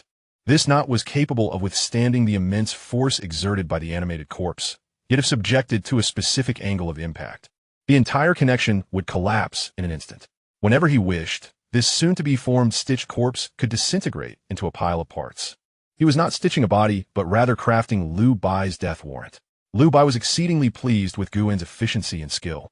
Watching greedily as the grotesque silhouette gradually took shape, his eyes brimming with anticipation. "Hurry, faster. It must be completed before dawn." As Guan sewed, he fervently absorbed the enemy's knowledge. "The deceased's wish settlement system has been activated. You are engaging with and manipulating a malevolent creation, the stitched corpse puppet. By analyzing its crafting technique, you are gaining insight. Congratulations, host, you have acquired the skill, Corpse Control, Initial Unveiling. Indeed, the enemy serves as the finest source of experience." Liu Bai regarded him as a disposable tool, unaware that he, along with his mastery of dark arts, had become sustenance in Guan's eyes. When a final stitch was made, the horizon began to blush with the first light of dawn. Guan rose, wiping away the non-existent sweat from his brow, and with a hoarse voice, respectfully declared, "My lord, I have fulfilled your command." Liu Bai swiftly approached the towering stitched corpse, which boasted 4 arms. He extended his hand, caressing its iron-like skin with an obsessive delight, emitting a series of grating, sinister laughs. "Excellent, truly magnificent." He abruptly turned to face Guan. The mask of the refined scholar had now entirely peeled away, replaced by unabashed, murderous intent. Your craftsmanship is indeed commendable. I'm quite satisfied. Lu Bai swayed his folding fan, advancing towards Guin step by step, akin to a serpent poised to strike its prey. To reward you, I have resolved to make you the very essence of this corpse demon, its most esteemed component. He halted before Guin, lightly tapping his shoulder with the chilling bone of the fan. This corpse demon requires a sufficiently resilient primary soul to command it. I perceive that your soul is quite commendable. Chapter 42. A single slice to vanquish the demon. I perceive that your soul is quite commendable. Lu Bai's voice was soft yet laced with a cruel certainty, akin to the declaration of a death sentence for his quarry. He was resolute that Guin had become the meat on his chopping block, with no escape in sight. A reward? No, this was silencing a witness. A mortician, who had uncovered the secrets of the State Master's estate in the crafting of corpse demons and witnessed what was not meant to be seen, was fated to meet his demise from the outset. To make him the primary soul was merely to repurpose waste. Guin lowered his head, his body trembling slightly from fear, seemingly rendered senseless by this sudden turn of events. He neither pleaded for mercy nor resisted. Lu Bai found satisfaction in this. The humble and cowardly nature of mortals was always a source of delight. He waved his fan, advancing slowly, preparing to extract Guin's soul with his own hands. But just as he approached within 3 steps of Guin, an unexpected turn of events transpired. Guin, who had kept his head bowed, suddenly lifted it. In his eyes, once filled with numbness and dread, only icy killing intent remained, devoid of any pretense. Buzz! A piercing blade's cry erupted in the desolate graveyard, shattering the silence. Swift, incredibly swift. Guin's hand, unbeknownst to him, had already clasped the rusty broken blade he had salvaged from the ghost market at his waist. There was no motion to draw the blade. As the glimmer of the blade illuminated, it was already unsheathed. Givens the Ying Blad technique. This strike amalgamated all his strength, enveloped in the boundless killing intent of Asura battle will. It transcended mere martial prowess. It was a stunning flash of light, a judgment of death. You. Lu Bai's sinister grin froze instantaneously, replaced by sheer horror. He had never anticipated that this ant in his eyes would dare to wield a blade, and such a terrifying one at that. He wished to retreat, to evade, to revert to his true form. Yet it was all too late. The blade's light had already swept past his body. With a soft sound akin to fabric tearing, a straight scarlet line appeared on Lu Bai's elegant visage, stretching from his brow to his lower abdomen. In an instant, this grand facade of human skin was neatly severed into 2, peeling away to either side. Beneath the guise of skin was not flesh and blood, but a writhing mass of thick black mist, exuding a nauseating stench. This was Lu Bai's true form, a demon cloaked in human skin. A piercing shriek emanated from the black mist, resonating painfully against the eardrums. The swirling darkness writhed and screamed, desperately yearning to escape from the severed husk. It never anticipated that its prideful disguise would prove to be as fragile as mere parchment in the face of the blade's gleam. Guin struck with precision. It did not pause for a moment. Mercy towards an enemy is cruelty towards oneself, a lesson he had grasped since the very first day he entered the corpse collection room. In the instant the dark entity attempted to flee, Guin surged forward, foregoing his blade in favor of extending his left hand. His palm open wide, directed at the howling mass of darkness. Body of profound Een, heaven-swallowing demon art. The 2 formidable techniques were unleashed simultaneously. A terrifying suction emanated from Guin's palm, causing the surrounding air to warp and form an invisible vortex. No, what sorcery is this? The dark entity emitted an even more terrified wail. It sensed its primal demonic energy being relentlessly drawn and consumed by an irresistible force. It struggled vehemently, attempting to burrow underground, but all efforts were in vain. Before the heaven-swallowing demon art, any form of energy became the ultimate sustenance. The dark mass was stretched and pulled, continuously flowing into Guin's palm. Lu Bai's screams dwindled, ultimately dissolving into a despairing lament. In mere moments, the dark essence, which represented the true form of the painted skin demon, was completely devoured by Guin, leaving not a trace behind. A wave of pure and immense demonic power erupted within Guin. This force far more refined than any malevolent energy he had absorbed previously. He forcibly suppressed the turbulent blood within him. Under the impact of this colossal demonic force, the bottleneck of the muscle transformation realm, exhibited signs of loosening. He glanced at the two torn pieces of human skin on the floor and Liu Bai's fallen fan, his eyes betraying no emotion. To kill is to handle the corpse. This is a fundamental truth. Guan swiftly collected the fan and the human skin, recognizing their value. Then, his gaze shifted to the several black-clad figures, who stood frozen in shock, their souls scattered by the surreal scene before them. A mere seamster had dispatched the esteemed inspector in a single stroke, and consumed him? A demon. One of the black-clad figures was the first to shatter, turning to flee. But no matter how swiftly they ran, they could not outrun Guan's needles. With a flick of his fingers, several steel needles, laced with corpse poison, transformed into streaks of light, precisely embedding themselves into the backs of the fleeing figures. Thud, thud. They collapsed, lifeless in an instant. Thus, in the graveyard, aside from Guan, not a single soul remained alive. Having completed his tasks, Guan then turned his attention to the newly assembled stitched corpse. A flawless plan rapidly formed in his mind. Destroy the corpse, obliterate the evidence, and fabricate the scene. He approached the corpse demon, skillfully stuffing the two remnants of human skin left by Liu Bai, along with the bodies of several cloaked figures, into the demon's still unsewn abdominal cavity. Subsequently, he forcefully tugged at the living knot he had left during the previous stitching. Within the corpse demon, several critical energy nodes instantaneously misaligned. With a thunderous roar, the enormous malevolent energy accumulated within it lost its guidance and erupted into a frenzy. A cataclysmic energy began to brew within its belly. Guan unleashed, stepping on snow without a trace, transforming his figure into a wisp of blue smoke, darting away from the mass grave without a backward glance. Behind him, the stitched corpse demon expanded dramatically, its skin splitting open with countless fissures, a ghastly green light erupting from within. The next moment, a deafening explosion resounded, shattering the tranquility of the outskirts of the capital. A colossal fireball soared into the sky, illuminating half the night with a sickly green glow. The violent shockwave, laden with countless fragments of flesh, swept outward. The entire mass grave was reduced to rubble. A perfect counterattack in the art of corpse refining had been executed, creating an illusion of mutual destruction. As Guan distanced himself, feeling the intense explosion behind him, he cast a fleeting glance back. The National Master's residence and the inspectorate. This account was only just beginning. He vanished into the last vestiges of darkness before dawn. The next day, news spread within the Demon Suppression Division. The newly appointed Inspector Liu Bai had unfortunately gone missing during the refinement of evil artifacts at the mass grave in the back mountains, apparently falling victim to a backlash. It was said that only a massive crater remained at the scene.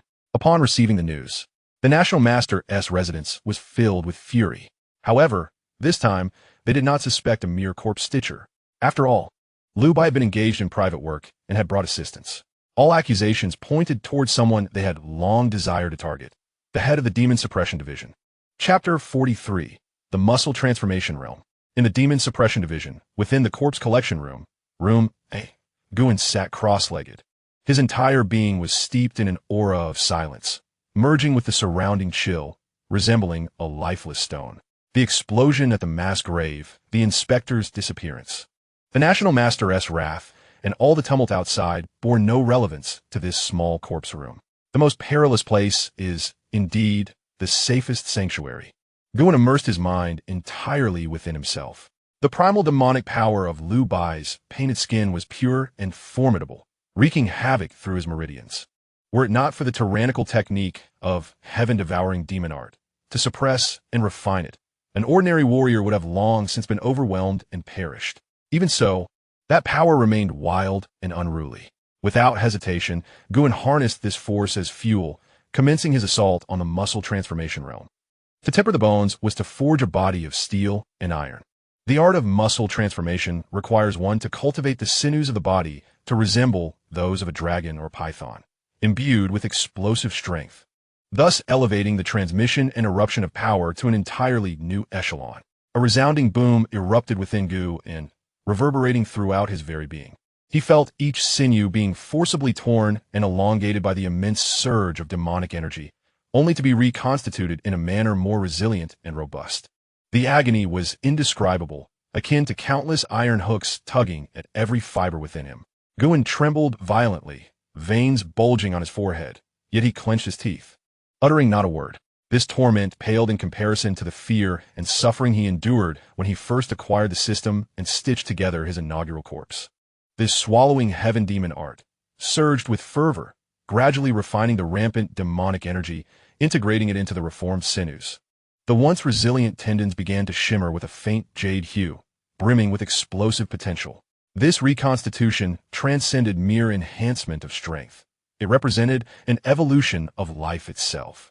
Lu Bai, as a demon with a painted skin, possessed an intrinsic demonic energy rich in malleability and vitality.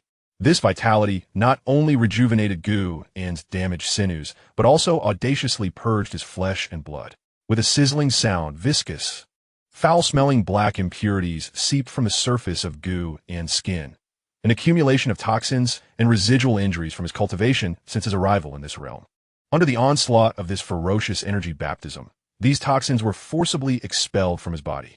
Although he lacked a specialized marrow cleansing technique, the sheer force of this overwhelming demonic energy enabled Gu to achieve a transformation akin to a rebirth.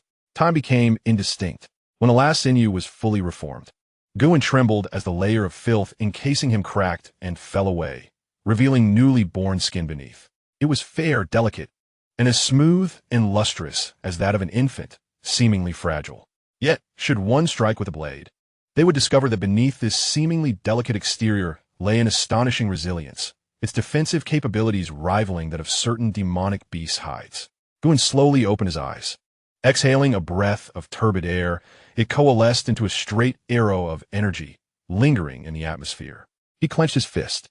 With a crackling sound, his bones resounded, and the sinews trembled like taut bowstrings, producing an unsettling noise. The sensation of power brimming to the point of overflow was intoxicating. He had achieved the muscle transformation realm. With the strength of this corporeal form alone, he could effortlessly overpower those so-called innate experts. When combined with Asura battle intent and heaven-slaying blade technique, he would possess the prowess to contend with genuine cultivators, provided they were not in the foundational stage. At that moment, the system notification echoed in his mind once more. The deceased's last wishes settlement system has been activated. You have perfectly devoured and assimilated the innate demonic power of the painted skin demon, Lu Bai. The analysis of the demonic talent is underway. Congratulations, host. You have awakened the divine ability. Painted skin, perfect level. Painted skin, perfect level through mere contact. You can flawlessly simulate and memorize the appearance, physique, voice, and even the essence of your target. When activated, you can freely adjust your skeletal and muscular structure, altering your height and body shape.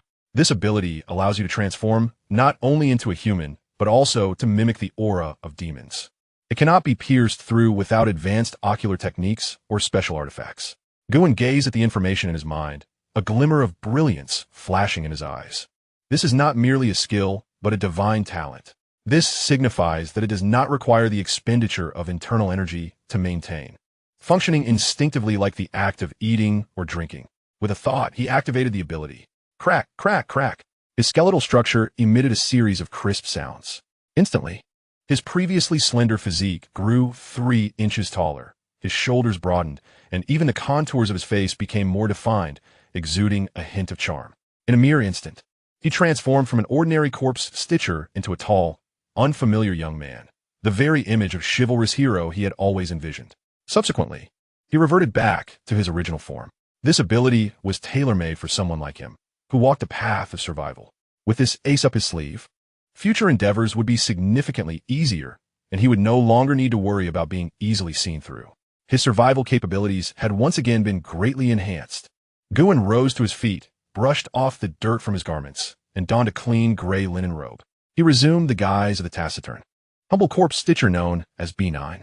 Upon pushing open the door, he stepped into the chilling stillness under the overcast sky. Yet, the distant sounds of hurried footsteps and commotion shattered the tranquility. Hurry, hurry, an urgent dispatch from the Ministry of Justice. Have you heard? Another prominent figure has gone missing. This marks the 3rd incident this month, doesn't it? What is happening in the capital lately? A few members of the Imperial Guard hurriedly carried a stretcher draped in white cloth into Area B, their expressions fraught with panic. An acquaintance, the corpse stitcher Old Huang, spotted Gu and rushed over, lowering his voice, his face etched with fear. Manager Gu, you're finally out. What has happened? Gu feigned ignorance, his gaze steady. Another death. Old Huang swallowed hard, relaying the news that, like the previous cases, the victim had been drained of blood and turned into a desiccated corpse. The rumors are rampant outside, claiming it's caused by a sinister drug known as human pill. Human pill. Gu Wen's pupils constricted slightly. Just after the death of the inspector, the storm in the capital not only persisted but intensified. Gu Wen had just sent away a wandering swordsman, frozen to death by malevolent energy, when the door was suddenly flung open with a loud bang. Several officials from the Ministry of Justice barged in, carrying a stretcher. The leading captain wore an expression of deep frustration, pinching his nose tightly as if inhaling even a breath of the room's air could shorten his lifespan. He stood at a distance, presenting a document to Gu Wen, his tone unexpectedly laced with a hint of reverence, unbeknownst to himself. Lord Gu, the higher authorities have specified that you must personally examine this corpse. The title of the Master of Corpse Stitching evidently held more weight than the insignia of the Demon Suppression Office. What a background! Gu Wen's gaze transcended the document. Landing upon the stretcher, beneath the white cloth lay a figure, emaciated to the extreme, a grotesque outline. The air was thick with a peculiar amalgam of medicinal herbs and the stench of decaying flesh. The illegitimate son of the Marquis of Yong'an, the capturer murmured, his voice strained, as if squeezed from between clenched teeth. He died 3 days ago and was only retrieved from the silt of the city moat this morning. It has already been reduced to this ghastly state. Gu Wen extended his hand, lifting the white cloth. Before him lay a true, desiccated corpse. The skin was tightly adhered to the bones, presenting a morbid waxen hue, with sunken eye sockets and cheeks, as if every drop of life had been drained from him. There was no scent of blood, only an overwhelming aroma of herbs, seeping from every crevice of the bones. Cause of death. Gu Wen donned a pair of tanned leather gloves and began his examination. Unknown. The capturer shook his head, his eyes filled with trepidation. The forensic expert at the office examined him for half a day, stating only that he perished from the depletion of vital essence. Yet this lad was merely 17. Robust as an ox. How could that be? He dared not utter the term that had silently circulated among the aristocracy of the capital. Human pill. Gu Wen did not pursue the matter further. Instead, he extended a finger and gently pressed it against the corpse's chest. The texture was hard and desiccated, devoid of any elasticity characteristic of the living, akin to pressing upon a piece of wood that had been dried for a century. He retrieved the finest gold needle and aimed it at a rupture on the corpse, attempting to stitch it. A sharp clang echoed as the needle was forcibly rebuffed. The body, altered by potent substances, exhibited a resilience that rivaled that of previous cultivators. Gu Wen's expression remained impassive as he summoned his internal energy, now liquefied, and infused it into the needle's tip. This time, the needle penetrated silently and slowly. He commenced the stitching, his movements deliberate and unhurried, as though he were embroidering the most exquisite tapestry. The deceased's wish settlement system has been activated. You are in the process of collecting the alchemist's remains. A chilling notification echoed, and a torrent of memories, mingled with boundless anguish and profound despair, surged into Gu Wen's mind. The revolving lantern. This perspective was startlingly vivid. He beheld a youth named Li Mo, his head ensconced in a burlap sack, cast into a dark, damp underground alchemy chamber. In the iron cage, he was not alone. A dozen or so young men and women of similar age, their eyes vacant, resembled livestock awaiting slaughter. Each day, a shadow clad in a black robe pried open their mouths, forcibly pouring in bowls of thick, oddly scented concoctions. Ginseng, deer antler, reishi, those rare medicinal herbs, which could easily cause a nosebleed for an ordinary person, were treated like swine fodder, incessantly consumed day after day. The body grew robust, and the vital energy surged. Yet, what awaited them was not freedom, but the ominous bronze alchemical furnace, standing resolutely in the center of the elixir chamber, burning with a ghostly flame. Li Mo witnessed the youth, nurtured to a state of vitality, being seized by two Taoists amidst a chilling scream and brutally cast into the furnace. The flames surged. The agonized cries were soon replaced by the ghastly sounds of boiling. Amid the rich aroma of herbs lingered a nauseating scent of charred flesh and blood. Li Mo was driven to madness.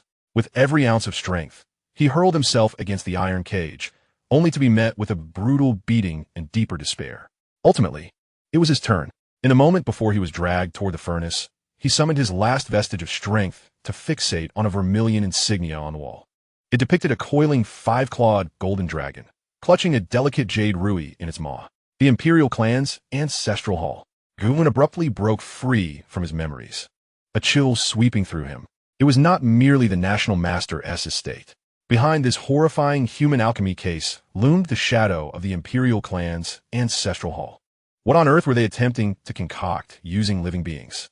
Guwen suppressed the tumult within, his hands continuing their work without pause. As he sutured the deceased's throat, his fingertips unexpectedly grazed a cold, hard-foreign object.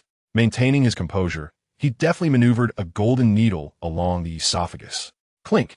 A petite ring, still bearing traces of gastric fluid, slipped from the corpse's mouth and landed upon the tray. The ring was neither gold nor jade, entirely obsidian, and upon its surface, two characters were inscribed in ancient seal script.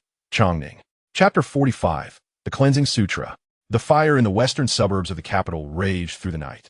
By dawn, it was extinguished. Yet, the tempest stirred by this conflagration had only begun to sweep through the sleepless city.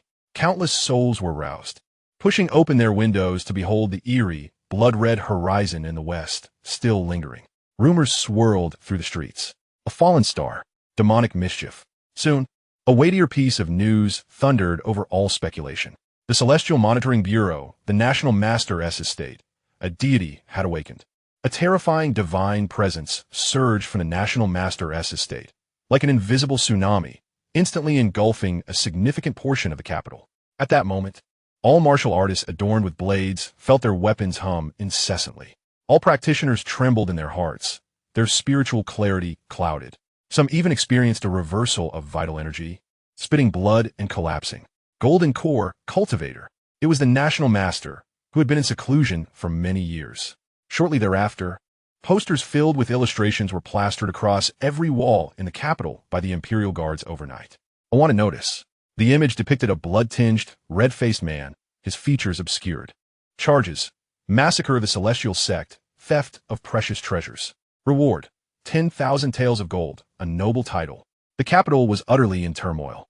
No one knows that at the heart of this tempest, the red-faced demon cultivator capable of propelling countless fugitives to unimaginable heights, is presently situated in the most sinister part of the entire capital, the corpse collection room of the Demon Suppression Office. Within the A-class room, an eerie chill lingers. Guwen feels as though he is perched upon the brink of an imminent volcanic eruption. The Wanhan blood pill retains merely 30% of its potency, the most turbulent and chaotic fraction. It surges through his meridians like molten lava, each tumultuous wave bringing excruciating agony akin to the tearing of flesh and bone. Beneath his skin, blood and dark energy engage in a fierce clash. Were it not for the swallowing heavenly devil technique, forcibly suppressing and refining it, he would have long since been reduced to a puddle of putrid blood. Even so, he has reached his limits. A breakthrough is imperative, otherwise he risks explosive demise. The bone-cleansing scripture, a royal secret tome bestowed upon him by Princess Chongning, is his sole lifeline. Although the princess had only provided him with the first volume as a form of collateral during their clandestine meeting. This volume contains the first 3 levels of techniques essential for cultivating the bone-cleansing realm, perfectly aligning with his current needs. As for the latter 3 levels corresponding to the opening of orifices, they likely remain secured within the royal treasury. However, for him, who seeks only to transcend for survival at this moment, these initial 3 levels are more than sufficient. Guwen settled into a meditative posture, channeling the volatile surge of blood energy, no longer suppressing it, but rather guiding it into his spinal dragon according to the first 3 techniques of the bone-cleansing scripture. Boom! An unimaginable searing pain shot from his tailbone straight through to the crown of his head. Guwen's body convulsed violently, his teeth grinding together as a guttural, beast-like groan escaped his throat. The marrow served as a cauldron, the blood as fire. He was refining himself. Hot oil splashed into icy waters. Within his bones, the cacophony of explosive pops reverberated like frying beans. The marrow ignited and evaporated, laboriously consuming the blood energy under the guidance of the technique, reshaping him anew. Viscous, pitch-black, foul liquid was expelled from his pores, landing on the ground and corroding it into tiny pits. As the black liquid was purged, his blood underwent a qualitative transformation. The vibrant red hue deepened, thickening, and with each pulse, It emitted a weighty sound reminiscent of lead and mercury. His very essence was transitioning into a realm beyond humanity. Outside, chaos reigned supreme. Have you heard? The National Master's second disciple, the real man Xianxia, has fallen in the western suburbs. Not just that. It is said that not a trace of him remains. The National Master was so enraged that he shattered a magical artifact on the spot. The city is now teeming with the Imperial Guards, and our Demon Suppression Office has also received an order for cooperative investigation. There is no escape. Old Huang and the others whispered anxiously, their faces etched with fear. Guan remained oblivious to their chatter, his mind wholly immersed in the cataclysmic battle raging within his being. For 3 entire days, he toiled without rest. When the final vestige of the blood pill as potency was consumed by his marrow, he slowly opened his eyes. Inside him, blood surged like mercury, each heartbeat resonating with the weight of a drum. His marrow gleamed like jade, forging an even more potent new life force. The essence of skin treasure resides within. Initial stage of bone washing. It has been accomplished. Guan felt the nascent power coursing through his body, and he understood within himself. Though he had merely mastered the first level of the bone-washing sutra, this initial stage of bone-washing power had already transformed his physical form. To advance further and reach the state of enlightenment, he must acquire the remaining 3 levels of the technique. That is a matter for the future. At present, he felt no joy, for he sensed that the atmosphere of the Demon Suppression Division had shifted. The patrols of the Imperial Guards had doubled. Subtle, concealed energies lingered above the corpse collection room, one of which was unfathomable. Director, trouble has arrived. He rose calmly, shedding his soiled garments for a clean linen shirt. Then, he picked up needle and thread, approached a new corpse, and began his work. It was as if nothing had transpired over the past 3 days. As if the red-faced demon cultivator stirring the winds of the capital were of no concern to him. He remained the quiet, reclusive corpse seamster, Bing Jiao. Footsteps echoed. Heavy, firm, unhurried. Step by step, they halted at the entrance of the numbered room. The chill within the room suddenly solidified. Guan's sewing did not cease. He did not even lift his gaze. The figure at the doorway blocked all light, casting a vast shadow that enveloped him entirely. Oppressive, utterly oppressive. After a long silence, a deep voice shattered the stillness. Bing Jiao. Guan's golden needle pierced flesh, tying a perfect surgical knot. He snipped the thread and methodically returned his tools to the wooden tray. Only then did he slowly rise and turn toward the figure at the door. Offering a slight bow, Director, the head of the Demon Suppression Division, stood at the entrance, clad in black attire, exuding an aura of mastery that conveyed more weight than any ornate garment. The director's gaze was like an ancient well. He did not inquire about Guan's whereabouts over the past few days, nor about the changes in his body. He simply fixed his stare on Guan and, in a declarative tone, spoke slowly. That night, where were you? Chapter 46, Blood Pill.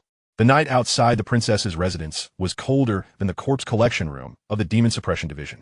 The faint, elusive aura of the demonic presence clung like a malignant growth to every shadowy corner of the street. The candied hawthorn vendor, the porters dozing under the wall, the merchants leisurely sipping tea in the tea house. Their disguises were impeccable, their breaths restrained, movements natural, blending seamlessly into the night of the capital. Yet, under Guan's gift of skinning, these clumsy facades were rendered transparent. He could even discern the hidden claws beneath the vendor's candied hawthorn sticks. The serpent scales coiled within the porter's voluminous sleeves, and the fleeting vertical pupils behind the merchant's tea bowl. The creatures nurtured by the National Master's residence. Not merely 3. The elderly eunuch, transformed by Guan, moved with a steady gait, his hunched figure gradually vanishing at the end of the long street. Clearing the surveillance?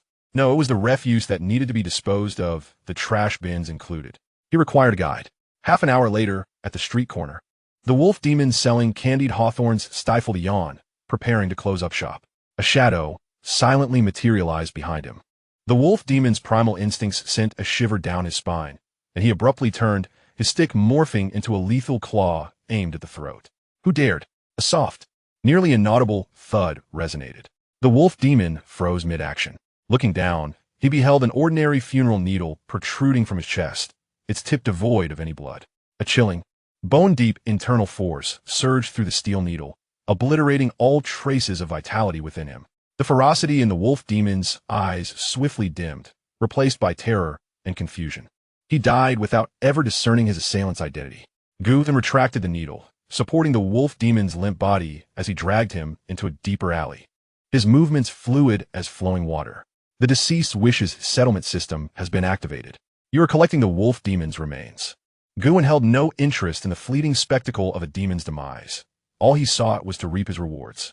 He refrained from immediate suturing, placing his palm upon the still warm corpse of the wolf demon, quietly channeling the heaven-swallowing demon technique. A medley of demonic energy was absorbed into his being, swiftly refined, replenishing the energy expended in that earlier strike. Even the smallest mosquito is still a morsel. Next, he turned his attention to the second target, the drowsy porter. Utilizing the same method, he achieved the same outcome, a needle to seal the throat, binding the soul. Upon reaching his third target, the peddler in the tea house, he paused. This one must be spared. He refrained from striking, instead maneuvering to the back alley of the tea house, waiting in silence. Soon, the peddler seemed to sense the absence of his companion, uneasily standing up, settling the tea bill, and hastily turning into the back alley. As he rounded the corner, he collided with a shadow. Bang! Guin delivered a precise chop to the nape of his neck, the force expertly measured to render him unconscious without causing death. Dragging him into the dark alley, Guin retrieved a small porcelain vial from his pocket, dispensing a small amount of colorless, odorless powder deep into the collar of the peddler's clothing. Tracking powder, a little trinket from the complete compendium of imperial elixirs. Having completed this task, he turned and departed, leaving the unconscious peddler behind. He did not hasten to follow. Returning to the initial alley, he gazed upon the two demon corpses and produced his toolkit. Opportunities to earn rewards must not be squandered. You have perfectly collected the wolf demon's remains. Malice value, 80. Acquired talent, demon aura disguise technique, perfect level. Illusionary demon disguise. Perfect level, you can flawlessly mimic and emit any demonic aura you have previously encountered, even blending multiple auras to create a more intricate disguise. With a flicker of thought, Guanxin's aura transformed instantaneously, shifting from that of an ordinary mortal to that of a wolf demon he had just stitched together. This talent was a perfect complement to skinning. One altered external appearance, while the other modified internal essence, providing a dual layer of security. Henceforth, even in the presence of a demon king, he would merely be perceived as an insignificant little demon.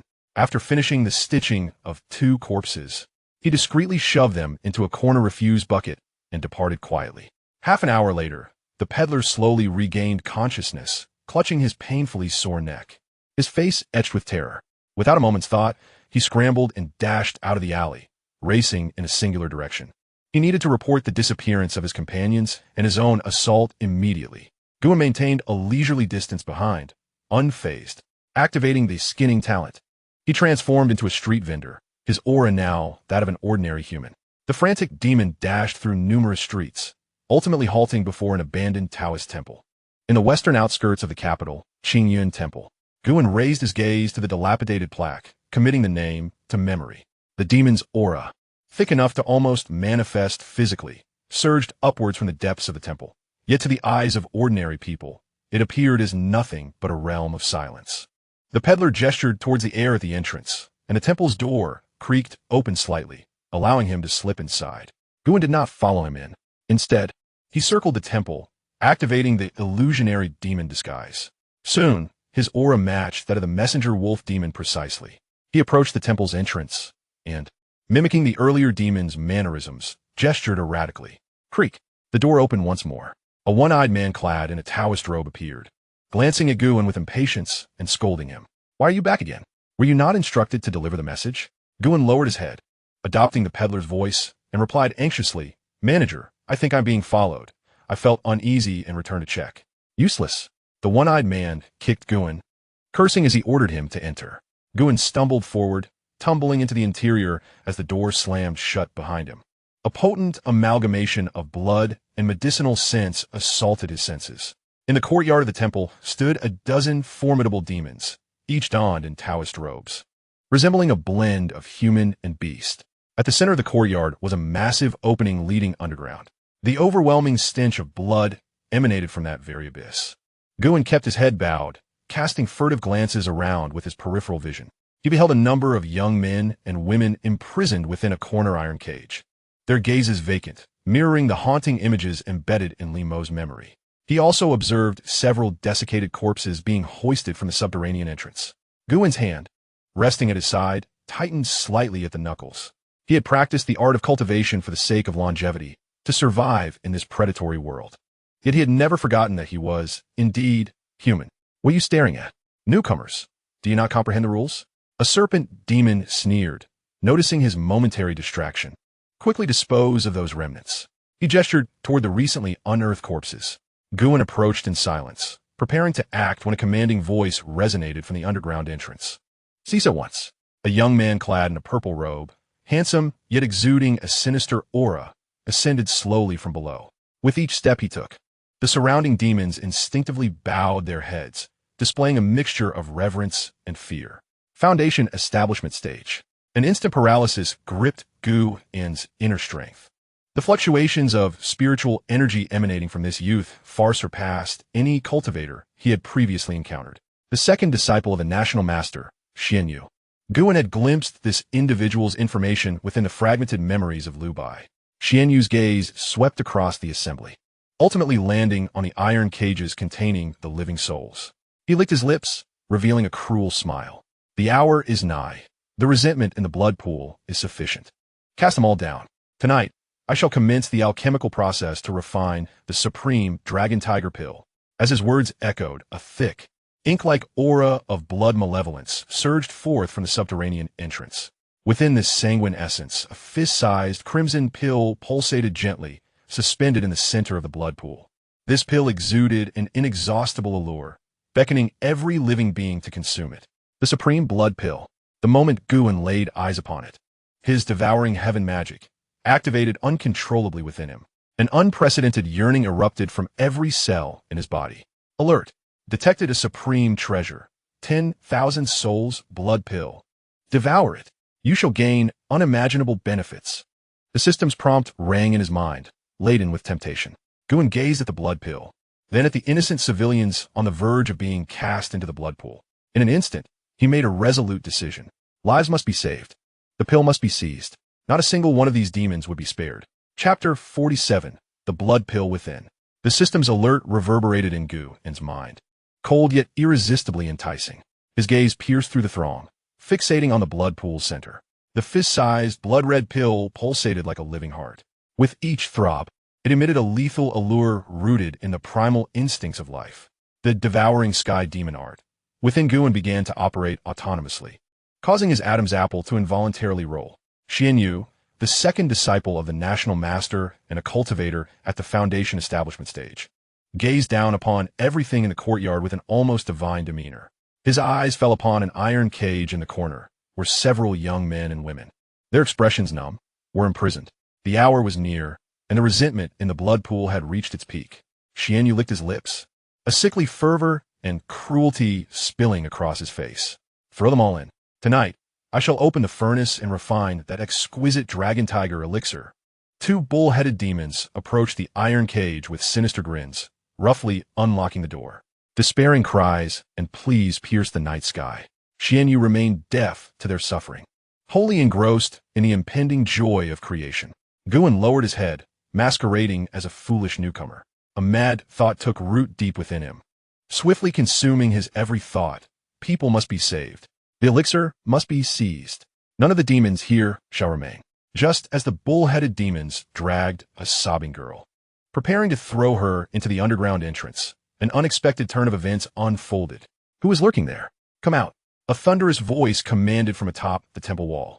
All the demons, including Xianxia, turned to the source of the voice. Guin glanced in that direction, certain he had not been discovered. Cackling, the figure that had been revealed declared, "Since I've been found, let us play." With a grotesque laugh, a figure leaped down from the wall, crashing heavily into the center of the courtyard. Boom! The bluestone floor shattered like a spider's web. The newcomer was a hulking figure, adorned with a fearsome demonic mask, exuding a ferocious and pure martial aura, an expert at body cultivation at the peak of the bone-tempering stage. Mia Mashedman, Xianxia mused, somewhat taken aback, before dismissively laughing. A mere mortal dares to wreak havoc at my Qingyan temple? The masked demon did not respond. Instead, he cracked his joints, producing a series of explosive sounds. This place is quite good. The blood energy is abundant, perfect for a hearty feast. Before the words had left his mouth, he rocketed forward like a cannonball, aimed directly at the two bull-headed demons. Bang! Bang!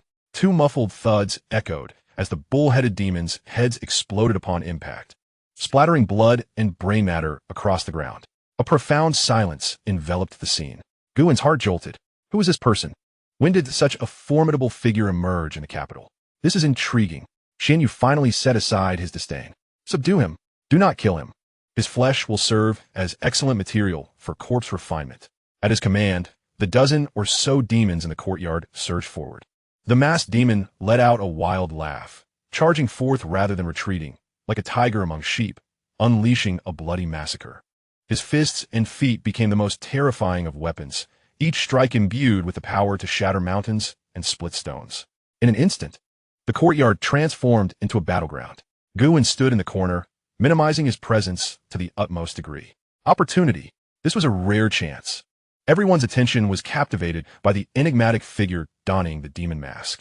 He stealthily retreated, merging his silhouette with the shadows. While employing skin transformation and demonic aura disguise to mimic the chaotic atmosphere surrounding him, he fixated intently on the pulsating blood essence at the underground entrance. It must be obtained. At this moment, the battle in the arena was nearing its conclusion. The demon-masked figure was drenched in blood, standing over the corpses of numerous demons. His chest heaving violently, drained of energy. Useless. A bunch of worthless fools. Xianyu trembled with rage. Very well. You have succeeded in provoking me. He pointed his fingers like a sword, murmuring incantations.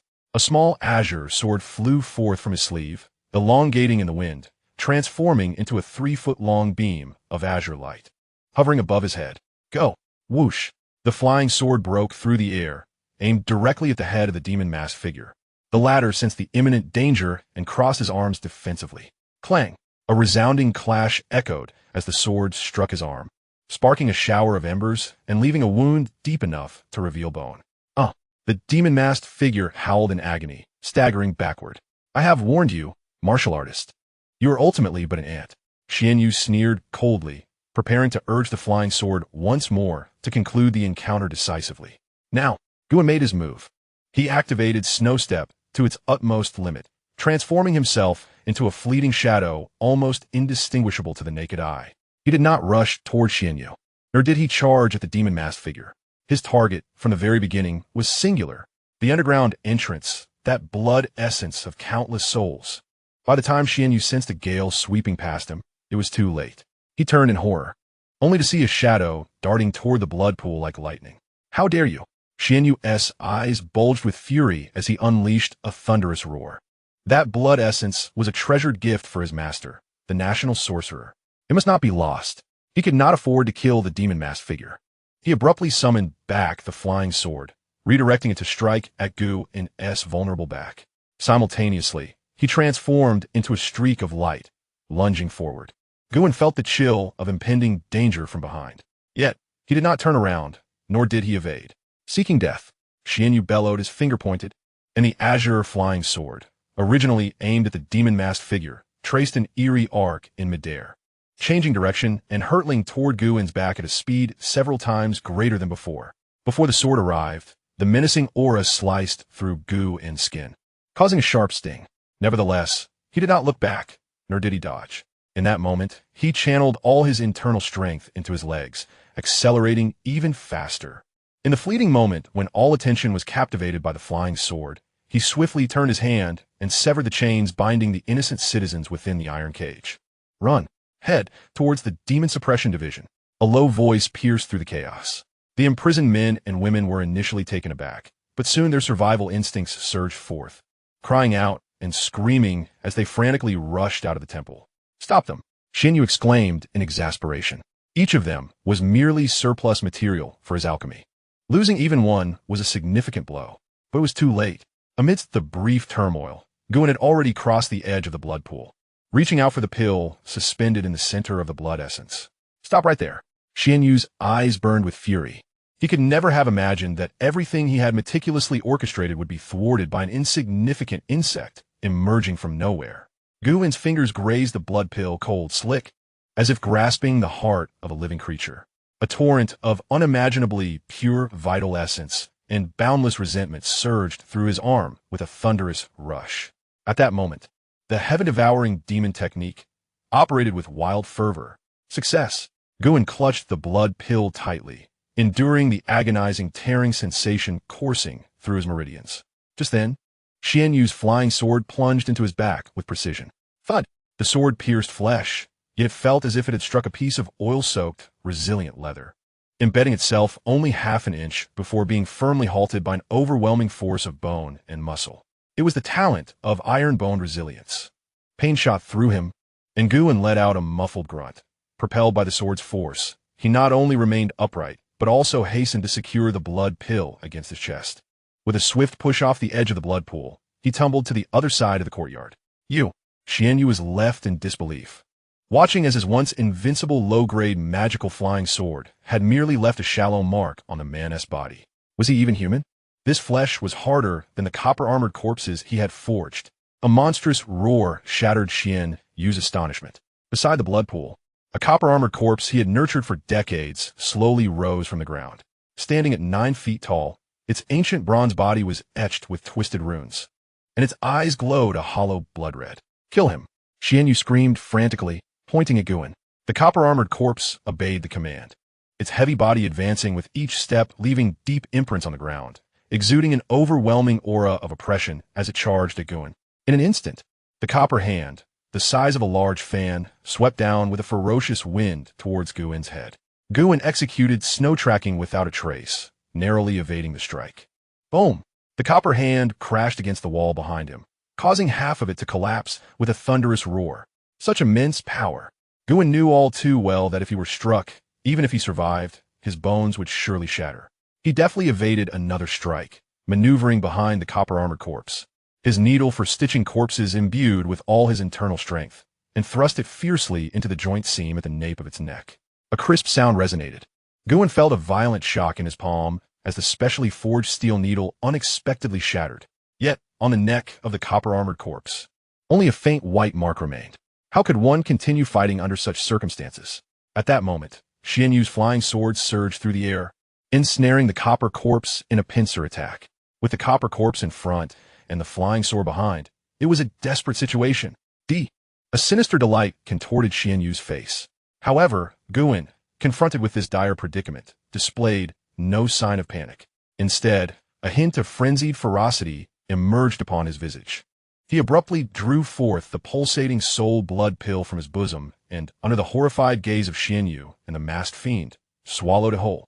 The blood pill, upon entering his mouth, transformed into a searing torrent, rushing into his abdomen without a moment for mastication. Boom! An indescribable surge of energy erupted within him. It was the vital essence of tens of thousands of lives, the overwhelming resentment of countless vengeful souls. So immense was this energy that it could obliterate any practitioner in the bone-forging realm into mere flesh and blood. Guin let out a howl of anguish. His skin turned a deep crimson, bulging veins twisted like black serpents beneath the surface, and his bones cried out in a lament that echoed the agony of impending fracture. He resembled a human blood bag, stretched to its limits, poised to burst at any moment. Chapter 48. The Aesthetics of Violence. Guin emitted a howl that was scarcely human. His skin bloated to a deep red akin to that of liver, grotesque veins protruding violently, while countless twisted black serpents writhed beneath his skin. His entire skeletal structure groaned under the overwhelming burden, as if it would shatter inch by inch under the weight of that terrifying energy. He appeared as if he were a human blood sac blown to its breaking point, ready to explode at any moment. A madman, a complete and utter lunatic. Xianyu's face was etched with disbelief. He had never encountered such a deranged warrior, daring to directly consume the soul blood pill, which contained the essence of tens of thousands of souls. That was no mere elixir. It was a poison potent enough to claim the life of even a golden core cultivator. The warrior adorned with a fiendish mask halted his movements, gazing at Guin's ghastly visage, a chill creeping into his heart. This man resembled a demon more than all the monsters in the temple combined. Yet, just as everyone expected Guin to erupt into a mist of blood, an astonishing transformation occurred. Heaven-devouring demonic art, this supreme technique, derived from the fusion of an ancient demon, unveiled its true, grotesque nature at that moment. It awakened within Gu an dantian like a ravenous beast that had slumbered for eons. The torrent of ferocious energy, potent enough to shatter all, surged into the meridians, only to be abruptly seized by a more domineering and insatiable force, drawing it entirely into the sea of chi within the dantian. Inside the dantian, an invisible vortex ravenously consumed, ground, and transformed the magnificent essence of life and the overwhelming resentment. The tumultuous energy was tamed, and the chaotic grievances were pulverized, leaving behind only the most pristine power, which nourished Gu En's limbs and bones. The crimson hue on Gu En's skin gradually faded, replaced by a mesmerizing, ethereal glow of red. The wounds inflicted by the flying sword began to heal at a visible rate, leaving no trace of scars behind. "This is impossible," Xianxia exclaimed in shock, sensing a familiar yet alien power. It was the power of the blood pill. Yet, this force not only failed to obliterate this insignificant being, but was instead being perfectly absorbed and controlled by him. In an instant of Xianxu's astonishment, Guan moved. He abruptly turned, gazing at the azure flying sword hovering in midair, flickering with spiritual light. The next moment, he executed an action that nearly shattered Xianxu's resolve. He did not evade, nor did he block with a weapon. Instead, he raised his hand and struck with a punch. His fist, glowing with an eerie red light, boldly met the immortal's artifact, the flying sword. Arrogance! Xianxu laughed in rage. Could a mere mortal's flesh and blood dare confront an artifact? It was a path to self-destruction. Clang! A deafening clash of metal erupted. The anticipated gruesome scene of a severed arm did not unfold. To Xianxu's astonishment, the azure flying sword was sent hurtling backwards by Gu En's punch, its blade shimmering erratically, emitting a mournful wail under the strain. Meanwhile, Gu En's fist bore only a faint white mark. Xianxu stood frozen, as if struck by lightning. What had he witnessed? A mere mortal had sent his life-bound artifact flying with a bare hand? This surpassed the limits of his comprehension. However, Gu En did not grant him further time for contemplation.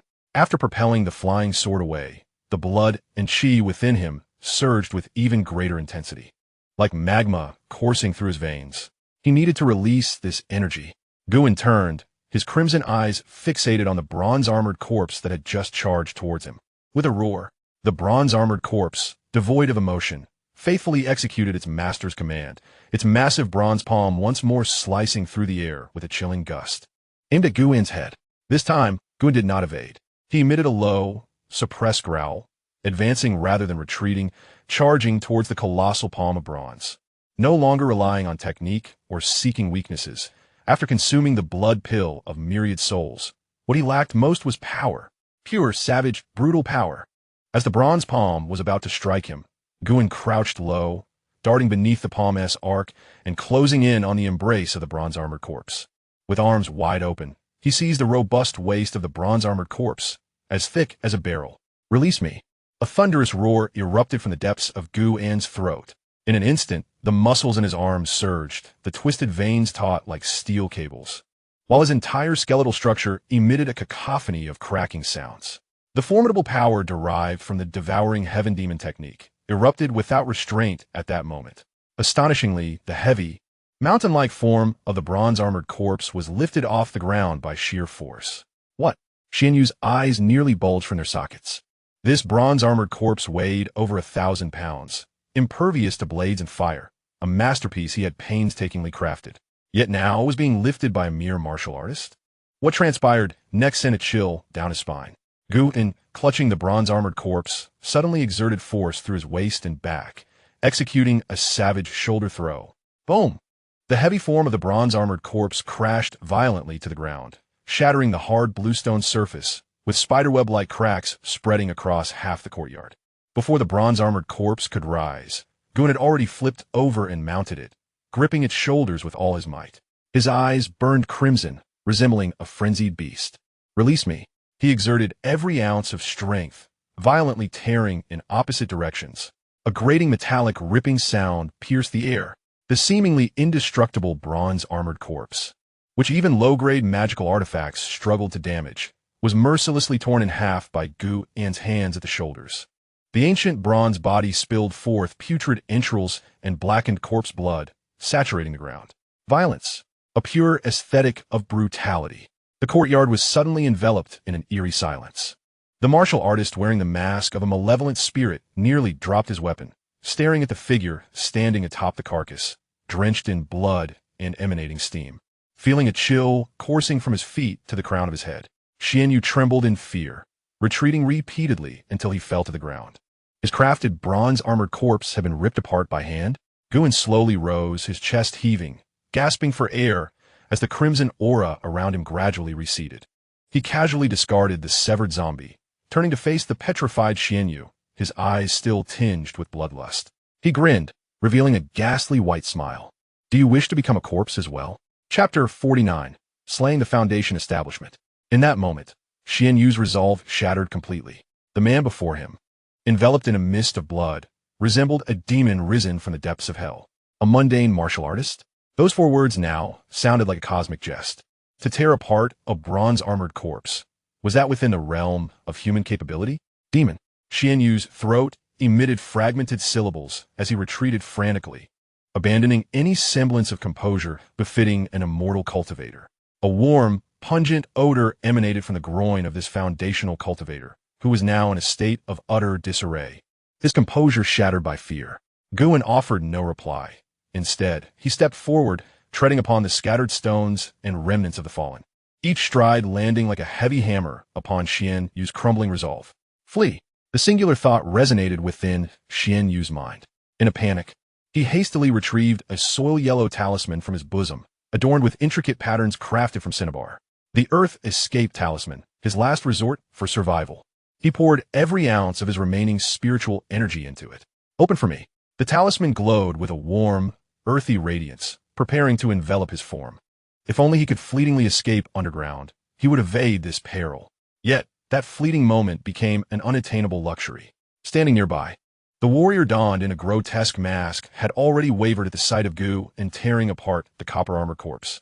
Witnessing Xianyu's attempt to flee, he wasted no time, turning to dash into the shadows of the temple, desperate to escape this fate. He refused to perish here. However, Guin's intentions had never included him. At the instant Xianyu activated the talisman, Guin made his move. He did not rush forward, for the distance was too great. Instead, he simply raised the bloodied fragment of a blade in his hand. A resonant hum filled the air as the overwhelming vitality of the blood-soul pill, still undigested within him, surged forth, mingling with the fierce intent of battle. The half-blade emitted a haunting wail as crimson fissures spread across its surface like a spider's web. In the next heartbeat, Guin's arm surged with vigor, casting the broken blade forth. There was no technique, no artistry, only sheer, unadulterated speed and strength. Whoosh! The blade transformed into a streak of crimson light, cleaving through the night sky with a piercing whistle, arriving ahead of its target. Xianyu, enveloped in the yellow glow and gradually phasing out of reality, had just begun to express a glimmer of euphoric relief at his near escape. Then, his expression froze. With a sickening thud, the crimson light did not strike his head nor pierce his heart. Instead, it precisely impaled his lower abdomen, where he was channeling his spiritual energy. Gasping, Xianyu looked down to see the blade, transfixing his energy center. The yellow glow dissipated instantly. The Earth Escape Talisman had ceased to function. His spiritual energy began to pour out chaotically from the gaping wound. My cultivation! Xianyu released a cry of despair. Guin's figure appeared before him like a specter. I warned you, he said, extending his hand to grasp Xianyu's throat, lifting him off the ground. Do you wish to become a corpse as well? Crack! A crisp crack echoed through the air as Xianyu's head hung at an unnatural angle, silencing him completely. The swallowing heaven devil art activated quietly, drawing forth the pure essence of a foundational stage cultivator through Guin's arm and alleviating the impending explosion of energy within him. A remarkable find. Guin nonchalantly discarded Xianyu's lifeless body onto the ground, his movements fluid and unceasing. He crouched down, rifling through the corpse to retrieve the storage bag embroidered with cloud patterns. The ineffective Earth Escape Talisman and several vials of medicinal pills were all accounted for. Not a single one could be overlooked. Even the smallest morsel is of value. He then approached the severed copper-armored corpse, realizing its conspicuousness necessitated its destruction. Finally, he turned his attention to the alchemical furnace, which still contained unrefined pills and an abundance of rare herbs. Such treasures must not go to waste. Guwen hastily stuffed the furnace and the scattered herbs into his bag. The entire process was executed with remarkable swiftness and grace. It was not until this moment that the rescued commoners emerged from their paralyzing fear. They gazed upon the figure standing amidst the blood and remains. A vision akin to a demonic deity, trembling in terror, too frightened even to weep. Guwen turned, the crimson glow enveloping him having faded significantly. Yet his imposing aura remained intact. His voice, hoarse from the surging blood energy, commanded, "Proceed to the residence of Princess Chongning. Inform them that you are the survivors sent by the princess." He paused momentarily, contemplating how to describe their savior. A chivalrous figure wearing a ghostly mask perished alongside the fiends. This served to cast suspicion away from himself while disparaging the fleeing masked warrior. The crowd stared in stunned silence before fervently nodding in agreement. They cared not for the identity of their rescuer. Their only desire was to survive. Guwen paid them no further heed, moving towards a pile of dry wood, where he flicked his fingers. A surge of blood-infused internal energy ignited the kindling with a resounding crackle. Grasping a torch, he set ablaze the talismans, drapes, and wooden furniture within the temple, the flames spreading rapidly. He cast the bodies of Xianxia and the fiends into the roaring blood pool, erasing all traces of their existence. Having completed his task, he stood before the towering inferno, watching as the survivors scrambled away into the night, disappearing into the darkness. In the distance, the faint sound of gongs and the clamor of footsteps from the city's patrols began to emerge. It was time to depart. If he lingered any longer, he would indeed meet the same fate as the demons. Guwen cast one last glance at the temple, now transformed into a hellish scene, as the power of the myriad souls and blood pills surged within him once more. He needed to find a secluded place to refine this energy immediately. With a flash, he darted into the dense forest behind the temple, swiftly vanishing into the boundless night, leaving only the inferno to illuminate the sky, casting a crimson hue over half the capital. Chapter 50. The Cleansing Mirror. Western suburbs of the capital. The inferno transformed the night sky into a festering wound, only managing to form a tenuous scab as the dawn timidly approached. The flames had been extinguished, yet their residual heat lingered. A more searing presence had just been unleashed upon this sleepless city. Countless window panes were thrust open as drowsy citizens peered out, not greeted by the familiar auspicious purple haze of yore, but rather a lingering dark crimson shroud clinging to the western horizon. Rumors spread like a plague with legs. Some fervently proclaimed it a meteor heralding calamity, while others insisted it was the stirring of earth dragons, heralding the emergence of demons. Until a cry of a crane pierced through the clouded sky. Deep within the National Master's estate, the stargazing tower, sealed for a decade, suddenly shed its accumulated snow. An invisible yet palpable will surge skyward without warning, instantly blanketing half the capital. It was not the wind, yet it was colder than any breeze. It was not thunder, yet it bore a weight greater than any storm. The patrolling soldiers, armed with their long blades, felt their weapons emit mournful wails, their scabbards trembling incessantly. The Taoist priests engaged in mourning rites found their incense sticks snapping abruptly, their spiritual senses jolted, warm and sweet blood flooding their nostrils. Even caged nightingales and dogs beneath the eaves tucked their tails and crouched on the ground, trembling with fear. The Grand Master of the Great Yu had awakened, his essence patrolling the city. Half an hour later, the Imperial Guards poured forth. The still-drying wanted posters plastered every conspicuous gray wall in the capital. The artist's strokes were ruthless, depicting a gaunt figure adorned with a demonic mask, drenched in blood, a man with a red face. Though devoid of features, he emanated a disquieting madness. The charges, slaughtering celestial sects, thievery with honor. The bounty, 10,000 taels of gold, a title of nobility. The entire capital was in an uproar. Countless desperate souls, eyes glinted crimson, fixated on that portrait, eager to pry the red-faced demon from the earth's crevices in exchange for wealth and glory.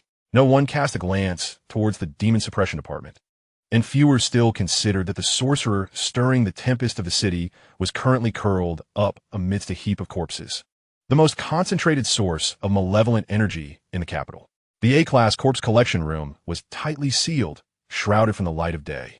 Guwen sat cross-legged on the cold bluestone floor, his body burning like a freshly forged iron. The veins beneath his skin bulged, purplish-red patterns racing beneath the surface. as if countless venomous serpents were gnawing and writhing within his flesh. The blood pill of 10,000 souls. It was hardly a remedy, but rather a poison.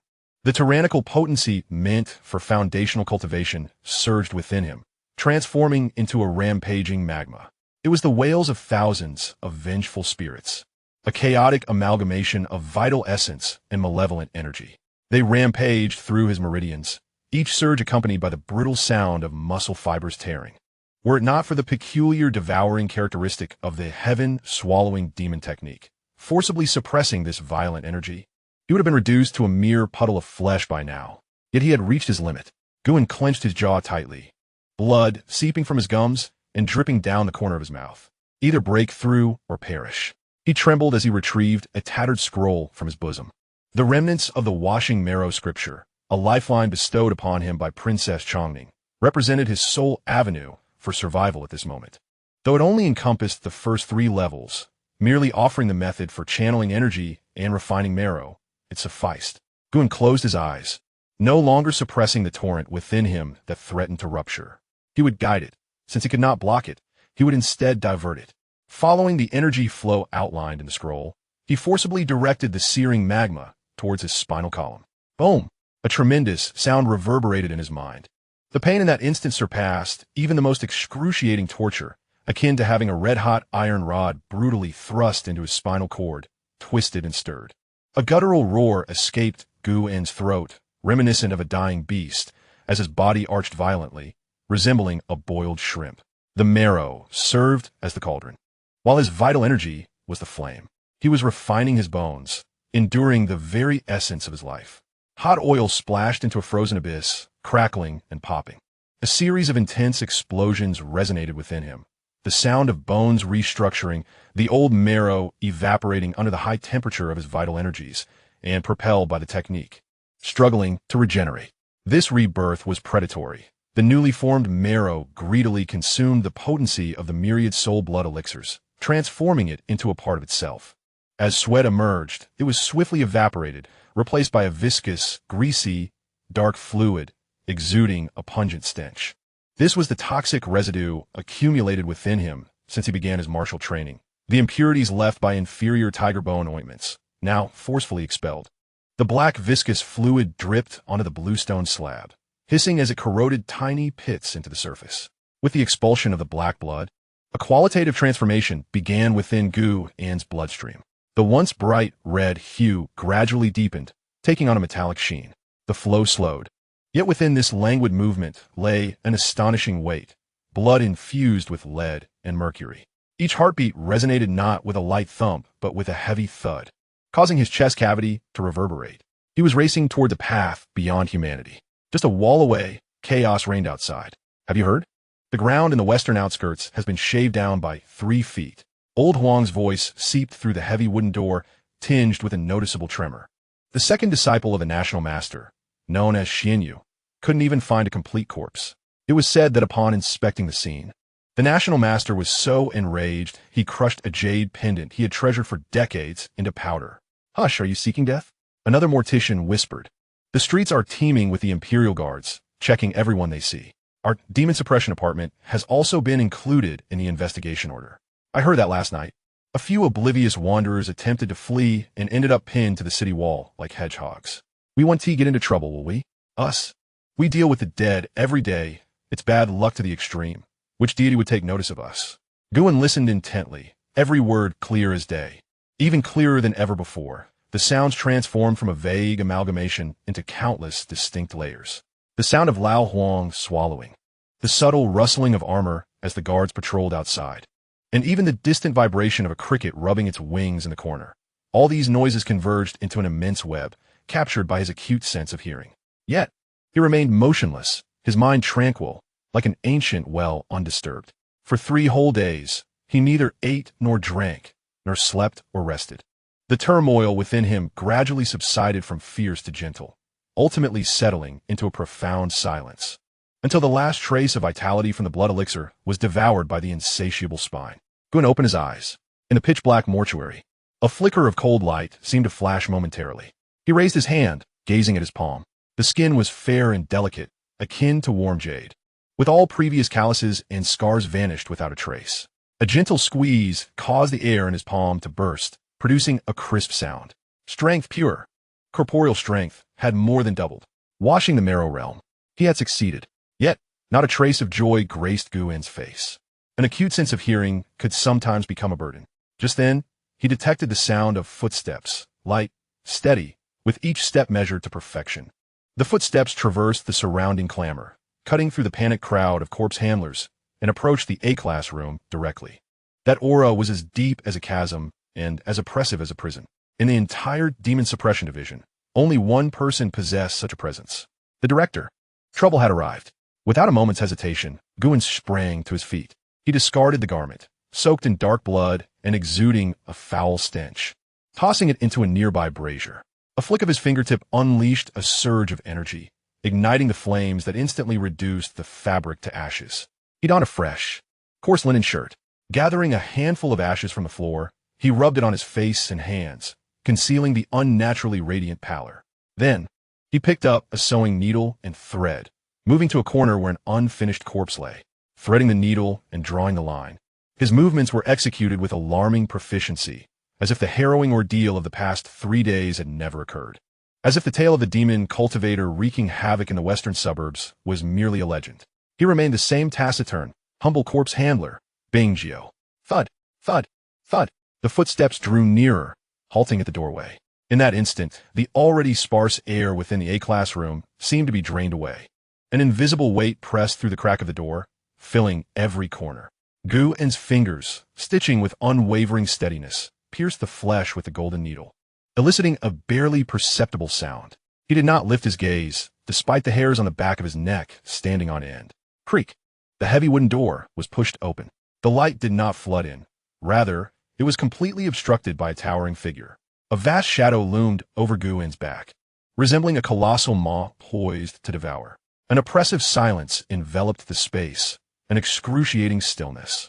Only the sound of needles piercing flesh echoed, magnified infinitely within this suffocating quietude. The figure remained motionless, silent, merely observing. This scrutiny was more disconcerting than a knife pressed to one's throat. After what felt like an eternity, Guin's thread and needle reached their conclusion. With deft fingers, he executed a flawless surgical knot, then grasped the scissors, snipping the thread with a decisive click. He meticulously put away his tools, returned to his original position, and cleansed his hands. Only after completing these tasks did he slowly straighten up and turn to face the imposing figure at the doorway. He inclined his body slightly, lowering his eyelids to shield the brilliance in his gaze. Director. His voice emerged hoarse and unembellished, tinged with a hint of well-placed fatigue.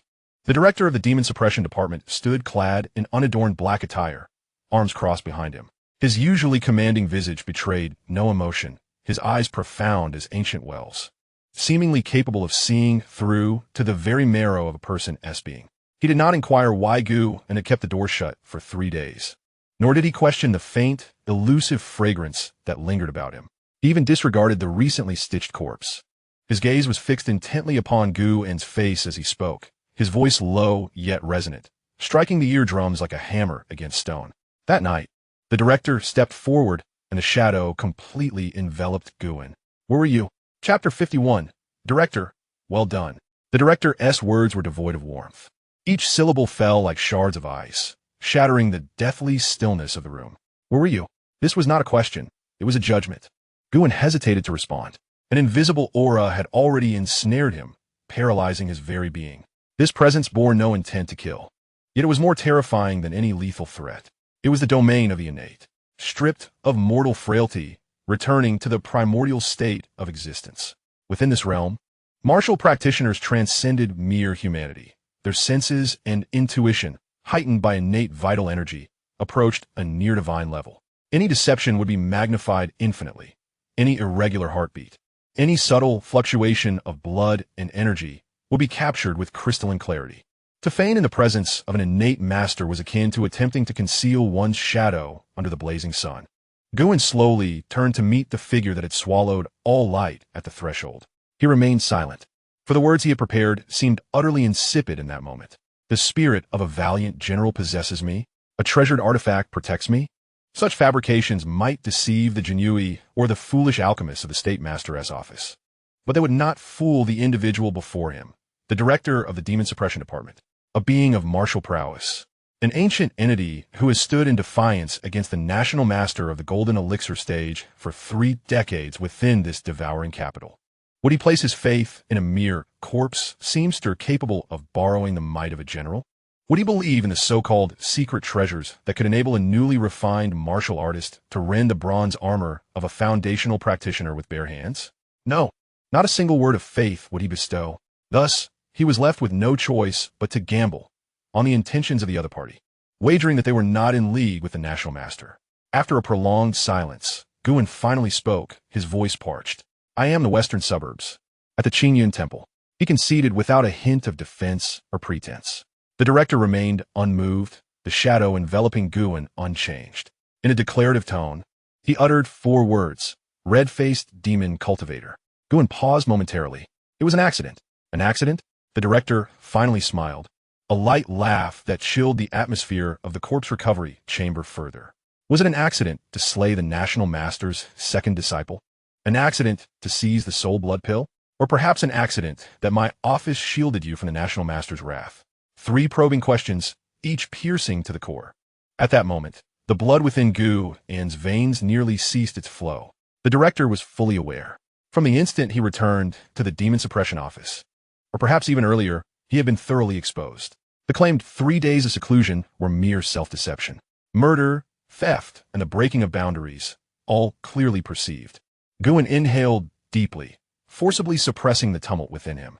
He raised his gaze to meet the unfathomable darkness. What does the director intend to do?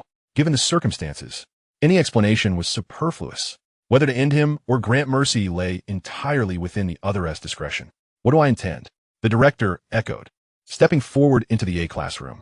As he entered, the terrifying pressure of a congenital powerhouse reached its zenith. The frost encrusted upon the corpses within emitted a sound of unbearable strain. Bingjiu, oh Bingjiu, you truly are a fortuitous boon for my office. First Xianyang, then Xianyu. 2 of the national master's most cherished disciples have perished at your hand. I am quite distressed. The director approached Guin, extending his hand as if to pat him on the shoulder, but it halted mid-air. Instead, he merely flicked his finger against Guin's chest, producing a muted thud. The national master has gone mad. He believes the red-faced demon cultivator is a hidden member of my demon suppression office. Tell me, should I hand you over to quell his fury or conceal you even deeper? Guin remained silent, standing resolutely as he awaited the final verdict. The air thickened, and time itself seemed to come to a standstill. Uncertain how much time had passed, a soft chuckle shattered the oppressive silence. To everyone's astonishment, a hint of a smile broke through the director's perpetually stoic demeanor. A genuine smile, no less. Well executed. The national master, that old dog, had long been basking in his own arrogance, riding roughshod over our martial warriors for far too long. I had long harbored the desire to act against him, yet lacked the appropriate instrument until now. Guin stood frozen in place, recalling that day in the morning hall when the real man Xianyang had cornered the director, witnessing the blend of fury, helplessness, and compromise etched on his face. In that moment, the director resembled a toothless tiger, as if perceiving Guin's thoughts. A trace of mockery flickered in the director's eyes. Did you think my performance that day was convincing? The director approached Guin's side, his voice low and resonant. If I hadn't feigned fear, how could he have dared to reach into the magic suppression department? If I hadn't projected helplessness, how could he have believed that Xianyang's demise was merely an accident? That day, when you drew your blade, I had 100 ways to stop you. Yet, I chose not to. The director patted Guin on the shoulder, the warmth of his palm seeping through the fabric, yet an icy chill coursed through Guin. For that strike was one I, too, wished to deliver. A cold sweat broke out on Guin's back. It dawned on him that everything that transpired that day had been orchestrated by this venerable elder. He believed he had seized the opportunity to commit murder, unaware that he was merely the borrowed blade in another's hand. All his feelings of helplessness and panic were but a performance orchestrated by this innate powerhouse for the national master. The director's implication was clear. My intent is quite simple. The director suppressed his smile, restoring his expression to one of serene composure. From this day forth, the crimson-faced demon cultivator has fled in fear of his crimes, vanishing without a trace. The bounty in the capital serves merely as a show for the national master. And you, Guin of the 3rd Division, have not strayed an inch from the corpse collection room for the past 3 days. You are merely a loyal and resilient mortuary attendant. Do you understand? Guin's heart leaped heavily. He had survived. Not only had he survived, but he had also secured the protection of the highest authority in the magic suppression department. He slightly bowed. Thank you, Director. Do not be in haste to express gratitude. The Director waved his hand. I have borne this significant burden for you. You must show your appreciation. There is no free lunch in this world. Here it comes, the true objective. Guin raised his eyes. Please, Director, give your orders. Excellent. The Director nodded in satisfaction. Follow me. He offered no further words, turning directly and striding toward the exit of the corpse collection room. Guin promptly followed. The two of them traversing the eerie corridor, not ascending to the surface, but descending deeper underground. They approached the entrance to the underground prison. Upon seeing the Director, the guards scrambled to kneel in reverence, not daring to lift their heads. The Director paid them no heed, continuing down the spiraling stone staircase. As they descended further, the air grew increasingly cold and damp. Dark red runes began to emerge upon the walls, exuding an ominous aura. The Bureau of Demon Suppression, ostensibly named for the purpose of subduing demons, was in truth a haven for nurturing them. The Director spoke in a tone of detached calmness, as if recounting a trivial matter. Within these confines resided not only living malevolent beings, but also restless entities of the deceased. They continued their descent. On the 3rd underground level, the leader held captive the master of the White Lotus sect. On the 7th level, the haunting roars of monstrous beasts echoed. By the 12th level, even the light became distorted. Yet the Director pressed on without pause, reaching the very depths, 18 levels below ground. Here there were no cells, no howls, only an oppressive silence. The air was steeped in an indescribable blend of decay and madness. At the end of the 18th level stood a massive door forged of dark iron, inscribed with intricate golden runes 100 times more complex than those on the walls, forming a colossal character for suppression. They had arrived. The Director halted his steps. The task I require of you is quite simple, to stitch together a corpse. He produced an ancient key from within his robes and inserted it into the lock of the iron door, turning it slowly. With a creak that resonated painfully, the door opened a crack, releasing an indescribable stench of sweet decay and filth. It was a bizarre aroma, a mingling of rot, blood, and some unknown power. The innate gift of immunity to all poisons. Within, Guin screamed in alarm at that moment. Deadly poison. Yet, the Director remained unfazed as he fully pushed the door open. The sight beyond the door left Guin momentarily breathless. It revealed a vast stone chamber. In the center of the chamber stood a throne crafted from obsidian. Upon that throne sat an elderly man with snow-white hair, bound by massive iron chains that pierced his limbs and torso, pinning him mercilessly. He was lifeless, no breath, no heartbeat.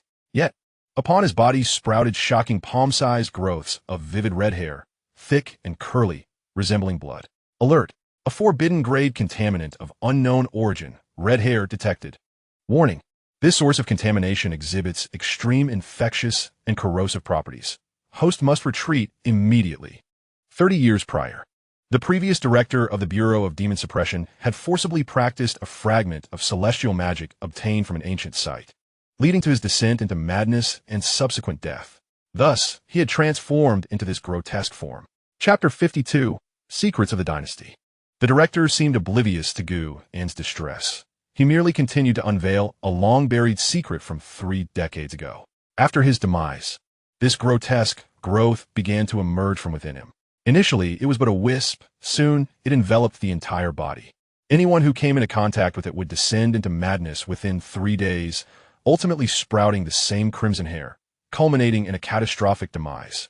We have attempted fire, water, and talismans, all to no avail. The director pronounced each word with deliberation. This entity cannot be vanquished. He turned his gaze, and from the shadows that cloaked his visage, 2 penetrating stares fell upon Guin. I require you to stitch him up. Let him rest in peace. This was not merely the suturing of a corpse. It was the handling of a living, terrifying source capable of obliterating the entire demon suppression division. In that instant, Guin comprehended the director's true intention. This was not a transaction. It was an oath of allegiance, a test, a trial to ascertain the capabilities of this so-called fortunate one. to see if he dared to grasp the most perilous burden the Demon Suppression Division had faced in 30 years. "I need protection," Guin asserted succinctly. "Of course," the director replied, retrieving a meticulously folded item from a nearby stone pedestal. The soft armor, woven from fine gold threads, was nearly transparent, emanating a faint luminescence in the dim light. This golden soft armor, resistant to water and fire, and capable of warding off evil, was the finest treasure from the Demon Suppression Division's vault. Guin accepted the armor, feeling its cold weight in his hands. Without hesitation before the director, he removed his outer robe and donned the golden armor beneath it. As the armor enveloped him, a refreshing sensation coursed through his limbs, sealing off the rancid madness permeating the air. He moved his arms and legs, confirming that his mobility remained unaffected. Picking up his toolbox, he stepped toward the crimson-haired apparition on the stone throne. The closer he drew, the more intense the primal stirring from the depths of his soul became. A maddening voice whispered in his ear, tempting him to reach out and caress the warm, soft red strands. In his consciousness, the battle intent of Asura emitted a low growl. The blood-red malevolence surged forth, instantly sweeping away all distractions.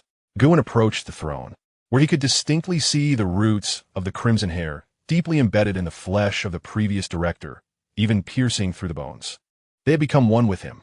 Holding his breath, Guin retrieved specially crafted golden needles and silver thread from his toolbox.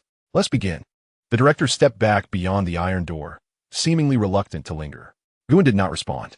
He extended his hand, poised to grasp the golden needle. Just as his fingertip was about to make contact with the skin of the corpse, suddenly, all the crimson hair on the body stood erect, like enraged serpents. A visible red mist began to rise from the corpse, accompanied by a piercing shriek, lunging towards Guin's face. Erosion, contamination, the immunity to all poisons, talent surged into action. A cold, viscous force attempted to infiltrate his orifices but was thwarted by an invisible barrier. The red mist writhed in frustration, unable to breach even the slightest inch. Guin's hands were as steady as a rock. He disregarded the terrifying phenomenon and precisely pierced the first golden needle into the skin of the corpse's chest. The resistance was immense as the flesh of the former director, even after 30 years of death, possessed a strength surpassing that of steel. Guin drew upon his inner strength and infused it into his fingertips. With a soft hiss, the golden needle finally penetrated. At that very moment, the spirit lantern activated. Boom! Guin's consciousness was instantly engulfed by a torrent of overwhelming memories. These were the memories belonging to this corpse, the master of the Demon Subjugation Division from 30 years ago, the martial arts grandmaster Lin Bieshue. Countless fragmented images flashed before him. The exhilaration of a youth wandering the world with a sword. The iron-willed authority of a middle-aged man commanding the Demon Subjugation Division to vanquish demons, and the anguish and resentment of an elder whose martial path had stagnated. With life's end drawing near, at the pinnacle of martial arts, one is ultimately met with the finality of the earth. How could I accept this? Immortality. Only by becoming an immortal could one attain eternal life. The scene shifted. Guin saw Lin Bieshue within a crumbling ancient ruin, discovering a tattered scroll of a bee-skin manuscript titled The Ascension of Demons. Lin Bieshue had cherished it as a treasure, beginning to secretly cultivate this forbidden immortal technique deep within the bowels of the Demon Subjugation Division. Guin inserted the second needle. The memories twisted and became frenzied. Lin Bieshue's aura intensified, yet grew increasingly peculiar, as if something alive was writhing beneath his skin, filled with the howls of demons in his dreams. He became suspicious and irritable, until that fateful day, he was summoned to the palace to meet the sovereign. It was the first and last time he would stand so closely before the true dragon of the Dao dynasty. In the imperial study, the emperor was reviewing memorials. Perhaps sensing something, the emperor lifted his gaze and glanced at him. It was that single glance. Lin Bieshue beheld it. He saw, beneath the emperor's majestic visage, a fleeting glimpse of a cheek adorned with fine golden scales. He observed the emperor's hand, gripping the vermilion brush, its nails sharpened and darkened.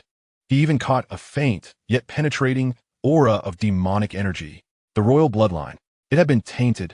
This realization struck Lin Bieshue's mind like a thunderclap, shattering his long-held beliefs, the dynasty he had vowed to protect, the monarch to whom he had pledged his loyalty. How could this be? Gasp! Lin Bieshue lost his composure. Spewing forth a mouthful of reverse blood, and the forcibly activated immortal technique spiraled uncontrollably. The power within him erupted in chaos. He only remembered being carried back to the demon subjugation division by the startled Imperial guards, and then boundless darkness and madness consumed him. His final consciousness felt something within his flesh and blood breaking through the earth. The demon emperor. The memories ceased at this juncture. Guin abruptly regained his senses, having completed the final stitch. The corpse upon the stone pedestal lay motionless, its once vibrant crimson hair now dulled and lifeless, devoid of vitality. The ominous presence that had lingered in this place for 3 decades dissipated entirely. A chime resonated, perfectly contained the taboo-level deceased, source of ominousness. The deceased's last wish to unveil the truth of the dynasty has been accomplished 13 times. Received epic reward, talent of the illusory golden eyes. The illusory golden eyes, capable of penetrating all worldly deceptions, discerning the essence of energy, and unraveling the roots of bloodlines. A refreshing current surged into his eyes, and Guin sensed that the world had transformed around him. He could perceive the profound, innate energy within the director, as vast as the ocean. He could witness the energetic trajectories of the runes flowing upon the walls. He could even see within himself the amalgamation of martial prowess, demonic energy, and bloodthirst coursing through his veins like a mercury-like fluid. At that moment, a distant, resonant bell tolled from far below. The sound penetrated the thick layers of rock, echoing through the hellish confines of the prison, reaching clearly to Guin and the director's ears. The director abruptly lifted his gaze toward the overhead rock. The bell tolled again, its somber tones resonating in succession, each strike deliberate and imbued with a weighty, oppressive solemnity. 1, 2, 3 the chimes continued, methodically proclaiming a sense of mourning and gravity. With each toll, the director stood erect, and Guin ceased all movement, listening intently. As the 9th toll resounded, its lingering echo swirled in the profound silence of the subterranean depths. The palace mourned, a great loss. 9 tolls of the death knell. The sovereign had departed. Guin lowered his hands, bowing his head. He discreetly scrutinized the usually imposing director through his illusory golden eyes. A peculiar expression crossed the director's face as he uttered a significant sigh. In times of chaos, only those with unyielding spirits are entitled to survive. His gaze turned cold as he stared at the dark rock above. The emperor has passed, and the old dog of the national master will surely descend into madness. This capital shall soon resemble a colossal meat grinder. The demon suppression division will bear the brunt. The director's gaze returned to Guin, fixated intently. Bing Jiu, if I were to instruct you to take something and flee the capital to the north, would you dare? The north? Guin's pupils constricted slightly. The Northern Army. That was the last bastion of the Yu dynasty, the force most feared by the national master. Was the director entrusting him with a mission? Or was he seeking a scapegoat? Guin hesitated before retrieving a dark green porcelain vial from his breast pocket and extending it with both hands. Sir, I am but a mere mortician, lacking knowledge of the north or south. All I comprehend is that this vial of corpse-dissolving fluid can reduce a body to naught but remnants, be it of the deceased or the living. This was Guin's response. I shall not accept your task, yet I possess means for self-preservation and a resolve to avoid trouble. The director stared at the vial of dissolving fluid, momentarily taken aback. Then, a smile emerged, albeit somewhat stiff, radiating an unprecedented sense of relief. Very well. Excellent. The director did not take the porcelain bottle. Instead, he placed a firm hand on Guin's shoulder.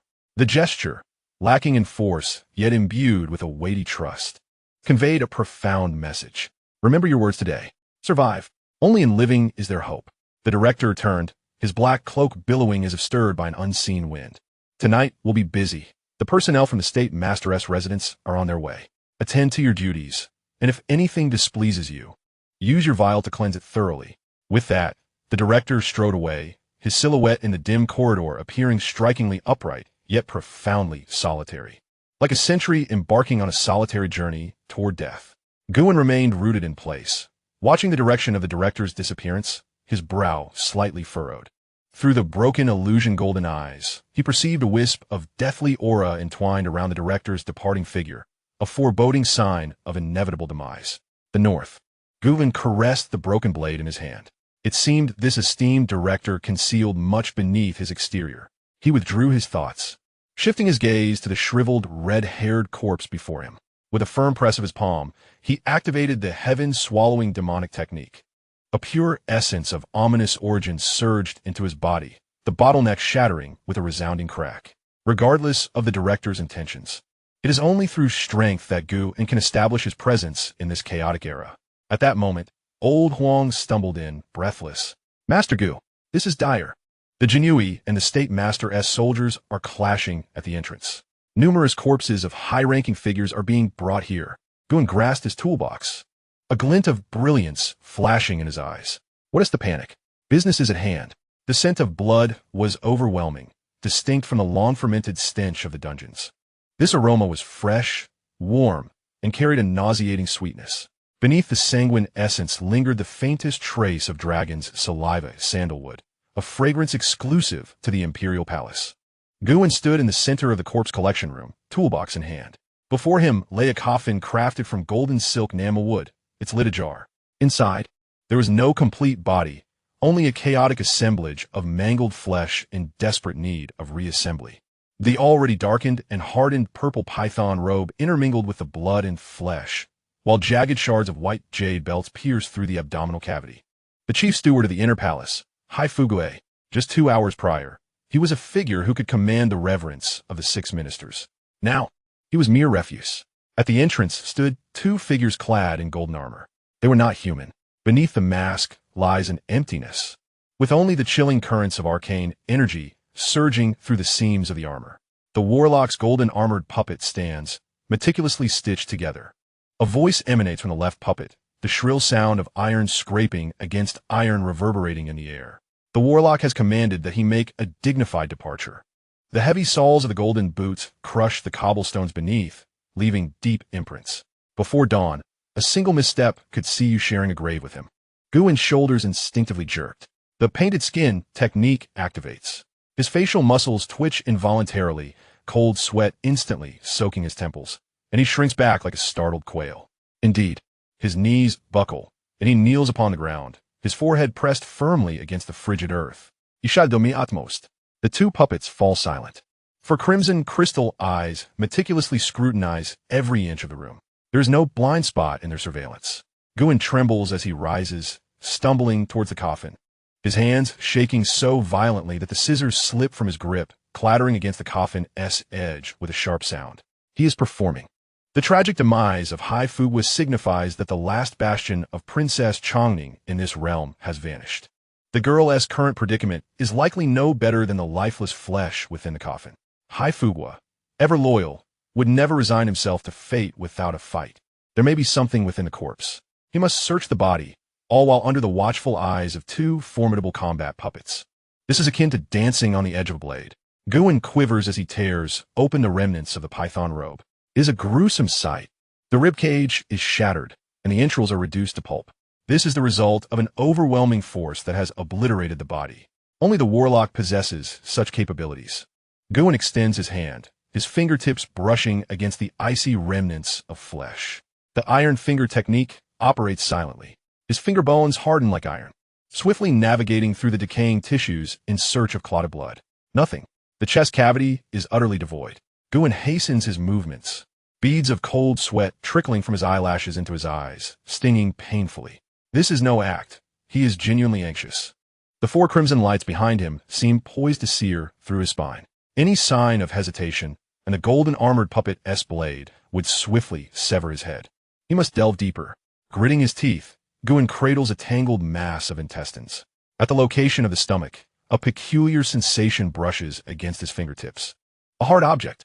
The metallic edge is lodged within the stomach wall. Gu's gaze sharpens, ready to exert force. What are you doing? The sound of iron scraping erupts behind him. Clang. The long blade unsheathes by half an inch, the chilling aura instantaneously tightening around Gu's throat. Without a moment's pause, he whirls around, clutching the still dripping entrails in his hands, his face a mask of terror.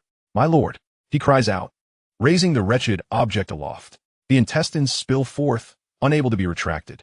The diminutive figure trembled, fearful of soiling the gaze of the adults. A metallic object, hard and unyielding, was clutched tightly in his palm amidst the chaotic mass of bloodied intestines and tattered cloth. A flickering crimson light illuminated the scene.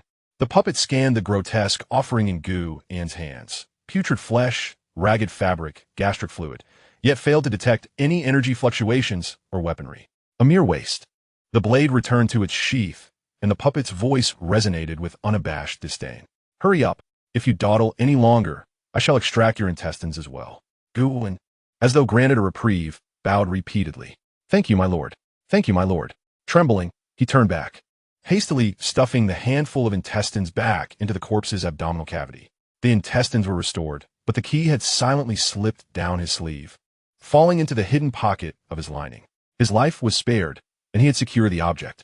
Guin dared not linger, threading the needle. This time, his hands steadied considerably. The silver needle weaved through the dismembered flesh, forcibly reconstructing the fragmented body. The talent of skinning allowed him to flawlessly portray a frightened little character, each pause and tremor perfectly conveying his terror of death. After half an hour, the final stitch was placed. The disintegrated flesh barely resembled a human form. Guin bit through the suturing thread and tied a knot. Blood-red characters danced frantically in his vision. Contact the body of the chief steward. Hai Fugue. The lantern of recollection is triggered. Boom! Consciousness plunged into a dark corridor. The images shattered. In a late-night imperial study, the emperor's visage twisted, his skin covered in black scales, ravenously gnawing at the neck of a palace maid. Hai Fugue knelt in the corner, trembling with fear. The scene shifted. In the grand hall of the National Master's residence, an elder clad in yin-yang robes loomed above, gazing down upon the insignificant. Hand over the key, and I shall spare your life. Bloodied and grinning with despair, Hai Fugue retorted, National Master, this grand kingdom of Dao is too resilient. Beware lest you break your teeth. Suddenly, he threw back his head and swallowed an ancient brass keyhole. That is meant for Her Highness the Princess. You think you deserve it? The elder scoffed. A colossal hand of magical power descended with thunderous force. Boom! Hai Fugue was reduced to a puddle of flesh. The images fractured. Guin jolted back to reality, his back drenched in sweat. The key to the royal treasury. Hai Fugue had sacrificed his life to leave a final chance for Princess Changning. Last will of the deceased. Return the royal treasury key to Princess Changning. Reward settlement. Acquired superior earth-grade movement technique. Drifting dragon, surprising swan step. Acquired vitality, 500 points. A rumble echoed. A surge of warmth exploded forth, flooding his legs like a rushing river. Instantly, his heavy legs felt remarkably light. Like a drifting dragon, he moved with surprising grace. Guin resolutely suppressed the tumultuous energy coursing within him, daring not to reveal even the slightest hint of his agitation. He rose, bowing deeply towards the doorway. My lords, it is done. The puppet advanced, its crimson gaze sweeping over the coffin. There were no discernible seams. Even the tattered python robe was stitched together with simplicity, concealing the grotesque wounds beneath. How perceptive, he mused. The puppet seized a corner of the coffin and turned to depart, its heavy footsteps receding into the distance. Only when the sound of the armored clash had completely faded did Guin slowly straighten his posture. The fear and humility etched on his face dissipated in an instant, replaced by an unfathomable calm. He withdrew the brass key, stained with gastric fluid, and rubbed it vigorously. It bore the engraving of a coiling golden dragon. This was the hope of Changning and also the bargaining chip he needed to obtain the subsequent techniques of the Washing Marrow Sutra. Guin tucked the key close to his flesh. With the energy circulating within him, he was but a step away from the mid-stage of the Washing Marrow realm. Tonight, he would reap great rewards. Just as Guin was gathering his toolbox in preparation to leave, the ground trembled violently without warning. A resounding thud. This tremor was 100 times more ferocious than the previous toll of the death knell. Dust cascaded from the stone ceiling, and cracks swiftly spread across the surface. An overwhelming pressure, terrifying beyond measure, descended with force. It was not directed at an individual, but rather aimed at the entire 18 levels of this underground realm. The surging energy within Guin was instantly quelled, as if a flickering candle had been snuffed out by the wind, returning to a state of lifelessness in his dantian. This was not innate, this was the golden core. Guin abruptly turned, casting his gaze towards the great gate of the Demon Suppression Division. There, the once mighty iron gate, thick as mountains, twisted and deformed like mere paper, collapsing under immense weight. Amidst the swirling dust, a figure emerged, striding through the ruins. Clad in a black and white Taoist robe, wielding a whisk, he exuded an ethereal grace. Yet, through Gu In's breaking illusion's golden eyes, he beheld the sea of blood surging behind the figure, countless vengeful souls wailing and struggling within the crimson waves, staining the very heavens above the demon suppression division. The National Master. He has arrived. Chapter 54. Seizing food from the tiger's mouth, stealing the true dragon. There was no wind in the depths of the 18 layers. Yet Guin heard the brittle sound of bones pressing against one another. That was the sound of his own bones. An invisible yet heavy will, as formidable as a mountain, forcefully filled every inch of space. The dust that had been suspended in the air now seemed to be pressed down by an unseen hand, firmly adhering to the ground. Guin's knees buckled, and he collapsed onto the floor. He did not soil himself. Such a crude disguise would not fool a golden core cultivator. His mask of deception talent operated at full capacity, controlling the sweat glands on his back to secrete profusely, instantly soaking through his coarse hemp robes. Simultaneously, he forced the soft tissue in his throat to spasm, emitting a series of rapid, wind-like gasps. His eyes bulged bloodshot, with pupils dilating. This is the most authentic physiological collapse of a mortal confronting the divine. Worthless. The frigid voice of the golden-armored puppet reverberated, leaving no one to spare a glance at Guin. In the eyes of such formidable beings, the ants on the ground and the moss in the corner of the wall are indistinguishable. Amidst the ruins, the figure clad in black and white robes hovered 3 inches above the ground. The National Master. He even deemed it beneath him to allow the soles of his shoes to touch the dust of the demon suppression division. Bring it forth. The voice, though soft, struck Guin's eardrums with a piercing intensity. For colossal puppets thundered into the scene, bearing a pitch-black coffin. The lid remained unsealed.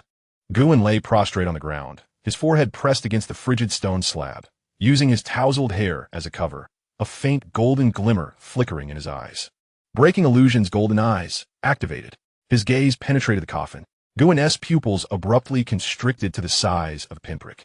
That was not human. It was a mass of twisted, deformed flesh, brimming with resentment and madness. Half human, half serpent. Once the Emperor of Du, now merely a creature cloaked in black scales. Its robust serpentine tail had been severed at the base, the exposed bones stark and desiccated, devoid of a single drop of blood. The essence had been drained away. Yet, deep within this remnant body, in the position of its heart, a dark crimson glow pulsed feebly. The source of the demon emperor. At that moment, the devouring heaven demonic art within Guin roared with insatiable hunger.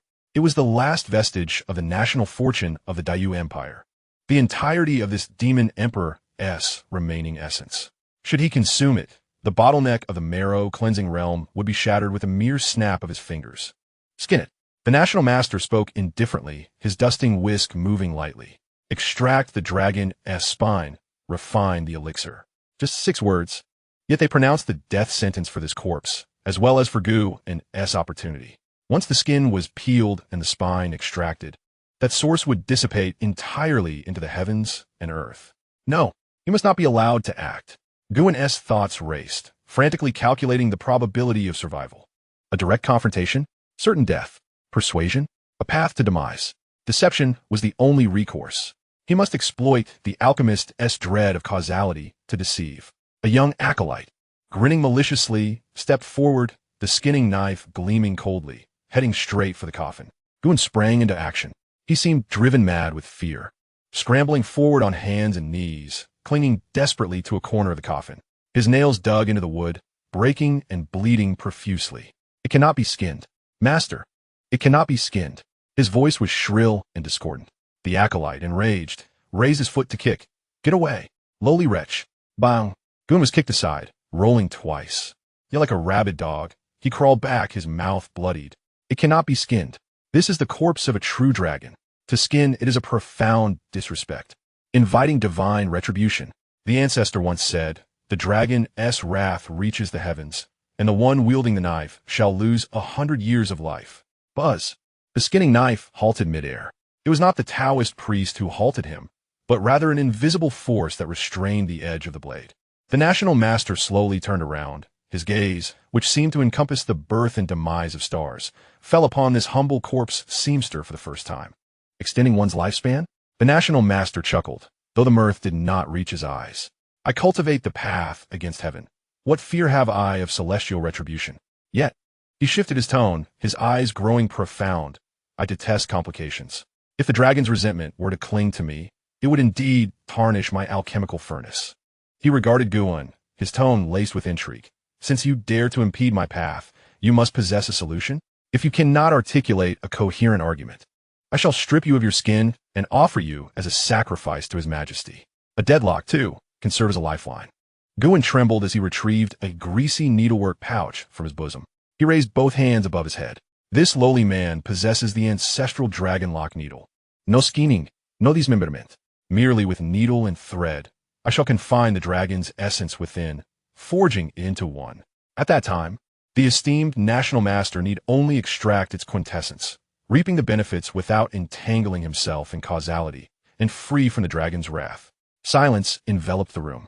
The national master scrutinized Guan, seemingly assessing the credibility of this insignificant creature's words. Guan's heart raced, yet he meticulously controlled his facial muscles to project sheer terror. Devoid of any hint of guilt. 3 breaths. These 3 breaths felt longer than a lifetime. Agreed, the national master uttered, the words slipping from his lips as gently as a breeze. Guan felt a wave of relief wash over him, nearly collapsing from the weight of his anxiety. The higher one ascends in rank, the more one cherishes their reputation, often favoring belief over skepticism. He scrambled to the coffin's edge, the overwhelming source of the demon emperor's essence scorching his meridians. It is time to feast. Guan extracted the thickest tungsten needle and threaded it with specially crafted golden silk, activating the iron finger technique. His fingers hardened like iron as he gripped the needle's end, plunging it fiercely into the rigid black scales.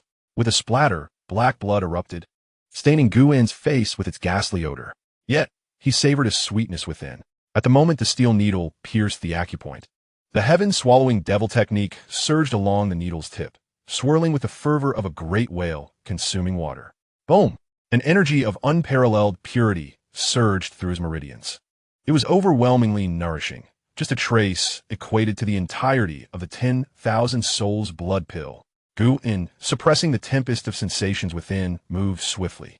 The first needle locked the throat, the second sealed the heart. He brazenly indulged in his thievery beneath the national master's very gaze.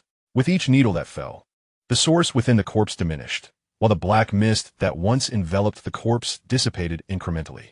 To the national master, it appeared as though the dragon lock needle was functioning, perfectly suppressing the dragon's essence. Little did he know, it was being entirely consumed by Guan. Hurry! The Taoist priest urged from the side, his gaze venomous. Yes, yes. Guan, timid and cautious, found himself surrounded by an increasingly frenzied atmosphere. Inhale. Another inhale. The vital energy within him began to boil, the fragile barrier of the washing marrow realm on the verge of shattering under the impact of this terrifying force. The final needle. Guan meticulously stitched the severed tail of a dragon. The last remnants of primal essence surged into his abdomen. Crack! It felt as though something within him had shattered. Contact with the corpse of the demon emperor, remnant. The revolving lantern is triggered. The scene became fragmented and chaotic. Guan beheld a resplendent palace, witnessed the national master forcefully placing a scarlet pill into the emperor's mouth. He saw the emperor in agony, sprouting scales, his sanity collapsing, ultimately transforming into a monstrous being. I refuse to accept this. The anguished roar of a dragon resounded in his mind. The devouring heaven demon technique activates, devouring the essence of the demon emperor. Congratulations! You have acquired the golden legendary talent, the might of the true dragon. Guan bit down hard on his tongue, using the searing pain to suppress the impending eruption of a breakthrough phenomenon. It is done. He severed the threads, staggered backward, and collapsed onto the ground, gasping for breath. This was no mere performance. He had to stitch the corpse, steal a taste, and restrain a breakthrough, pushing his mental fortitude to the utmost limit. The national master approached gracefully. He extended a finger, gently touching the center of the corpse's brow. Moments latte. He withdrew his hand, a glimmer of satisfaction flashing in his eyes. Although the energy within the corpse seemed somewhat diminished from expectations, the vessel had been impeccably prepared.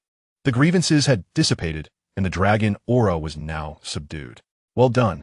The national master offered a rare compliment. He casually tossed a pitch-black token. Clink.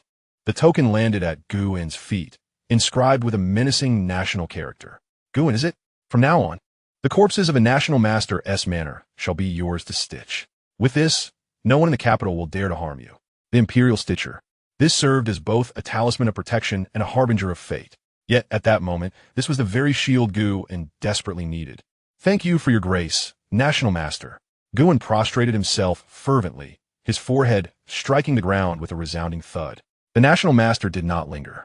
With a sweeping gesture of his sleeve, he gathered the coffin and departed with the others. They came swiftly and left just as quickly, leaving behind a scene of chaos and the trembling members of the Demon Suppression Division. Only when that terrifying presence had completely vanished did Gu slowly straighten his back. The humility, fear, and panic that once adorned his face vanished in an instant, replaced by an unfathomable depth of tranquility. He picked up the token, dusted it off, and tucked it into his bosom. Within him, the stolen essence of the Demon Emperor roared wildly in his dantian, transforming into a torrent of warmth, flooding through his limbs and bones. At the late stage of the Washing Marrow realm, his strength surged dramatically. More importantly, that wisp of the true dragon's might has already been sown. Gu, having seized the imperial aura, has usurped the national fortune. Master Gu.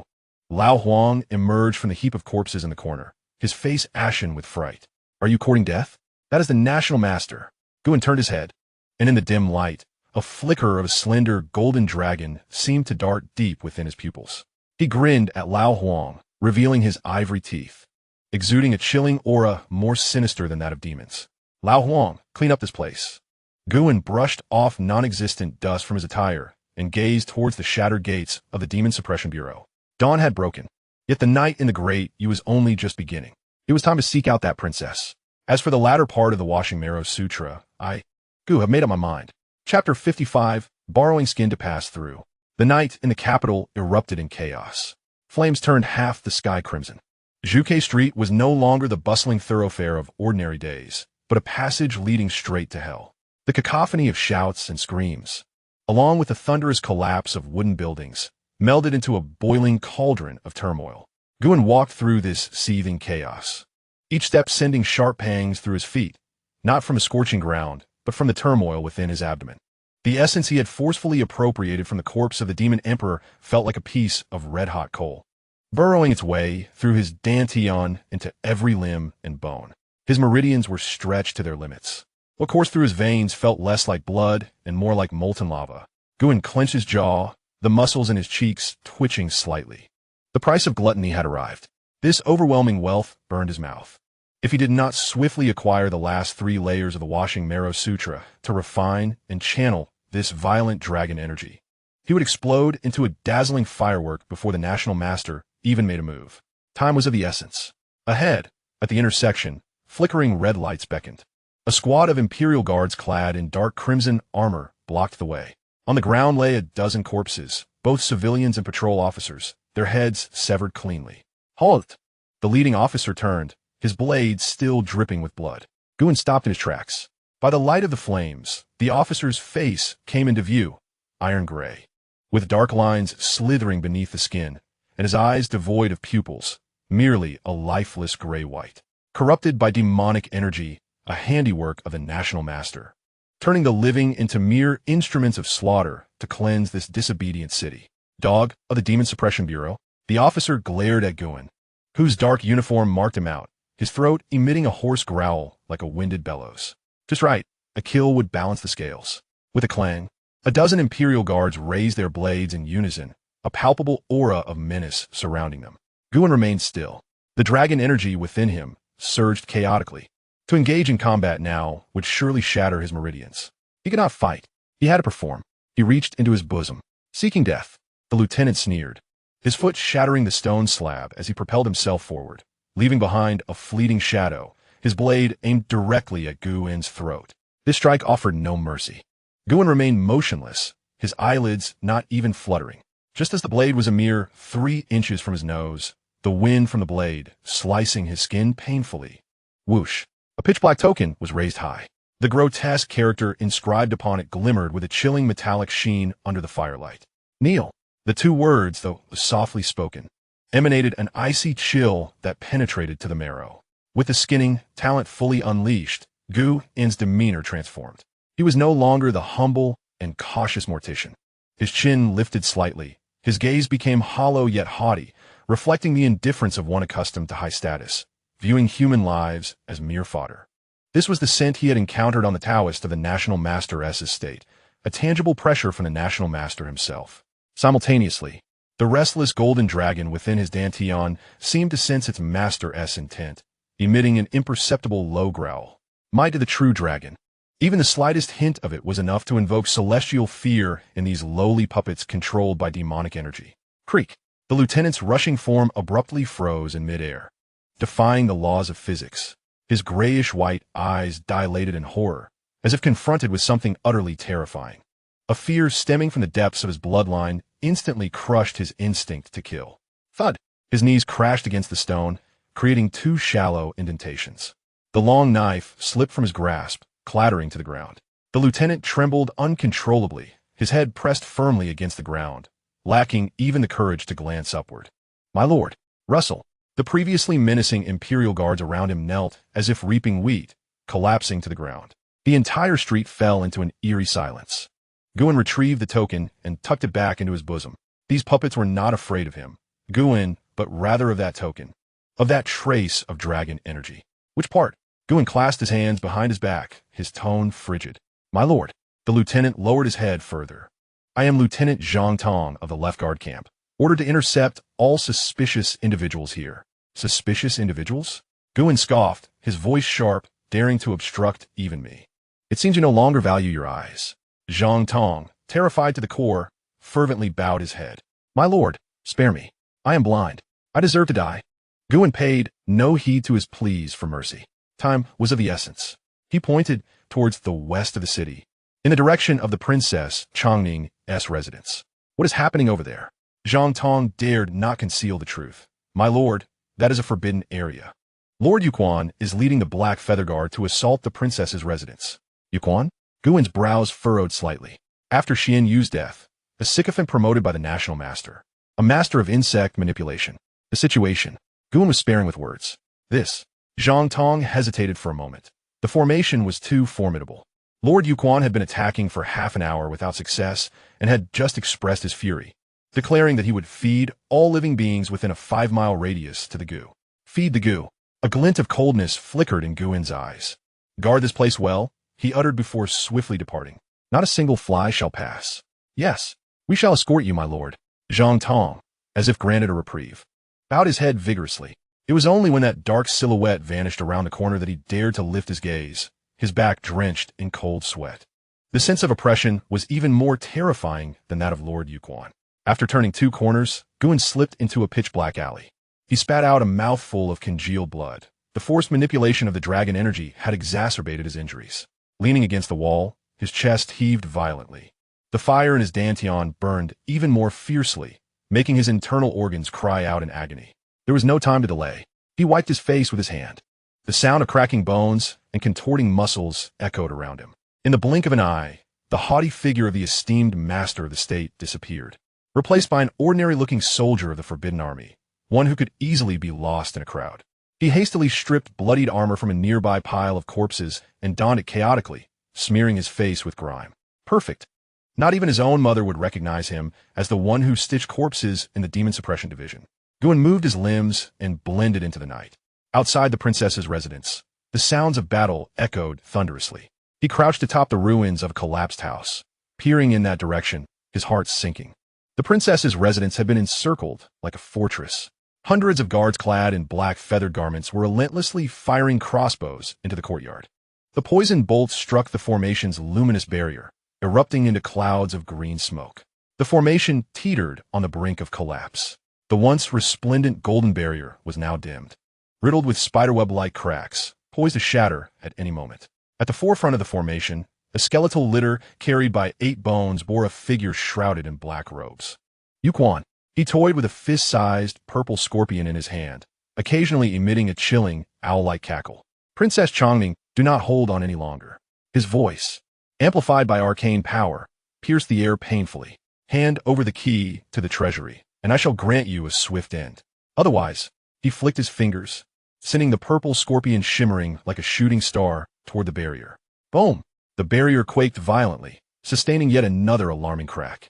I shall unleash a myriad of insects to gnaw at your heart, leaving you unable to live or die. The courtyard fell into a deathly silence. Guin narrowed his eyes. The formation could last at most another quarter of an hour. If he wished to enter, it could only be amidst the chaos.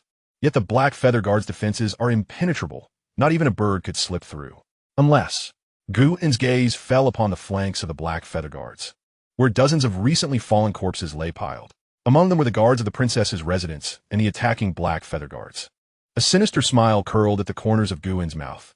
Since it is a heap of corpses, this is my domain. He crouched low, slid down from the rooftop, and immersed himself within the pile of bodies. His fingers danced nimbly as several delicate silver threads, as fine as gossamer, silently entwined themselves around the joints of several cadavers. Corpse control technique.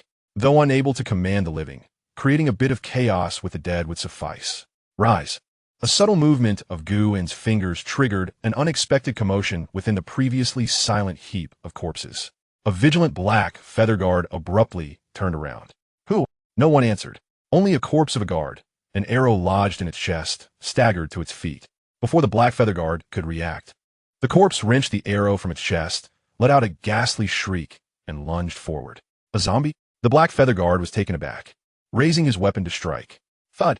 The corpse's head was severed, yet clung desperately to his thigh. Following closely, the second, the third. A dozen corpses surged simultaneously. Not to kill, but to frantically lunge at the Black Feather Guards, grasping at limbs and gnashing their teeth. The scene instantly devolved into chaos. What is happening? On the bone-littered sedan, Yuquan bellowed. My lord, the corpses have transformed. They are mad. Incompetent fools. Yuquan snorted coldly, flicking his whisk, unleashing a wave of dark energy that obliterated several corpses into dust. Now, in that fleeting moment when all attention was diverted, a shadow crept close to the ground, akin to a bat gliding just above the surface, swiftly darting past the defenses. With unmatched speed, concealed by the night and the ensuing turmoil, it went unnoticed. Guin, enduring the excruciating pain of torn meridians, plunged headlong into the wavering barrier of the formation. Thanks to the key bestowed by Grandfather High, the barrier that had held back the Black Feather Guards for half an hour posed no hindrance to him. With a ripple, Guin rolled into the inner courtyard of the princess's residence. As he landed, a potent scent of medicine and the stench of blood assaulted his senses. At the entrance of the main hall stood a woman clad in a blood-stained white gown, gripping a sharp sword, her gaze fixed intently on the door. Princess Xianxia.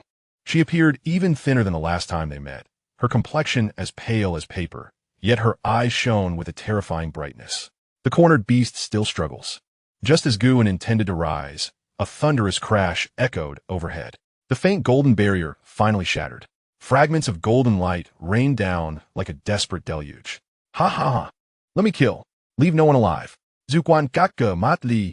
Countless black-clad sentinels surged into the princess's residence like a tide of darkness. It was over. Guin crouched behind a rockery, his heart sinking, caught like a turtle in a jar. He touched the key hidden in his bosom and cast another glance at the unsteady woman perched on the steps. This transaction was perilous. Guin took a deep breath, suppressing the tumultuous blood surging within him. No matter. I shall claim the washing marrow scripture. He shrank his form and, cloaked in the shadows of the rockery, stealthily approached Princess Xianxia. Chapter 56. The Fright of Painted Skin. The formation shattered. The sound was crisp, reminiscent of a glass lantern shattering upon the ground. Princess Xianxia's heart shattered alongside it. The last bastion was gone. Your Highness, flee, the captain of the guards bellowed, his voice ragged and bloodied as he stood defiantly in front. Flee? In this world overrun by demons, where could she, a remnant of a fallen dynasty, escape? Xianxia remained still. She lifted her gaze to the figure seated upon a litter of bones, looking at her as one would a corpse, the man in the black robe. Zuquan, the rising star of the National Master S residence, an expert in dealing with insects. Want the key? Xianxia flipped her wrist the dagger, sharp enough to cut through iron, pressed against her own throat. With great force, her skin broke, and droplets of blood began to roll down. I shall take it to my grave, rather than relinquish it to you beasts. Zuquan Tukka. His laughter was akin to two bones grinding against each other, sending shivers through one's spine. Death? His fingers lightly tapped on the armrest of the litter. Before me, you must cue for death. Buzz. Without warning, a dark cloud surged forth from Yuquan's sleeve. It was not a cloud. It was a swarm of insects, a dense mass of black beetles. Their wings, creating a nauseating low hum, instantly filled the courtyard. Go! With a flick of his finger, the swarm descended like ink splashed upon a canvas. The captain of the guards had just swung his sword when he was engulfed by the black cloud. There was no splatter of flesh. Only the chilling sound of crunching echoed. 3 breaths later, the cloud dissipated, revealing a clean white skeleton that clattered to the ground, even the armor reduced to iron scrap. The remaining guards, terrified out of their wits, could barely hold their blades, staggering backward. Changning's hands trembled, yet her gaze was resolute. She shut her eyes and thrust the dagger fiercely toward her carotid artery.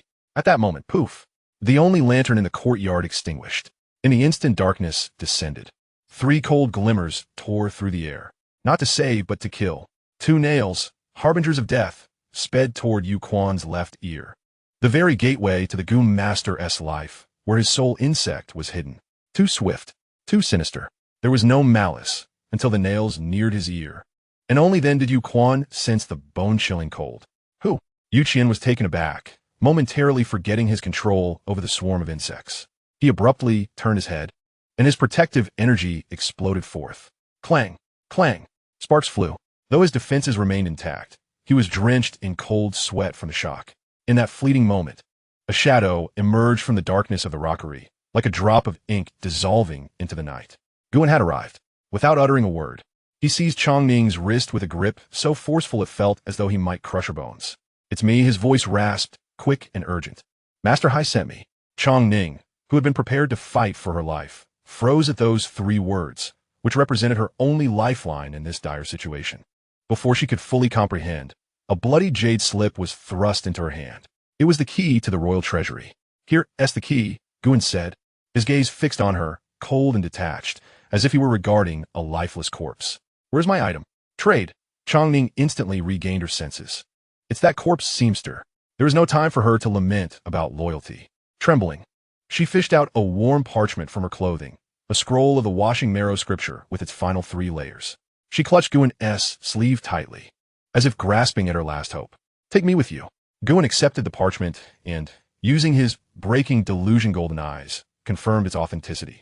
The transaction is complete. As for taking her with him, he glanced around at the densely packed black feathered guards, and then at the furious Yu Qian hovering above. Not a chance. I'm currently harboring a source of the Demon Emperor that could explode at any moment. I'm barely afloat myself. He released her hand. The light in Changning's eyes extinguished instantly. Indeed, in such a perilous situation, who could carry a burden and escape unscathed? But I can ensure your survival. Guan added suddenly. Before his words could fade, he struck her back with an open palm. The gentle force sent Changning soaring like a kite with a severed string, drifting toward the back of the rockery. There lay a small opening, a secret passage he had just detected with his golden eyes, leading directly to the city's outer moat. Get in, Guan commanded, grinding her teeth. Changning propelled herself into the darkness. You wretched fool. In midair, Yu Qian finally regained his composure. The lights flared back to life. He spotted the figure clad in black standing in the courtyard and the vanishing Changning, daring to intercept beneath my very eyes. Yu Qian laughed in fury. The esteemed Grandmaster's foremost disciple, outmaneuvered by a mere rat. With both hands forming a seal, the swarm of insects coalesced once more, transforming into a grotesque hand that blotted out the sky as it descended. Surrounding the black-feathered guards drew their bows, the arrows glowing an eerie blue, all laced with deadly poison. A certain death awaited. Yet Guan remained motionless, even refraining from drawing his sword. He turned his back to the dark spring and slowly pivoted. In that fleeting moment of turning, his facial muscles convulsed wildly, and his bones realigned grotesquely. Painted skin. The once upright figure instantly hunched over, transforming from an unremarkable face to a ghastly, pale visage, swollen and marred by the mottled marks of death. Eyebrows were absent, and his sunken eye sockets held no pupils, only a haunting, lifeless gray. A strange smile curled at the corners of his mouth, revealing a set of broken, decayed teeth. Hai Fugue, the grand eunuch who had been reduced to a pulp by the national master's hand. Who would dare to harm our master? Guan opened his mouth. His voice was sharp and effeminate, reminiscent of rusted iron scraping against itself. It was the voice of the late eunuch Hai, chilling and malevolent, imbued with the aura of a corpse risen from the underworld. This scene was utterly terrifying. The menacing black hand that had lunged forward abruptly halted in midair. Yuchio's eyes nearly bulged out of their sockets. Hai Fugui. He had witnessed the scene firsthand. He had seen his master reduce this old eunuch to mush. How could he still be alive? Was it a resurrection? Or perhaps a vengeful spirit seeking retribution? The surrounding black feather guards were so frightened that their hands trembled, causing several crossbow bolts to misfire and strike the ground. A man's name carries weight, and the shadow of Hai Fugui loomed large in the capital. Even in death, he instilled fear, especially those gray-white eyes now fixed intently on Yuchio. Seizing the brief moment of silence, Guin grinned. That smile was more ghastly than tears, exuding an unspeakable malevolence. Little Yuchio, we await you below. With that, Guin stomped his foot on the ground. Boom! The bluestone slab shattered. Using the recoil, he soared into the air like a great bird. Dragon-esque dance in the sky. His form left a fleeting shadow as he swiftly broke through the encirclement and vanished into the darkness. No, Yuchio suddenly awoke from his stupor. In that instant, he had indeed been startled, but he quickly realized that it was not the aura of a ghost. It was the blood vitality of a living person. Ponted skin technique. Someone was playing tricks. Pursue. Bring him down. Yuchio roared furiously, his face turning the color of a pig's liver, vowing to tear him to shreds. I will turn him into a puppet. The black feather guards cried out as they chased after him. However, there was no trace of him left. He slipped away like an eel, disappearing completely into the night. A quarter of an hour later, in the demon suppression department, the corpse collection room, a shadow vaulted over the wall, stumbling as it crashed through the door of the designated room. Guin quickly secured the door, leaning against the wooden panel, his body sliding down it. With a cough, he spat a mouthful of black blood onto the floor. The blood shimmered with golden sparks, the essence of the demon emperor igniting within. In the earlier ruse of an empty city strategy, he had forcibly summoned his blood vitality to perform the painted skin technique, and now he could no longer contain it. The pain was excruciating. It felt as though a myriad of searing steel needles had been swallowed whole within him. Every sinew of his being lamented, as if serpents writhed beneath his skin. His body was on the verge of explosion. If he did not find relief immediately, within the span of a mere half-teacup, he would transform into a human firework, propelling this grand establishment into the heavens. Guin trembled as he retrieved the scroll of parchment, still warm with Chong Ning's essence, stained with the blood he had just expelled. The washing marrow scripture was finally within his grasp, the final 3 layers at last attained. Ignoring the blood at the corner of his mouth, he fixated intently on the incantation by the flickering candlelight. Each character seared itself into his mind like a branding iron, to cleanse the marrow and shed the old, to rejuvenate the essence and reform the blood anew. This was the true attainment of perfection. Come fort. Guin ascended the ancient ice bed, settling into a lotus position. The frigid air pierced to the bone, yet this chill precisely quelled the fever raging within him. Closing his eyes, he formed the necessary seals with his hands. A thunderous roar erupted from within, akin to the raging torrents of a river. The once chaotic essence of the demon emperor, under the guidance of this arcane technique, began to be tamed, dissected, and then frantically flowed into the crevices of his bones. The pain intensified tenfold beyond what he had previously endured. Yet within this agony, there lay the promise of rebirth. It was the sound of a bottleneck shattering. The marrow was cleansed, the passageways opened. Tonight, within this hall of the underworld, I shall ascend to the heavens in a single bound,